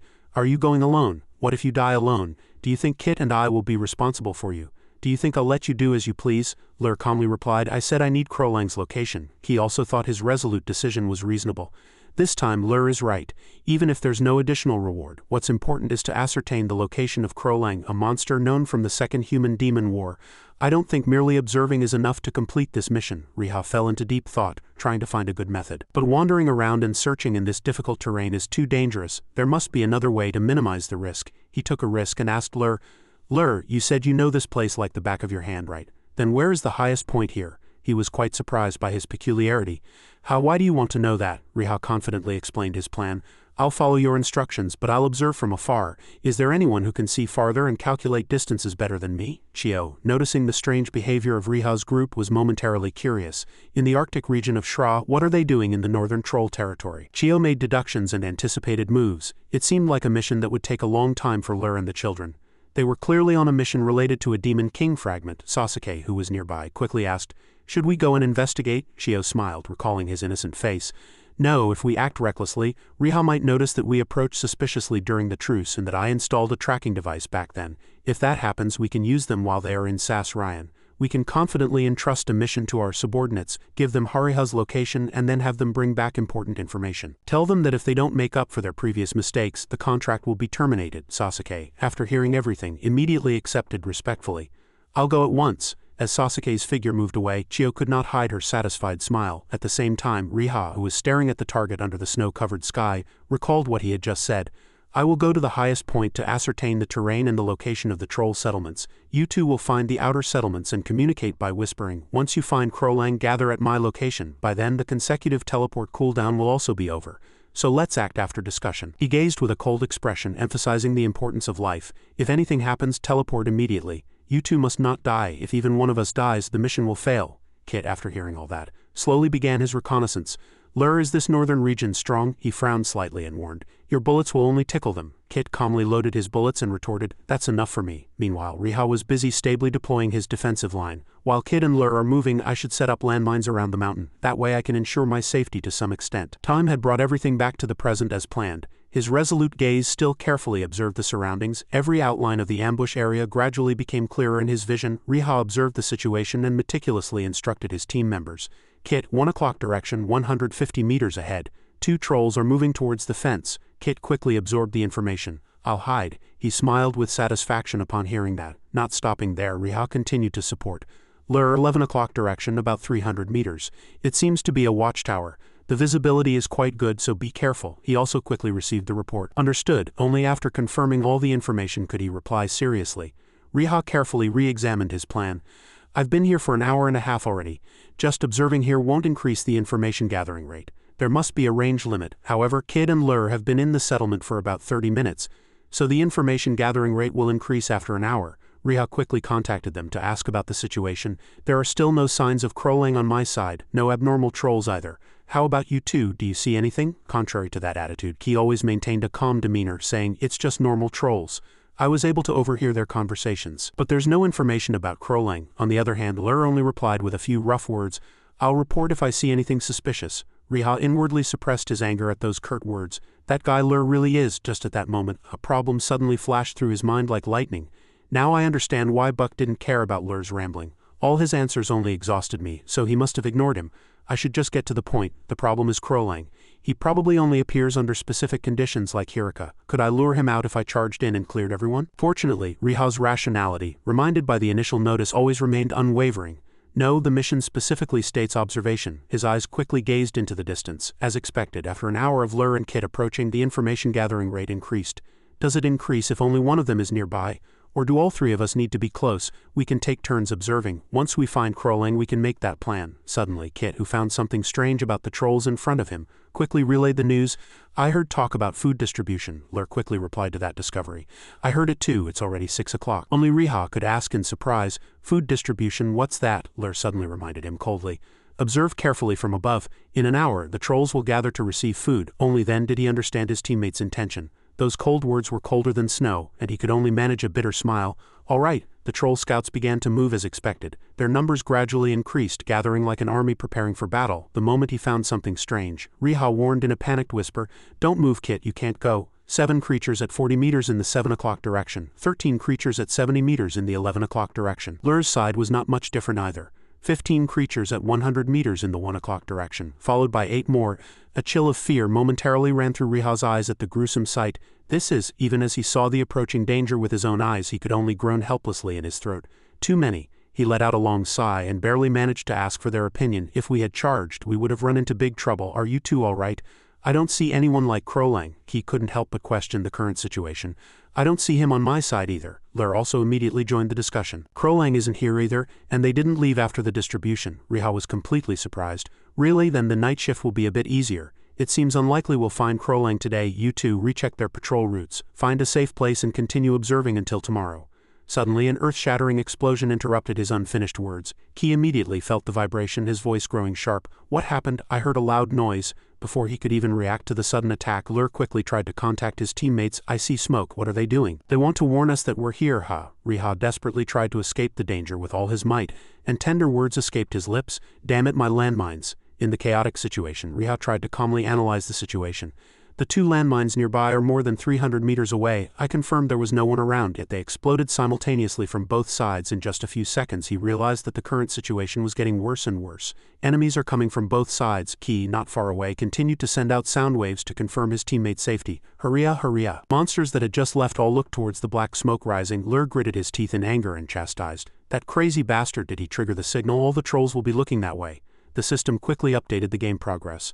Northern trolls have noticed. Alert level 50. Suddenly a fierce roar echoed, tearing apart the already tense space. With just a glance, Riha immediately recognized the owner of that scream. How did that guy get here? Igo, interfering in someone else's business, excitedly asked, How have you been, Hurriah? Fear was now evident on Riha's handsome face. How did Igo and Saw find my location? As if he had been waiting for this moment for a long time, Igo could not hide his satisfied smile. Finally, I can get back what I lost. Without a moment's hesitation, he excitedly declared war. Capture him alive. Attack! Riha helplessly raised his gun, gritting his teeth in anger. Damn it, always noisy. Suddenly, a dry gunshot echoed, reverberating in the space like a defiant response. Ki, completely flustered on this side, opened his eyes wide and exclaimed, "A gun!" Unconsciously, he quickly tried to contact his teammates. "Hurriah! Answer me, hurriah!" Lur, engulfed in anger, continued to chastise. "Where did that foolish fellow go?" The scout trolls grew increasingly frenzied, continuously searching for signs of prey. Noisy, human scent, fresh meat, delicious meat. As if sensing the danger level of the current situation, the system quickly poured out warnings to the players. Alert 60, Lur, system transfer point. No matter how harsh the outside weather, the scout trolls always had only one goal, human flesh. Their eyes suddenly turned red. The system also had to urgently update the information. Alert 70, 80. The moment frenzied screams echoed, the alert status also unconsciously switched to an emergency filter. Northern region trolls have begun to enter the forbidden zone. Alert 90. Ki desperately tried to escape the death trap while persistently connecting with Riha. "Come this way. If it's dangerous, I can't hold on any longer." Suddenly, a majestic figure quietly appeared amidst the blizzard. The alarm signal also rang simultaneously, announcing Alert 100. In the fierce storm, the sound of hooves grew faster and faster, as if any delay would cause them to miss a golden opportunity. As soon as Krolang appeared, he emitted an overwhelming killing intent. "That guy Barthos hasn't even arrived yet. So why have I awakened?" Ki quietly absorbed the information. In the northern region, the power of troll tribes increases by 15. His brain began to analyze each piece of data. So the 100 number was the reason for Krolang's appearance. I didn't think he would be wandering outside the tribe. Suddenly, an invisible intuition continuously urged him, and although suspicious, he still slowly turned back to confirm the situation. As soon as he found the familiar figure he was always looking for, he cried out in surprise, "Hurriah!" Before the other person could regain his senses, Riha quickly ran up and urged, "Quickly call Lur. We have to defeat Krolang and get out of here." Kit, who had suddenly received the order, was completely stunned. "What?" he shouted again, emphasizing, "There's no time." As if he had seen the god of death with a scythe, Riha warned helplessly, "That guy has appeared." As soon as he encountered Jackness, he barraged the opponent with bullets without a moment's hesitation. But they were no easy opponents, and the other Saw immediately retaliated and charged. Riha gritted his teeth in anger, and as soon as he heard the message from the system, he raised his gun high. "Player Jackness has attacked you. Hostile relationship established." He quickly reloaded his gun like lightning. As if still unaware of his actions, Saw always chose the right opportunity to launch a surprise attack. Before his intention could even be realized, Riha's fatal gunshot ended everything before he could react. His eyes suddenly became more resolute than ever. Attacking players with this kind of connection will not be included in the brawl score. He carefully observed the situation, surrounded by enemies. There are still about 30 left. Suddenly, a bold idea flashed through Riha's mind. Should we two just jump down? We could use the teleport system, but it would seriously affect the skill. In less than a second, he abandoned that reckless thought. Alert 70 has already been activated. I can't act recklessly. Now, very powerful opponents stood before him. If I keep provoking the trolls, the mission could fail. Kit or loser? Riha's mood sank instantly. If either of them came to deal with Igo, I could act. Neither of them has arrived yet. There was no more time to delay. He quickly activated the mode to sweep away all obstacles. There's no other way. I have to handle it myself. As if the fuse had been activated, Saw charged in without a moment's hesitation and started the battle. Energy depletion bomb. Slip and catch him. They cooperated organically, creating a trap to capture the target. Team 1, Team 2, move. Suddenly, Saw's hand unexpectedly stiffened, unable to move an inch. Why isn't the skill working? He immediately noticed the opponent's trick and shouted, "Surround him with simple attacks. Don't rely on skills." A majestic roar tore through the space and an agile figure charged straight towards its prey. But to Riha, everything was like grains of sand. Lightly pulling the trigger was enough to cleanly dispose of the reckless enemy. Even in the fierce blizzard, that unyielding figure always burned with an unyielding will, giving no one a chance to counterattack. He unleashed a storm of bullets. Igo only then appeared to retaliate, dodging the deadly bullets with flexible movements. Facing the brink of life and death, he unconsciously recalled an old instruction. As Chio said, "The moment I can move is extremely short." A desire for revenge immediately bloomed in his mind, but I just have to wait until then. The sound of reloading echoed, and Riha prepared to end the game with one last shot. Just then, Igo suddenly noticed his strategy. He's preparing. "Everyone charge." He was so angry that he cursed inwardly. "Are they counting my turns? Damn it, the alarm keeps interfering." But there was no other way. He resolutely summoned a special power and made a soul link. As soon as Riha finished speaking, Koma's massive body immediately appeared in midair, destroying everything. Koma. Sass were instantly trampled, astonishment evident on their faces. Summoned beast. In the harsh atmosphere, two shadowy figures full of killing intent decided to confront each other head-on, but protected by an invisible armor, they lost control and unleashed their most ferocious attacks on each other. Igo's red eyes burned with hatred, like a flame nurtured by loathing. His seemingly impenetrable black was instantly shattered by Riha's powerful bullet. Igo gritted his teeth in anger, making a chilling sound that sent shivers down one's spine. Riha's face was not much different. He had almost met his eyebrows due to the formidable opponent. As the tension reached its peak, the notification window suddenly turned blood red, displaying Alert 100. Excitement boiled even more intensely in his heart. "Igo, you're impressive for breaking my sword, but now you'll pay the price." Ignoring the opponent's provocative words, Riha gradually retreated into his own space. He continuously checked Koma's status with concern. His level is about 180 or higher. Right now, he's handling the SAS quite well, but he'll reach his limit soon. The system continued to pour out a series of urgent reports. All trolls in the northern troll village have become 15 stronger. He helplessly lamented inwardly. "Damn it, if I had known, I would have used consecutive teleportation." In the chaotic storm, two hands quietly clenched each other, like a tribute to the small creatures below.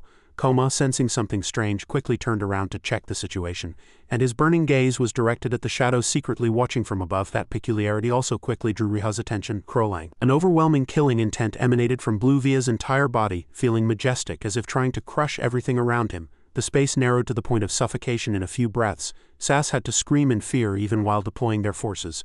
The giant has appeared. The majestic expression on Igo's face vanished instantly, replaced by an ashen pallor. Riha stood blankly in the fierce blizzard. Even with Blue Via's overwhelming presence alone, he couldn't help but be shocked.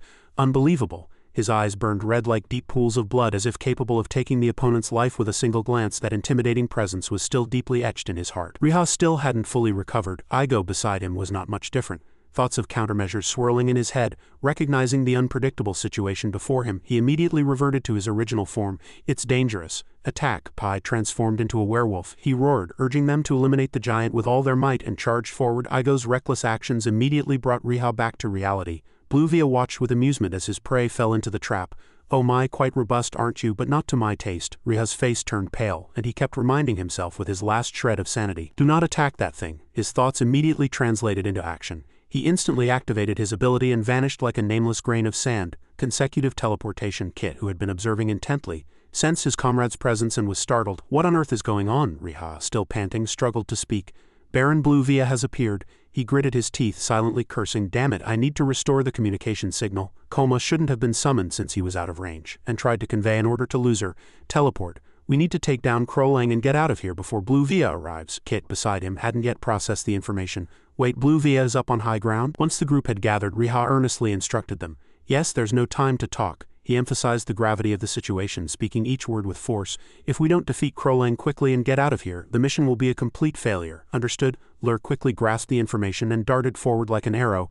"Let's go." Kit, on the other hand, remained bewildered. "I have no idea what's happening." Seeing this, Riha lowered his voice and explained the plan. "First, let's approach Krolang. Kit and I will quickly deal with the surrounding trolls. Lur, focus on Krolang. We're going to take him down as fast as possible and get out of here." Seeing that the opponent was so engrossed in speaking that he wasn't even mindful of his skill cooldowns, Lur couldn't help but mock him. "Are you fighting with your mouth?" An unexpected gunshot echoed throughout the space like a prelude to a direct confrontation with the enemy. Unlike Riha, who was absorbed in explaining the theory, Lur immediately chose to draw his ultimate weapon and sweep away everything. Vanish freak. As an earth-shattering explosion erupted, all eyes focused on its source. The scout trolls suddenly went berserk, screaming, "Baron's delicious human meat, tear them apart."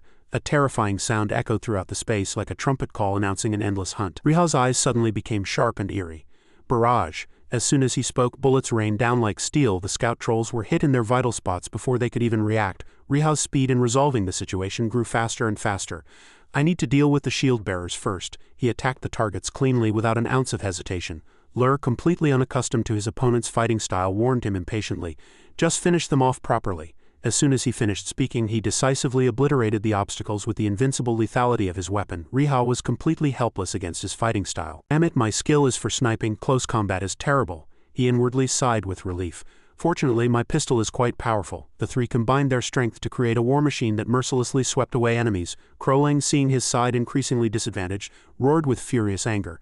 "Kill them, tear them apart." Kit's movements were very agile, his swiftness like the wind traversing the battlefield, but the scout trolls ferociously counterattacked, rushing forward relentlessly. As the battle continued, Kit began to tire. "I was hit too quickly in the urgent situation." Lur appeared just in time to cover him. "Vanish freak." Riha, having somewhat understood the enemy's strength, quickly summoned a mysterious weapon. He decisively threw the gift he had meticulously prepared, saying, "Have a taste of Granville's specialty, foolish trolls." Before his words had even faded, the bomb unexpectedly exploded, spewing sky-high flames and engulfing all creatures suspended in midair. Riha seized the opportunity and shouted, reminding them, "Kit, this won't do. We need to break them before they can regroup." Kit asked, as if struggling to understand. "I don't have an area of effect attack skill," as if his patience had reached its limit. Kit skillfully loaded his gun. "I didn't want to show this to you two, but step back." He was so surprised by the fantastical technique unfolding before his eyes that he stumbled backward. What? Lur's eyes widened in astonishment, and an involuntary exclamation escaped his lips. "He's truly insane." Kit split himself into multiple entities, appearing like a powerful army standing proudly in the wind and snow. His eyes were clouded like the flames of hostility. Wilderness horde. In an instant that immense power fiercely erupted, sweeping away all the scout trolls from the battlefield. The remaining scout trolls could be counted on one's fingers. They desperately clung to life to uphold the honor of their fallen army. But it didn't last long. One by one they fell to Kit's exceptional skill. Riha watched the adept scene unfolding before him with his mouth agape. "What kind of attack is that?" Lur, beside him, also couldn't hide his bewildered expression. When did he get a skill like that? The muzzle was emitting only a thin wisp of smoke, but Kit's eyes were always fixed on his target. His clones slowly melted into the infinite void, quietly recovering their energy after a long battle. Suddenly an earth-shattering roar echoed. The moment the last scout troll fell, he let out a labored sigh. Kit turned back calmly and reminded them, "What are you two doing? Move quickly." As if on cue, the two turned their heads simultaneously, as if instantly understanding each other's thoughts. In an instant, Riha rushed forward like a beast, grabbing Kit and asking, "Isn't this cheating? What kind of monstrous skill is that?" Lur, who was usually composed, couldn't suppress his emotions and expressed himself. "Kit, when we get back, you and I will." He helplessly raised his hand to stop their aggressive behavior. "You two, stop." And Riha, "Your visibility is worse now. Instead, let's focus on taking down Crowlang." He suddenly snapped out of it and returned to his usual serious state. "You're right, now's not the time for that. Focus. We need to take down Crowlang quickly." Suddenly his eyes widened. It was as if something beyond imagination had appeared before them. Red blood slowly filled a teacup, writhing and swirling as if in a dance. Casually gazing at his trophy, Blue Via savored the pleasure of devouring his unfortunate prey. Riha's voice was filled with anger. "Blue Via," he wore an evil smile and offered a suggestion to the young man he had met before and to other useful people.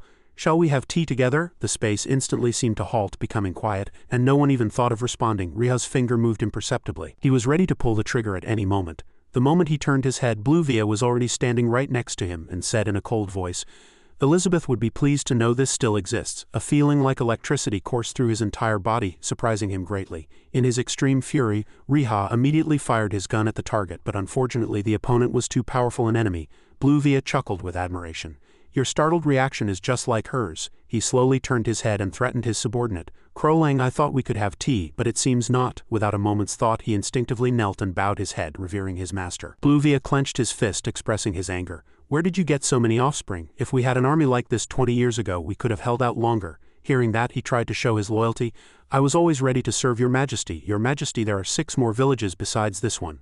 Undeterred by the presence of others, he calmly discussed his plans. "So the northern trolls number 7,000. They'll certainly be useful." A growing sense of unease filled Riha's heart. 6 more villages, you knew about this?" Lur, looking slightly embarrassed, explained. "I've never passed through this village before." He couldn't help but complain. "You were bragging just a moment ago." Lur, not to be outdone, roared back. "That area was completely sealed off until recently." Seeing the childish scene unfolding before him, a murderous aura slowly began to emanate from Blue Via's eyes. "But these humans are not like they were 20 years ago. Are you too weak to wrangle with these weaklings?" Crowlang's face instantly turned pale and he stammered, pleading for a chance. "I will handle it immediately." Riha seized the opportunity and shouted an order. "What are you two doing? Focus." Before he could even remind them, Kit already had his weapon firmly in hand. "Quickly take down Crowlang." Riha hastily raised his sniper rifle. He aimed directly at the enemy's head and took action. A resolute gaze once again appeared on his handsome face. "All right, tear the scroll." Lur immediately sensed the battle signal and swiftly retreated. As soon as he spoke, he hastily drew his cobalt blue python ready for confrontation. With light and fluid movements, he instantly mercilessly swept away hundreds of prey. Crowlang and the scout trolls were completely unprepared and were all attacked in an instant. Riha barely managed to hold on, dealing with everything. "Damn it, Kit. Secure visibility first and deal with the trolls in front. I just need clear space." Lur clicked his tongue upon hearing that. Easier said than done. He gritted his teeth, trying to prevent emotions from interfering in the urgent moment. He quickly returned to his usual calm state and calmly instructed, "Pin Crowlang down." A sudden piece of information made Riha's face momentarily flustered. "Huh?" Lur's dignified voice still echoed in his ears. "Pin him down for 5 seconds. Don't let him get out of the cobalt blue python's direction." The blue python seemed to be reaching its limit. Crowlang roared in anger, charging fiercely to completely eliminate his target. Riha skillfully wielded his weapon, meticulously controlling the surrounding situation. Kit on the left. Shoot the net. Without making his comrade wait any longer, Kit cooperated perfectly. Swiftly aligning his sights through the scope, Riha prepared to attack with immense concentration. Amidst the fierce barrage, Crowling struggled to move, dodging each projectile. Even his feet, which had been firmly planted on the ground, suddenly moved. He fiercely mumbled, reciting a prayer, his face already drenched in sweat. Just then, Lur roared majestically, unleashing his final technique to finish him off. Barrage. Bluvia leisurely enjoyed the teacup in his hand, oblivious to the chaotic battle unfolding. So that's what attacked me first. A chilling scream echoed, and artillery shells like fire arrows from the god of fire flew swiftly, falling towards the enemy.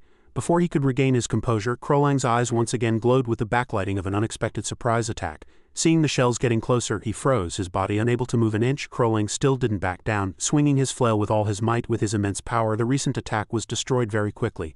Lur gritted his teeth, saying as if in disbelief, "Damn it, its power weakened after piercing through hundreds of trolls." Kit, hearing that, broke out in a cold sweat. "Retreating is our only option," Riha once again shouted, reminding them. "Snap out of it, it's not over yet." He tightly gripped his pistol, determined to attack. "Calm down." Lur could only watch his movements in surprise, and even Kit barely breathed. This was because the two were witnessing a sight they had never seen before. Damn it, he's truly insane. Like a circus act, trolls were pierced through layer after layer before their eyes. Riha, without a word, kept firing his pistol, thinking to himself that there was no other way.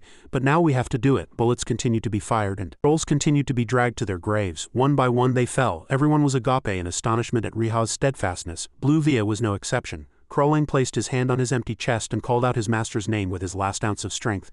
"Bacchus," and then he suddenly collapsed to the ground. Not only Crowling but all the troll army was also completely incapacitated. Just then, a system notification appeared. "Crowling, king of the northern trolls, has fallen. All trolls in the northern troll village are weakened by 50 for 1 hour. Only then did Kit regain his senses. "This, what?" Lur beside him couldn't help but add. "I used my skill to clear a path and you just shot through there." Truly amusing. Bluvia suddenly clapped his hands a few times, drawing everyone's attention. He seemed somewhat intrigued by what had just happened. "Remarkable. How did you do that? Did you use mono bullets or something? I'll retract my earlier accusation of you being weaklings. You are indeed as strong as the young generation 20 years ago. If I could do it right now." Before he could finish his sentence, Riha shouted, cutting him off. Kit was slightly slow to react and still didn't understand what was happening. Meanwhile, Lur's body was slowly disappearing. Bluvia saw this and reached out to grab the three of them, but it was too late. "Wait, I still have something to say." In an instant, only the cold blizzard remained before his eyes. At this moment, they all returned to the vicinity of the northern edge of the Scion Federation. Thanks to the power of the orb in Riha's hand, they had been able to escape the battlefield just in time. All three were gasping for breath, nearly out of air. Kit was almost completely exhausted, but still managed to add a few words. "Anyway, we did it." Hearing that, Rihan also smiled. "Yeah, who knows what will happen next?" Suddenly, a thought flashed through his mind like lightning. "But my concern is that we exposed too many weaknesses to the enemy." "Forget Bluvia. Fighting monsters is harder than expected. Even though we gained information, we also exposed humanity's current situation to the enemy." Seeing his increasingly troubled expression, Lur also became slightly uneasy. "By the way, what are those skills? I don't have anything like that." As soon as he thought that, he couldn't help but voice his question. "How did you take him down?" The question was so sudden that he didn't have time to update his answer before he saw him jump up and ask again, "How did you take him down?" Riha was bewildered on the spot. "How? What do you mean?" "I just shot and hit him." Lur tried to ask about the skill until the very end. "What's the name of that skill? What skill did you use?" But all he received was his comrade's blank replies. "What skill? I don't have any amazing skills like you guys." His patience seemed to have reached its limit. Lur gnashed his teeth violently and became angry. "Stop joking and answer. You'll be punished." Or Riha, nevertheless, he showed no fear or unease whatsoever. "Oh, you're calling my name now? I need to warm up a bit." Unlike his optimistic attitude, he was not pleased at all. "Shut up and answer. What skill did you use? And how did you take him down? How did you shoot through the empty space between hundreds of trolls and hit Crowling? Is there a skill that precisely hits? Oh, tell me the name of that skill and where you got it." Seeing the other party reacting more and more excessively, he began to get annoyed. "Damn these foolish skills. I don't have any monstrous skills like you guys. I was going to complain to the commander. This is too unfair to me," Lur said, as if unable to believe what he had just heard. "How what?" Riha sighed, looking at him. "He's the same. Is Lur perhaps naive in his own way? His desire to simply become strong, to become the best. Perhaps he just wanted to gain power. It seems I finally understand why Alexander and Leon didn't take this loser seriously." In the end, Riha could only click his tongue and reply nonchalantly, "Wouldn't it be great if I had ultimate skills like wild traps or anti-tank cannons?" Kit immediately corrected his words. "Your accuracy is basically a trick. See, you're not even ashamed of it. It's just my skill. My accuracy is so exceptional it no longer even looks like a skill, right, loser?"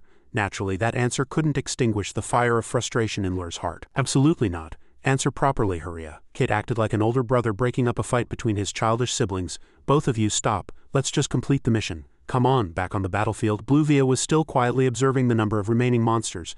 Damn, this is truly humiliating. If he were properly trained, he might even be stronger than the three of us right now.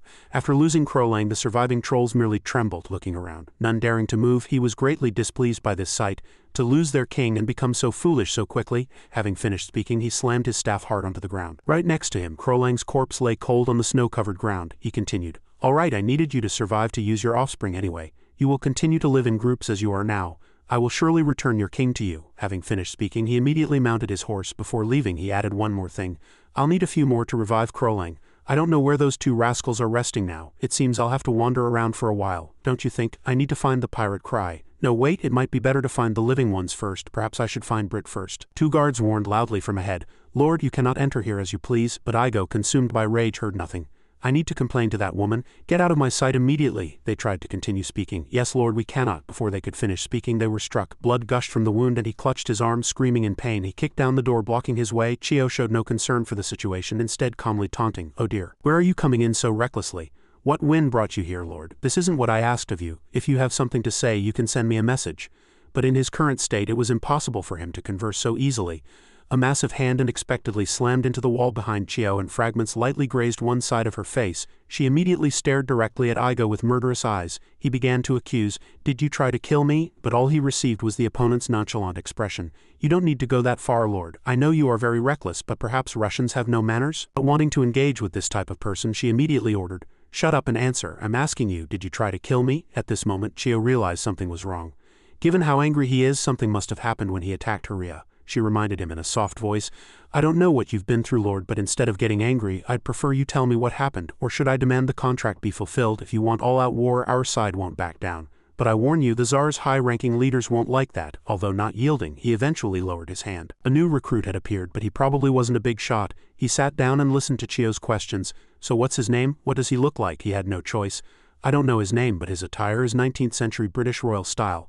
He also has that disgusting blue via." Having said this much, Igo suddenly turned to her and commanded, "Investigate where he came from and tell me." Chio didn't hastily agree, instead asking a short question in return. "Is he strong?" Igo, who had been so angry just moments ago, was now powerless. "That's why I'm here. Collect information about him for me. If I could have sucked his blood, I could have killed both Rieswick and Alexander. He's likely an outsider. Let's start there." Infinite greed gleamed in Chio's eyes. "Foolish Igo, he's not an outsider but a fragment of the Demon King. For a Demon King fragment to be so highly valued by Igo, for now I should focus on this instead of Haria." She then stood up and approached Igo step by step. "All right, if I find something out about him, I'll tell you about that player." She sat down close beside him as if nothing had happened. "Is there anything special about Haria, Lur and Ki?" Igo fell into thought for a moment. When they were in the Sentinel Mountains, screams shook the entire mountain. "Teleportation isn't working. Help me, help me." A man was seized by a giant hand and pressed to the ground. His eyes seemed to bulge from the pain. Meanwhile, Blue Via was still sitting on Quicko's shoulder enjoying tea sip by sip. "The ruler of the Sentinel Mountains, Quicko, has disappeared. The ruler of the Sentinel Mountains, Cricchio, has disappeared," the system voice echoed continuously. "The ruler of the Sentinel Mountains, Mimut, has disappeared. The power of all giant monsters in the Sentinel Mountains has increased by 30. Blue Via, swirling the teacup in his hand, exclaimed, "If rumors spread this quickly, it'll be a headache. It'd be better to just kill everyone and keep things quiet." As soon as he finished speaking, the troll army roared in unison as if in agreement.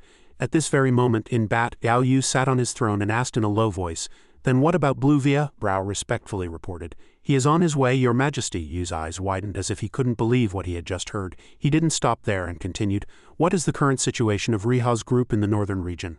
The disciples of the ancient gods report that they encountered Blue Via who came to find Crowlang. Fortunately, my disciples defeated Crowlang, but the Demon King's descendants' giant monster army is still alive. Yu himself realized that it was a very great threat. If Blue Via tries to bring them back, the continent will witness a third great war between demons and humans. We will have to fight for the survival of humanity." Gao Yu still held a small amount of faith. "At least Crowlang has been eliminated, so there is a small hope. Brown, are they your disciples?" Brown immediately acknowledged. "Yes, Your Majesty. They are my successors and two friends. They still have many shortcomings," but a voice suddenly interrupted. "I mean, if you're talking about Kit, Lur and Haria, you can't say they're lacking." Fernand was inside. No one knew when he had entered. "But if you're talking about their personalities, I agree. Nice to meet you. I am Fernando Magellan." Brow was slightly surprised by his unannounced appearance. "Fernando Magellan. I never imagined the Pioneer King would be associated with my disciples." He was not surprised either. "Oh, you know me, my reputation score must have risen for him to recognize me." Gao Yu still seemed worried. "If Blue Via is on the move, we have little time. We must pursue him before he awakens more giant monsters and recruits them into his army." but Fernand on the other hand thought it was too reckless. Your Majesty is right, but tracking the traces of a Demon King fragment is not easy. Not even the best trackers can do it. Suddenly, Yu stood up and approached the two, including Brao. If the best tracker cannot do it, then what about the most exceptional tracker? We have the continent's greatest explorer and tracker here. Since Blue Via is not a pure Demon King fragment, he will certainly leave traces, because he is in a physical body. Those words awakened Fernand. That's right, if he leaves even the smallest trace, it won't be difficult for me to find him. It'll be much easier than finding a monster from 500 years ago. As if waiting for those words, Yu turned to Brao and continued, That's right, Brown, can you persuade the king of Pubal negotiating their borders and occupied cities is acceptable, but if they cannot sign a peace treaty, war between Pubal and Minas can break out at any time. Furthermore, Yu cautiously added, to focus on fighting Blue Via, we will need to deal with the aftermath of the war. He bowed and saluted. Understood, I will do my best. The handover was almost complete, and he began to explain his plan. We will get ahead of schedule, and I will also convey this to Minas. Before he could even finish speaking, a soldier suddenly rushed in and reported, Emergency, urgent report. The soldier hastily knelt and apologized to Yu. Forgive my rudeness, Your Majesty. Of course, someone like him would not tolerate such a minor mistake. It's all right, now calm down and speak. Under everyone's watchful eyes, he reported again in a trembling voice. A monster believed to be a Demon King fragment has appeared in the Sentinel Mountains. According to Pubel's report, a group of giant monsters has appeared and Blue Via seems to be among them. They have already dispatched troops to defeat Blue Via. Brao, upon hearing that, also couldn't help but worry.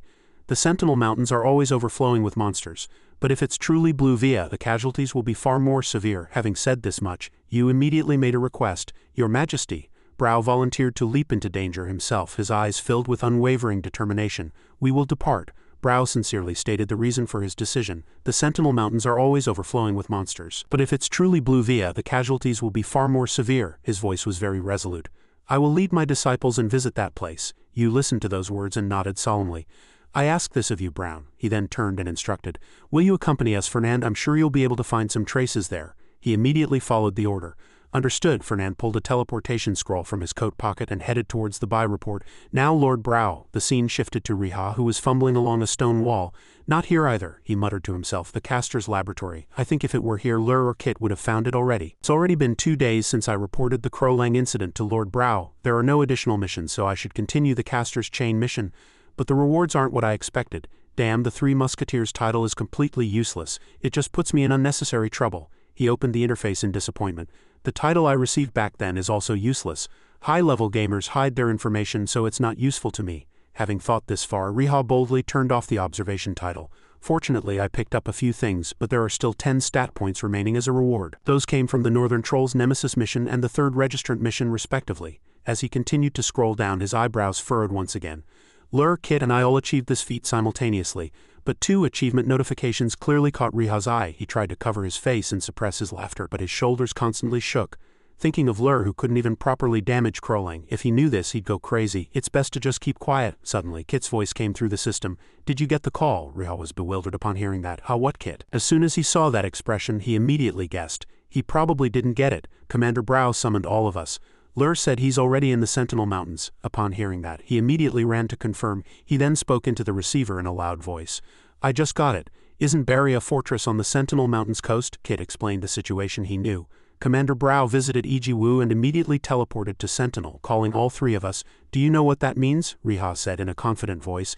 It must be something related to Blue Via. He also confirmed these words. Exactly, Kit hastily urged. If you understand, come quickly. Upon hearing that, he immediately panicked. Oh ha, didn't you call to give me a ride? Recalling the conversation that had been cut off by mistake, Riha tore the teleportation scroll into 2 pieces in a fit of rage. Damn it, I didn't even save? The scene shifted to where Kit's group was waiting. He rushed quickly from afar. Commander Brao leaned in, wearing an expression that indicated he already knew. Meanwhile, Loser displayed utter displeasure on his face. You're late, you idiot. Fernand, who was beside them, raised his hand and waved. Hurria hung, he exclaimed in surprise. Oh my Fernand, he replied in an excited voice. Long time no see. Riha was very confused. How are you here? Fernand explained with a bright smile. I met your commander at the Ijiwu Vatican, plus I received a mission from the Pope. Upon hearing that, he simply exclaimed, ah, innocently.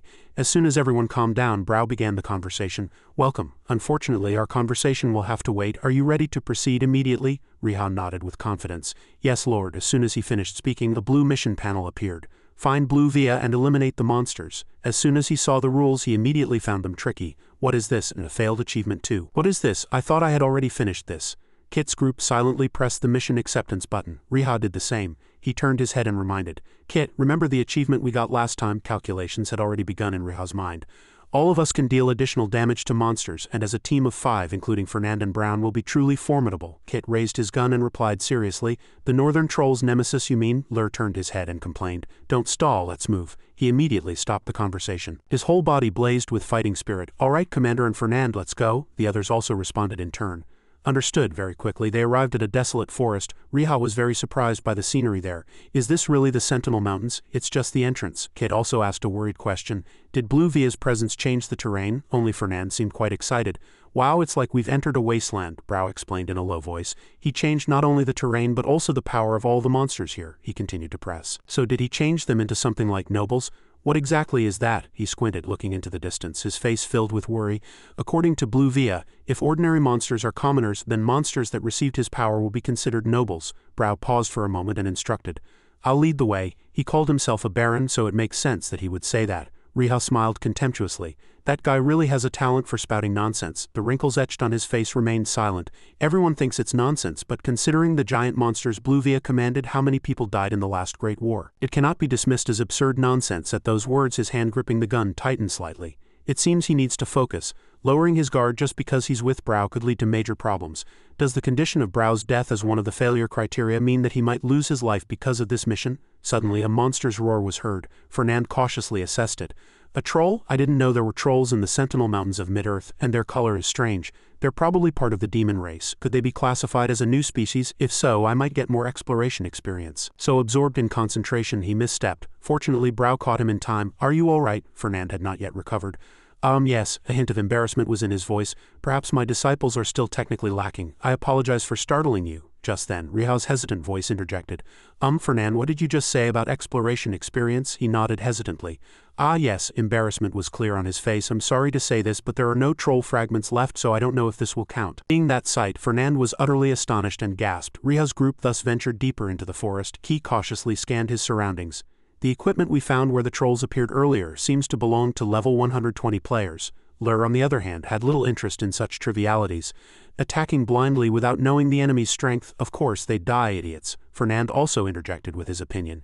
"Given the number of items, they were probably killed. They might have just been unlucky enough to be caught when the demon race transformed. There are no traces of Blue Via nearby, but it's definitely related to him," he speculated as he walked. "If we go deeper, we might find some traces." Suddenly something stopped him. A group of trolls ambled towards Fernand's group. Everyone hastily hid. Riha was slightly frightened. "Commander, are they all demon race too?" Brow nodded, affirming. "Yes, normally I'd tell you to detour to avoid detection." Hearing that, he said, "Then does that mean we have to push through them? What's the strategy then?" Just then a resolute voice suddenly spoke. "No need," he said with great confidence, as if already certain of victory.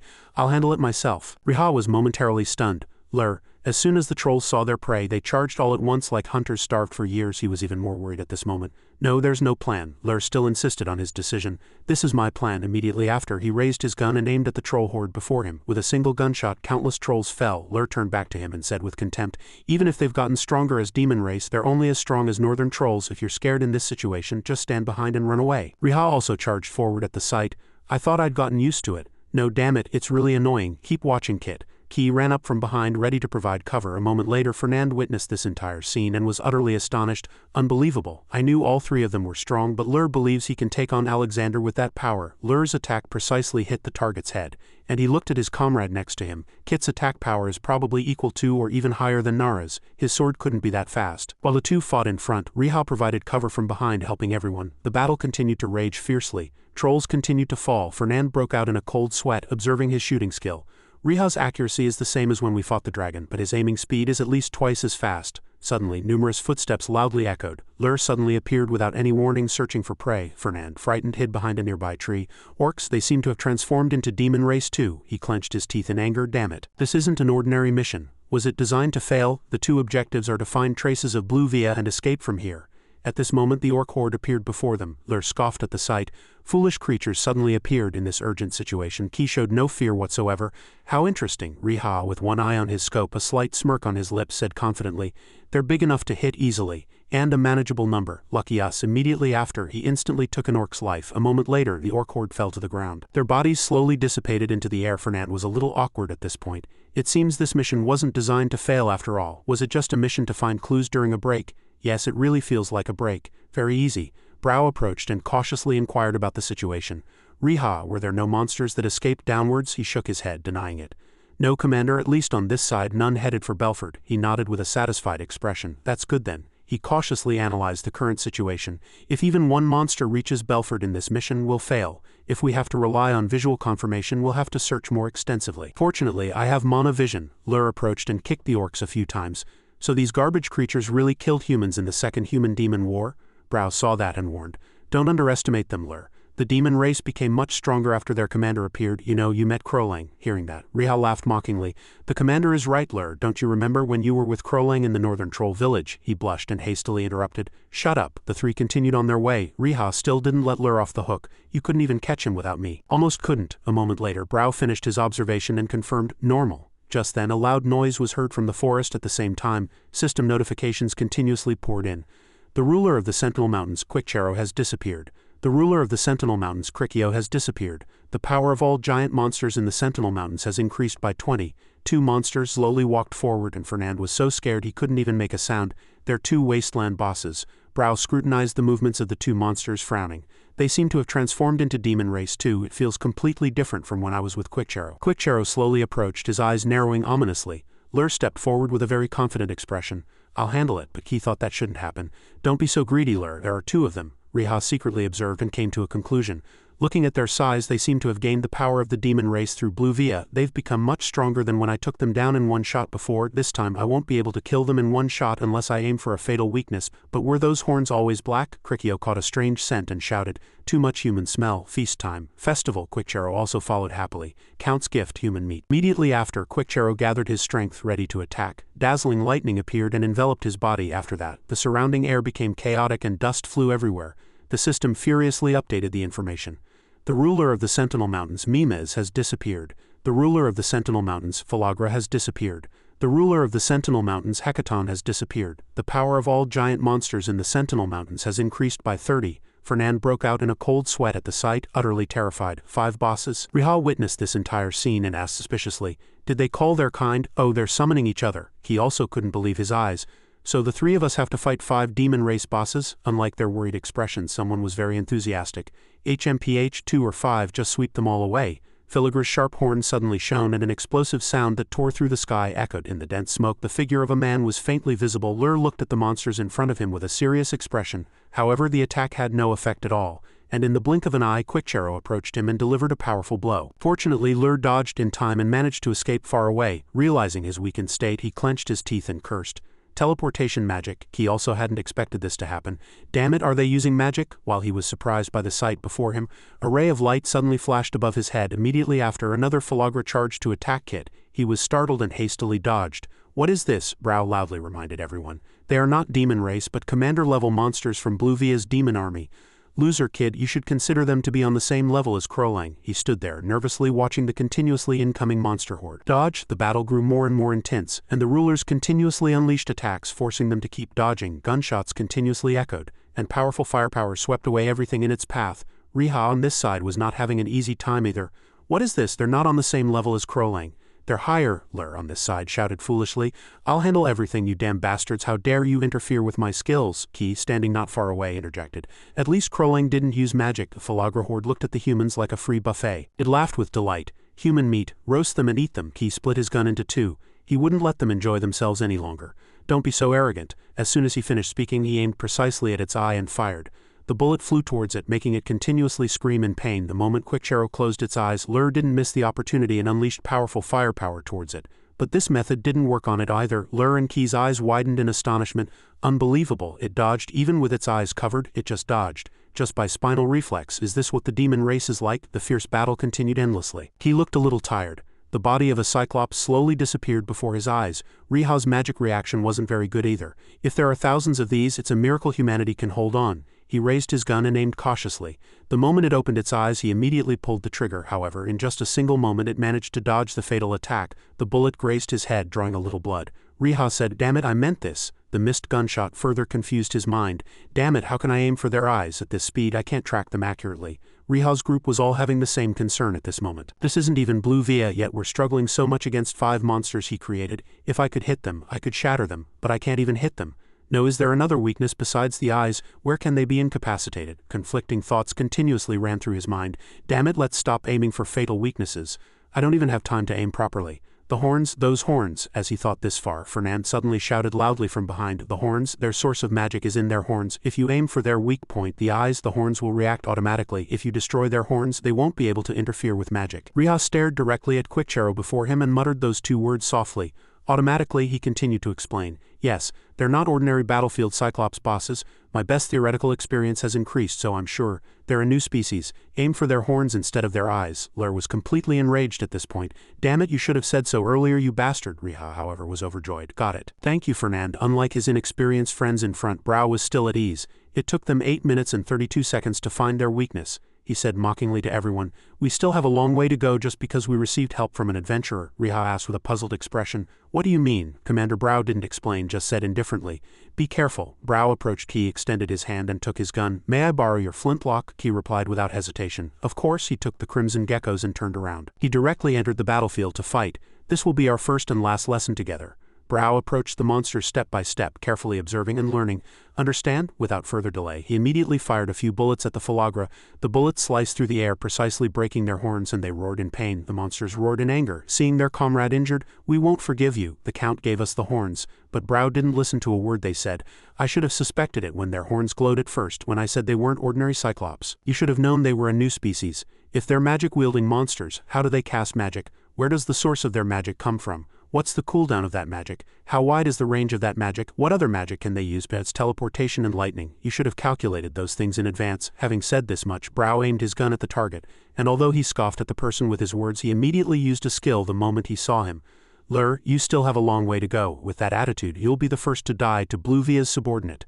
In the blink of an eye, Brow nimbly dodged the yokai's powerful attack. Closely. The monster roared in anger at the missed attack. Just then, Brow seized the opportunity and soared into the air under the star-filled night sky and the bright full moon in a seemingly peaceful backdrop.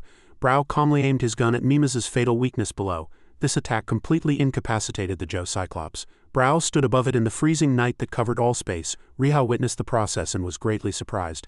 To take down 5 demon-race Cyclops in less than 4 minutes. If we had known about the horns earlier, we could have taken them down too, but not to this extent.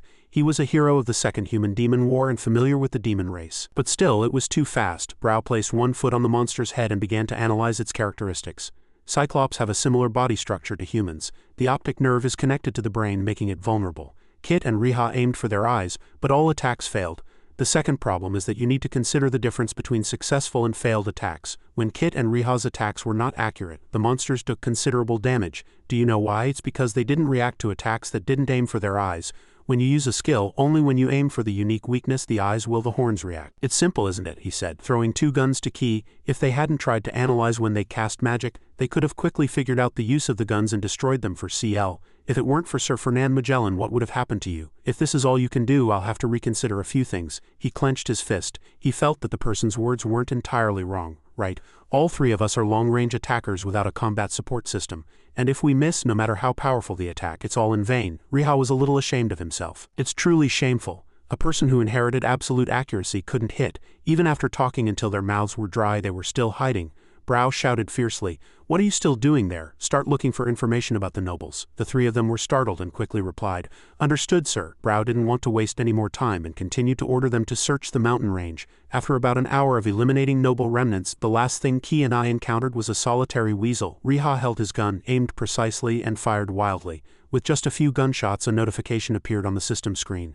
Noble Chieftain Blue Via elimination mission complete. Mission complete. After everything was over, all 3 returned to Brow simultaneously.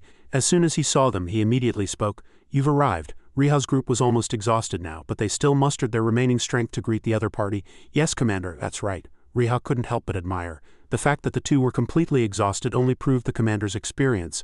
Brow folded his arms and observed each person, praising them generously. The last part wasn't very impressive, but overall not bad. "Well done." Hearing this, Key and Riha simultaneously replied energetically, "Thank you, Commander." Lur's face showed clear pride. Then he turned to Fernand, who was looking at a map beside him, and asked, "Sir Fernand, have you found any traces of Blue Via?" He replied vaguely, "I think I have some understanding, but I'm not sure. I did find something, but it wasn't that easy, and the clues stretched in multiple directions." Hearing this news, Brow was momentarily surprised. "Why?" he explained in detail. "I've been tracking Manhua, but this is still strange to me. The northwest of the continent is outside the Scion Federation. The southwest is near the Red Mountains in the Minas region. The west is a place in the wasteland region, where traces of strong reactions appeared simultaneously in all three locations, and there's a faint trace in the east as well. It could be the east coast of Pubal or Craven Trang or even further. Riha didn't quite understand the situation and asked again out of curiosity, "Is this normal?" Fernand immediately denied it. "No, as I told you, this is monosynchronization. It's impossible unless he's in 4 locations simultaneously. How is this possible?" But the signal in the east was very weak. Via has clearly left. It would be better to investigate the other 3 regions first. As soon as he finished speaking, it was Brau's turn to speak. "Soldiers," the 3 of them were quite tense at this moment. "We will have no choice but to split up and search in different directions." At the same time, a mission notification appeared on the system screen. Noble Chieftain Blue Via 2 mission. The objective is to collect information about the location of Blue Via or the Noble Army. If another player completes it first, the mission will automatically be completed. The reward is Noble Chieftain Blue Via Z3. The failure condition is death. Upon mission failure, the Prelude to Destruction achievement will unlock. The first player to complete it will receive a 5-point stat bonus. After receiving the information from the system, Riha began to think inwardly. "We were sent alone to gather information, so as long as I don't die it's fine. Is it a mission where I just have to do my part?" Key, without thinking as deeply as him, immediately chose his mission area. "I'll go north." Lur followed. "The western wasteland is mine." Riha was surprised and gaped. "You guys don't even think?" Seeing Riha still hesitating, Brau turned to him and instructed, "Riha, go southwest outside the Minas border." He was surprised and asked again. Minas is one of the biggest contributors to Pubel's treasury. At this moment his mind was filled with confusion. "Why do I have to go to Minas right now? I'm the most hated player in Minas." While Riha was still in despair, he unexpectedly received a call. "Brother, where are you? It's chaos right now. Nobles are appearing all over Pubel. The palace has sent out suppression forces. Elite teams are also being mobilized." Riha snapped out of his confused thoughts and exclaimed in surprise. "Why?" Immediately after, he hastily informed Brau of the news he had just received. "Commander, nobles have appeared all over Pubel." Hearing this news, the person was not greatly agitated and analyzed in a low voice. "If Dega acts so hastily, all right. Then he's still acting alone. I will report to the palace. Sir Fernand, please inform His Majesty immediately." Fernand nodded. "Understood." Then Brau turned to Riha's 3 and solemnly instructed, "You must proceed with the investigation immediately, but remember this mission is solely for gathering information. We are not here to assassinate Blue Via. Be careful." The scene shifted to a magnificent corridor inside the palace. Nara walked briskly down the corridor. She stopped in front of the door to the central audience chamber. Seeing many soldiers gathered, her eyes gleamed with surprise and a question arose in her heart. "What's going on?" Her gaze inadvertently fell upon a familiar figure. She paused for a moment. "Lord Brau, he seems to be in a hurry." From afar, Brau stood facing the deputy commander and said in a rather urgent tone, "Deputy Commander, I need to make an urgent report to His Majesty." He hesitated as to what to do, but in the audience chamber, before he could even finish speaking, Brau interrupted him. "This matter is directly related to the discussions here." The deputy commander replied with a flustered expression, "That is something I can only report to the administrators at least." Hearing the conversation between them, Nara frowned slightly and silently deduced inwardly, "Field bosses are appearing everywhere. The uprising is coalescing urgently and now NPCs related to Riha are causing serious problems. Could this be related to the Demon King fragment?" With this thought, Nara immediately approached the 2 of them and spoke up, defending Brau. "As a representative of the Holy Knights, I request an urgent audience. The news Lord Brau brings is one of the highest classified matters concerning the capital's well-being. Please allow him to see His Majesty." Hearing this, the deputy commander immediately turned and rushed away. "Understood. I will report immediately." Brau looked back at Nara, slightly surprised. "Milady." Nara took the opportunity of his departure to immediately get to the point. "Lord Brau, hello. Judging by the situation, I believe this issue is related to the appearance of field bosses. If it's something I can know, could you share some information?" Brau nodded. "Agreed. Of course, thank you very much for your help." A moment later, Brau stood in front of the main hall. He courteously saluted the king before him. "Long live His Majesty." The voice of the King of Pubel was heard. "There is no need for formalities between us. Get to the point." As Brau spoke, Rosa and Nara's gazes met as if they were about to duel. Brau respectfully removed his hat and reported, "I humbly report. I have come from the mountainous region, carrying out the Pope's mission. One of the Demon King fragments, Blue Via, was there." Hearing this, the King of Pubel was momentarily surprised. "Blue Via?" The others who heard this news couldn't help but stir. "Blue Via?" Blue Via was in the mountainous region. Rosa's lips were tightly sealed and she looked angry. This expression was completely captured by Nara below. What was that expression just now? Was he disappointed just now? But looking again, Rosa had regained a calm expression as if nothing had happened. A moment later, in the grand and magnificent main hall, the King of Pubel, seated on his throne, asked, "And what should we do? Where has Blue Via gone? Has he led the Imperial Army to the capital?" Brau hastily reported, "No, Your Majesty, my disciples and I pursued him, but we only found faint traces, according to Sir Fernand Magellan, a reclusive expert who traveled 10,000 li and the continent's greatest explorer. Blue Via is currently presumed to be moving through various regions of the continent. At first I thought Blue Via had awakened and summoned the Imperial Army, but as news of the noble uprising spread throughout the country today, my thoughts changed. Brow pointed out the loopholes he had found. The Imperial Army grows stronger the greater its numbers, but currently, the Imperial Army's numbers are very small and scattered in different regions. And the cause of all this is that the power of all giant monsters in the Sentinel Mountains has increased by 20. Finally, Nara concluded in one sentence. So this chaos among the nobility is just a war of attrition? Brow also reported another fact to find more Demon King fragments. They are buying time to awaken another fragment of the Demon King. He raised his voice, showing an earnest attitude, Your Majesty, so that my disciples can quickly track Blue Via. I earnestly request the cooperation of the Minos side, however. Before the King of Pubal could speak, Rosa spoke first. Isn't this strange, Brow? He waved his hand and began to question the issue again. As Your Majesty and I both know, isn't it strange that after so many years across the East Sea, they are still searching for the Demon King fragments in this land? On this matter, Brow was still somewhat preoccupied. As you, the Archmage, also know, Blue Via was one of those who followed the Demon King, but he was found at the edge of the wasteland in a void called the Abyss. He was sealed there, covered by a shell of red crystal, and not even a trace of mana leaked out. The last time he was seen fleeing across the sea was merely an illusion, but it certainly couldn't convince Rosa so easily. He immediately got to the core of the matter. Then how did your disciple find Blue Via, and how did he survive after encountering him? To explain this, Brow could only summarize it in one sentence. It was by chance. Rosa scoffed even more. He just happened to be hiding somewhere easily discoverable by others, and even kindly spared the life of a mortal who dared to approach. It's too convincing to be believed. He loudly found fault with the other person's words. I believe that Blue Via has appeared. Even the Pope confirmed it, but isn't attributing all these situations to Blue Via and the Demon King fragments just speculation? Rosa grew more and more agitated. And yet you propose forming an alliance treaty with the cunning Minos based on something whose truth is still uncertain? Do you have the audacity to say such a thing before His Majesty? Immediately, all the sages present agreed and clamored. Anything that threatens His Majesty's safety cannot be tolerated. That's right, Lord Rosa is correct, Lord Brow. At the very least, we must demand enormous compensation from them to prevent them from ever doing such a thing again. If we don't force them to fully compensate us with land, wealth, and an apology, how can we even consider signing a treaty? Do you know how much our nation has lost in this war? Both of you are disregarding His Majesty and disrespecting the dignity of the kingdom. Everyone present formed a unified front in complete opposition to Brow. Faced with such a reaction and opposition, the person could only remain silent, speechless. Nara sighed quietly, exhausted. Indeed, working with NPCs is truly tiring. When greed overshadows reason, no amount of rational persuasion works. In this situation, the people will start demanding another war with Minos. At the same time, in a secret base located on a cliff, Riha happily kept knocking on the door, but even with the commotion there was no movement inside. He found it strange. Why is this not it? Riha scratched his head, confused. Are both of them lying to me? This is really annoying. I need to make something. As soon as the thought came to him, he decided to shout again with all his might. Hey Bo, I'm not here to cause trouble this time. Just answer me. Duh. Seeing this immediately interrupted him as if unable to tolerate it. Hey, don't you know, Botho was kicked out for causing trouble. Stunned by the lightning-fast shocking information, he said in disbelief. Botho was kicked out? Where to? So a moment later in a house, 3 burly men were working diligently in the yard. Riha, seeing the person he was looking for outside the door, called out loudly, Botho. Hearing the stranger's voice, the old man immediately went on alert. Who is it? Beard Brothers. Immediately after, Bristle and Whisker immediately went into battle stance. Understood, boss. Seeing that the situation was going slightly wrong before his eyes, he hastily waved his hand and explained, It's me, Riha. I didn't come to fight. The old man confirmed the name again.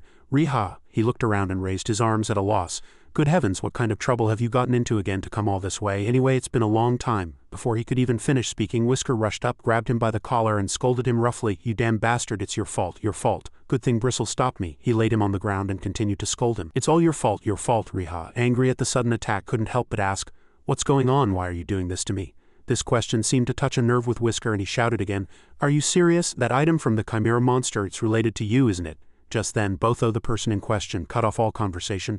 Enough, Beard Brothers, you two go inside, I'll talk to him, the old man emphasized again.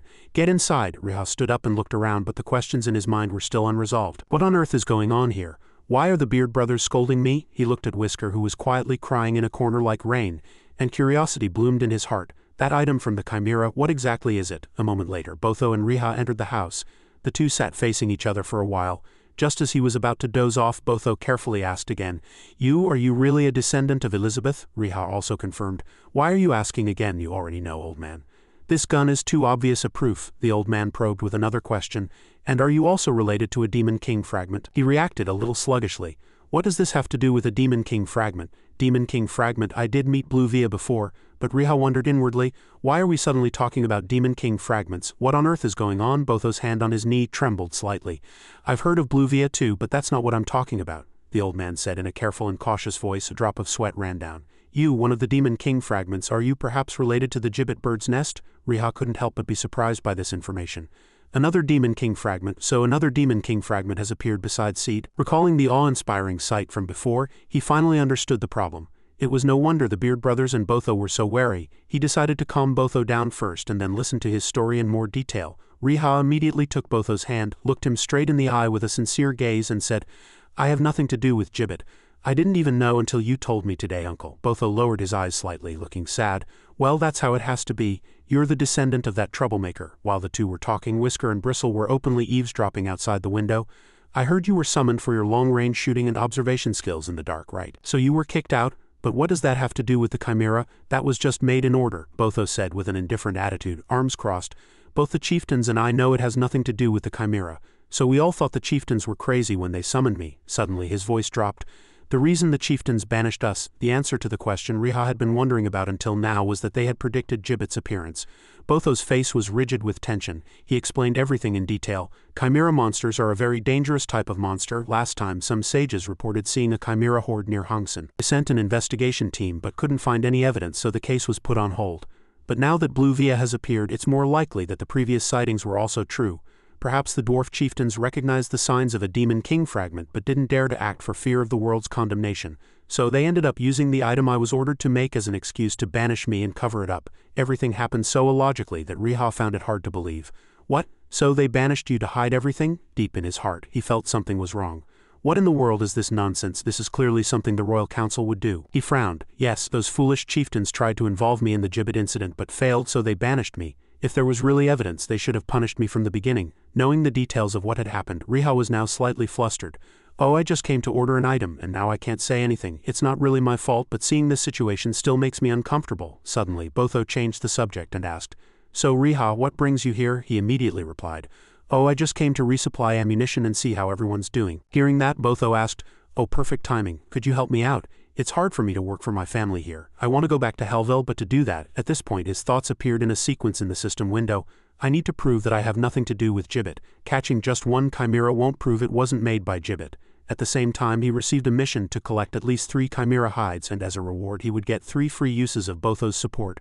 The penalty for failure was a 3,000 reduction in continent-wide fame and a 60 decrease in dwarf NPC affinity. Riha's eyes widened in astonishment. What, you want me to find and kill rare artificial chimeras and bring back their bodies? He felt this was almost impossible. 3 chimera hides, we're not even sure they really exist, but Botho immediately retorted, No, they exist. I can't be sure if they were made by Gibbet, but chimeras are still out there. They're just too well hidden, he finally asked. So, are you going to follow or not? Riha looked at the system screen before him and felt uneasy in his heart. One of the failure conditions is summoning Gibbet, and if I fail, I'll get the achievement Demon King's Minion. Something's very strange. Wait, they said chimeras appeared in Hongsan, right? Hongsan is the southwestern region of Minas, the same area where Ren recorded traces of Blue Via. The mission locations match. As soon as this thought struck him, Riha couldn't hide his joy and turned to leave. Alright, player information is quite useful too. I should log out, plan this mission and get some sleep. Plan the route first and rest later. What if I fail this mission and get branded as a Demon King's minion? Who would be that foolish? Probably not, right? At this moment, Riha realized something was strange. Wait, the reward is just 3 free uses of Botho's support. What is this? He suddenly asked Botho a random question. About these free uses, suddenly asked. He couldn't answer immediately, and cleared his throat. Riha immediately activated his negotiation skills. He approached him with a menacing expression. So you'll make me anything I want, right? Botho trembled but agreed. What are you thinking of asking for? Within my abilities, that is. Hearing that, he secretly preened. No matter how pathetic, Botho is still Botho. Still, I need to get what I need. In a towering building bathed in intense sunlight, Madame Joji, after checking the pile of documents on the table, had to inform Riha with a regretful expression. I'm sorry, but there's no information on chimeras or Gibbet. So he had to return to the Estok teleportation portal. As he walked, he thought to himself, Aunt Du also doesn't have any information on Gibbet or chimeras, which means I have no choice but to go directly to Minas to solve this. I should take care of Botho's mission first, mainly to get the support items I need. Besides, it overlaps with the Blue Via mission, so it's good to kill 2 birds with 1 stone. But as soon as this thought struck him, he openly tore at his hair. Why does it have to be Minos? Though reluctant, Riha eventually decided to step onto the teleportation platform. Oh well, I don't know. I wore different clothes during the battle, so maybe they won't recognize me. Not long after, he arrived in the southernmost region of Puebelnido. Riha slowly walked through the plains. As time passed, he soon found himself in line before the Minos Bank Castle gate. Riha sighed as he waited his turn. Damn, crossing the border is really hard. I should register one of the cities near Minos in astrology. It's a truce zone anyway. Border checks are an unavoidable procedure. The nearby guard carefully checked each person's identity before entering the castle. Please place your hand on this astrological sphere. Thank you. When it was Riha's turn, he hesitated for a moment. Looking up at the towering castle, he suddenly felt that his decision was somewhat wrong. Now I remember, our special forces were at the forefront of the siege, weren't they? Come to think of it, I'm the one who broke this castle gate. The soldier, seemingly unaware of his inner thoughts, held the astrological sphere in his hand and said, Please state your identity and affiliation, and place your hand here. Riha looked at the object before him. He dared not act recklessly. If I put my hand on the astrological sphere, will I get involved in a fight? Thinking so, Riha cooperatively placed his hand on the astrological sphere. Inwardly he muttered, surely not. But as soon as he touched the sphere, it immediately glowed red, informing him that Riha's base was currently in a truce and belonged to Pubel. And he firmly stated his name. I am Riha. As soon as he finished speaking, everyone around him exclaimed in astonishment, Riha, did he just say Riha? In this chaotic situation, Riha could only manage an awkward smile. Am I screwed? After causing a commotion in Bank, Riha immediately used the teleportation portal and barely arrived in Cliff, a city near Hongsan, but he recalled the memory of people mercilessly chasing him away. That damn bastard, get out! Countless stones and fruits flew straight at him. Get out of here right now! At this moment, he could only helplessly resist. No, I'm just, due to the hostile attitude of the Minos NPCs, it was almost impossible to gather the information needed for the mission. Riha stood blankly in Cliff's central square like a soulless corpse. He felt that the situation would not be good as it was. Since he couldn't get any information from the NPCs, should I team up with other players? Suddenly, a voice from afar caught Riha's attention. Hey, you look like a tank, want to team up with us? But Kakunashi didn't seem to be an easy person to talk to. After asking 2 or 3 questions, he chased them away. Get out, but he felt a slight interest in him. Oh, that person looks strong, and his temper seems fiery. It would be fun if he clashed with Lur. That spiky red hair is just like the protagonist of a legendary basketball manga. Is he a fan? Then he looked down at his thin lips. As Riha was still lost in thought, he suddenly looked at him with sharp, murderous eyes. This one glance was enough to make Riha turn pale with fear. Kakunashi's eyes seemed to spew flames. Riha shivered at the intangible pressure. He quickly turned his head, avoiding his gaze as if terrified. Wait a minute. Did I just look them straight in the eye? Did they recognize that I'm Haria from Pubel? Seeing the people gradually disperse, the burden in Riha's mind lessened somewhat. They left. It seems teaming up isn't an option. Getting information from other players isn't a good method either. Soon a joyous expression filled his face as if he had remembered a method. Ah, I can ask that person. As soon as he connected, Riha spoke first in an excited voice. Fernand, tell me something. The other person was also very enthusiastic. Oh, Haria, are you going to Hongsan? That's the second option. His plan being seen through made him even happier. Indeed, I'm also doing another mission. Have you heard any news about monsters like chimeras appearing in the southwest of Minos? Fernand was surprised by these words. Chimeras, he slowly said. I've been to that area nearby. These words made Riha even happier. Really? You've seen them? As soon as he said this, Fernand shared without hesitation. I was on a mission with the dwarves to find a copper mine, but they were terrified of a chimera and ran away. I failed the mission, so I still remember it vividly. Fernand took the lead because he was a witness when he discovered the chimera. This mission was simply to prove that it had nothing to do with chimeras. His resolute appearance also worried Fernand. If you're targeting him, be careful. Almost no one knows who he is, but there's a dragon in the northern mountains. Riha was surprised by these words. What? But the white dragon's charge zone isn't here, he cautiously reminded him. This is a different kind of dragon. I couldn't get close to its hiding place. Riha grew even more suspicious of that fear. Dragons are usually named after their terrain. So is it a red dragon? Fernand hesitated again. No, the dwarves went to find a copper mine, so it might be a metallic dragon. That speculation made Riha stiffen. All right, thank you. The other person had a very excited expression. If you find traces of blue via, let me know too. Riha scratched his head, thinking about what had just happened. Copper dragon, bronze dragon, brass dragon wouldn't be bad. Bifes's blessing increases affinity with metallic dragons, but affinity with all chromatic dragons decreases by 80. He felt even more uneasy inwardly. But what if it's a red dragon? He walked without hesitation. I'm going there anyway. First. Just as he was about to step out of the castle gate, a cold voice interrupted. Wait, Riha was surprised by that overwhelming gaze. Wait, Sakuragi. Sakuragi, oh no, nothing. Anyway, what do you want? He stood tall and continued to point his finger. Are you leaving, Cliff? Are you going to Hongsan? Riha was annoyed by his actions. Who are you to speak so disrespectfully? He asked Kakunashi with a rather negative impression why he wanted to know. Kakunashi instead just asked blankly. Huh? Riha helplessly turned his back on the clumsy opponent. I have no obligation to tell you. If you want to ask something, show some manners first. Goodbye. He suddenly grabbed his arm. Wait, that action was like touching a fuse, igniting Riha's anger. What are you doing? Let go. You almost killed me by grabbing me harder. As a murderous aura emanated, Kakunashi hastily stepped back. I apologize. I didn't mean to offend you. I was just curious. I said I might be able to help. He looked at the other person in confusion. Ha, he chattered, explaining. I was exploring Hongsen and there were too many monsters. If you're going there too, wouldn't it be better to go together? Riha was speechless at Kakunashi's stiff demeanor. Is he an NPC? No, the way he formed a team before showed he's a player. His way of speaking sounds both like a real person and an NPC. Was he worried he might dislike him? He frowned, trying to persuade him. Don't you believe me? Others might not know, but there's a dragon in Hongsen. Riha was surprised inwardly at the other person. He knows about that dragon. He's as good at gathering information as Fernand. Then he must know something about the chimera too. He was suspicious, but he seemed useful. He cautiously approached and suggested, do you want to team up and go together? Kakunashi froze like a wooden block and immediately nodded, having achieved his goal. Riha quickly took the lead. Alright, let's talk as we go. We need to team up, so can you tell me your level and nickname? Kakunashi replied robotically. 183 Ka. He scrolled through the screen for a long time before finally succeeding in creating a team. Inwardly he kept thinking. Only NPCs like Aunt Do don't understand the concept of level. That means he's also a player. He looks older than me, so I need to be careful. Riha cautiously probed. Why did you come to Hongsen? Kakunashi followed closely behind him and explained honestly, I need to find an item. Ah, a mission you mean? Riha now asked more naturally. But why are you coming with me? Aren't you curious about me? He admitted honestly. I am. The two suddenly fell silent. Kakunashi's calm demeanor only heightened his unease. Then you should ask something, shouldn't you? You say you're curious, but don't ask anything. Wait, is he thinking of sacrificing himself to the dragon to complete the mission? No, I'm probably thinking too deeply. We just met anyway. I can't be tied to one team forever. Let's just think of him as a backup in the worst-case scenario. Not long after, they arrived in Hongsen and the griffins were unable to defend against the sudden ambush. Seeing the griffins fall to the ground, Riha exclaimed, so fast. But inwardly he constantly felt regret. I wish it was a chimera. Griffins are just ordinary monsters. Kakunashi darkly observed the power of the attack he had inflicted. Very impressive. That weapon looked scary. He was slightly surprised by this compliment. Haven't you seen a flintlock before? At those words he was momentarily surprised. That's a flintlock. It looks different from what I know. Riha was speechless at his naive appearance. Ah, game items have many variations. He muttered to himself. This isn't a rifle. Who wouldn't know this in modern times? As soon as he had composed himself, he said honestly, anyway, what area are you planning to explore? We need a clear goal to increase efficiency. Kakunashi, despite being a stranger, didn't hide anything. Still far.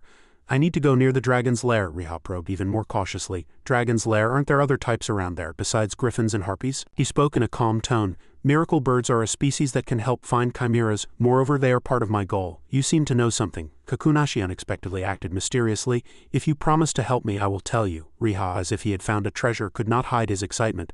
Ha, you know something. What do I need to do? His eyes suddenly glowed sharply, and his attitude became even colder. Nothing special. I need to investigate something near the dragon's lair. You just need to come with me there. Throughout, Kakunashi kept reassuring him. It's fine, I just need to investigate the dragon's lair. You can just come with me there. But even with that assurance, Riha's worries did not subside. What if a dragon appears? He frowned slightly, as if noticing his apprehension. We can teleport instantly. My goal is not to meet the dragon, just to go near it. Clear out the monsters on the way. If you wait until I finish my work, I will tell you the location of the chimera. Nevertheless, suspicion still sprouted in Riha's heart. They were suspicious because they had no information and spoke too little, but if they played on these terms, it seemed they weren't trying to use him. Perhaps it was some kind of system, like Fernand Jingongyang. If it was a game requiring long study or training, external help or protection would be needed. Thinking this far, he too, disheartened, reluctantly accepted. There was nothing to lose. His attitude brightened, and he suggested, all right, then how about we catch the chimera first and then go? Cuckoo, without thinking, immediately acted. Really? Okay, let's go this way. Riha was momentarily startled by his decisiveness.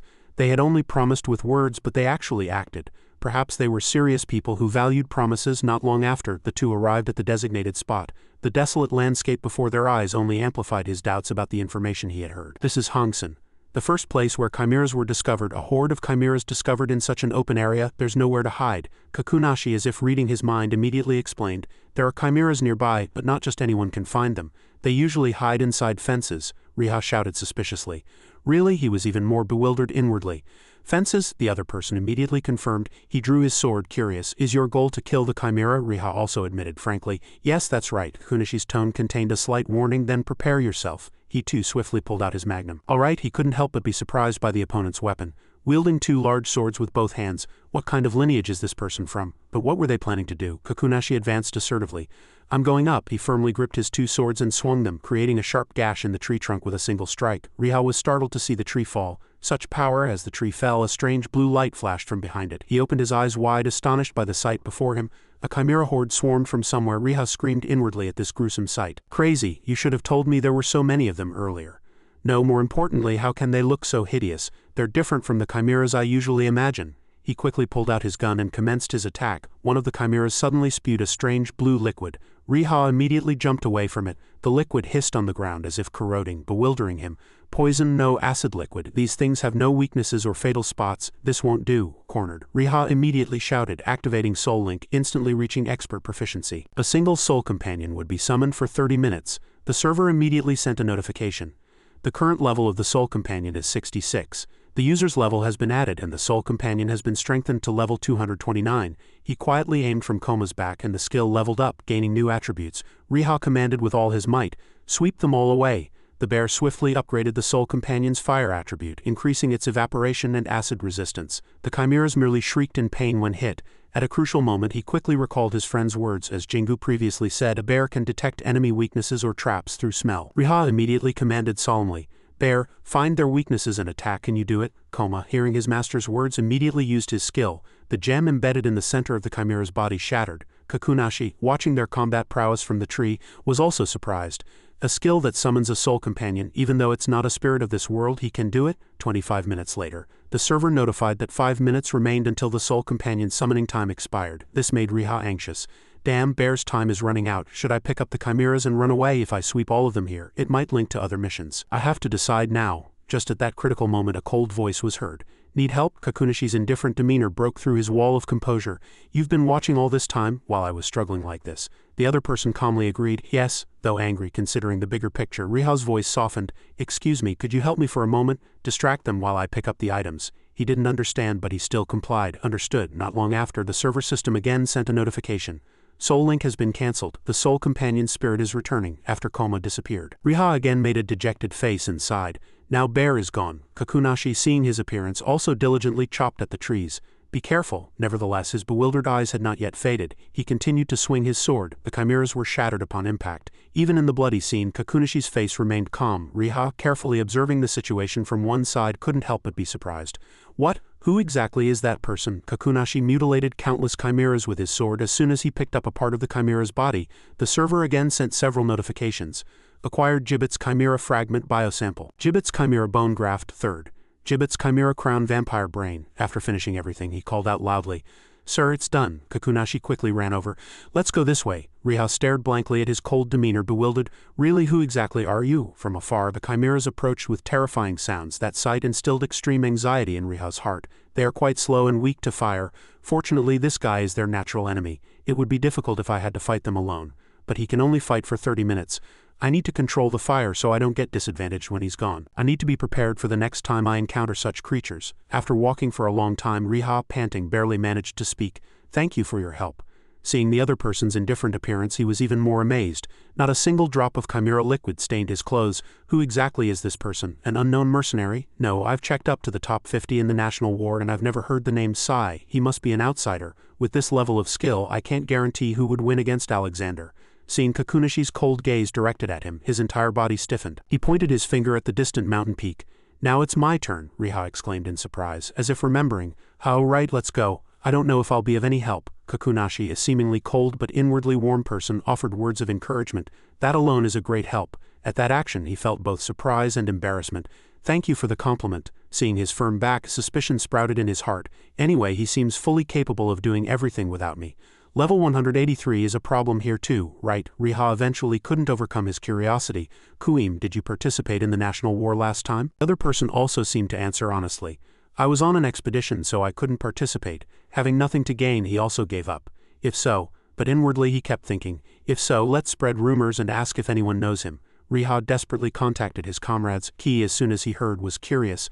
None of our guild members have ever heard of that person. Vim also said he didn't know him, so he wasn't a famous mercenary. He might be an outsider or an old mercenary who deleted his character and started over. Aeon was excited as soon as she heard. That name isn't on my list of outsiders I've investigated that strong really. Can you introduce him to our guild? Even Fernand gaped. Amazing, what are they researching? I haven't heard the name Kushi either. If they know about the den and are exploring the surroundings, they might be someone who can contend with me. But Key sighed in disappointment. He still can't dodge the Bloodfiend's bullets. Did you find traces of Bluebeard? I'm sure you didn't. Seeing his helpless friends, Riha could only remain silent. No one knew anything. That guy is becoming more and more like Lur. Just then, Kakunashi's footsteps stopped. We've arrived. He cautiously looked at the distant mountains. Is this the dragon's lair? He quickly spoke to correct him. To be precise, it's where the dragon's barrier begins. His voice returned to its calm state and he explained. If any creature has enough mana to pass this point, the dragon's warning magic will activate. This mechanism made Riha's face frown.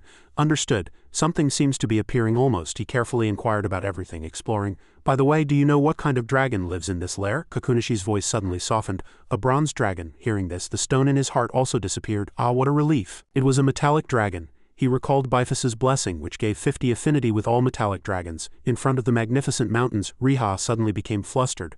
All right then, what should I do now, and what are you going to do? I mean, you said you'd take care of the monsters, but there's nothing around. He himself found it strange. His eyes shone as if trying to penetrate the mountain range. Of course, the dragon's mana will be radiating through the barrier, so ordinary monsters wouldn't dare approach. The other person's words surprised him and made him stare blankly. Isn't that a kind of contradiction? Perhaps it's a translation error, Kakunashi frankly suggested.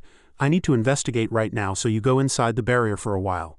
The dissatisfaction that had accumulated in Riha's body instantly surged to the brink of explosion. What, if I go inside, a dragon won't detect my mana, that warning magic, you know. Cuckoo, without an ounce of sympathy, firmly held to his intention. That is your mission. I can only advance once the dragon starts moving. Riha, reaching his limit with that logic, continued to fret. Then what about me? You said it wasn't dangerous earlier. Cuckoo never backed down and his eyes were resolute and threatening. If the dragon tries to harm you, you can escape. Riha eventually smiled in disappointment. Haha, you're really serious. But unbeknownst to anyone, he was reassuring himself inwardly. I owe him, and he's an outsider with skill. I can't resist. Outwardly, he kindly reminded him. But if you feel something strange, you can escape, so don't trust it too much. Kakunashi kept reassuring him. Bronze dragons are very benevolent, so it will be fine. Just stay for a moment. Until he approached the barrier, Riha was still slightly hesitant. Only after summoning all his courage could he go inside. Inside, only a faint light flickered, and his expectations were shattered. I thought the warning magic would at least ring a bell or something, so what do I do now? How long do I have to stay? Sir Cuckoo, please look at me. From behind him, a dazzling light appeared. Someone's robe fluttered quickly. Logran looked at Riha with surprise and excitement. I detected Master Bifas's mana and came here. But are you human? Excuse me, but who are you? Facing the person who appeared like a ghost, sweat beaded on his face. Who are you? Logran still maintained a calm voice. I am the master of this place. I'm the bronze dragon, Logran. Are you an envoy sent by Master Bifas? Riha's fear reached its peak with that answer.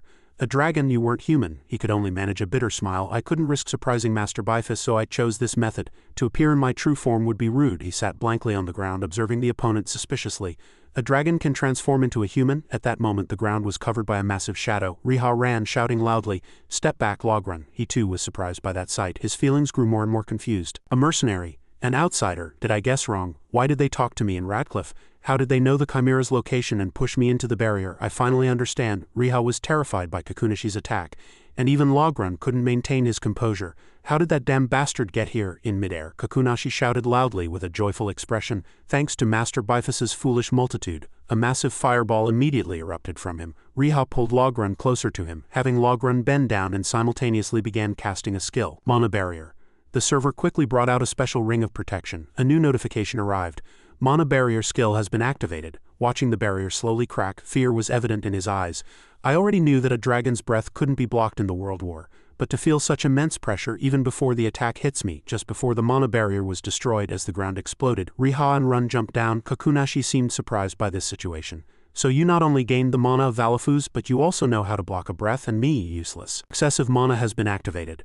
Mana Barrier has been applied. You cannot leave the designated area for 30 minutes. If the target has an excellent skill, it will be removed. Spatial Lock has been applied. You cannot teleport within the designated range for 15 minutes. Communication Lock has been applied. Party chat, including whispers, is blocked for 15 minutes. Kakunashi's voice continued to echo in his ears. Foolish bronze dragon and all of Bifas's idiots, now you cannot break the space or contact anyone. Give me your lives. I will grant you a painless death. Riha grew even more tense at those threatening words. Damn, as Logren said, he detected Valafuz's energy when I entered. Dragons can detect the energy of other individuals. That damn bastard had planned everything since I met him in Cliff. You can team up with NPCs, but can you do that with monsters too? Thinking about being hit by a fireball, the anger in his heart grew even stronger. How could I not have thought of that? He even gave me the mission himself. They are monsters, but they have high intelligence and NPC functions, level recognition. Now it makes sense. Riha turned to the person next to him with a regretful expression. Lord Logren, I'm sorry, all of this is my fault, he also retorted with a serious expression. No, it happened because I was careless when Kugan's hideout had not yet been discovered. Teleportation is blocked, and I can't contact Bifus either. I've only been an adult dragon for 300 years. I can't properly fight Kakunashi. You have reached ancient rank. He pondered for a long time, gripping his flintlock. After a moment, Riha jumped up. Then can I hold him for just 15 minutes? Logren looked up in disbelief. What did you say? As he watched Kakunashi fly through the sky, his hand on the gun tightened even more. I'm not kind enough to sacrifice myself for him. Seeing that no one appeared, he grew more and more impatient. So you won't come out? That bronze rank bastard and that human. Riha gazed intensely at the enemy with blue eyes, and even the dragon's breath couldn't make him yield. A weakness would eventually be exposed. Eye of God's skill was used. Kakunashi opened his mouth again to create a fireball. That's enough, opportunities don't come twice. Die regretting your stubbornness, he cautiously assessed, targeting the short moment when he inhaled again. At the decisive moment, Riha aimed his gun at him. Now he shouted with all his might. Monothermobaric bomb, the server quickly activated. Monothermobaric bomb skill activated. Part of Kakunashi's wing was damaged by it. He couldn't help but howl in pain. My dragon scales. Logren also couldn't hide the bewilderment on his face. Did Kakunashi just shriek? Riha quickly seized the opportunity and commanded him. Lord Logren, pray now. In his heart he kept praying, please hit. At that sight the other party looked blank. Kakunashi, consumed by rage, was extremely indignant and pierced the dragon's scales. Damn it, that yellow lizard bastard, you will never have peace. Fire attack. But before he could even attack, he was utterly immobilized. Seeing this method succeed, Riha, excited, cautiously aimed. All right, it worked. Then this is another help for you. As soon as the second bullet was fired, Kakunashi let out a painful scream. My mana. That distressed appearance also pleased Riha. Monothermobaric bombs also work on dragons. It's a skill from a legendary grade weapon. Fortunately, I bet on this. Contrary to that excitement, Logren still cautiously reminded. Even if he's a red dragon skilled in combat, he's still an ancient dragon. Kakunashi's mana is, he suddenly shouted. This isn't the time for that. Hurry, you're a dragon, aren't you? Use magic like crazy, it won't last long. He immediately raised his staff and cast his skill. Got him. Summon lightning, energy wave. A strange flash suddenly flickered in the sky and a powerful lightning attack fell directly on Kakunashi. Logren continued to maintain the attack, unleashing the lightning of the four gods. Many lightning bolts hit the target in quick succession. Kakunashi, with his injured body, barely managed to speak. Not bad for a bronze rank guy. Riha's tone was sarcastic. Is this really the time for that? He coldly stared at the enemy, using his calm mind skill. Kakunashi froze at the overwhelming sight. Seeing the enemy off guard, Rune seized the opportunity without hesitation. You can't escape. Electric shocks continuously poured down on him. Riha also gradually pulled the trigger. An explosion echoed throughout the sky. Another large hole appeared in Kakunashi's body. After continuous attacks, he gradually lost resistance and fell directly onto the green grass below. Due to the thick smoke, Riha couldn't properly see the situation. Is he really dead? Rune used his ability to check the ancient red dragon's condition. I can't feel Kakunashi's mana. Hearing that, he thought everything was over. He's finished, right? Aha, Riha turned his head at the movement behind him, and what met his eyes was the towering body of a metal dragon. Rune gazed at him for a long time with golden eyes, and then he did something no one expected. The teen dragon Logren thanked the person who saved him. Thank you, if you hadn't helped I would probably have been dominated by my evil self. Riha was bewildered upon hearing that. What? Meanwhile, no one had noticed, but a figure had swiftly rushed towards this place. Over here, he was still confused by the sincere words of gratitude. No, I'm sorry for causing this. Rune heard that, acknowledged his mistake, and retorted, No, Big Brother Bifus warned me that he would target the Steel Tribe, but I was careless. It's my fault. In return, he decided to reward him. You bravely fought against an ancient dragon, so I will give you coins. Before he could finish speaking, Kakunashi rushed forward and tried to slash. He was still alive, waiting for this moment. Finally, he shows his true colors. That damned bronze dragon. Rune was surprised to see Kakunashi still alive. How? Before he could even collect himself, he launched a fierce attack. Fortunately, Logren was able to fly up and dodge. The attack created a small aftershock, enough to push Riha back. What? How is he alive? I clearly hit him in the middle of his head. Upon reconsideration, he couldn't help but realize Kakunashi's ability once again. He hid his mana so well that even Bifus had trouble finding him. It was my fault for letting down my guard, trusting only Rune's words. The difference between an adult and an ancient is much greater than I thought. On the other side of the battle, Kakunashi continued to attack. Give me your life, you bronze dragon. But Logren refused to give his life. I won't allow it. As he spoke, the bronze dragon counterattacked with lightning speed. Riha observed the situation from afar. A sphere containing immense power rapidly covered the center. Based on the previous situation, he quickly aimed his gun, doubting, will it be effective? As his apprehension expected, Kakunashi quickly teleported behind the bronze dragon. Instantly he swung his weapon, trying to end the dragon's life in a flash. "Give me your life!" But before he could even act, a bullet flew and blocked it. The powerful force bounced the weapon away. Logren also seized the opportunity and counterattacked with lightning. Kakunashi's metallic eyes contracted and the lightning right in front of him overwhelmed his body with immense power. He screamed in pain. Everything happened too quickly, and the lingering electricity still remained on his body, but strangely he let out a laugh. "Something's wrong," indeed. He approached Rune with an evil expression, gripping Rune's mouth tightly and speaking sarcastically. "Ancient dragon, if you were truly an ancient dragon, you would have been able to stop me." His hand already exerted force before Rune could counterattack. "Ha, what?" Kakunashi fiercely tore the dragon's head from its body, and the cruel sight before Riha was too quick for him to react. Reflexively, he took up his gun and began to fight. Riha continued to shoot at Kakunashi, who was dragging the dragon's head. Seeing his actions, he seemed even more amused. Good, I'll deal with you too when this is over." "That damned Bifus!" Suddenly a spell pattern and an unidentified object appeared in the air, and that won't happen. Rune, with his weakened body, still unleashed a final blow, casting maximum lightning. Kakunashi was extremely displeased by the pain. "Damn it, a dying bronze dragon can still resist. It really hurts. That damned bastard, how can an adult dragon have such a powerful dragon heart?" To buy time, Rune used his time signal skill. At the same time, Riha calculated in the tense situation. The communication blocking skill will end in 3, 2, 1 second. As soon as the countdown ended, the skill completed, and a yellow light enveloped the entire space, confirming Kakunashi's position and initiating the attack. A blonde man appeared, and upon seeing Kakunashi he gritted his teeth in anger. That was Bifus. Without a word, he swung his sword and attacked Kakunashi. Kakunashi frowned, his cold blue eyes seeming to ponder something. Bifus's appearance was unexpected. Wow, the skills collided, creating a shockwave that pushed both of them back. Kakunashi landed and still laughed provocatively, but in his mind he was already calculating. Having expended a lot of energy in the previous battle, he definitely decided to escape. "Wait, that damned Bifus, someday I will repay this humiliation." His figure gradually disappeared amidst Bifus's enraged shouts. "Stop right now, Kakunashi." Suddenly realizing something, his eyes turned towards the dragon's body. The teen dragon, Bifus, was horrified to see its headless body. Rune and Riha from a distance regretted not being able to stop Kakunashi. Damn it. At this moment, a system notification appeared and an achievement was unlocked. On the other side, Bifus continued to call the bronze dragon's name. "Logren, Rune, do you hear me?" He placed his hand on the dragon's body and reassured him. "Hold on a little longer." Using a skill, a yellow light spread, temporarily reviving him. Intense yellow light enveloped the dragon's body. "Don't do that to me." He inwardly speculated, looking at what he had just witnessed. Can he also revive the dead? Under the mysterious power, Rune's consciousness gradually returned. Seeing this, Bifus immediately asked about the situation. "Logren, what happened? Is your dragon heart all right?" He replied with difficulty. "Yes, it's fine. I'm sorry to greet you in this state, big brother." Riha observed everything and made a bold speculation. "If the dragon heart isn't broken, is it all right? Perhaps the dragon heart not only acts as a heart but also as a second brain?" Only after experiencing a series of events did he clearly recognize the mysterious beings. If it's this type, it explains why Kakunashi didn't die even after being hit in the head. So he could survive even if his head was cut off, like in Rune's case. On this side, seeing Rune evade the issue, he immediately pressed him. "Please tell me, how did you fight Kakunashi? Why did you go out to fight without informing me?" At this moment, a faint light appeared on Rune's dragon body. "My heart is fine, but I don't have much time. Big brother, please listen to everything from the human you chose." Riha noticed an important point at this moment.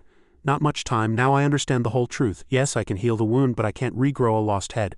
Bifus's face was filled with anger, as if he thought everything was because of him. "Riha," Rune saw that and quickly defended him. "Big brother, don't blame him. I have to prevent a good person from being misunderstood." He praised Riha without reservation. "He is human, but he fought more bravely than Kakunashi and I." Hearing that, Bifus had nothing more to say and just sighed. "All right, I respect that."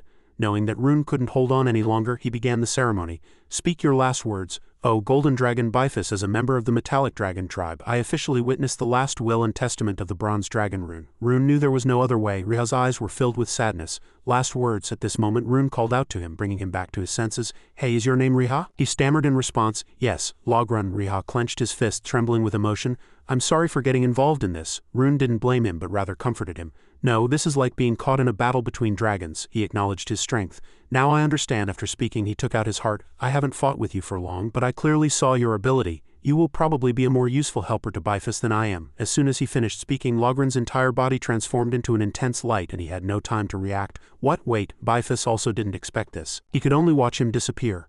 Logren, the powerful force of an ancient dragon, shook the entire space. Logren left his last will. "Bifus, I'm sorry to ask this of a witness, but please give my dragon heart to one person." To Riha. At that very moment, the system notified him of the mission-related reward, asking him to make a choice. Riha was bewildered by being transferred to another place. This was probably Rune's spiritual space. The virtual screen that appeared before his eyes asked him, Logrun, what is this? He didn't hesitate and sincerely pleaded. Human Riha, please be Bifas's strength in my stead. Defeat Kakunashi. At this moment a wave of power formed something in the air. Rune explained the item that had just formed. This heart looks exactly like the weapon you use. Pierce Kakunashi's heart with this. Riha knew that the bullet before him was small, but the responsibility was immense. But this is too unfair. I'm not even sure if I can hit the dragon's heart with one shot. Before he could refuse, the phantom hand handed him the bullet and said, your spirit and skill will be acknowledged even by Bahamut. Please. Because of that trust, Riha couldn't help but feel nervous. He wrestled violently in his heart, but he couldn't betray that trust. Riha reached out and accepted this important task. Gripping the bullet tightly, he vowed to Rune, all right, it's my fault for not noticing Kakunashi's plot. From the start, I will definitely carry out Lord Rune's last wish. His faint figure smiled in relief. From the first time I met you, I thought you were a good person. If we had more time, we probably could have become good friends. The streaks of light that depicted him disappeared and Riha was left alone holding the heavy mission in his hand. Bifas witnessed everything. No matter how strong he was, he could only shed tears of sorrow now. So this was Rune's last wish? Rune's voice reassured him. She reminded him, yes, big brother, Kakunashi is stronger than we thought. Don't hesitate to rely on allies. Do everything you can to maintain order. Bifas replied, understood, I promise. Rune's body gradually dispersed and as his last wish was accepted, he felt relieved. Then I'm leaving now. What he left behind were only 2 scales on the empty ground. I will sleep in peace forever. That life disappeared. Like a gentle breeze, his lingering presence brushed past Riha's blank face. A lavish reward appeared in the system with an achievement notification. As he examined it, he suddenly found an illogical point. Dragon Gate, fish transforming into dragon. Why suddenly a carp? I thought dragons hatched from eggs, but they call me a carp. Riha pondered for a long time before realizing. Then to achieve the achievement, I need to obtain a dragon's heart, and it's a metallic dragon's heart. If I'm the second, then the first was, damn it, Alexander. Bifas gave Rune scales as per his last wish. Thank you, Riha, he humbly accepted. No, not at all. His expression became serious and he got to the point. Then can you tell me the full story of all this? Riha didn't answer immediately and asked. Before I tell you, can you transform into a dragon, big brother? Hearing that, he was puzzled. Why? He awkwardly scratched his cheek and avoided his gaze. I think it would be better to tell the story while chasing Kakunashi. If you could let me ride you, big brother. Bifas, thinking he misheard, asked again. Ride? Riha said with a confident voice. Yes, I don't have a map, but I know the direction. When Kakunashi fled with the dragon's head, he had embedded a bullet in him, allowing him to track him for 86 hours. It was only then that Bifas finally understood. So that attack wasn't an accident. Riha waved his hands in a fluster. I apologize for that. He magnanimously forgave him. It's all right. Bifas accepted his request and transformed his body. All right, usually only my kin can ride me. The giant and brave golden dragon gazed at him. But for one who carries out Rune's last will, I'll make an exception this time. Bifas suddenly used his strength to lift Riha into the air, and he had no time to react. Oops, he carried him on his back. Humans were probably too small to climb up on their own. As he prepared for takeoff, he gestured, hold on tight. Riha was ready to readily agree to his request. Yes. At that moment, a system window appeared again, catching his attention. Another achievement has appeared. Looking at the content, he saw that the favorability with chromatic dragons was very low, and he clearly realized inwardly, it seems I angered them by marking them earlier. In that case, that was the achievement that was triggered previously, and it's -50 favorability. Riha lamented the chromatic dragon's picky and hard-to-please nature. They seem grand on the outside, but inwardly they fuss over the smallest things. It doesn't matter. My chromatic dragon favorability was already -17. Who cares if it's 1100 or -1600? Putting that thought aside, Riha directed Bifas according to the mark. He's moving northwest. The golden dragon's body shot across the night sky. After flying for a long time, Bifas asked about the other person's situation. Is he still flying in the same direction? Riha checked for a moment and then instructed. Yes, he's still flying in the same direction, but the distance has slightly decreased, though it's still quite far. Bifas, detecting the other's abnormal movement, immediately understood. He probably noticed us. Haven't you realized yet? He explained the powerful characteristics of dragons. Dragons are best at detecting monoflow. He must have sensed the monoflow you left for tracking. He's been moving at the same speed and pace as me. Caught off guard by the unexpected situation, he panicked. Then what should we do now? Bifas first deduced the unfolding situation.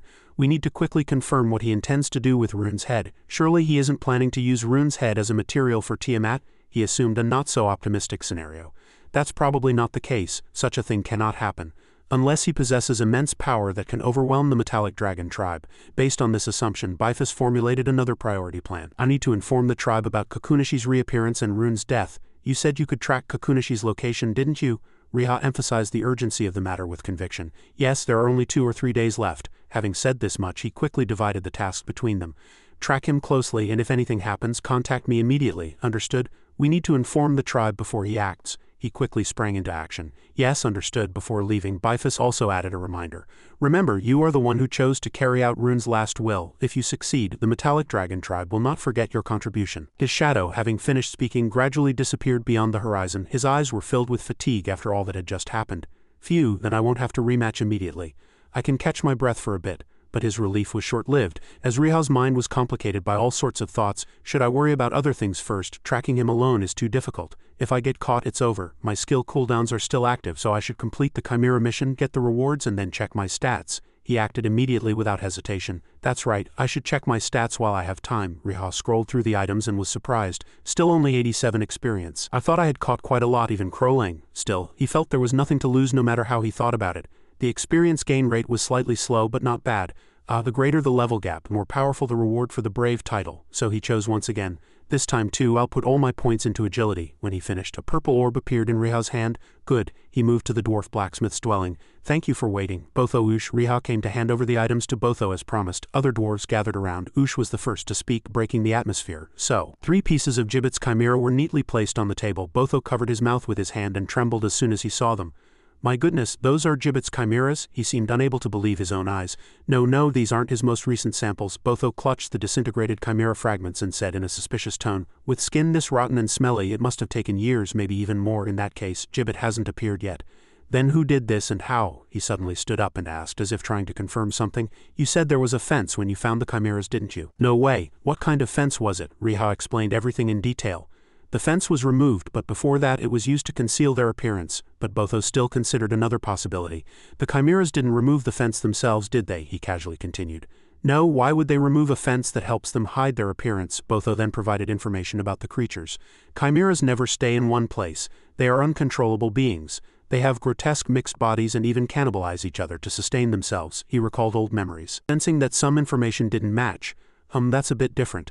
They only focused on me and didn't attack each other. As soon as he finished speaking, Riha realized something. Both of them simultaneously deduced in the same direction. Then that means someone ordered the chimeras? Exactly.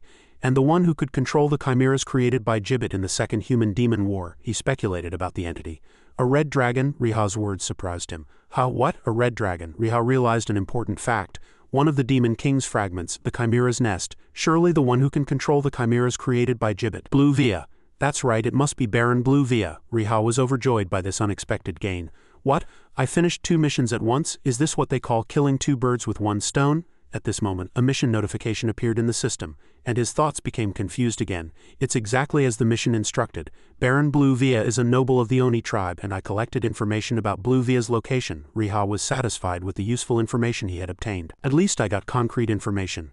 Blue Via passed through the wasteland southwest of Minas. He questioned inwardly. Can we be sure that Gibbet won't appear? Botho immediately retorted. Nothing is certain, but if he does appear, he won't use these old chimeras. He'll surely release countless new chimeras, he continued, easily analyzing the situation. You said you saw about 50 chimeras, right? That's not enough. There should be at least 300. In other words, they must have cannibalized each other during that time. That means Blue Via only appeared there recently. But his focus shifted elsewhere. So does this prove that Botho Nick is innocent? He put down the teacup he had just drunk from, and it resonated. Boss Tao smiled brightly, as if he understood. The tribe leaders are the biggest fools, but they're not that foolish. With your testimony, it'll be very difficult for them to corner us. Thank you. The system quickly notified that the mission had exceeded its goal and given generous rewards. Riha felt it was a blessing in disguise. Oh, I got an extra reward for exceeding the mission goal. Good. I should probably thank Kakunashi for finding the chimeras and making everything easy. A bold thought flashed through his mind. As a token of gratitude, should I give him another hit next time? Riha suddenly remembered the 2 pieces of rune scales. Should I give him another hit? He reconsidered how to use those items. At the same time, the bullet imbued with dragon power came to mind, especially since that bullet can only be fired once. What a waste! Watching them rejoice together, Riha hesitated. Should I show it to Botho Nick and discuss it? In the end, he decided to let him know of its existence. And while I'm at it, there's something I want to show you. The bullet from Rune's heart glowed. Have you ever seen something like this? The item caught the attention of the 3 people opposite him. After observing it closely, they realized what it was. At the same time, they stood dumbfounded in shock. Riha explained its origin amidst the excited looks of the 3 dwarf brothers. I got it after going through some minor incidents, but I don't know how to use it. Their actions made him flinch slightly. Why are you shouting like that? You startled me. But do you recognize it? Do you know what it is? Maybe its form has changed a bit, but he shocked them even more. No, you idiot, you just pulled out a dragon's heart from your pocket. The 3 dwarf brothers were excited by today's haul. Today is the best day of a dwarf's life. Boss Tao couldn't take his eyes off those precious items. A dragon's heart and a dragon's scale, and from the same dragon. A teen dragon at that. Did you kill the dragon? Hearing that, Riha hastily denied it. No, I didn't kill it. The dragon gave it to me as a gift. He was dumbfounded. A teen dragon gave you its heart and scales, with the energy contained within? Information about the bullet's origin appeared. I'll explain how I got it later. It's a bit complicated. Anyway, its owner made it into this form. Into a bullet. Botho's head spun. I never thought you'd be that amazing. It's unbelievable that you can converse with a dragon at that level. Riha measured the size as he spoke. Originally, the dragon's heart was much larger, but it was compressed into this form. Having said this much, Riha's eyes sparkling, he made a request. Can you separate it? At that request, Botho's face turned pale with alarm. He explained the process to him. Don't joke. I mean, I want you to restore it to its original form and separate the bullet from the rest. Riha's face was filled with joy. For example, let's say you make an iron sword. You can melt it down again and remold it into a small hammer or a hoe, right? Botho avoided his burning gaze. That might be possible, but iron and a dragon's heart aren't quite the same. Without giving him a chance to refuse, Riha cleverly brought up his old words again. Didn't you say dwarves can make anything, especially a dwarf who's Hellville's best tool expert? Botho immediately exploded as if challenged. Then what can I do? I've never done it before. But my grandfather was the first dwarf in Hellville to carve a dragon's heart. Riha, realizing that the other person had been tricked, joyfully gripped his hand tightly. Oh wow, that's great.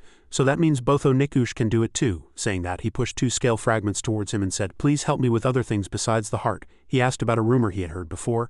I heard these scales contain dragon's breath energy. Is that true? Botho also explained diligently in detail. Of course, dragon's breath isn't pure mana, but a combination of energy from the dragon's scales, mana control, and the dragon's breath itself. Riha, having received that confirmation, strode towards the workbench drawing board. Then this is what I'd like you to make with it. He quickly sketched a few ideas with a pencil. Boss Tao stood blankly after seeing the first sketch. When the drawing was complete, he opened his eyes wide in surprise. After everything was done, Riha naturally asked, can you make something like this? Botho remained silent for a long time. He seemed to be too shocked. He opened his mouth with a forced laugh. Your imagination is truly bizarre. Botho felt this job was not easy at all. Do you really want to make this? Riha also understood his concerns well. It was called quite grotesque when it first came out. Botho found something strange in his words. When it first came out, Riha hastily changed the subject. Oh, it's nothing, I was just talking to myself. The detailed parts of the item made him wonder, what do you plan to do with it? He casually stated its purpose, to protect myself. Botho, having received a satisfactory answer, also agreed to his request. All right, I can't treat you poorly after you've helped me. I'll do my best, but his 2 close brothers simultaneously advised him to think carefully. Brother Botho was already planning inwardly. He would apply the principle that no one gives something for free, but if you include experimental costs. Riha cut him off and gently reminded him, what costs? I have free usage tickets. Did you forget? Botho was very flustered. This happened again? Without giving him time to process everything, Riha quickly ran away. I trust you, uncle. I'll use all 4 of my free usage tickets for this. Please make a note of it. He trembled with rage. That sound echoed through the night. Riha arrived in Cliff. The place was now in ruins, destroyed by chimera monsters ransacking everywhere. An old man's voice let out an exclamation. Wow, Bluvia sat atop a tall building, taking everything in at a glance. Moving around in this old body isn't easy. Incomplete warriors lay scattered on the ground. Flames blazed as if devouring their souls. Even in such a situation, he calmly covered his face and fell into deep thought. If they can't even properly handle 30 chimeras, he's probably not the one who awakened here. Which damn bastard ruined my plans, while I was busy no less. Suddenly, movement was detected behind him, forcing Bluvia to turn his attention. Thus he was able to block the blade that attacked him by surprise. If you have something to say, shouldn't you come before me and say it directly? The rope and blade remained motionless. Kakunashi withdrew his sword and demanded, did you destroy this city? Are you still up to your dirty tricks? Old Bluvia chuckled slyly. Seeing who had approached, it was a dragon. I don't know what kind of dragon though. He then offered a not-so-welcome greeting. Long time no see, Kakunashi. Why are you meddling in my affairs? He stated his purpose for coming here. I came to ask for a favor, but Bluvia seemed uncooperative. Asking favors isn't my type. I prefer people bigger and more imposing than you. Receiving such harsh criticism, Kakunashi was enraged. Shut up, old man. Unless you want to die the moment you awaken. The threat had no effect on him. Haha, do you think you can kill me, you red dragon trash? He eventually gave up and tried to persuade him. This won't harm either of us. Normally I wouldn't want to borrow strength from an old man like you, but someone else is getting involved. Bluvia listened to his tone and speculated. An interference? Is he talking about that damned fly Bifus? That's right, only flies and mosquitoes are as annoying as he is. That wasn't all he said. Kakunashi recalled Riha's attack method. That's not all. Bluvia asked about the identity of this unexpected individual. Who else is there? But he didn't elaborate. Isn't this world full of troublesome individuals? The old man's heart was frustrated by Kakunashi's secrecy. I'm truly curious what kind of bastard made Kakunashi consider him a threat. He offered terms for cooperation without satisfying his curiosity. The discussion is over now. If you help me, I'll add my strength to your plan. What do you say? Blue assessed the feasibility of this deal. His eyes were dark and satisfied. Finally, the two shook hands, forming an alliance. All right, let's do it. Kakunashi evaluated. A wise choice, old man. But Bluvia looked at the negative choice instead. My tedious time with you makes this tedious time less so. Red dragons, do you also have sweaty palms, sticky and gooey? The old man waved his hand dismissively but advised like an experienced person.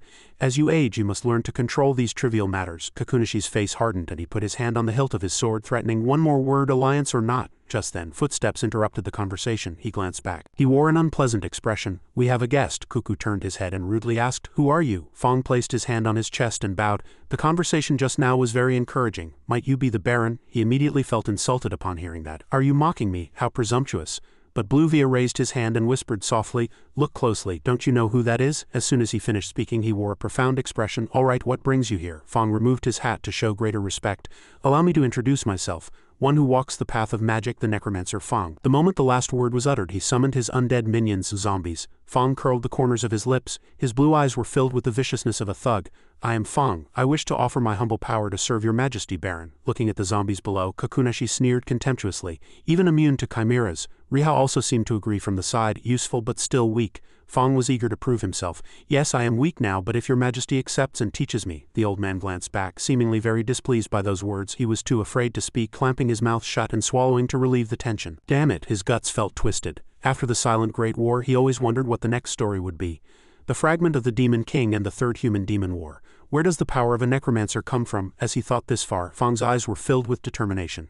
How to control forbidden techniques, choosing the path of darkness and submitting to Bluvia, that was the answer he found. Bluvia bared his teeth, smiling a little madly. It seems today is my day.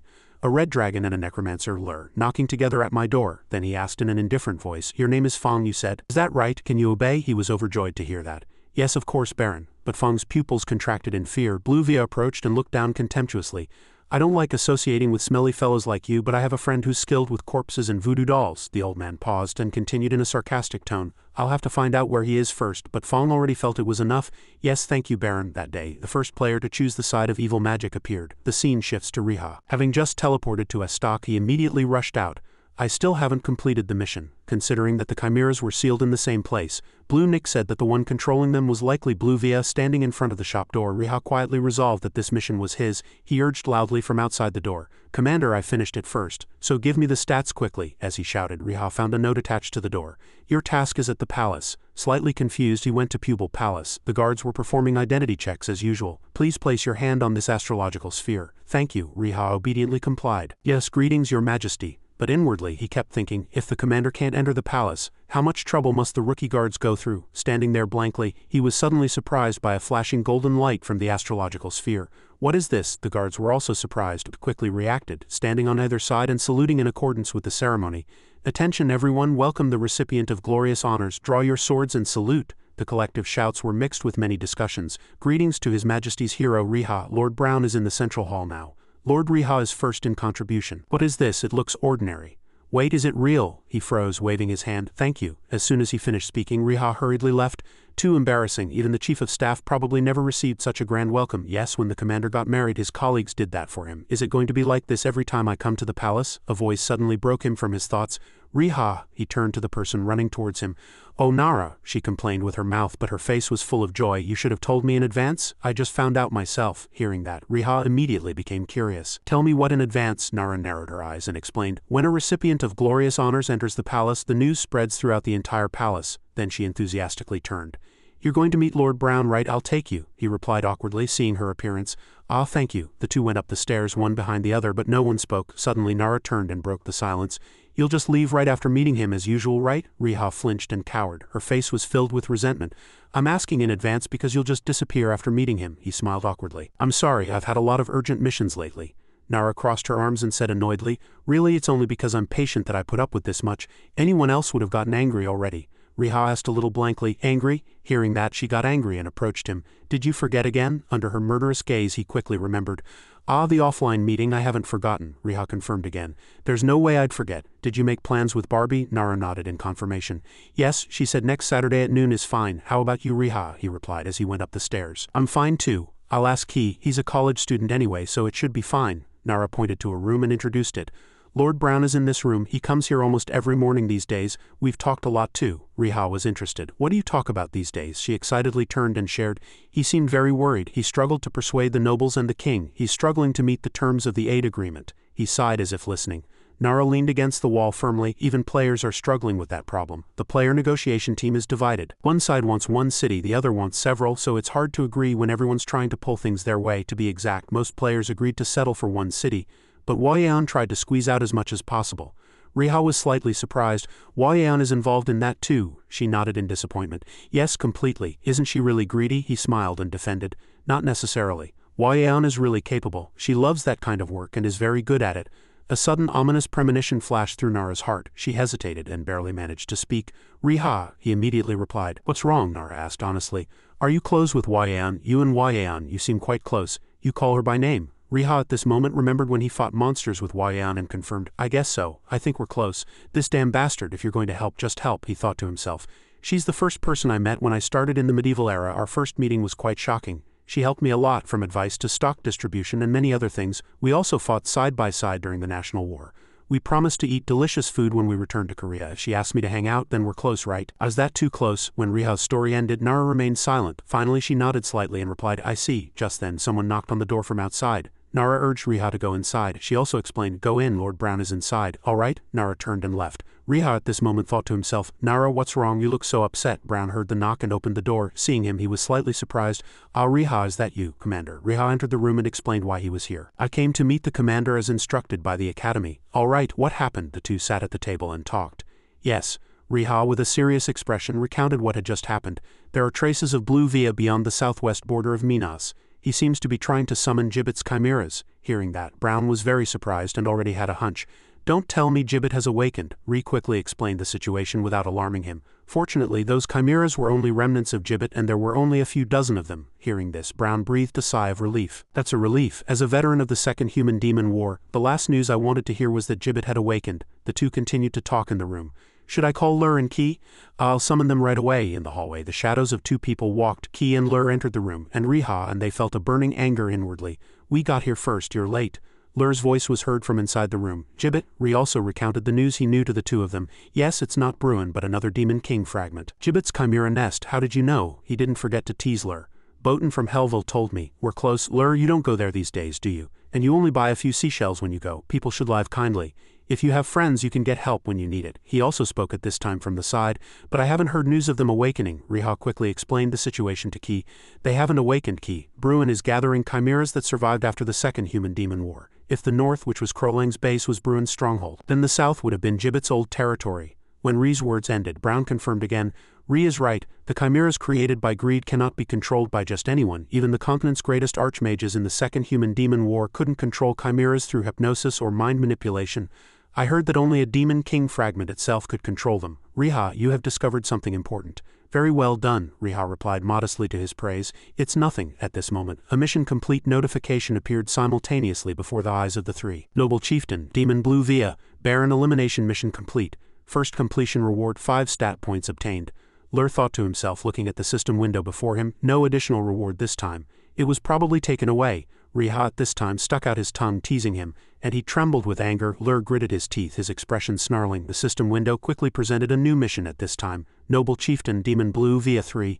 The fact that Gibbet's chimeras still exist is shocking, but Brewer's attempt to use them is more frightening. This could be leveraged to persuade forces opposing the armistice agreement. Must quickly track his traces. If Bruin truly awakens Gibbet with solid evidence of Bruin's actions, Brown and the 3 guards will go to the Chimera region to gather information. The objective is to gather information about Bruin and Gibbet's chimeras. Reward, do you accept this mission? Brown placed his hand on the table and imagined another scenario. If Gibbet awakens, it will be almost impossible to stop him. Bruin alone is already causing me pain. If it gets to that point, humanity will once again. Riha gazed at the mission before him, feeling a slight suspicion inwardly.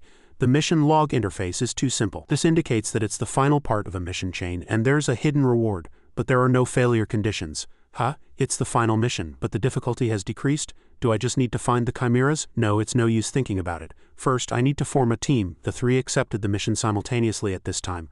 Party invitation accepted. Riha placed his hand on the table and requested, "Let's go, Commander." In Cliff, where everything was in ruins, Riha held his gun and scanned his surroundings. Too quiet. Brown at this time raised his gun and fired a shot into the sky. He introduced himself proudly. "I am Brown, a paladin of Pubal. Is there no knight guarding this city?" Brown fired another shot into the sky. He turned his head and scolded Riha. "Riha, where's the path to Hongson?" Riha heard that and pointed the way to him. "Ah, this way." The four quickly left this place. It seems this city was attacked by chimeras, so hurry. The city walls here were slowly cracking. As soon as they left this place, a string from an energy sphere was seen among the debris. Riha, holding his gun, looked into the distance and speculated. As expected, Bluvia brought the chimeras here. Lur was excited at this time. "Excellent." Riha heard that and was curious. "What's excellent?" He glanced at Lur behind him and sneered. "Use your head. Which country does this city belong to, Commander? You don't mean that Pubal isn't the only one being attacked, do you?" "Exactly. Now everyone will start to feel uneasy," Lur said with a confident smile. "Don't you think the aid agreement will be signed faster?" Brown and Riha quietly walked down the corridor. Riha at this time felt uncomfortable, suspecting inwardly, "Why am I the only one so busy?" Brown at this time ordered everyone here to carry out missions. "Loser. You go to the Ijuan Theocracy and report this to the Holy Father. I will execute it. Key, you patrol this area and check for any traces of chimeras or Rubia. And Riha, you come with me to the palace to persuade the nobles." Key and Lur teased him, seeing that he had been assigned a difficult mission. "You just have to patrol. Still no improvement. Idiot, you just have to talk. All the hard work is yours." Riha walked, looking at the system window, feeling frustrated inwardly. "Lur just has to report and Key just has to clear the area, but I'm assigned such a troublesome mission." Not only that, but this was also a linked quest. Just then, a new mission appeared on the system screen that he had to complete. Once VRMMO Support Treaty 1 is finished, the opposition will have no more room for rebuttal. If they realize that Bruin led Grid's chimeras to destroy an entire city, they will have no more excuses. With solid evidence of Bruin's actions collected, I, Grow, and the three swordsmen will go to the area where Gibbet's chimeras appeared to reinforce that evidence. Mission content: persuade more than half of the opposition to the Maven Support Treaty within 30 days. VRMMO Support Treaty 2 Reward Failure Condition. Failure if time expires. Result upon failure. Local conflict between Maven and Minos occurs. You will receive one city as a reward. Note: future rewards will vary depending on the next mission completion conditions. Riha was greatly shocked by this mission. He had to persuade more than half of the opposition within 30 days. Mission content: persuade more than half of the opposition to the Maven Support Treaty within 30 days. Maven Minos Support Treaty 2 Reward Failure Condition. Failure if time expires. Result upon failure. Local conflict between Maven and Minos occurs. If it fails, a local conflict will occur and the reward will change. After reading those missions, Riha's body trembled violently. He could only let out a helpless sigh. Seeing his mood, Brow turned and asked Riha, "What troubles you so?" "No, nothing at all." The two walked and talked, discussing their upcoming plan. "By the way, shall we go see His Majesty directly?" "First, we must persuade the ministers and nobles. If they agree, His Majesty will surely listen. His Majesty is the king. Can't he just decide unilaterally?" "A king cannot act arbitrarily, Riha. Without the consent of all social strata, rumors will spread. You wouldn't know, not having experienced the second human-demon war." Hearing Brow's words, Riha finally understood. "I thought the mission would be completed just by approaching His Majesty, but it's not that simple. My favorability with His Majesty and the Maven NPCs is quite high, but I've only met most of the nobles once and many I haven't even seen. This task is much harder than I thought." The two stopped in front of a door. Brow wanted to introduce Riha and ask for his opinion. "This is the conference room to discuss the support treaty. Are you ready? Let's go in." Hearing that reply, Brow confidently opened the door. The two entered one after another. Many people were already waiting inside the room. Riha glanced around, wondering inwardly. A total of 40 people, is that enough? If it's enough, then at least 21 people make a majority. The two slowly entered and a red-haired woman noticed them. Just then, Riha also turned and saw the red-haired woman. He hadn't expected Wayan to be in this room. She called out his name loudly. "Riha!" He too seemed slightly surprised to see her. Wayan looked at the woman in front of Riha and judged inwardly. The only player opposing the support treaty. A hand slammed hard on the table and a statement was made summarizing the current situation. Brow said to everyone there with a serious expression, "Blue is controlling the chimeras created by Gibbet. Everyone, please remember 20 years ago. Let's sign the support treaty and ally with the Minos Federation S. Laser Ijuan." Initially, all forces began a large-scale search operation to find Bruin, including Craven. Seeing Brow's confident and resolute demeanor at this moment, Riha admired him inwardly. He really is an all-rounder NPC. He excels at everything from combat to persuasion. He lives up to his reputation as a hero of the previous human-demon war. The remaining problem was those two. Brow also told the people about the upcoming plan. "Therefore we must immediately submit the support treaty to His Majesty. If Marquis and Count Guan help, Lord Roth will no longer—" But just then a hand interrupted his words. "Excuse me for a moment." Wayan raised her hand, stood up and introduced herself. "I am Wayan. I manage all administration and commerce of Dare Castle. Riha was greatly surprised to learn her true identity. Huayan, is she really going to step up for the support? Brao also recognized Huayan's identity. Miss Huayan, are you perhaps the mistress of roses? Yes, thank you for recognizing me. Brao, unfazed, explained the entire situation to her. As someone who once managed a castle, I expected you to immediately understand the importance of signing the support treaty. But then Huayan offered a dissenting opinion.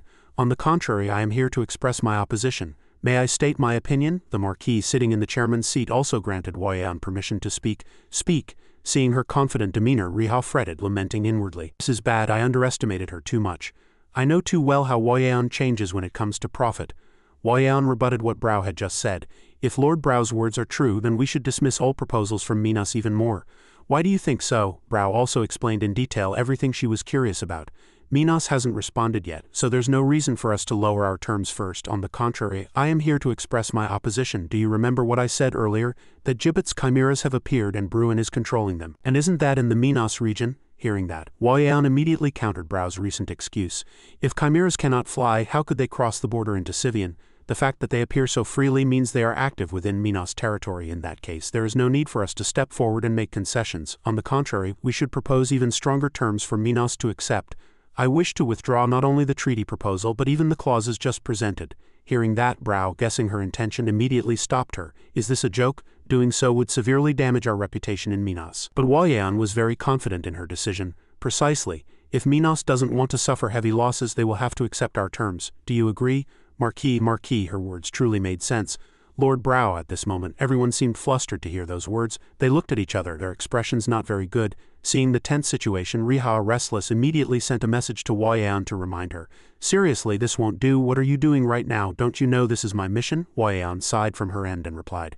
Did you think I wouldn't recognize you, Oppa? I'm not that foolish. Then why are you interfering and messing things up? Help me out here. Huayan felt angry when Riha spoke to her like that. The two continued to exchange messages. Interfering, you misspoke. Interfering, do you not understand why I'm doing this? No, my point is, all of this was to help you, Oppa. Just then, Riha received a lot of points added to his system screen, and through this he guessed Huayan's intention. Could it be the Medal of Honor achievement, Maven a chapter? Congratulations on being gloriously recognized as Maven's greatest divine being. Your reputation in Maven is second only to the king, and it extends across the Maven kingdom and the entire continent. When the nation and continent are in crisis, your name will be called. However, the MVN royal family and other nations may also be wary. Reward: 1800 stat points, all NPC favorability 10, continent-wide reputation 1000, major NPC favorability from royal family and other nations -100. His Majesty had told him he would give him a lordship. Huayan looked at Riha with an angry face and informed him of her plan. I am now reversing the current situation where Minas was only going to give you one dilapidated Benko castle. I want to give you a real city, not that poor fortress. Reading that message, Riha was greatly surprised. Huayan is doing this because of me. Huayan held the paper in her hand with a firm expression, and Brao, though his face darkened, could only helplessly accept. Then the meeting will conclude here. We will withdraw for today. All the way back he spoke his mind with a gloomy expression. My heart is heavy. What if Bruin and Zate's chimera monsters cause chaos during the meeting? What if the support treaty isn't signed? Riha couldn't close his eyes at the miserable sight. Don't worry, Commander. The treaty will definitely be signed within 30 days. It will never fail. I'm also planning to take a few days off to clear my head. At his resolute words, Brao paused, surprised. Why are you so confident? He smiled faintly without a word, recalling his conversation with Huayan. Is she giving her all because of me? The other person couldn't say anything, as if struck to the heart. Only a few seconds later did he react fiercely. No, it's because of the mission. All right, enough. Tell me my mission deadline. Those words made Riha feel a little disappointed and helpless. Okay, 30 days, looking at the information screen before her. Huayan observed very meticulously. All right, since the Marquis and Count are now in my hands anyway, for the next 28 days I will negotiate with Minas to broaden your options, Oppa. So let's decide after we observe the situation, understood? The more Riha thought about it, the happier he became. Seeing Huayan arguing in the meeting just now, he declared with confidence. The continent's most skilled negotiator is there after all. As the sun rose, Riha felt as if he had readapted to society. It had been a long time since he had slept so refreshingly. Let's see, the current situation is that Nara is in the palace, and Huayan is there too. I recall their conversation, thank you. Contrary to his calm, Huayan was rather annoyed. If you're really thankful, you should at least find a good restaurant, shouldn't you? Never mind. Thinking this, Riha burst out laughing.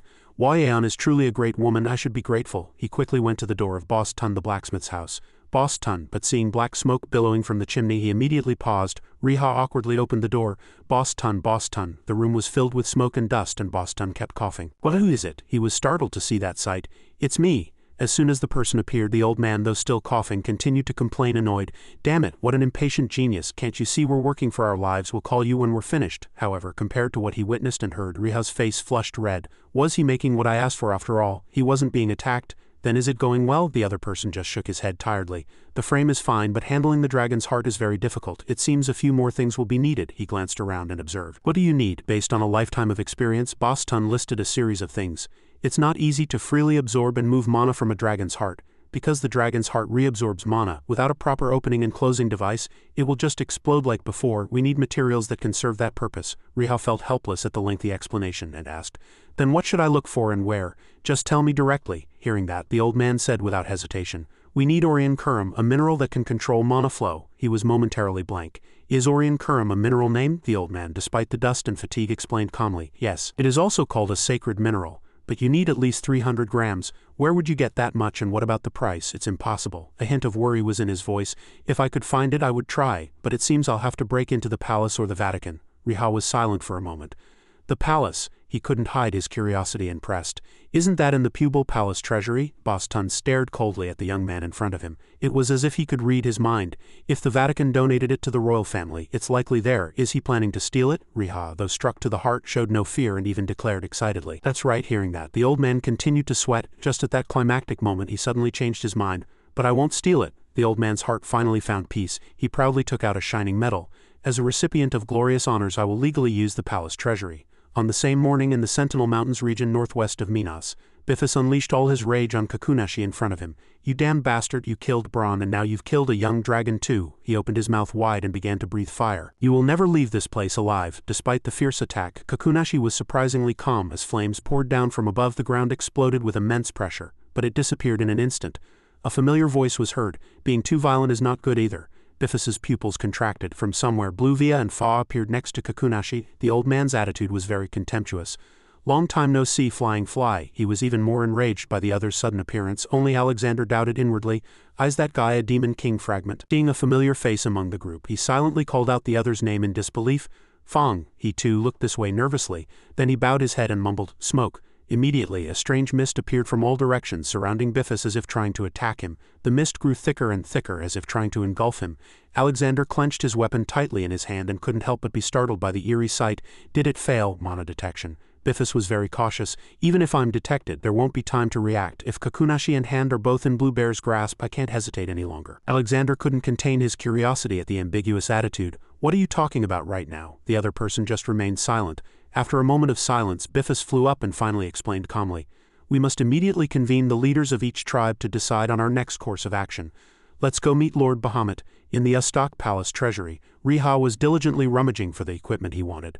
Not here either. Each time he denied it, the properties of the stones faintly appeared. Not this either. Ruby enhances water and ice magic attributes. Not this either. Pink diamond enhances divine power. Not this either. Recalling what the person who guided him here had said, Riha felt he needed an oxygen tank. To find what I need within 2 hours among the countless items scattered in such a vast space, isn't that too much? The guide said. Pippa took the bracelet. It was probably armor. Granville said he took high-grade armor and winged Pegasus. Winged Pegasus? If I could ride a Pegasus and skillfully pilot a break bet, I'd be a true tank. Damn it, what a waste, I should have come first. Riha frowned slightly, looking at the properties of a stone, sacred midran. All pure creatures should bow their heads, but he quickly cast that thought aside. It was considered sacred, so it surely could have repelled evil forces. If so, it could have done something against Blue Via. Riha knelt, digging through the stone tomb, muttering softly, Orion Kurum, Orion Kurum, Orion Kurum. He soon found a sparkling diamond. Riha cheered, shouting to the sky. Found it, Orion Kurum, a mineral that can control mana flow. It wasn't from this world after all. Without wasting any time, he immediately darted out as if flying. Good. Still an hour and 20 minutes left. Equipment. Riha quickly calculated in his head. Weapons are fine. I have the break and I ordered one from Bottle Nick. Now the target is armor. If I don't get this, there won't be another chance. He picked up a shoe and began reading the description. Shoes of a hero who fell in the Second Human-Demon War. Riha's eyes were filled with astonishment. A hero who joined the Demon King's army, not a human hero. Though a hero, what's that special effect? Authority to control monsters like Crowlang, able to control one monster per 5 points of attribute. If I acquire both these shoes and the sanctified midran, one side can make pure creatures bow and the other can control demons. Perhaps I could command both sides, but that's just a hypothesis impossible to confirm. I'll keep it in mind for now and continue searching. His gaze was drawn to something else. This looks quite valuable. Should I check its stats? Suddenly, Bifas's voice was heard. Riha, he tilted his head, puzzled. Lord Bifas, he asked softly. I wish to borrow your strength, is that all right? Riha readily replied, yes, of course. Speak. No sooner had he finished speaking than a teleportation effect appeared around his body. Riha was instantly transported to an unfamiliar place without time to prepare for defense. Bifas from a high platform spoke with a sincere voice. Thank you for answering my summons. He was terrified, his face pale, continuously looking around. What? Where am I, and where are my palace treasury records? Bifas heard his words and couldn't hide his confusion. Palace, he says. This is the king of metallic dragons, the master of dragons. Riha pointed to himself, shouting in a desperate and flustered voice. No, I don't care who you are, give me my stuff back. Bifas looked bewildered. Even at this point he couldn't believe the sight before him. He summoned me, that can't be. Bifas shattered that faint illusion. Of course. Riha's face was filled with despair. Send me back quickly, Bifas replied regretfully. I cannot send you back. The place you were in is a dimension whose coordinates cannot be confirmed. Hearing those words, he knelt and prostrated himself on the ground, weeping. Alexander, as if he could no longer bear it, immediately intervened. Riha, as a representative of the otherworldly people who have entered this place, I command you to stop that shameful behavior. Maintain your dignity as a human, but for Riha this shock was too great. No, my equipment, my treasures, Bifas also commanded strictly. I don't know what's happening, but give up. His muttering was cut off by a few suspicious words. Can he resolve this? Bifas, if you're a metallic dragon, you should have at least informed me beforehand. You only said you needed strength. Alexander. Since when were we so close that we call each other human? Maintain dignity. Yes, that's right, Lord Bahamut. Realizing he could no longer continue like this, Riha took a deep breath to calm his mind. He raised his hand, coughed, and then said with a sincere voice, I apologize for my rudeness. Lord Bifas, his brows finally unfurrowed and he's finally come to his senses. Ah, it's all right, humans often make such mistakes. Just then, Bahamut's majestic voice echoed, indeed a human worthy of Bifas's attention. His abilities are truly extraordinary. The old man's voice was full of admiration. To unseal Blackbet to stage 3, truly remarkable. Riha was slightly surprised to hear that, but said nothing. Bifas introduced him. First, show your respect. This is the leader of the metallic dragons, Lord Bahamut. He carefully offered his greetings. Hello. Riha's mind was greatly astonished. He can grasp my entire status just by looking at me once. Bahamut couldn't help but exclaim, amazing, this ability is comparable to Alexander's. Alexander heard that, and immediately let out an exclamation of admiration. Lord Bahamut, you flatter me. No human is stronger than I am. Riha didn't miss this opportunity to ask an important question. By the way, why am I here? Bifas emphasized each word. Other dragons have been harmed by Kakunashi. His pupils immediately contracted. Riha raised his face, but no one except Lagran could properly see his expression. Other dragons have also been harmed. Bifas nodded, confirming. That's right. Bifas, filled with sadness, enumerated the names of the dragons one by one. Silver Dragon Simbathar, Bronze Dragon Kufaro, even Steel Dragon Steel. He asked cautiously, but then corrected himself. Metallic dragons. I apologize for using the word dragons. Alexander took the opportunity to add information. In addition to Platinum Dragon Lord Bahamut, there are also gold, silver, bronze, brass, red, and steel dragons. Riha looked up, calmly analyzing. This question is a bit rude, but last time after Rune died, Lord Bifas informed his kin, didn't you? At that time, Rune left the den because of me and Kakunashi took advantage of it. And you said then that if Kakunashi crossed the barrier, the metallic dragons would detect it. Bifas closed his eyes, his face immediately etched with sadness. That is precisely why I summoned you. The others remained silent. Bifas opened his mouth with difficulty.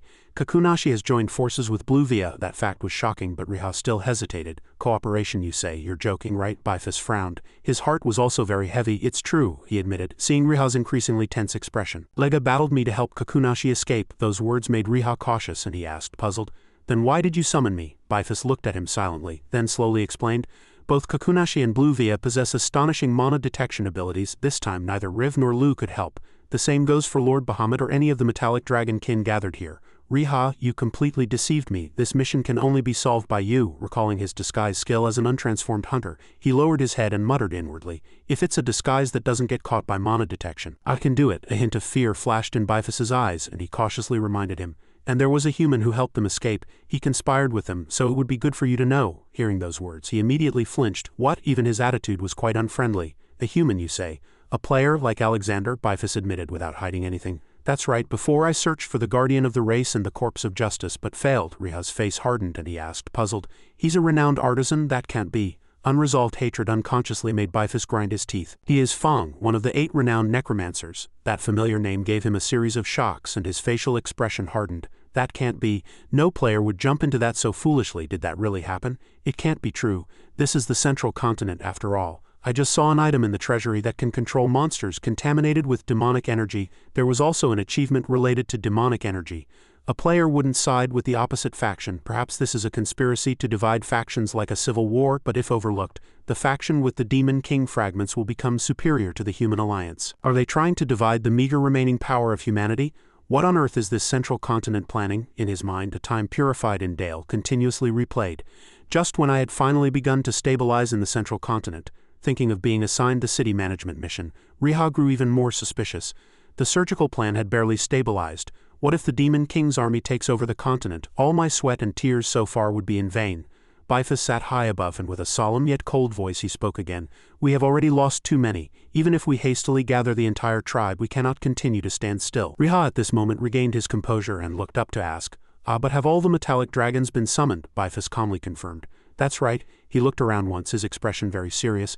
There are roughly 35 of them here. So, having lost 4, they've already lost 10 of their tribe. After a moment, he couldn't help but ask, puzzled, can't everyone just continue to take refuge here? Bifus, looking tired, explained, this place is merely the monarch's plan and a temporary dwelling. More importantly, the secret chambers of each tribe member here contain knowledge and information accumulated over 1,000 years and countless precious treasures. If they fall into the hands of Kakunashi and Blue Via, the damage will be very severe. Understanding the danger, Riha nodded in agreement. That's right. But inwardly he grew uneasy again. Humans cannot arbitrarily enter the dragon's secret chambers, but Kakunashi or Blue Via would be different. As if realizing the enemy's intentions, Riha cautiously said that the dragons should not have intervened from the beginning. All of Kakunashi's actions were to summon fusion materials. If the bronze, silver, brass and steel dragons have fallen, the next target might be earth dragons or gold dragons. No, perhaps it's just a trap. Perhaps the race doesn't matter, and only the dragon's head is needed. Perhaps that's what's truly needed, Riha explained endlessly. But Bifus's anger suddenly cut him off. We directly protested to the chromatic dragons, but they ignored us. They merely thought it was the mad act of one individual within the tribe. The Chromatic Dragon Council also exiled Kakunashi. Hearing those words, Riha inwardly fumed. Damn it, everything's cut off both ways. Bahamut then calmly spoke. Human, the old man, seated on his high throne, reminded him, Bifus believes you will save our tribe. He looked at the other party with a puzzled expression. Me? Bahamut extended his hand, his demeanor appearing very sincere. Logrun surely believed in you too. Will you help us? The old man's letter was quickly delivered to Riha. Bahamut requests you to defeat Kakunashi to prevent Tiamat's revival. Success. Affinity with all metallic dragons 30. Choose one item from the treasury. Earn the Platinum Dragon's Confidant achievement. Failure. If Bifus dies or Tiamat is summoned, affinity with metallic dragons -60. Earn the Wrath of the Dragons achievement. Looking at the words on the screen, Riha also couldn't hide his inner tension. I am the Lord of the Metallic Dragons, I seek your aid. Is this something I can't refuse? He sincerely pleaded. Can Alexander come along too? My comrade is nearby, but he won't reveal his identity. Bifus at this moment seemed displeased, his face filled with hatred. I will hide and lure him. The method to revive Tiamat is not yet clear, but he will target me. Perhaps the 5th head will be a gold dragon's head. He quickly nodded at the other party's plan. A decoy, I understand. He even admired it silently inwardly. To offer himself as bait, willing to sacrifice himself, truly admirable. But after a moment of hesitation, Riha finally spoke bravely. I have something to tell you, your majesty. Bahamut was also surprised. What is it? He didn't speak at length but continued immediately. As your majesty himself said, dragons have long kept their knowledge, information and treasures in secret chambers. Kakunashi was exiled. Surprised, the old man continued to confirm. Riha's eyes immediately lit up as if he had found treasure, and he began to haggle. Then what happens if Kakunashi dies? He continued. The chromatic dragons exiled him, so they won't care. They'll probably just stay there. Bifus watched this scene, his body stiff, and shouted angrily as if a sore spot had been poked. Are you trying to gain material profit in this sacred place, Riha? Hearing those words, he hastily turned around. I was summoned all the way here. How much should my efforts be compensated? Suddenly, Bahamut burst out laughing. The old man didn't hide his delight. I can't remember the last time I saw someone try to haggle with me like you. Since my reincarnation, no, for a long time before that it's been a rare sight. That excited laughter made Bifus even more flustered. Bahamut stroked his long beard, praising him with great satisfaction. Good, very good, Riha. Then I will propose a condition. Immediately, the server conveyed the old man's words before him. Retrieve Kakunashi's dragon heart. A deathly coldness gradually filled the old man's eyes, but a smile still remained. Bring me his heart and I will help you access his secret chamber. Bahamut cautiously probed. The dragon heart in your hand won't be of help. You won't complain, will you? Riha, with unwavering determination, didn't hesitate at all. All right, I'll take care of him and bring his heart. He unconsciously clenched his fist and the flames of battle ignited in his heart.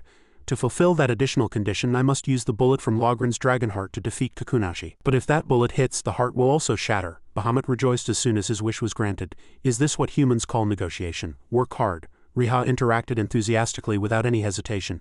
We call this a fair trade. Even at home, money matters should be clear. The old man burst out laughing at the sight. Yes, you truly amuse me. Only Alexander looked very bored, as if witnessing a new era dawning on the continent, and even let out a bitter sigh. That's right, although happy, Riha still seemed worried. If that bullet hits, the heart will also shatter. Bafis, standing beside him, suggested, I will return to the secret chamber and emit mana to lure them. They will think it's a trap. He also didn't forget to remind him, Kakunashi will come even knowing it's a trap because there are only a few dragons left. He agreed with slight hesitation. That's truly the case. The other party's voice, tinged with mystery, slowly continued, what you must prepare is, but suddenly, a thought struck him, and he cut off his words. Speaking of which, can I get information about the terrain of Lord Bifas's secret chamber? Bifas immediately pulled out a large scroll as if it were no trouble at all. I have a detailed map, is that enough? That sight filled him with even deeper admiration. Oh, a dragon indeed. Riha looked at the item in his hand but was still puzzled.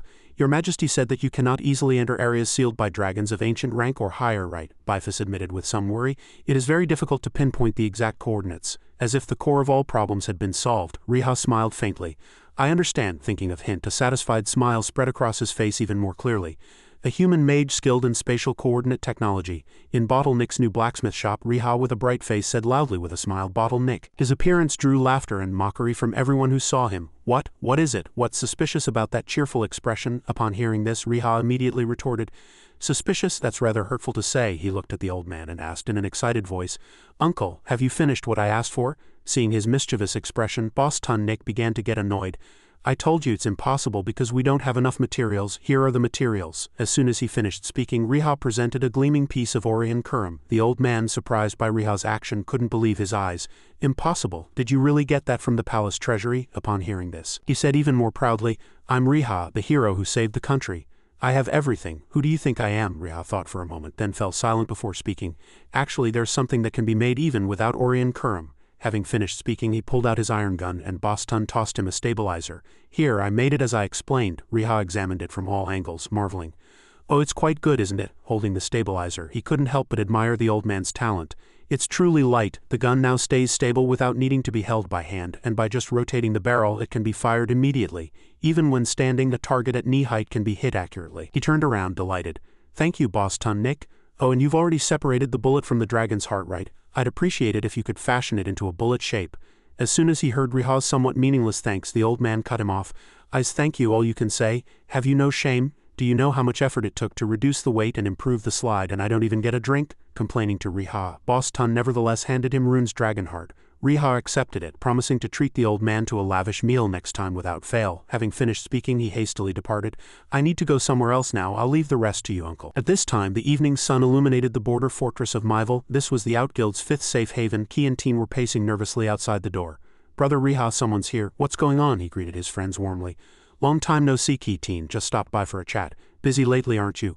I heard the Outguild's activities are booming. Heard you're taking down countless noble monsters throughout the city. Upon hearing this, Key forced a wry smile. Oh, well, something like that. Riha, who had been standing outside the door for a long time, suggested they go inside to talk. Upon hearing that, they hastily blocked the way.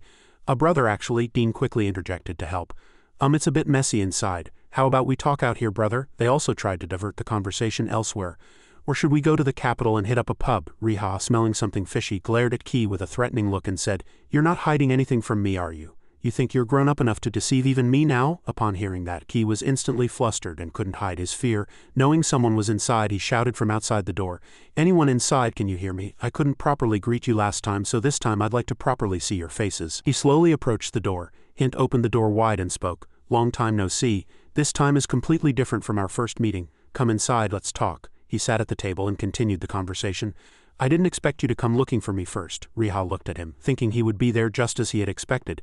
Hint was the strongest among players and a master of spatial magic. He recalled Hint, thinking inwardly, Why the sudden formality? We already met in Minas. There was a time I wanted to smash your face in. Hint said without a change in expression. Should I be touched that you felt that way back then? Riha was speechless at his attitude. All right, actually, there's someone else whose face I'd rather smash, and you're not completely innocent either. Hint, not to be outdone, retorted. I'd appreciate it if you'd consider me a repentant sinner. Key and Teen listened worriedly from outside the door to their tense conversation. Riha changed the subject. Anyway, I came here to ask you, Mr. Hint, can you break a dragon's spatial seal? This could be of ancient grade or even stronger than that. Upon hearing Riha's explanation, he was even more surprised. Hint lowered his face and remained silent for a moment. Ancient grade alone is surprising enough, but even stronger? What does that mean? Riha hastily cut him off. Don't pretend you don't know, you must have guessed. Last time, when another dragon comparable to that gold dragon appeared, when he used spatial sealing, or when Blue Via did, I want to know if you can break it. Hint hesitated for a long time, as if imagining immense power. Hint calmly explained to Riha, an ancient dragon's spatial seal, you say. I've broken adult dragon seals before, but an ancient dragon's is uncertain. Riha hastily cut him off. Last time you bound the gold dragon with spatial magic, and even Lord Bifus was surprised. I don't know when you broke an adult dragon seal, but you must have gotten much stronger since then. Hint showed both displeasure and concern at Riha's strange words. Of course, but I have one question. Why are you telling me this, when I betrayed all of you and tried to kill people and slandered and defamed you? Riha bowed his head and said in a low, calm voice. That's right, Hint hastily asked. Then why do you still trust me? Hint's hand clenched into a fist at that question, but Riha's voice interrupted his thoughts. It's not because I trust you now. I'm asking you to do this so that I can trust you later. So we can move forward together. Having finished speaking, Riha extended his hand as if offering cooperation. Seeing his hand, Hint fell silent and into thought, but soon smiled. That smile sounded more eerie than the words, I trust you. All right, I'll try. The amicable handshake encouraged both of them. Riha said confidently, I'll contact you again when I'm ready. We'll execute the plan within 3 days, game time at the latest, 36 hours later. Near Bifus's hideout, Riha reconfirmed the terrain. There are no monsters around the dragon's hideout. I need to use my camouflage skill. Fortunately, there's no interference.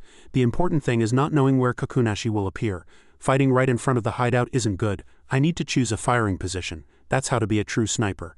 I can't move while uncamouflaged. Now I need to predict the enemy's attack position and search carefully. There are currently 2 possible positions, one in the air and the other about 9 units from the ground. The problem is the range. I wish it were a bit longer. Lost in thought, he had forgotten one thing. Come to think of it, I was too hasty and didn't check the shoes. I should try them on. It'd be great if I could run faster or fly. If only they were godly shoes. Detailed information about the shoes appeared in a blue window. Shoes imbued with the legend of a tree rooted deep in the earth. Defense 2050, agility 25. Fixed skill, lower body anchor. Requires strength 100, agility 1900. What is this? It's legendary grade but no additional effects. These are the shoes imbued with the legend of a legendary archer who pierced an apple on his son's head from a kilometer away, and whose pinpoint accuracy sent shivers down the entire continent. It is said that roots and branches sprout from the knees, elbows and shoulders, supporting the body in a stance as solid as an unwavering tree, but no one has proven it. Riha also sighed, thinking, it's legendary grade but nothing special, a bit disappointing. Important features continue to appear in the blue window. Fixed skill, lower body anchor acquired. Lower body anchor. Do not waver. Do not waver. Do not move, transforming into a tree. The mana of the earth will take care of the rest. Range 30, immovable state, mana consumption 300, lasts until deactivated, cannot be deactivated for the first 20 minutes, cooldown 30 minutes. After reading it, Riha was greatly surprised. What is this? Such a skill exists. Range 30, you say. Although it says immovable state, it would be even more effective when combined with camouflage. If there's lower body anchor, is there an upper body anchor too? This is truly a heaven-sent opportunity. This skill will achieve maximum effect when used appropriately. And when combined with the sniper skill, information about sniper skill level 9 continue to appear in the blue window. Uses mana to amplify the power of gunpowder and protect the barrel. Max range 40, lasts 19 minutes. Mana consumption 200, cooldown 1 hour. Reading it, he became ecstatic. God help me, God help me. Riha grinned with a cunning smile he hadn't worn before. Lord Bifus, Riha here, I've just put on the shoes and am setting off full of confidence. Ready. A notification appeared in the blue window. Lord Bifus, I am ready. Bifus calmly replied, understood. I will disperse my mana. Kakunashi and his companions seemed to sense that this mana flow was Bifus's power. Is that the scent of that dead dragon's mana to appear again at a time like this? Seeing Blue Via react so strongly, Kakunashi was slightly suspicious. That guy hasn't taken on any missions and has been hiding until now, but now he's targeting Bifus. I think he mentioned something about a 5th head last time. He's already collected 4 dragons, so is this what he needs now? Fine, it'll be easier if I go with him. I'll be able to acquire more corpse materials. Seeing Fang's evil smile, Blue Via struck him on the head with his staff. He already needs 4 heads, but he still wants to fight? Fang should know it's a trap too, am I wrong? Fang hastily replied, yes, Baron. Kakunashi, thinking this matter had nothing to do with the collected head, spoke firmly to both of them. That guy is one of the biggest obstacles among the dragon race. Eliminating Bahamut's top successor will make His Majesty's plan much smoother. What does it matter if it's a trap or not? There are no other mana flows around. Came alone. Is he afraid to bring that head? Upon hearing this, the old man Blue Via incessantly made excuses. It's not fear, it's just my bones ache too much today. On days like this, staying home is best. Kakunashi cut off the old man, annoyed by his cowardly attitude. Shut up and follow me, the old Blue Via retorted. How dare you order me around like that, insolent? But I also don't want Bahamut to mobilize a large force. If a fight can be avoided, it's better to avoid it, Kakunashi spoke. Finally, the fated duel approaches, the destined confrontation between me and that guy. Don't interfere, just finish it quickly as we agreed. The old man Blue Via smiled wickedly as he spoke. Understood. Fang at this moment gave the old man Blue Via an implicative smile. Bifus sensed Kakunashi's power and tensed. He's here, at this moment, in Sector A near Bifus's hideout. Riha hastily reported the situation. Kakunashi has appeared. A reply came immediately. Yes, I saw him. Bifus asked again. Can you shoot immediately? Riha immediately objected. No, he's in human form. I can't know his heart's location. The distance is a bit far, and the bullet that pierces Lord Rune's heart can only be fired once, so it's too risky. Bifus, seeming to grasp the situation, was looking for other options. Understood. Then what would be the best direction to lure him? I can no longer sense your mana either, Riha hastily replied. It's the southern direction from Lord Bifus's hideout entrance. After encountering Kakunashi, please turn northwest for about 500 meters, Bifus agreed. Understood, I will do my best. At this moment, a flash appeared behind Kakunashi, startling him. Kakunashi turned, and Bifus gritted his teeth, revealing his hatred. Kakunashi, what's your game? Why do you still cling to this evil path even after being abandoned by the Chromatic Dragon tribe? As Bifus hastily poured out these words, Kakunashi was slightly surprised. Calm down, such a fierce reaction. You foolish fly. Bifus couldn't hold back any longer and said loudly. You damn bastard, you beheaded 4 metallic dragons and now you dare challenge me? Kakunashi suddenly furrowed his brow. He seemed to sense that someone was still in the hideout. There's no monoflow activating the detection zone. He can't have come alone. Bifus hastily asked, Is Blue Via not visible? Riha immediately replied. There's no monoflow, Bifus replied. Nothing is detected, but I will assume he is here. Riha was speechless. Understood. I will be highly vigilant. Enraged, Kakunashi began to shout loudly. Now is the time to end our grudge of over 4,000 years. Bifus was not to be outdone. Fine, you red trash. Today I'll tear out your heart. Upon hearing his arrogant words, Kakunashi felt this battle would be exciting. Excellent, just as I wished, Bifus. Having finished speaking, Kakunashi cast a barrier spell. The designated target cannot exit a 1 kilometer radius. Bifus, the space within a 3 kilometers radius is completely sealed and all external interference is blocked. Bifus charged at him, beginning a fierce battle. Weapon enhancement, power amplification. Kakunashi, not to be outdone, also charged. Still relying on such cheap magic, accelerate faster. His Kakunashi's blade was swung directly at Bifus, but Bifus blocked it in time. The two fought fiercely like a desperate duel to the death. The sound of swords clashing echoed throughout the air. Kakunashi stared at him with hateful eyes. Today I will break this rotten chain of destiny, you foolish fly. Bifus, not to be outdone, retorted. Those are my words to say, you mad dog Kakunashi. The two fought so fiercely it seemed as if the sky would collapse and the earth would split. Seeing the blade descending towards him, he hastily retreated, waiting for another opportunity. After evading Kakunashi from a safe distance, Bifus immediately cast his next skill, Flame Eruption. Kakunashi continued to sneer at the sight. Using fire magic on a red dragon, that's why you're called a swarm of flies. Kakunashi then used magic to activate a shield and counterattacked Flame Eruption. The flames returned to Bifus with astonishing speed, and he hastily extinguished the flame wave with magic. Bifus then looked at him, Kakunashi, with resolute eyes and said, Summoning Tiamat will bring no benefit even to the Chromatic Dragon tribe. Have you learned nothing from living as an ancient dragon for centuries? Kakunashi, the queen of the Chromatic Dragon tribe, is no different from a hungry mantis. Not like the metallic dragons who are always loyal to Lord Bahamut. Don't you understand why the chromatic dragons keep sealing and summoning Tiamat? If Tiamat is truly summoned, even the chromatic dragons. The more he heard those words, the more furious Kakunashi became, charging directly at him. Shut up! The battle grew even fiercer. The two seemed evenly matched in power, making it difficult to determine victory or defeat. At the same time, Riha was also waiting for an opportunity to attack. Dangerous. If I had been even 1 second later, it would have been as Rune said. In a direct confrontation, Bifus won't be able to defeat Kakunashi. But now I can't back down. I will trust Bifus and wait for an opportunity to attack. Seeing him Bifus defend, Kakunashi showed off his strength. Can he block this attack? Hell, Bifus couldn't help but be surprised by his persistence.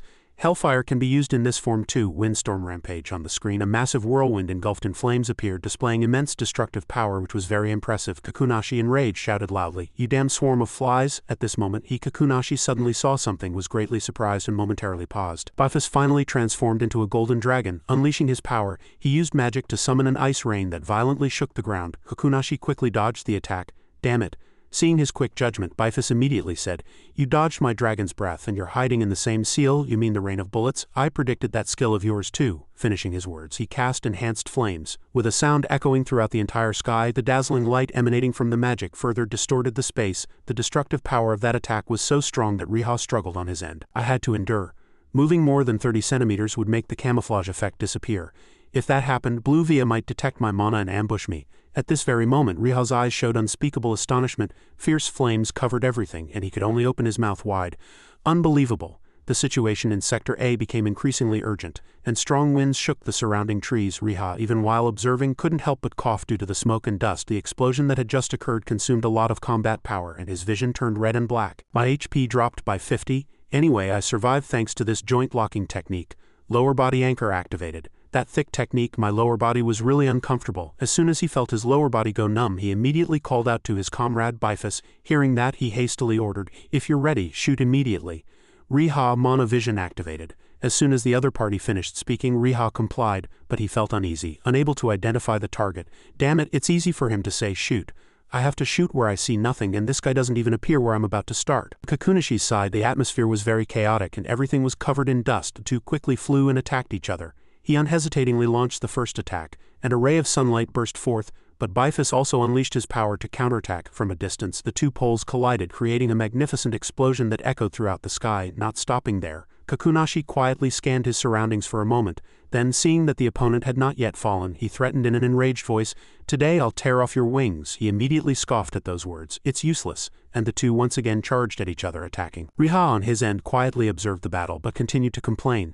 "This is a foolish fight. Bifus really went easy during the national war with Pubo." He gestured to Riha asking, "Are you ready?" He tried his best, but he couldn't identify the target. "Please mark the dragon's heart location. It needs to be more precise. I can't detect the dragon's heart even with monovision, and I don't know the distance. Please, if possible, lure him to the location I mentioned." Hearing that, Bifus clicked his tongue in displeasure but reluctantly complied. "Damn it, fine, get ready quickly." Riha focused on observing the opponent's movements. At first he seemed to be heading northwest, but after transforming into a dragon, his direction completely changed. Now he's heading southeast. After a while, he let out a tired sigh but continued to maintain his focus on aiming at the opponent. The closest he got to me was 1.7 kilometers, and now he's 1.9 kilometers. The wind direction changed from southeast to southeast 1.3, and the wind speed is not fast at 4 meters s. All magic was stirred up, but the air has calmed down again due to the many previous explosions, and at least the wind direction and speed can be measured. Now it's 2.280. It's within the effective range, almost at maximum range, but the target point has been confirmed and adjusted to 2,319 meters. The sniper's breathing was steady, sniping skill was activated, and calm mind was activated. Riha quietly and carefully pulled the trigger. Immediately, a bullet fired from the gun sliced through the air. In the blink of an eye, the bullet accurately hit the opponent's neck, piercing through the thick skin. Feeling the pain from within, Kakunashi stopped moving for a moment. After a short pause, he knew who had shot him and painfully shouted his name loudly. "Riha Hadongman, I suspected it from the moment you released your mana, is that all? Hiding a human to trap me. How dare you try to stop me? How dare you try to stop the ritual of summoning Her Majesty the Queen?" Seeing Kakunashi getting increasingly angry, he could only defend himself with a shield at this moment. "Stop right now, Kakunashi." He flew down from above nonchalantly and said in a sarcastic voice, "Stick out your neck and wait for me." "Bifus Riha, where are you hiding? This time I'll kill you in the name of the Chromatic Dragon Tribe and the Queen." Unfazed by the opponent's words, he calmly continued to fight. Barrier 500 meters, 300 meters. The shield began to crack now. Barrier. Suddenly a flash appeared, tearing through the sky and destroying all barriers. Seeing that sight, Kakunashi was slightly surprised by the appearance of a new individual. A human. He broke my barrier thanks to teleportation. Just then, Hint also appeared in time to provide cover for his comrade. He spoke from above in a contemptuous voice. "Remarkable effort. Even ancient dragons can't withstand my dragon's breath, so how can a mere human wizard withstand it?" Before the opponent could even finish speaking, he immediately unleashed his power. What kind of dragon is so talkative? At the same time, Riha also deactivated his camouflage mode and cast his power to provide cover. He immediately signaled his comrades to charge together. Hint, he on his end, quickly followed, completely immobilizing him. A dazzling flash exploded, rendering Kakunashi unable to move, leaving him only bewildered. How can a mere human cast a complete immobilization spell? Riha seized the opportunity to immediately aim his gun at the target, preparing to deliver a decisive blow. "Got you, you damned lizard. This is for Rune." In the blink of an eye, Rune's dragon heart was instantly fired, flying straight at him. At this very moment, the bullet accurately pierced his heart. Kakunashi painfully opened his eyes wide at this point. Rune's dragon heart bullet was embedded, absorbing all his power. Mission complete. Rune's dragon vengeance leveled up. Skill increased. Level increased. Seeing their ranks continuously rising, the two couldn't hide their excitement. "Amazing, if it keeps going up like this, no one will be able to catch up. My level has risen." Hint felt that what he had just done was a little strange. Cooperating with a dragon to defeat another dragon. Riha let out a sigh of relief and happily continued, "I'm so relieved that everything went according to plan." Suddenly, he saw something and paused. Two people appeared from somewhere and were approaching Kakunashi. Blue via even the renowned wizard Fong. Riha immediately contacted his comrade, Dragon King Bifus. He, on his end, was trying to complete his plan. Understood. Just hold on a little longer. Since Kakunashi's dragon heart was not completely destroyed, the barrier was still maintained. Hearing that, he hastily fired his gun to block the opponent. Stop Blue via, however. In the blink of an eye, the old man dodged the bullet that had just been fired and quickly charged. Blue via unhesitatingly raised his staff and immediately slashed his body. Blood splattered everywhere, and everyone around witnessed the sight. Seeing this scene, the two shivered and got goosebumps. What are you doing, killing a comrade? After a short while, Blue Via gently picked up the severed torso and smiled with satisfaction. How's that? Is this enough, Kakunashi? I did as you asked. I told you to listen to the old man. Although his energy was depleted, he still replied in a weak voice, Thank you, leave the rest to me. The old man turned his head and accepted the opponent's plea. All right, don't worry about your queen, rest well. Oh, that's right, you won't be able to rest, will you? May I use your body in exchange for granting your wish, is that all right? Hearing that, Kakunashi was astonished by the opponent's change of heart. What? Blue Via unhesitatingly ordered his comrades to carry out the plan. Fong, take him. He immediately received the order. Understood, Baron. At the same time, the two on this side hastily tried to stop the opponent's actions. I don't know what those guys are trying to do, but we can't let them lay hands on the corpse, damn it. Riha immediately reported to him. Lord Dragon King Bifus, those guys are trying to do something with the corpse. He, enraged, began to shoot at the target. No, however, the bullet that had just been fired was blocked by Blue Via and bounced elsewhere. Riha flinched in surprise at the extraordinary event that unfolded before his eyes. He blocked my bullet with a staff. Below, the old man was nonchalantly rubbing his shoulder. Oh, my aching shoulder, the handle of my staff is dented. How are you going to compensate me, young sniper? I really like that. Just then, Bifus appeared, flying in. Furious that the enemies had ruined his plan, he shouted in an enraged voice, Even if Kakunashi is my sworn enemy, as a fellow dragon, I will never forgive anyone who disturbs a comrade's rest. Flame strike. Hearing that, Blue Via smiled contemptuously at the opponent. Are you going to face me with that weapon that didn't even work on Kakunashi? You've gotten old too. Frowning like that isn't good for wrinkles, you should relax a bit. Taking advantage of the old man's lapse in attention, he immediately aimed his gun at the target.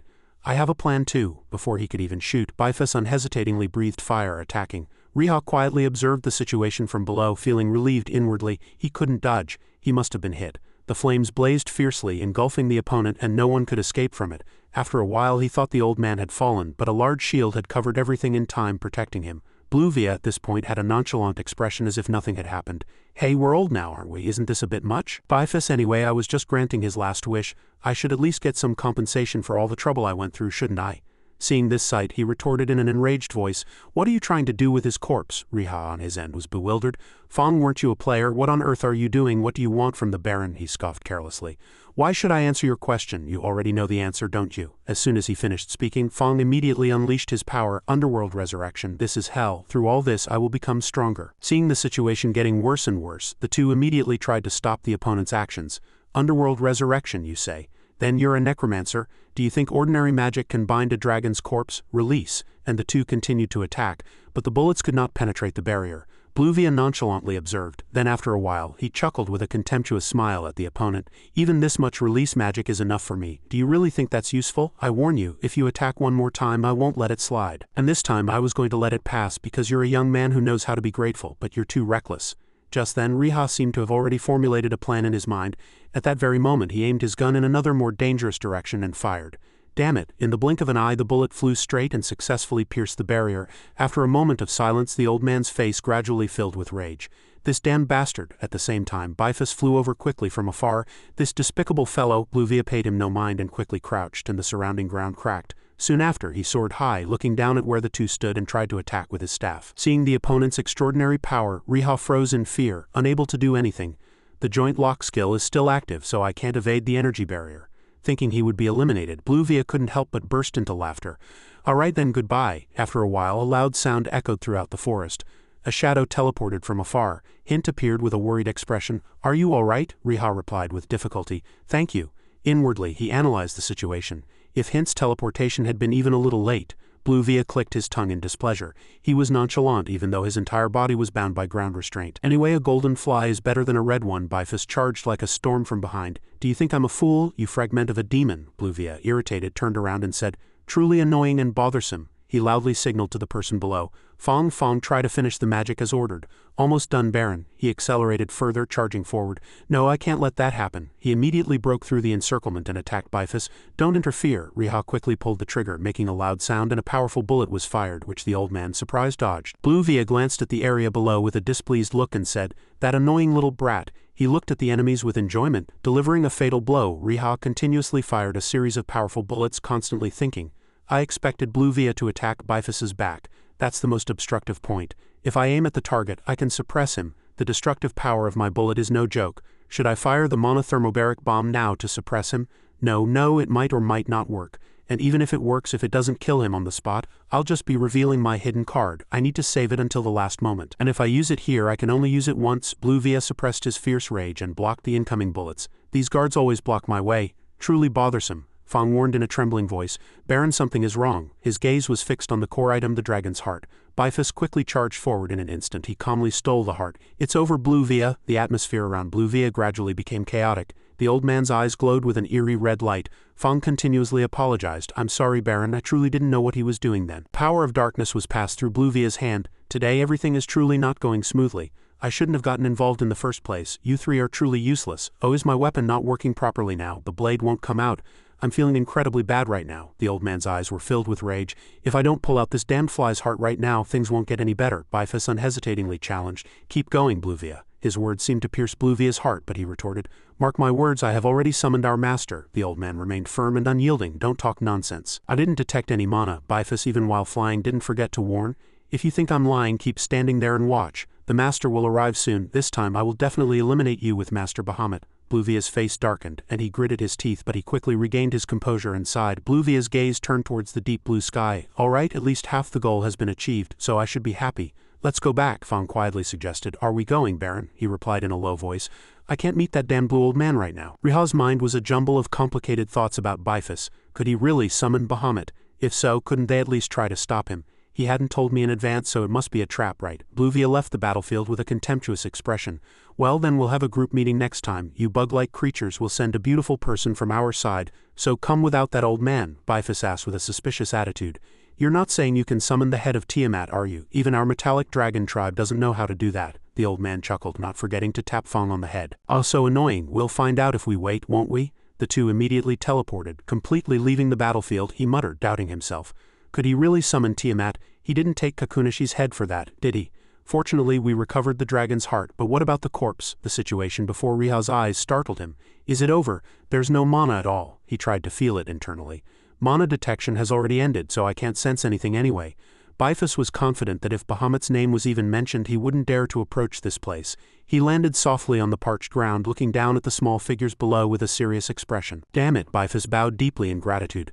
Thank you, noble one. And you too, spatial control mage. Thanks to your help I avoided the worst outcome. He asked his benefactor's name. What is your name? Hint answered sincerely. It's Hint. Bifus looked down at him with gentle eyes.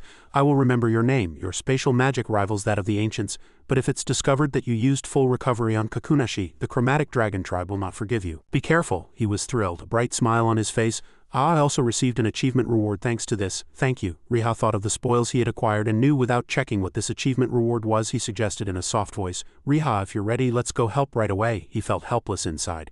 He really just scared them with the Lord's coming. If we had attacked, we would definitely have gotten into big trouble. Riha quickly replied, yes, let's go. Hint called him. Riha, did you look back? He turned around in surprise. He expressed his sincere gratitude with joy. Thank you for trusting and calling me this time. Hint smiled warmly. It was truly good to be able to help. Riha shook his hand, embarrassed. On the contrary, I should be thanking you. I'm a little jealous to see you act so much stronger than I imagined. Your shoulder must have been very sore, right? He replied happily. Thank you. The camaraderie between the two grew stronger. Hint suggested with a small hope. Then after this is over, Riha, I hope I've earned more of your trust. The scene shifted from the magnificent throne. Bahamut listened to the entire story at his leisure. Indeed, that's what happened. He pondered deeply for a moment, then asked the person below him, did the power you requested help Bifus? Bifus bowed his head and reported sincerely, of course, my lord. The voices of those behind him overlapped. Did he really defeat that dragon? Bahamut softly called out to the honored guest. Riha. Riha answered, flustered. Yes, Lord Bahamut. He expressed his heartfelt gratitude. You not only defeated the enemy that threatened our tribe, but also saved our kin who could not rest peacefully. He replied with a humble attitude. Not at all. This was something that could only be achieved by all of us working together, but Riha felt very sorry inside. Lord Bifus acted as bait, and Lord Hint used his spatial abilities and himself. If even one of us wasn't here, it wouldn't have succeeded. Suddenly, footsteps signaled from afar, and Riha's body trembled continuously. As the person before him approached, what is this? I feel immense pressure from all directions. His legs trembled, and he felt as if he had lost control. Riha succumbed to Bahamut's death-like gaze. Riha, human. I ask you, do you have the will to uphold justice and do good deeds? He bowed his head and answered earnestly. Yes, my lord. I, Riha, swear to uphold justice and do good deeds, he thought to himself, a little embarrassed. I'm not good at this kind of acting. I'm not Alexander after all. He made a proposal without hesitation, and Riha was startled. Do you have the will to become a member of the Golden Dragon tribe and my sole companion? Do you have the will to become the sole companion of the 8th Platinum Dragon Bahamut? He immediately accepted with intense resolve. "Yes, my lord." Bahamut looked down with a satisfied expression. "You have proven sufficient will and skill to the Golden Dragon tribe." He loudly asked for internal opinions. "Do all overseers agree?" The battle gods immediately replied, "We agree, my lord." He placed his hand on Riha's shoulder and bravely declared to all his people, "With the consent of Executor Bifus and the 33 members of the royal family, I declare that from this moment on the human Riha is officially a member of our Golden Dragon tribe." The system reported glorious achievements that kept his heart pounding. "Wow, there are so many achievements." Riha paid attention to the words of the person behind him. "How long has it been since a human mortal joined our tribe?" Another person also exclaimed in admiration. "To think that something I've never seen since childhood would happen twice after I became an adult." He suddenly remembered something. "No, then what about my companion?" The system displayed outstanding achievements before him. "You are a member of the dragon tribe and the second to achieve this feat. Your stats have increased. Your diplomatic effect with dragons has been upgraded." Riha's mind was confused by the keywords mentioned in the interface. Dragon companion. "Now I remember, I also got the same achievement as Alexander. Are Dragon Gate and these two achievements conditions for upgrading to Dragon Knight? Can an archer become a knight?" Riha looked at Bahamut, hoping inwardly, "Wait, it can't be my companion." Anyway, that seemed unlikely. The old man was currently smiling contentedly. "Yes, even if he is a sole companion and a member of the tribe, I cannot be his companion. That would bring disorder to the family." He looked away with a displeased gaze, thinking inwardly, "Sure enough, Lord Bahamut won't be my companion. Then what kind of dragon will be my companion?" Riha's heart fluttered as he imagined who would be with him. "If a dragon is my companion, the dragon's shield and magic will protect me perfectly 24 hours a day, 360 degrees, and I can shoot through the shield, can I?" Bahamut conveyed the information with an excited expression. "Yes, didn't Riha say he inherited Rune's legacy? His dream of a valiant companion was shattered like that. Damn it." Bifus asked, bewildered. "My lord, I don't understand what you mean." Riha was stiff, deeply wounded inside. "Damn it, Rune is already dead. What kind of nonsense is this?" The old man became more excited with each word he spoke, unable to hide his joy in his voice. "It was indeed an unfortunate event, but now that Riha has become a member of our tribe and avenged her companion, it is truly joyful. I hope to cooperate with you, my sole companion." Bahamut scanned him with an absolutely threatening gaze. "Anyway, you only used half of Rune's heart, right? It won't be a problem, right?" Riha's body trembled, and he recalled old memories inwardly. "Did I miss the chance to get a dragon companion because of that?" Riha slumped to the ground, a sad, gloomy mushroom. "This is too much." The system again displayed important achievement notifications. "You have achieved the achievement My Eternal Companion, Bronze Dragon Rune. From now on, you can partner with a dragon companion chosen by Lord Bahamut and move towards a bright future." His mind was confused, his hands unconsciously clutched his head. "I wish Logran were alive. I wish I had a companion." The status window displayed by the system. "You have achieved the achievement Dragon Slayer. Member, you are the first person to achieve this achievement. You will receive the basic privilege of a slayer." Riha's mind was confused by that information. "I'm the first. Do dragons not reincarnate? And S-rank? Oh, if 42 points came from the 200 effect, an S-rank achievement gives 21 attribute points." The system again sent several notifications. "You have achieved the achievement Platinum Dragon Bahamut's Soul Companion. Achievement Grade S first acquired. Congratulations." He pondered inwardly, looking at the messages below. S-rank achievement. Suddenly, a congratulatory message appeared on the world server. "Everyone, please congratulate them. The first person to achieve an S-rank achievement on the central continent has appeared. It is Pupil Nation's level 172 archer Riha. Other players strive not to fall behind." Riha was flustered, not knowing where to put his face, and tried to block the news feed. "This time it won't be publicly announced across the central continent like last time, right? I need to block the message quickly." Wayan called, furious. "Riha, answer your phone. Where are you?" Wayan was extremely confused. "Opa S-rank?" Sarah asked, bewildered. "Riha, what is this S-rank? Alright, let's talk in person. Don't forget our Saturday appointment this week." Ki couldn't hold back his anger. "What are you doing? What about Blueberry?" Ruga shouted angrily. "You damn bastard, where are you?" "We absolutely have to fight," Sasuke said sarcastically. "Hunting monsters and S-rank? Should I trade for 2A ranks and an information contract?" After the ear-splitting noise, Ki said, flustered, "Brother, you contacted me, right? Something seems wrong, right?" His head felt as if it had been hit with a hammer. "Be quiet. Please, one person at a time." Riha couldn't hold back his tears, thinking, "Alright, I have to answer this anyway." He made a proposal to the person opposite him. "Ki, are you free this Saturday?" Ki didn't answer immediately and challenged, "Brother, why? What achievement S-rank?" Riha immediately changed the subject. "I'll explain later. Something more important is happening now. Are you free on Saturday? Let's have lunch together." He was flustered and suspicious. "I'm free, but why?" Riha's words were like salt in Ki's wound, and he dropped the weapon in his hand. "What are you talking about, brother?" The news made Ki's hands and feet tremble. "You made plans, brother, when? Why are you only telling me now? You should have told me earlier." Riha apologized, flustered and sincere. "I'm sorry, I didn't realize time was flying by so fast. Don't worry too much. Sarah just said let's have lunch. Calm down." He got angry as soon as he heard it. "Calm down? I'll log in Central Continent time in 5 hours. I'm coming to you, brother." He tried to calm his friend, but Ki hung up the phone. Riha stood blankly, unable to hide his distress. I'm sorry I only told you now, but you're so stubborn, Bahamut asked curiously. Then what do you intend to do? He asked again, clueless. What do you mean, my lord? The old man immediately got to the point. I'm talking about compensation. Riha quickly understood his words. Items. He excitedly listed them one by one. Can I choose 3 from Rune Group's secret room, 1 from Lord Bahamut's secret room, and 5 from Kakunishi's secret room, is that right? Bahamut stroked his beard and answered leisurely, yes, Riha cautiously suggested. I'd only like to look around Lord Bahamut's secret room today, is that all right? Is there no time limit? The old man offered without formality. You won't stay long in Kakunishi's secret room, but mine and Rune Group's secret room are fine, so do you want to look around? His eyes sparkled with joy. Yes, I'll go right away. Bahamut gently placed his hand on Riha's shoulder and said good, although it's a small gesture. The old man skillfully activated the magic circle beneath his feet.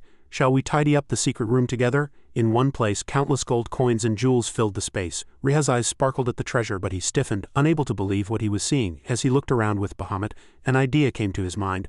I'm sorry, Lord Bahamut. I'm a bit late in saying this, but could I possibly increase the number of gifts I can take to 2? The old man, hearing this, unexpectedly chuckled and subtly refused. You truly are an official member of our group. Your jokes are truly remarkable. Well then, take your time choosing. Bahamut said that and disappeared, leaving Riha alone. I knew he'd say no, but it's still a pity. After a moment, he looked around and planned everything inwardly. At least there are no spatial restrictions. The rarity and quality of the items will definitely vary depending on the dragon's rank. This place will surely have the most valuable items. Riha sat down and began to examine the items before him. I have to pick at least 1 legendary grade. Even a hero grade feels like a loss. Legendary grade? No, are there even higher grades? He thought for a moment, then threw the necklace without hesitation. I should check my stats first to find a suitable item. The character window appeared. Name Riha, race, human, class, sniper. Remaining stats, 278. He was surprised to see his report with such a high number. Remaining stats are 278, unable to believe his eyes. Riha rubbed them again. He immediately rechecked and fell into thought for a moment. It's exactly as I saw. Riha was a little flustered and worried. Crazy. If I go around boasting about this, I'll get reported to the GM. He was about to turn back to search again when he accidentally bumped into something. And then the item that suits my stats is, Riha looked down in surprise, a question forming in his mind as he saw a strange object. What is this? Immediately after, he held the egg of resurrection in his hand. After looking at it for a long time, Riha quietly examined the egg closely. It looked like an ostrich egg and also like a jewel. After pondering for a moment, he tossed the egg of resurrection elsewhere and began searching for the next item. I don't need something like this. Riha searched around for a long time and after a few seconds, still unable to find anything suitable, he sighed, exhausted. Damn, why are there more legendary grade items here than hero grade items? I've been searching for over 4 hours and I don't even feel like I'm halfway done. A call came from outside. He saw it and immediately rushed to check. Finding that the time had run out, he hurriedly logged out of the game. Logging out now, logging out. In an instant he was back in the real world. As the door opened, Key stood in front of him with an uncomfortable attitude, complaining. Brother, I told you to go out first. Riha hurriedly apologized and tried to say something more, but Key cut him off. Sorry, but after a moment he showed Riha his entire outfit. How do I look? Do I look okay? He stiffened, bewildered. What are you talking about? We're not going on a date. Just dress warmly. He, without much thought, put his brother in the car and smiled contentedly. Bro, what are you talking about? You're excited too. First let's check your closet. Trust me, I'll make you look like an actor. Get ready. The next day, the two waited together in front of the park. Riha didn't have many clothes, so he had no choice but to wear a white shirt and jeans. He sighed, worrying inwardly. Actually, I'm a little worried. What will Nara think of me? Nara isn't that type though. Then Key spotted someone and immediately signaled. Bro, those are them, right? The two walked happily from a distance. Hello, we saw you two from afar. Seeing Barbie wave at him, he couldn't help but be smitten at first sight. Oh Barbo, hello, I'm Kijang. Riha from beside him politely introduced himself. Nara, Barbie, hello, I'm Riha. The two smiled brightly and replied, hello Kijang, and I'm Riha. Come on, why is everyone so shy? It's our first time meeting, but we all know each other. Let's have a good time today. Let's go. Key was suddenly pulled away and had no time to react. Let's go. Seeing this sight, the two couldn't help but look at each other and laugh. That Kijang, he told me to trust him, but he can't beat Barbie. Barbie is really a mood maker. She's a good person. A moment later, the two started walking. Let's go, Nara, let's have a good time today too. Good idea, and all four enjoyed the trip. Riha could finally laugh comfortably without a care in the world inside the central continent. A soldier hastily opened the door and reported, they're here. Documents from Minas had arrived. At the same time, Wayan stood up excitedly. Of course they would come. What does it say? Gru reported excitedly. Minas will concede 2 castles and 1 city near the MCH Plains border. The person who had insisted on not conceding Benken had completely changed. Everyone heard and immediately cheered and celebrated. Fantastic, great, we succeeded, Marquis. If 2 castles and 1 city become ours, we can push the border even further. That means we can completely prevent Minos's invasion. As they celebrated joyfully, she on this side remained silent and lost in thought. After a moment, Wayan decided to speak. a serious expression clearly on her face. She resolutely refused. The Marquis next to her was slightly confused. "What did you say?" Wang immediately explained without hesitation. "It's only natural to reject the alliance treaty proposal that just arrived." Upon hearing her words, everyone suddenly vehemently objected. "Reject it? Reject the alliance proposal? That's absurd. What if they give up on the treaty? What if they say they'll handle everything themselves, chimera or not?" Suddenly she angrily slammed the table. "You people really don't understand anything. Is only the border important? The border, but we gain nothing from it. Besides, the 2 castles and 1 city they offered are not very useful. They are only valuable for external defense. Rejecting this proposal doesn't mean completely ignoring them. It means making a counter-proposal based on this plan." Having finished speaking, Wang inwardly cursed them incessantly. "My goodness, isn't there anyone who can think? Does Riha even know how much trouble I'm going through for him?" Somewhere, the surrounding houses were severely damaged. Fang at this time was quietly observing the surrounding zombies. He smiled sinisterly. "I'm surprised by the points I just got. Only 1 city destroyed and already so many rewards and experience. The experience gain rate is truly astonishing. At this rate, I'll be able to surpass C quickly." On this side, Bluvia couldn't help but mutter. "I've scoured this entire continent and they're not here. Foolish creatures, they can't even hide as well as I can, yet they actually cross the sea. Tisk tisk, it seems I have a long way to go. Fang, this time I have to go far, so you'll have to take my place. I'll give you the authority to manage the chimeras and the nobles. Gather those who have succumbed to the dragon's power and make sure those fly-like creatures don't find our traces. Can you do it?" Upon hearing him, he excitedly bowed his head resolutely and obeyed. "I will serve my master with my life." Then the old man first pondered deeply. "Then I will go east now. It won't be easy. I should wear a hat when traveling long distances. The sunlight reflecting off the sea can harm the skin. I haven't worn one since I intentionally gave it to my friend. I'm lonely, wandering here and there all by myself. If I leave this old man alone like this, I'll have to scold him when we meet again." Just then, Via suddenly flashed a sinister smile. If I just leave, the audience will be disappointed, won't they? So I should leave a gift before I go." The scene shifts back to Riha. The 4 of them said goodbye to each other at this time. "Today was really fun, don't forget, we have a date in 2 weeks. Haha, I won't forget. Actually, we should have paid for the coffee." "What are you talking about? If you paid for dinner, I should pay for drinks." And the 2 parted ways. "See you next time." Riha watched them silently for a while. After a moment he turned around. "Let's go inside quickly." Ki was curious as his brother seemed a bit rushed. What's wrong? Do we have another appointment?" "No, I need to play the game in Central Continent." Upon hearing him, Ki showed a bewildered expression. "My goodness, bro, you're more obsessed with this game than I am." Riha chuckled softly, lost in thought. "Playing the game in the Central Continent is the right choice. I don't have the confidence to face people looking like this. My future is bleak." A few seconds later, he looked back to see Ki daydreaming and saying something absurd. How can Uncle's smile shine like that? He felt an incessant gratitude inwardly. Meeting people and growing in the game has helped me a lot. Thanks to that, I can now confidently face people in the real world, so I need to work harder in the future.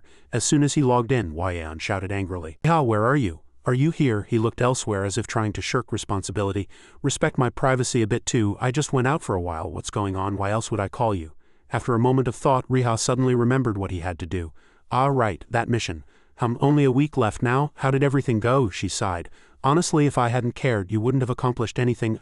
I handled everything. So when you're done with your business, come straight to the castle. I'll explain everything." Upon hearing her, he admired her slightly inwardly. That arrogant voice. How much did she manage to achieve? She's truly amazing. Wang at this point told him everything. The atmosphere in Minas has been unusual recently.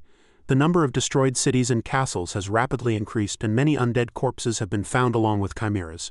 "Riha, about that city you were given. Don't you think we should secure it before it's destroyed?" Upon hearing her, he understood the other party's intention. "All right, I'll go to the castle as soon as possible, today or tomorrow at the latest. Call me as soon as you arrive." At the same time, Riha was enthusiastic on his way there. Quickly, let's choose items and go meet Wang. "I came directly here from Bahamut's secret chamber as soon as I logged in. But she contacted me right away. She must have been waiting for me for quite a while. The problem is choosing an item. I haven't really seen Bahamut's treasures, but what should I choose from the other secret chambers 200 kilometers away from Kakunishi's secret chamber?" He hesitated slightly as he walked. "Lord Bahamut gave me the news, so I rushed to Kakunishi's secret chamber." But Riha soon remembered Lord Bahamut's warning. "I heard some young chromatic dragons secretly snuck into Kakunishi's secret chamber and took treasures. You'd better go there before what you want disappears." Riha showed a bewildered expression. "Chromatic dragons, young dragons." The old man nodded and explained. "That's right. They've just started learning to control mana and they're too greedy. If you want to go now, I can take you there." Upon hearing him, he felt a slight fear inwardly. No matter how young, a dragon is still dangerous. "Can you come with me?" The old man suddenly chuckled and refused the offer. Do you want to watch a dragon fight?" "No, I don't." Riha again showed worry and hesitation as he headed there. "I'm a little worried about a clash with chromatic dragons, but since I can't take metallic dragons, I have no other choice." Feeling a dark aura, he immediately followed it. This way then, thanks to the mana flow I know where this is, alright let's go. But Riha didn't know that somewhere 2 people were secretly watching him. Is it because Kakunashi is dead? I don't feel any barrier. I heard some young chromatic dragons snuck in here. Should I bring one of the Golden Dragon tribe members here? Suddenly, 2 people flew from somewhere and tried to attack him. Die, the old man, Kakunashi's nemesis. Just then, Riha easily dodged the 2's attack and immediately picked up his iron gun to shoot. But he suddenly realized something and paused. Seeing that the opponents were still too young, Riha was flustered. The 2 are a white dragon and a green dragon. Just as he was about to pull the trigger, he hesitated. If I kill them, but they're still children. And a single gunshot echoed throughout the forest. Birds suddenly flew up in confusion midway. Riha on this side pointed his gun at the sky, threatening the opponent. Seeing the 2 embrace each other and tremble in fear, unable to say anything, he couldn't help but ask suspiciously, "Hey, what rank are you? You're not adults, are you?" Chublanc trembled and replied, "We're young." Upon hearing him, Riha thought for a moment. It would have been better if these guys were in dragon form. If I capture them and achieve an achievement, it'll only cause more trouble. He raised his voice and began to overwhelm the opponent. "You brats, you're still just youths. Do you think it's right to steal things from someone else's secret chamber?" "No, it's not, is it?" Grand Bogle immediately objected upon hearing him. "Steal? Tisk, uncle, don't talk like that." Seeing himself treated as an old man, Riha went further and called them brats. "Alright, you arrogant brats, did your parents teach you that? To take things from a dead dragon's secret chamber, no matter if it's a chromatic dragon? Didn't you get any home education? Ha, should I call your parents?" Seeing her parents being insulted incessantly, the girl angrily cut him off. "Don't insult our mom," Riha pointed his finger and warned. "Brat, then behave properly." A moment later the 2 continued to cry and grumble, and he stood helplessly enduring it.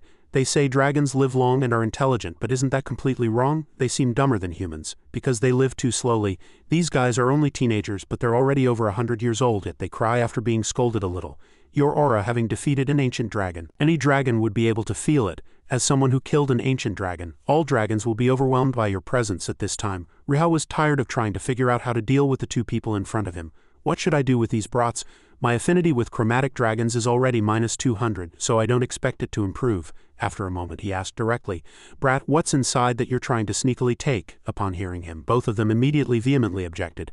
"We didn't steal anything. Our mom just said that Uncle's secret chamber has more treasures than other old dragons' secret chambers, so we just came to see." Hearing them speak, Riha scoffed contemptuously. "More treasures, you say? You have nothing. Anyway, your parents' secret chambers usually only have ordinary items, right? Is that why you have to go around stealing?" Just then the 2 angrily denied it. "No, our family has tons of treasures." Grand Bogle at this point was annoyed and about to blurt out all the reasons he had come here. "Uncle knows nothing. It's different from other dragons' treasures. Our mom said that dragons like Uncle Kakunashi committed illegal acts to obtain proof of resurrection." Before he could finish speaking, Chublanc covered his mouth. "Hey, be quiet." Just then he heard everything.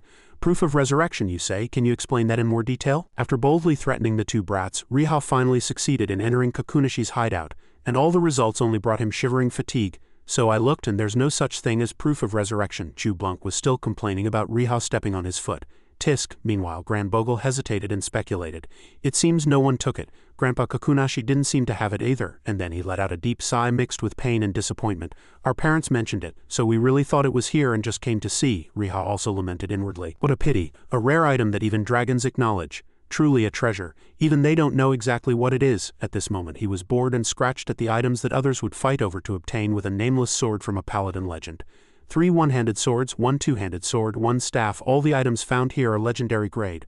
But there's no equipment I can use. I could give this sword to Key. The items the kids found are also all legendary grade, but I'm not satisfied. He thought of the treasure the children had chattered about. Egg of Resurrection. Is it the Egg of Resurrection when translated? Wait, an egg in a place full of treasures. Suddenly he remembered the time in Bahamut's treasury when he had thrown away an oval object as unnecessary. It seemed to be happily dancing, as if shouting, "I'm here." Having finished his speculation, Riha immediately made a decision.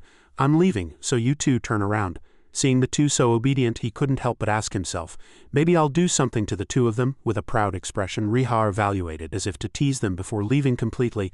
"Oh, and brats, I saved you, didn't I? Shouldn't you thank me? And tell me your names?" No matter how angry and rebellious the 2 young dragons in front of him were, considering the opponent's combat power and status, they could only grit their teeth and bear it. Chublanc, Grand Bogle, the moment he used the teleportation orb, Riha, with a disgusted and ugly expression, scoffed at them and taught them, "Alright, thank you brats. From now on don't live too unrestrainedly. That's how you get punished for trying to steal adults' things as you please." Chublanc trembled with rage, and even his small cloak couldn't escape that anger. "Ah," Grand Bogle more candidly spat out each word through clenched teeth. "I'll never forget you, Dragon Slayer Riha." Meanwhile, the 2 children who disliked him immediately rushed to find someone as soon as he appeared halfway into the dragon's lair. Lord Bahamut. Before he could finish speaking, the other party appeared as if they had been waiting. You've arrived." He didn't notice anything and quickly shouted again. "Yes, I have." His eyes shining and full of confidence, Riha resolutely stated his intention. "Lord Bahamut's secret chamber. I wish to re-enter the treasury." The old man, in accordance with his wish, flicked his finger without any complaint. The two were immediately transported to a place rich with the scent of wealth and splendor. He focused on one thing, as if nothing else mattered. "I've arrived." After that, as if afraid someone would steal the resurrection item, he rushed to find it. "Where is it, that ostrich egg?" Amidst a sea of treasures shimmering with a soft golden glow, patience and persistence were two essential qualities for Riha. In the end, heaven did not let his efforts go to waste, and the sharp eyes of the guard finally spotted something. An item emitting a sacred fragrance, a mix of blue and white light, appeared before his eyes again. "Found it!" The information window that popped up from the system surprised Riha even more. "Token of resurrection with mythic effect, contains divine power. Can resurrect living beings. Of course, this item disappears after one use." His face completely changed color, cold sweat pouring down, unable to even blink, and not thinking of letting go of the treasure in his hand. "Legendary, mythic, it's not even on Mr. Dirt's tier list. Don't tell me this is an item of a higher tier than legendary. It's different from the temporary resurrection magic I used. Does it really completely resurrect? Players already resurrect, so this item isn't for players." He carefully looked at the description of the egg, boldly printed on the screen, which contained divine power. Riha began to analyze its abilities concretely. "So this is an item for NPCs. It combines with the mana of a dead creature. So if I only have their mana, I can resurrect them." He swallowed hard. "Should I choose this? But I can only choose one here. The fact that an item is here definitely means it will be used for some purpose, and since this is Bahamut's treasury, there may or may not be other legendary items." Thinking of Brow's death as a mission failure condition, "Should I use this to prevent Brow's death in an emergency, or for the Pope? The Demon King Fragment's archenemy is Yaswan's Pope." However, for Riha, everything could not be decided so easily. No, this might be the game's first mythic-grade item. Such a valuable NPC. Suddenly, the moment Logrun resisted to the last under Kakunishi's evil claws was replayed in his mind. The confidence and joy of discovering the item in time cleared the fog of confusion that had enveloped his thoughts. Yes, there's only one chance. The phrase "acquired mythic-grade token of resurrection" immediately popped up following his excited, impatient shout. "Lord Bahamut, I have chosen." The old man smiled, full of meaning, praise, and gratitude. "Indeed, is that what humans call a hit? You've made a choice befitting your nickname. You've hit the mark." To clarify, Riha did not hesitate to seek information not recorded in the system. "Lord Bahamut, may I ask how to use this item?" The old man's calm voice was confident and perfectly matched the recorded content. "You only need the mana of the living creature you wish to resurrect. The item containing their mana will not be destroyed, so there's no need to worry." After hearing the detailed explanation, he immediately remembered something, and a smile of joy spread across his lips. Riha hastily bowed his head as his body was being transported. "Thank you very much, my lord. I will see you next time." Bahamut replied softly, "It is my honor." Finally, Riha's figure disappeared among the treasures, heading elsewhere. Only now did the old man raise his eyebrows, wearing a cunning and experienced expression. "I want to thank you for choosing the token of resurrection." At the same time, elsewhere, his next destination was not unfamiliar. Riha's joy and shouts echoed to the ends of the sky even before he arrived. Boss Tun Nick's face turned pale as soon as he saw him. "Are you bothering me again? It's as if I owe you something." Riha, accustomed to Bottle's unpleasant attitude, said, "I haven't come to bother you today. Don't worry, I haven't come to check on progress or ask for a favor." The old man asked suspiciously. Then why are you here?" Riha gave a strange answer, walking straight into the blacksmith shop as if it were his own home. "Of course I came to see you, uncle." Bottle truly couldn't understand, so he had to confirm again. "Me, an old man, shouldn't use such a title." "So you're not an uncle?" he immediately retorted.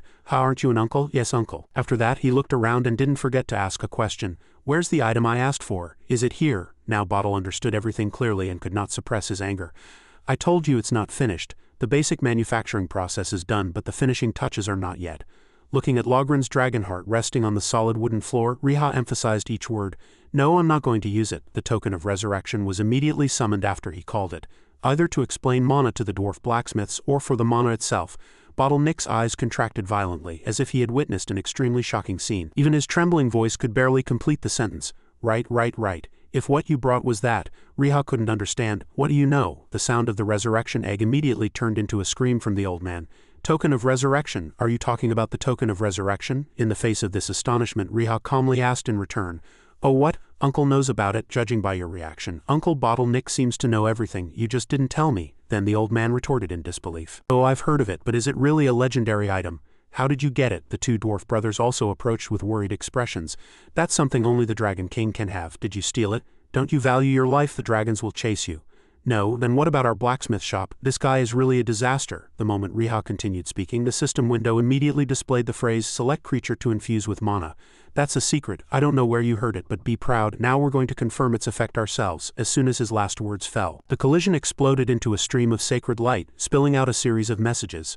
Resurrection target is Bronze Dragon Logrun. If the target is correct, press the confirm button. As he actually applied and activated everything, he finally realized the previous owner's attitude towards the item in his hand. Did Bahamut perhaps foresee this and choose Rune as his companion? But now, Riha had no need to hesitate or waver. His slender fingers immediately pressed the confirm button accurately. Once again, the flow of mana shook the huge dwarf blacksmith shop. Feeling the life force emanating from his palm, his whole body trembled violently in surprise. Curiosity and worry were clearly visible on every face. A tense atmosphere enveloped Riha and the group, and cracks appeared in the oval object from which liquid flowed. Is this what normal resurrection is like from a small egg? Finally, the moment of truth arrived, and a powerful aura exploded, shattering the surrounding shell. Beads of sweat like grains of rice flowed down his face and bottle, as if not caring about money continued to drip sweat. After a wait that felt like a year, a familiar figure, now shrunken, finally emerged, and a sound echoed. Bronze Dragon Logrun Companion has been resurrected. As the notification was officially displayed, long blue wings powerfully flapped, stretching across the space. Logrun gracefully turned in the air, full of life, and everyone admired him in awe.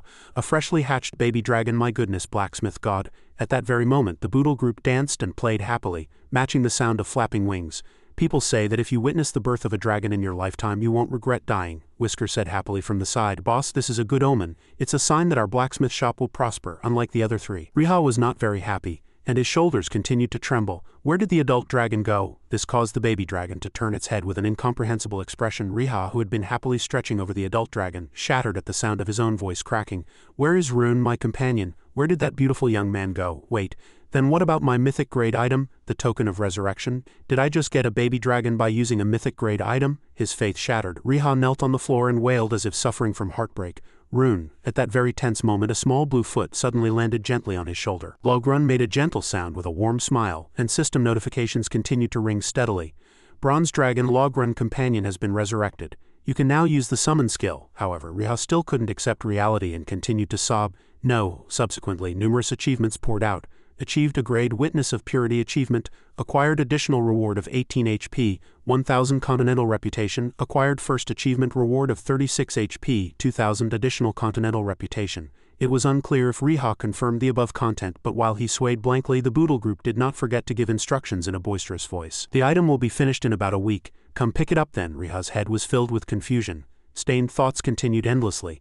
Now that I think about it, the resurrection token item description only said resuscitation, not resurrection, didn't it? Damn Central Continent developers. He turned his gaze towards the baby dragon lying nonchalantly on his head. He pressed each word to recall memories. Logrun, do you remember me? We fought together with Kakunashi and Lord Bifus. If you remember, say Ku. The baby dragon cried out each word according to his words. However, Riha was not happy at all, and let out a tired sigh. Ha, Logrun, you actually understand everything I'm saying, right? Please tell me it's true. Riha's heart was confused, and he couldn't tell if it understood what he was saying or if it truly remembered nothing. After that, a string of questions followed with a glimmer of hope. Are you avoiding me because you're afraid of what I'll ask, or are you just shy? You were really cool when we first met. But now that you're a baby again, are you pretending not to know? He remembered Bottle Nick saying that it takes about 100 years for a dragon to become an adult. Okay, then I'll definitely know if you remember by then. So will it take about 20 years in real time? Even though Riha talked until his throat was hoarse, Logrun only looked at him with glittering round eyes. Seeing that sight, he eventually lost his words, but he raised his hand and extended the teleportation orb. Alright, let's go. I'll let it slide because you're cute. In a brief moment, a brilliant blue light flashed, heading towards the magnificent palace of the capital Astak. As Riha walked down the long empty corridor, a familiar voice was heard. Riha? He immediately recognized that the person in front of him was Nara. After that, he approached and asked with meticulous care after their last meeting with the couple. Did you get home safely? Nara scratched her cheek awkwardly and laughed. Of course, I just logged in without even washing my face thinking you'd be online. Suddenly, her gaze landed on Logrun's small lively face.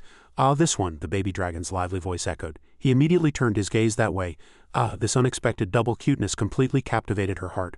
Oh my, so cute, my goodness Riha, what is this, a summon? It looks like a dragon. He was flustered. It's a bit complicated, but yes, it's a dragon. Just at that joyful moment, a shout suddenly startled both of them, causing them to turn their heads. Hurry, Riha. Yayan approached quickly from afar, and every word was filled with irritation. I told you to come quickly. There's a lot to check. What are you doing? He hastily excused himself. I am Yan, I was on my way. The flames of competition immediately sparked coldly, with Nara taking the lead. Hello, I am Yan, she replied with a smile. Hello, I heard the Imperial Guards in secret are guarding the palace together. Thank you for your hard work. Why are the guards always staying inside the palace? She explained. There are a lot of outsiders these days because of the aid treaty. She subtly blamed outsiders like herself. As soon as the conversation ended, Riha was suddenly pulled without time to react in surprise. Yan grabbed him with lightning speed and immediately pulled him along. Then take responsibility for the safety inside the palace. Riha stumbled and hastily informed the person behind him, slightly confused. Nara, I'm a bit busy right now, I'll contact you later. As they gradually disappeared from sight, Nara remained there alone, her entire body enveloped in loneliness. Yan and Riha stopped shortly after leaving. She immediately spoke in an urgent voice. Hurry Riha, I'll start with the Minos information. Listen carefully. Seeing Logrun curled up on her head, he wondered why she didn't like her. And with a bit of hesitation and curiosity, he asked suspiciously, Are you attacking the village? She nodded, confirming his guess. Yes, the intelligence agency said so. I was wondering why Minos was falling so easily. I heard there's a player with chimeras. Don't be shocked, the player with chimeras is… Just as she was about to say that mysterious name, Riha suddenly interrupted as if he had known for a long time. All right, Yan was startled by this answer. How did you know? He shrugged and explained. I've heard a few things too, but I didn't know he was with chimeras. However, there was one more thing she knew that he didn't. But Fong isn't alone. Hearing that, Riha was astonished. What? Without waiting for him any longer, she began to tell him the information she had gathered. Just before all the chaos began, 3 other guild members left the guild Fong belonged to, although Fong had left that guild a long time ago. On that very day, a famous group of outsiders in Minos also left their guild. Their professions were Dark Mage, Mage, and Shadow Mage. 3 players left the guild on the same day. All of them were of the dark magic lineage. Don't you think this is a bit suspicious? Rumors were suppressed, but Fong and the mysterious players surrounding the chimeras all matched. They only targeted weak cities and disappeared as if playing secretly. Truly disgusting fellows. Seeing her reaction immediately become tense, Riha understood to some extent. Fong had destroyed supply lines during the war, lowering Yan's contribution, so it was natural for her to dislike him. Thinking that, but thinking it over again, everything he had just heard was truly shocking. Nevertheless, Yan's instincts are truly amazing. Even without a mission related to Blue Bear, she found clues and collected so much information. Yan continued her story. Alexander has also started moving, but strangely he hasn't met them yet. She raised a line of questions. Is Biff trying to track them, but it's not effective because of Blue Bear? Isn't he with them? She shook her head. I don't know, I haven't heard any such stories yet. They said they were too dangerous to approach, so our agents only observed from a distance. This problem made Riha anxious, and his mind kept churning out hypotheses. It was impossible for him not to be involved. As the two approached the room at the end of the corridor, Yan stopped and asked in a suspicious tone, Are you ready? He quickly replied, Yes. As soon as he finished speaking, the heavy door slowly opened in the static space with a metallic friction sound. Yan then led Riha into the room where the counselors were already waiting. In this solemn atmosphere, he hesitated a little to speak. Hello, then notification messages continuously rang, interrupting him.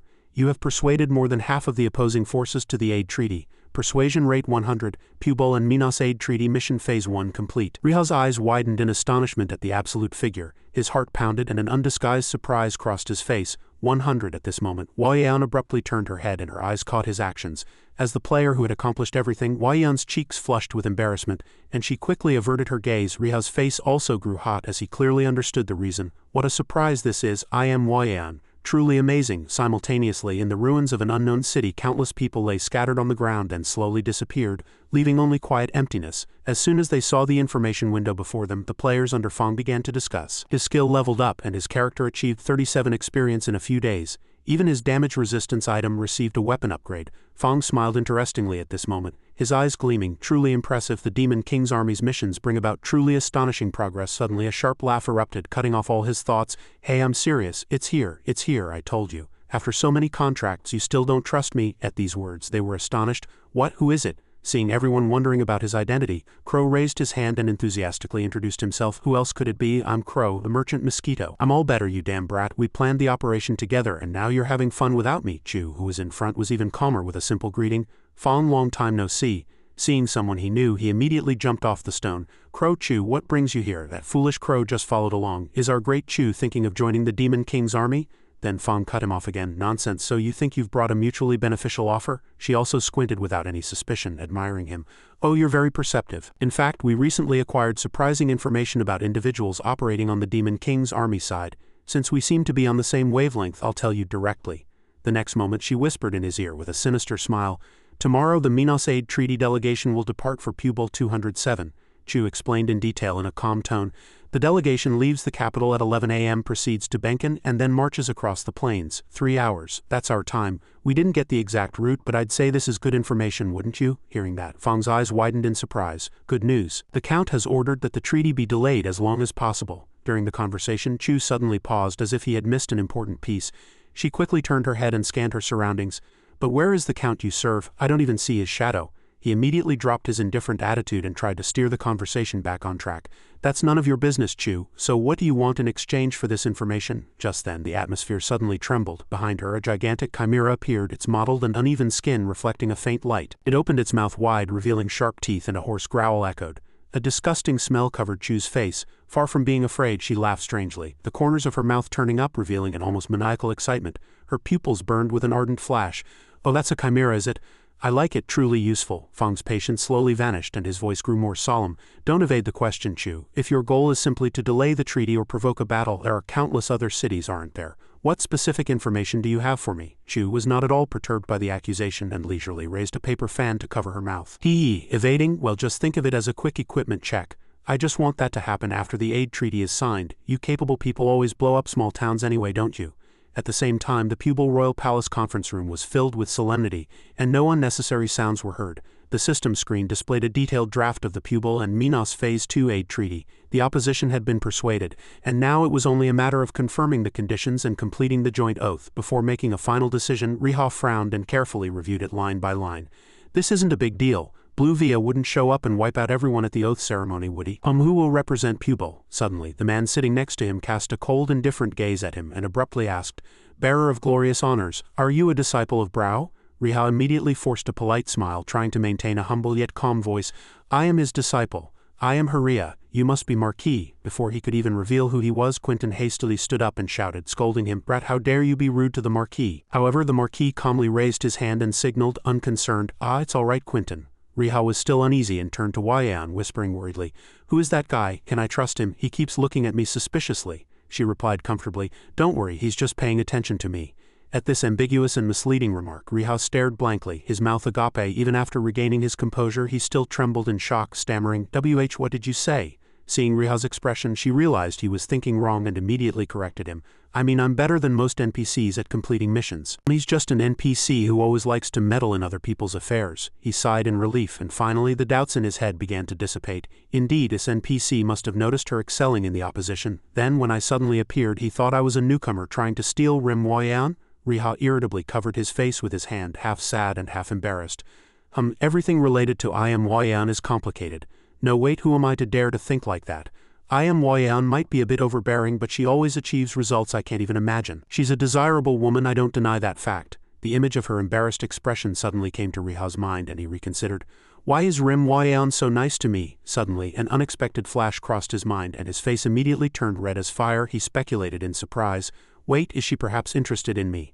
But immediately after, he flusteredly shook his head and frantically denied it.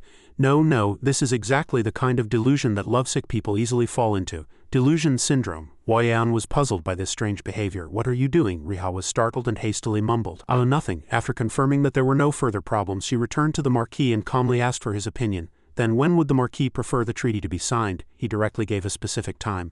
If His Majesty agrees, it will be announced today. Once the magic message reaches them, they will arrive in 3 days at most. Yan asked in more detail, then who will take that position? The Marquis smiled enigmatically and stated officially, I will represent Pupil. Riha shivered with an ominous feeling, and a strange unease somehow bloomed in his heart. He leaned close to Yan and whispered, Nonsense, he's the representative? She became more suspicious of his exaggerated reaction and immediately explained, Of course, our opposition after occupying Benken Castle dismantled everything the aid treaty supporters could push through. Naturally, the leader of the opposition should act on behalf of the king. The Marquis interrupted their conversation. No, we will greet the Minos representative in 2 days. Prepare for it. I am Yan. Can I entrust this to you? She confidently asserted. Uncle has always trusted me, haven't you? Leave it to me. The meeting ended, and people slowly dispersed quietly. Riha walked, but his mind wandered far away. Almost victorious, the treaty signing ceremony would proceed according to his terms. Unless Blue Via directly attacked, there would be no problems. If problems arose, they would likely occur on the way for the Minos delegation. 3 days later, on the plains, the sky suddenly turned red and continuous alarms appeared in front of the army. Status effect, cannot leave restricted area for 30 minutes due to activated energy. Time remaining 24 minutes 34 seconds. Status effect. Spatial restraint applied. Cannot teleport within range for 5 minutes. Communication type applied. All group chats and whispers are blocked for 15 minutes. Time remaining 9 minutes 34 seconds. Gator, sitting on his horse, had a pale face, gripping the reins so tightly his knuckles turned white. He shouted in terror, "Damn it, stop them! Protect Count Abangdong with your lives." The soldiers automatically formed a barrier. "Protect Count Abangdong, we just need to hold out for 9 minutes until teleportation reactivates." Abangdong was in extreme shock at the current situation, sweating profusely, and his whole body was stiff, unable to move. A horde of bloodthirsty chimeras rushed forward, tearing at flesh, and the battlefield was filled with a bloody stench. Screams mingled from the front. "Hey, what are you doing, you idiot? Grab your shield and run, you can't stop them." Work stood behind the horde of monsters, glowing with a scepter, casting magic to control them. "Don't try to escape so easily." Illusion magic deeply penetrated the soldier's mind, and he clutched his head in shock, shouting in terror, "What is this damned sandstorm? I can't get out. Save me." Meanwhile, his comrade was simultaneously being bitten by 2 chimeras trying to shake him awake. "Why are you struggling alone? Stop the chimeras." It was a mental attack. The chimera growled, pinning him to the ground. Claws tore through flesh, blood spurted everywhere, and desperate screams echoed across the entire field. "No, wake up, protect the Count." Other soldiers fell one by one, their lives vanishing like bubbles, filling the battlefield with despair. Under his black robe, Dark May's face showed a satisfied and gleeful smile. He laughed coldly. "No hard feelings, old man, but at your level, you just have to die." The vertical eye on the scepter in his hand suddenly rotated, emitting a dark aura as if trying to swallow the surrounding space. Abangdong was too scared to say anything. He could barely utter 2 words. "Be careful." Gator gritted his teeth, suppressing the trembling in his heart, gathering his remaining courage to threaten the opponent. "Insolent, we were personally given the important mission by His Majesty to sign a treaty with Pupil. Do you understand its importance?" Dark May slightly curled the corners of his lips and said in an indifferent yet magical voice, "I understand, that's why I must stop it." Just then a flash flickered from a hill behind him, flying with a roar that seemed to tear through the wind. He immediately sensed danger approaching, and his entire body stiffened as he turned his head at an immense speed. But unfortunately, his reaction speed was not enough. The bullet accurately pierced his skull and Dark May's head exploded, blood and brain fragments spurting into the air, creating a horrific bloody mess. His lifeless body fell right in front of him. Witnessing this gruesome sight, he screamed in horror. What, his head just exploded? Before the enemy could even regain their senses, the ferocious chimeras fell one after another in an instant, and Work shivered in surprise. He broke out in a cold sweat, his previous arrogance and haughtiness completely gone. "There's no one on the other side, a long-range attack, you say? How can this be?" Source stammered in his report, "Excuse me, it's a sniper. The only person in Pupil who can attack from such a distance is Haria." "It's Haria, damn it, Pupil's #1 contributor. Is he real?" Work hastily commanded. "Magic, send a summon over there or something." Hearing that, he gritted his teeth in anger and cursed. "Damn it, easy for you to say. Do you think a young demon can go that far? Damn it, at this rate we'll all burn to death on Chimera Hill." As soon as he finished speaking, his head was penetrated by an invisible bullet and exploded along with the head of a gigantic chimera next to him. Blood and flesh splattered everywhere, freezing Work. He sank to the ground in terror, his entire face drenched in warm red blood. He clutched his head with trembling hands, cowering as if to avoid the next deadly bullet. In despair, he muttered, "Damn it, contact Fuddy. He's moved to another location. Leader, a sniper has appeared." Suddenly, the small wings of a dragon crossed his vision, cutting off Work's communication. Logrun hovered in the air, his eyes fixed on him. For a moment, Work froze blankly, blurting out, "WH, what did you say?" His face was pale, devoid of a single drop of blood, and his heart skipped a beat. A calm, cold voice, completely detached from the chaos of the battlefield, echoed, "It's really him. That guy isn't Bruit or Fong." Lee quietly landed on the chimera's shoulder behind Warlock, aiming the cold muzzle at his head, and gently pulled the trigger. When the gun fired, he was startled. With an instinctive reflex, he immediately threw his head back and looked at him. You, Riha fluently aimed his gun at Work. "Thanks for telling me." Logrun, the bullet tore through space and flew at that very moment. The mono bullet tore through space, delivering inescapable death. Riha's shooting of Work signaled the official success of the Minos delegation rescue and the progress of the operation plan. Simultaneously, Crow, at the monster's annihilation and emptiness, wept sorrowfully. "No, my chimeras, my former test subjects." At that moment, Fong was already so angry he gritted his teeth, creating wrinkles. His eyes were filled with murderous intent, directed at where the enemy had disappeared, and suppressed hatred simmered. "My 3 subordinates and all the chimeras, Haria and the sky elsewhere." The Red Flame Guild leader was happily greeted at the Astok Royal Palace Gate in Pupil. "I am Yayan. I am from Pubel's Defense Treaty Special Delegation. It must have been a difficult journey. From now on I will escort all of you." From the Minos delegation side, a representative spoke. "I am Abangdong Z. Bronte. I am the head of the Minos delegation. It is a pleasure to meet you." It wasn't over yet. Of course, showing courtesy to the benefactor who saved their lives was essential. "Thank you very much." Pupil Knight Gator smiled and continued. "Thanks to you, we were able to get here." He teased Riha, making him stammer and quickly retort. I'm actually not a knight, haha." Not wasting any time, Yayan cordially welcomed the visiting dignitaries. "All right, please come this way." Meanwhile, she quietly messaged Riha through the system. You may leave if you have other things to do. I'll contact you after the oath. Oh, and if His Majesty calls you to choose 1 or 2 castles, remember one thing." As soon as he heard that, the tension and embarrassment on Riha's face disappeared. "What's that?" She directly walked to the place where important matters were to be discussed. Riha repeated her words suspiciously. Gazua, despite the long distance thanks to the system, Huayan and he could continue to converse until Gazua Castle was finished. "You must become the lord of that castle. Since she chose it herself, I trust her. I am Huayan. If you don't trust me, choose something like Benkin Castle." "Do as you wish." Feeling her sincerity, Riha smiled broadly, his eyes curving. "How could I? Anyway, thank you. To even think of something like this, I am Huayan, you're truly amazing." Who knew how much destructive power these words had on her? Huayan's face turned as red as a ripe tomato. After that, Riha returned to a state of calm and fell into thought. One mission is complete. I want to see Gazua Castle first, but I don't think I'll be welcomed. It was a Minos-affiliated castle, all right. I need to log out for a bit." The next moment, he made a firm decision. "I'll go to Gazua City later." Logran, who was on his head, also chimed in with "Kyo Kyo." At the same time, on the other side, the enemy Fong angrily slammed the table and complained like a machine gun. "What the hell is this, Miss Chio? Why was Haria there? And before that, you even misreported the number of guards. You reported only about 20 people." At this moment, she could say nothing but apologize. "I apologize for that. We also had a few mistakes on our side." Then he had no choice but to listen to his nagging. "Mistakes? You call that a mistake? 3 of my subordinates died and had to log out.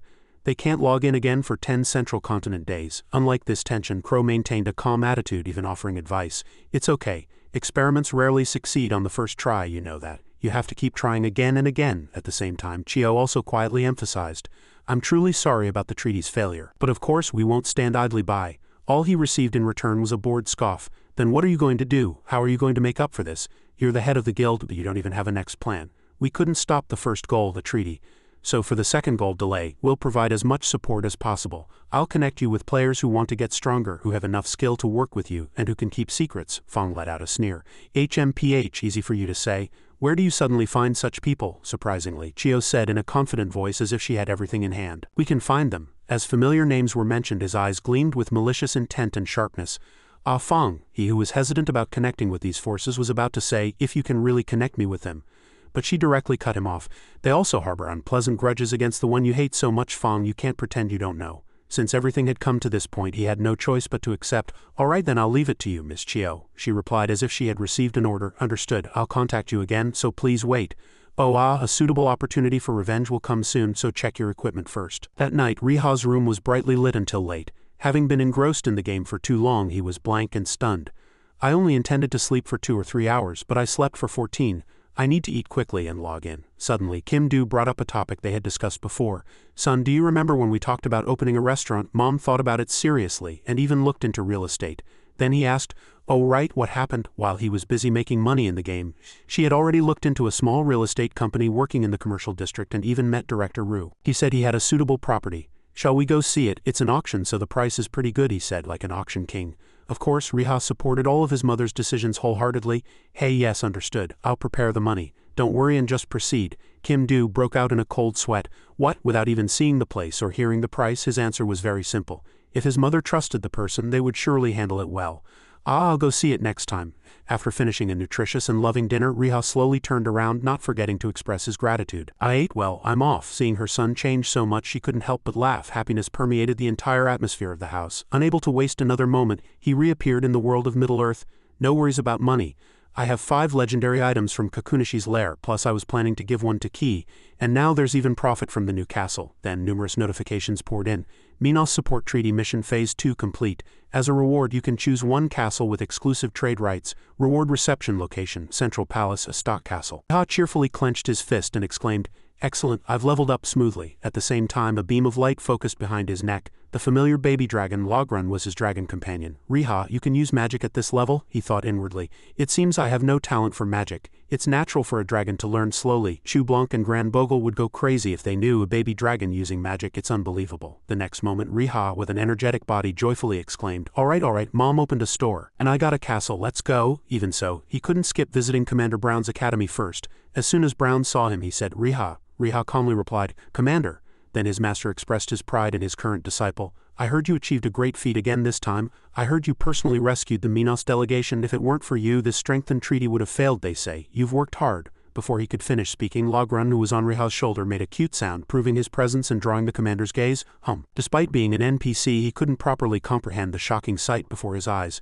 Riha, have you become a dragon knight? Riha hastily refuted. That's absurd. Brown then collected himself and calmly raised a question. Then what is the baby dragon on your shoulder? He rubbed his chin, finding it a bit difficult to answer. How should I explain it? It's a bit complicated. Amidst the gentle sky and flowing clouds, Brown eventually sighed. I see. So that's what happened, Riha continued. Yes, where we defeated Kakunashi the red dragon. Blue Via was there too, and he took the dragon's head. He began to analyze grimly. A dragon's head? No, the Demon King fragment is more important. He's allied with a chromatic dragon. To be precise, a dragon exiled from the chromatic dragons. Brown, having put everything together, nodded and exclaimed. I see, then both things were truly fortunate. Riha still didn't understand both things. He smiled brightly and listed them first. First, that you haven't become a dragon knight yet. Second, that Blue Via hasn't allied with all the chromatic dragons yet. He immediately put on an awkward expression and made an exaggerated statement. Anyway, there was no information about changing to a dragon knight. Commander Brown, are you saying that the Demon King fragment is on par with me becoming a dragon knight?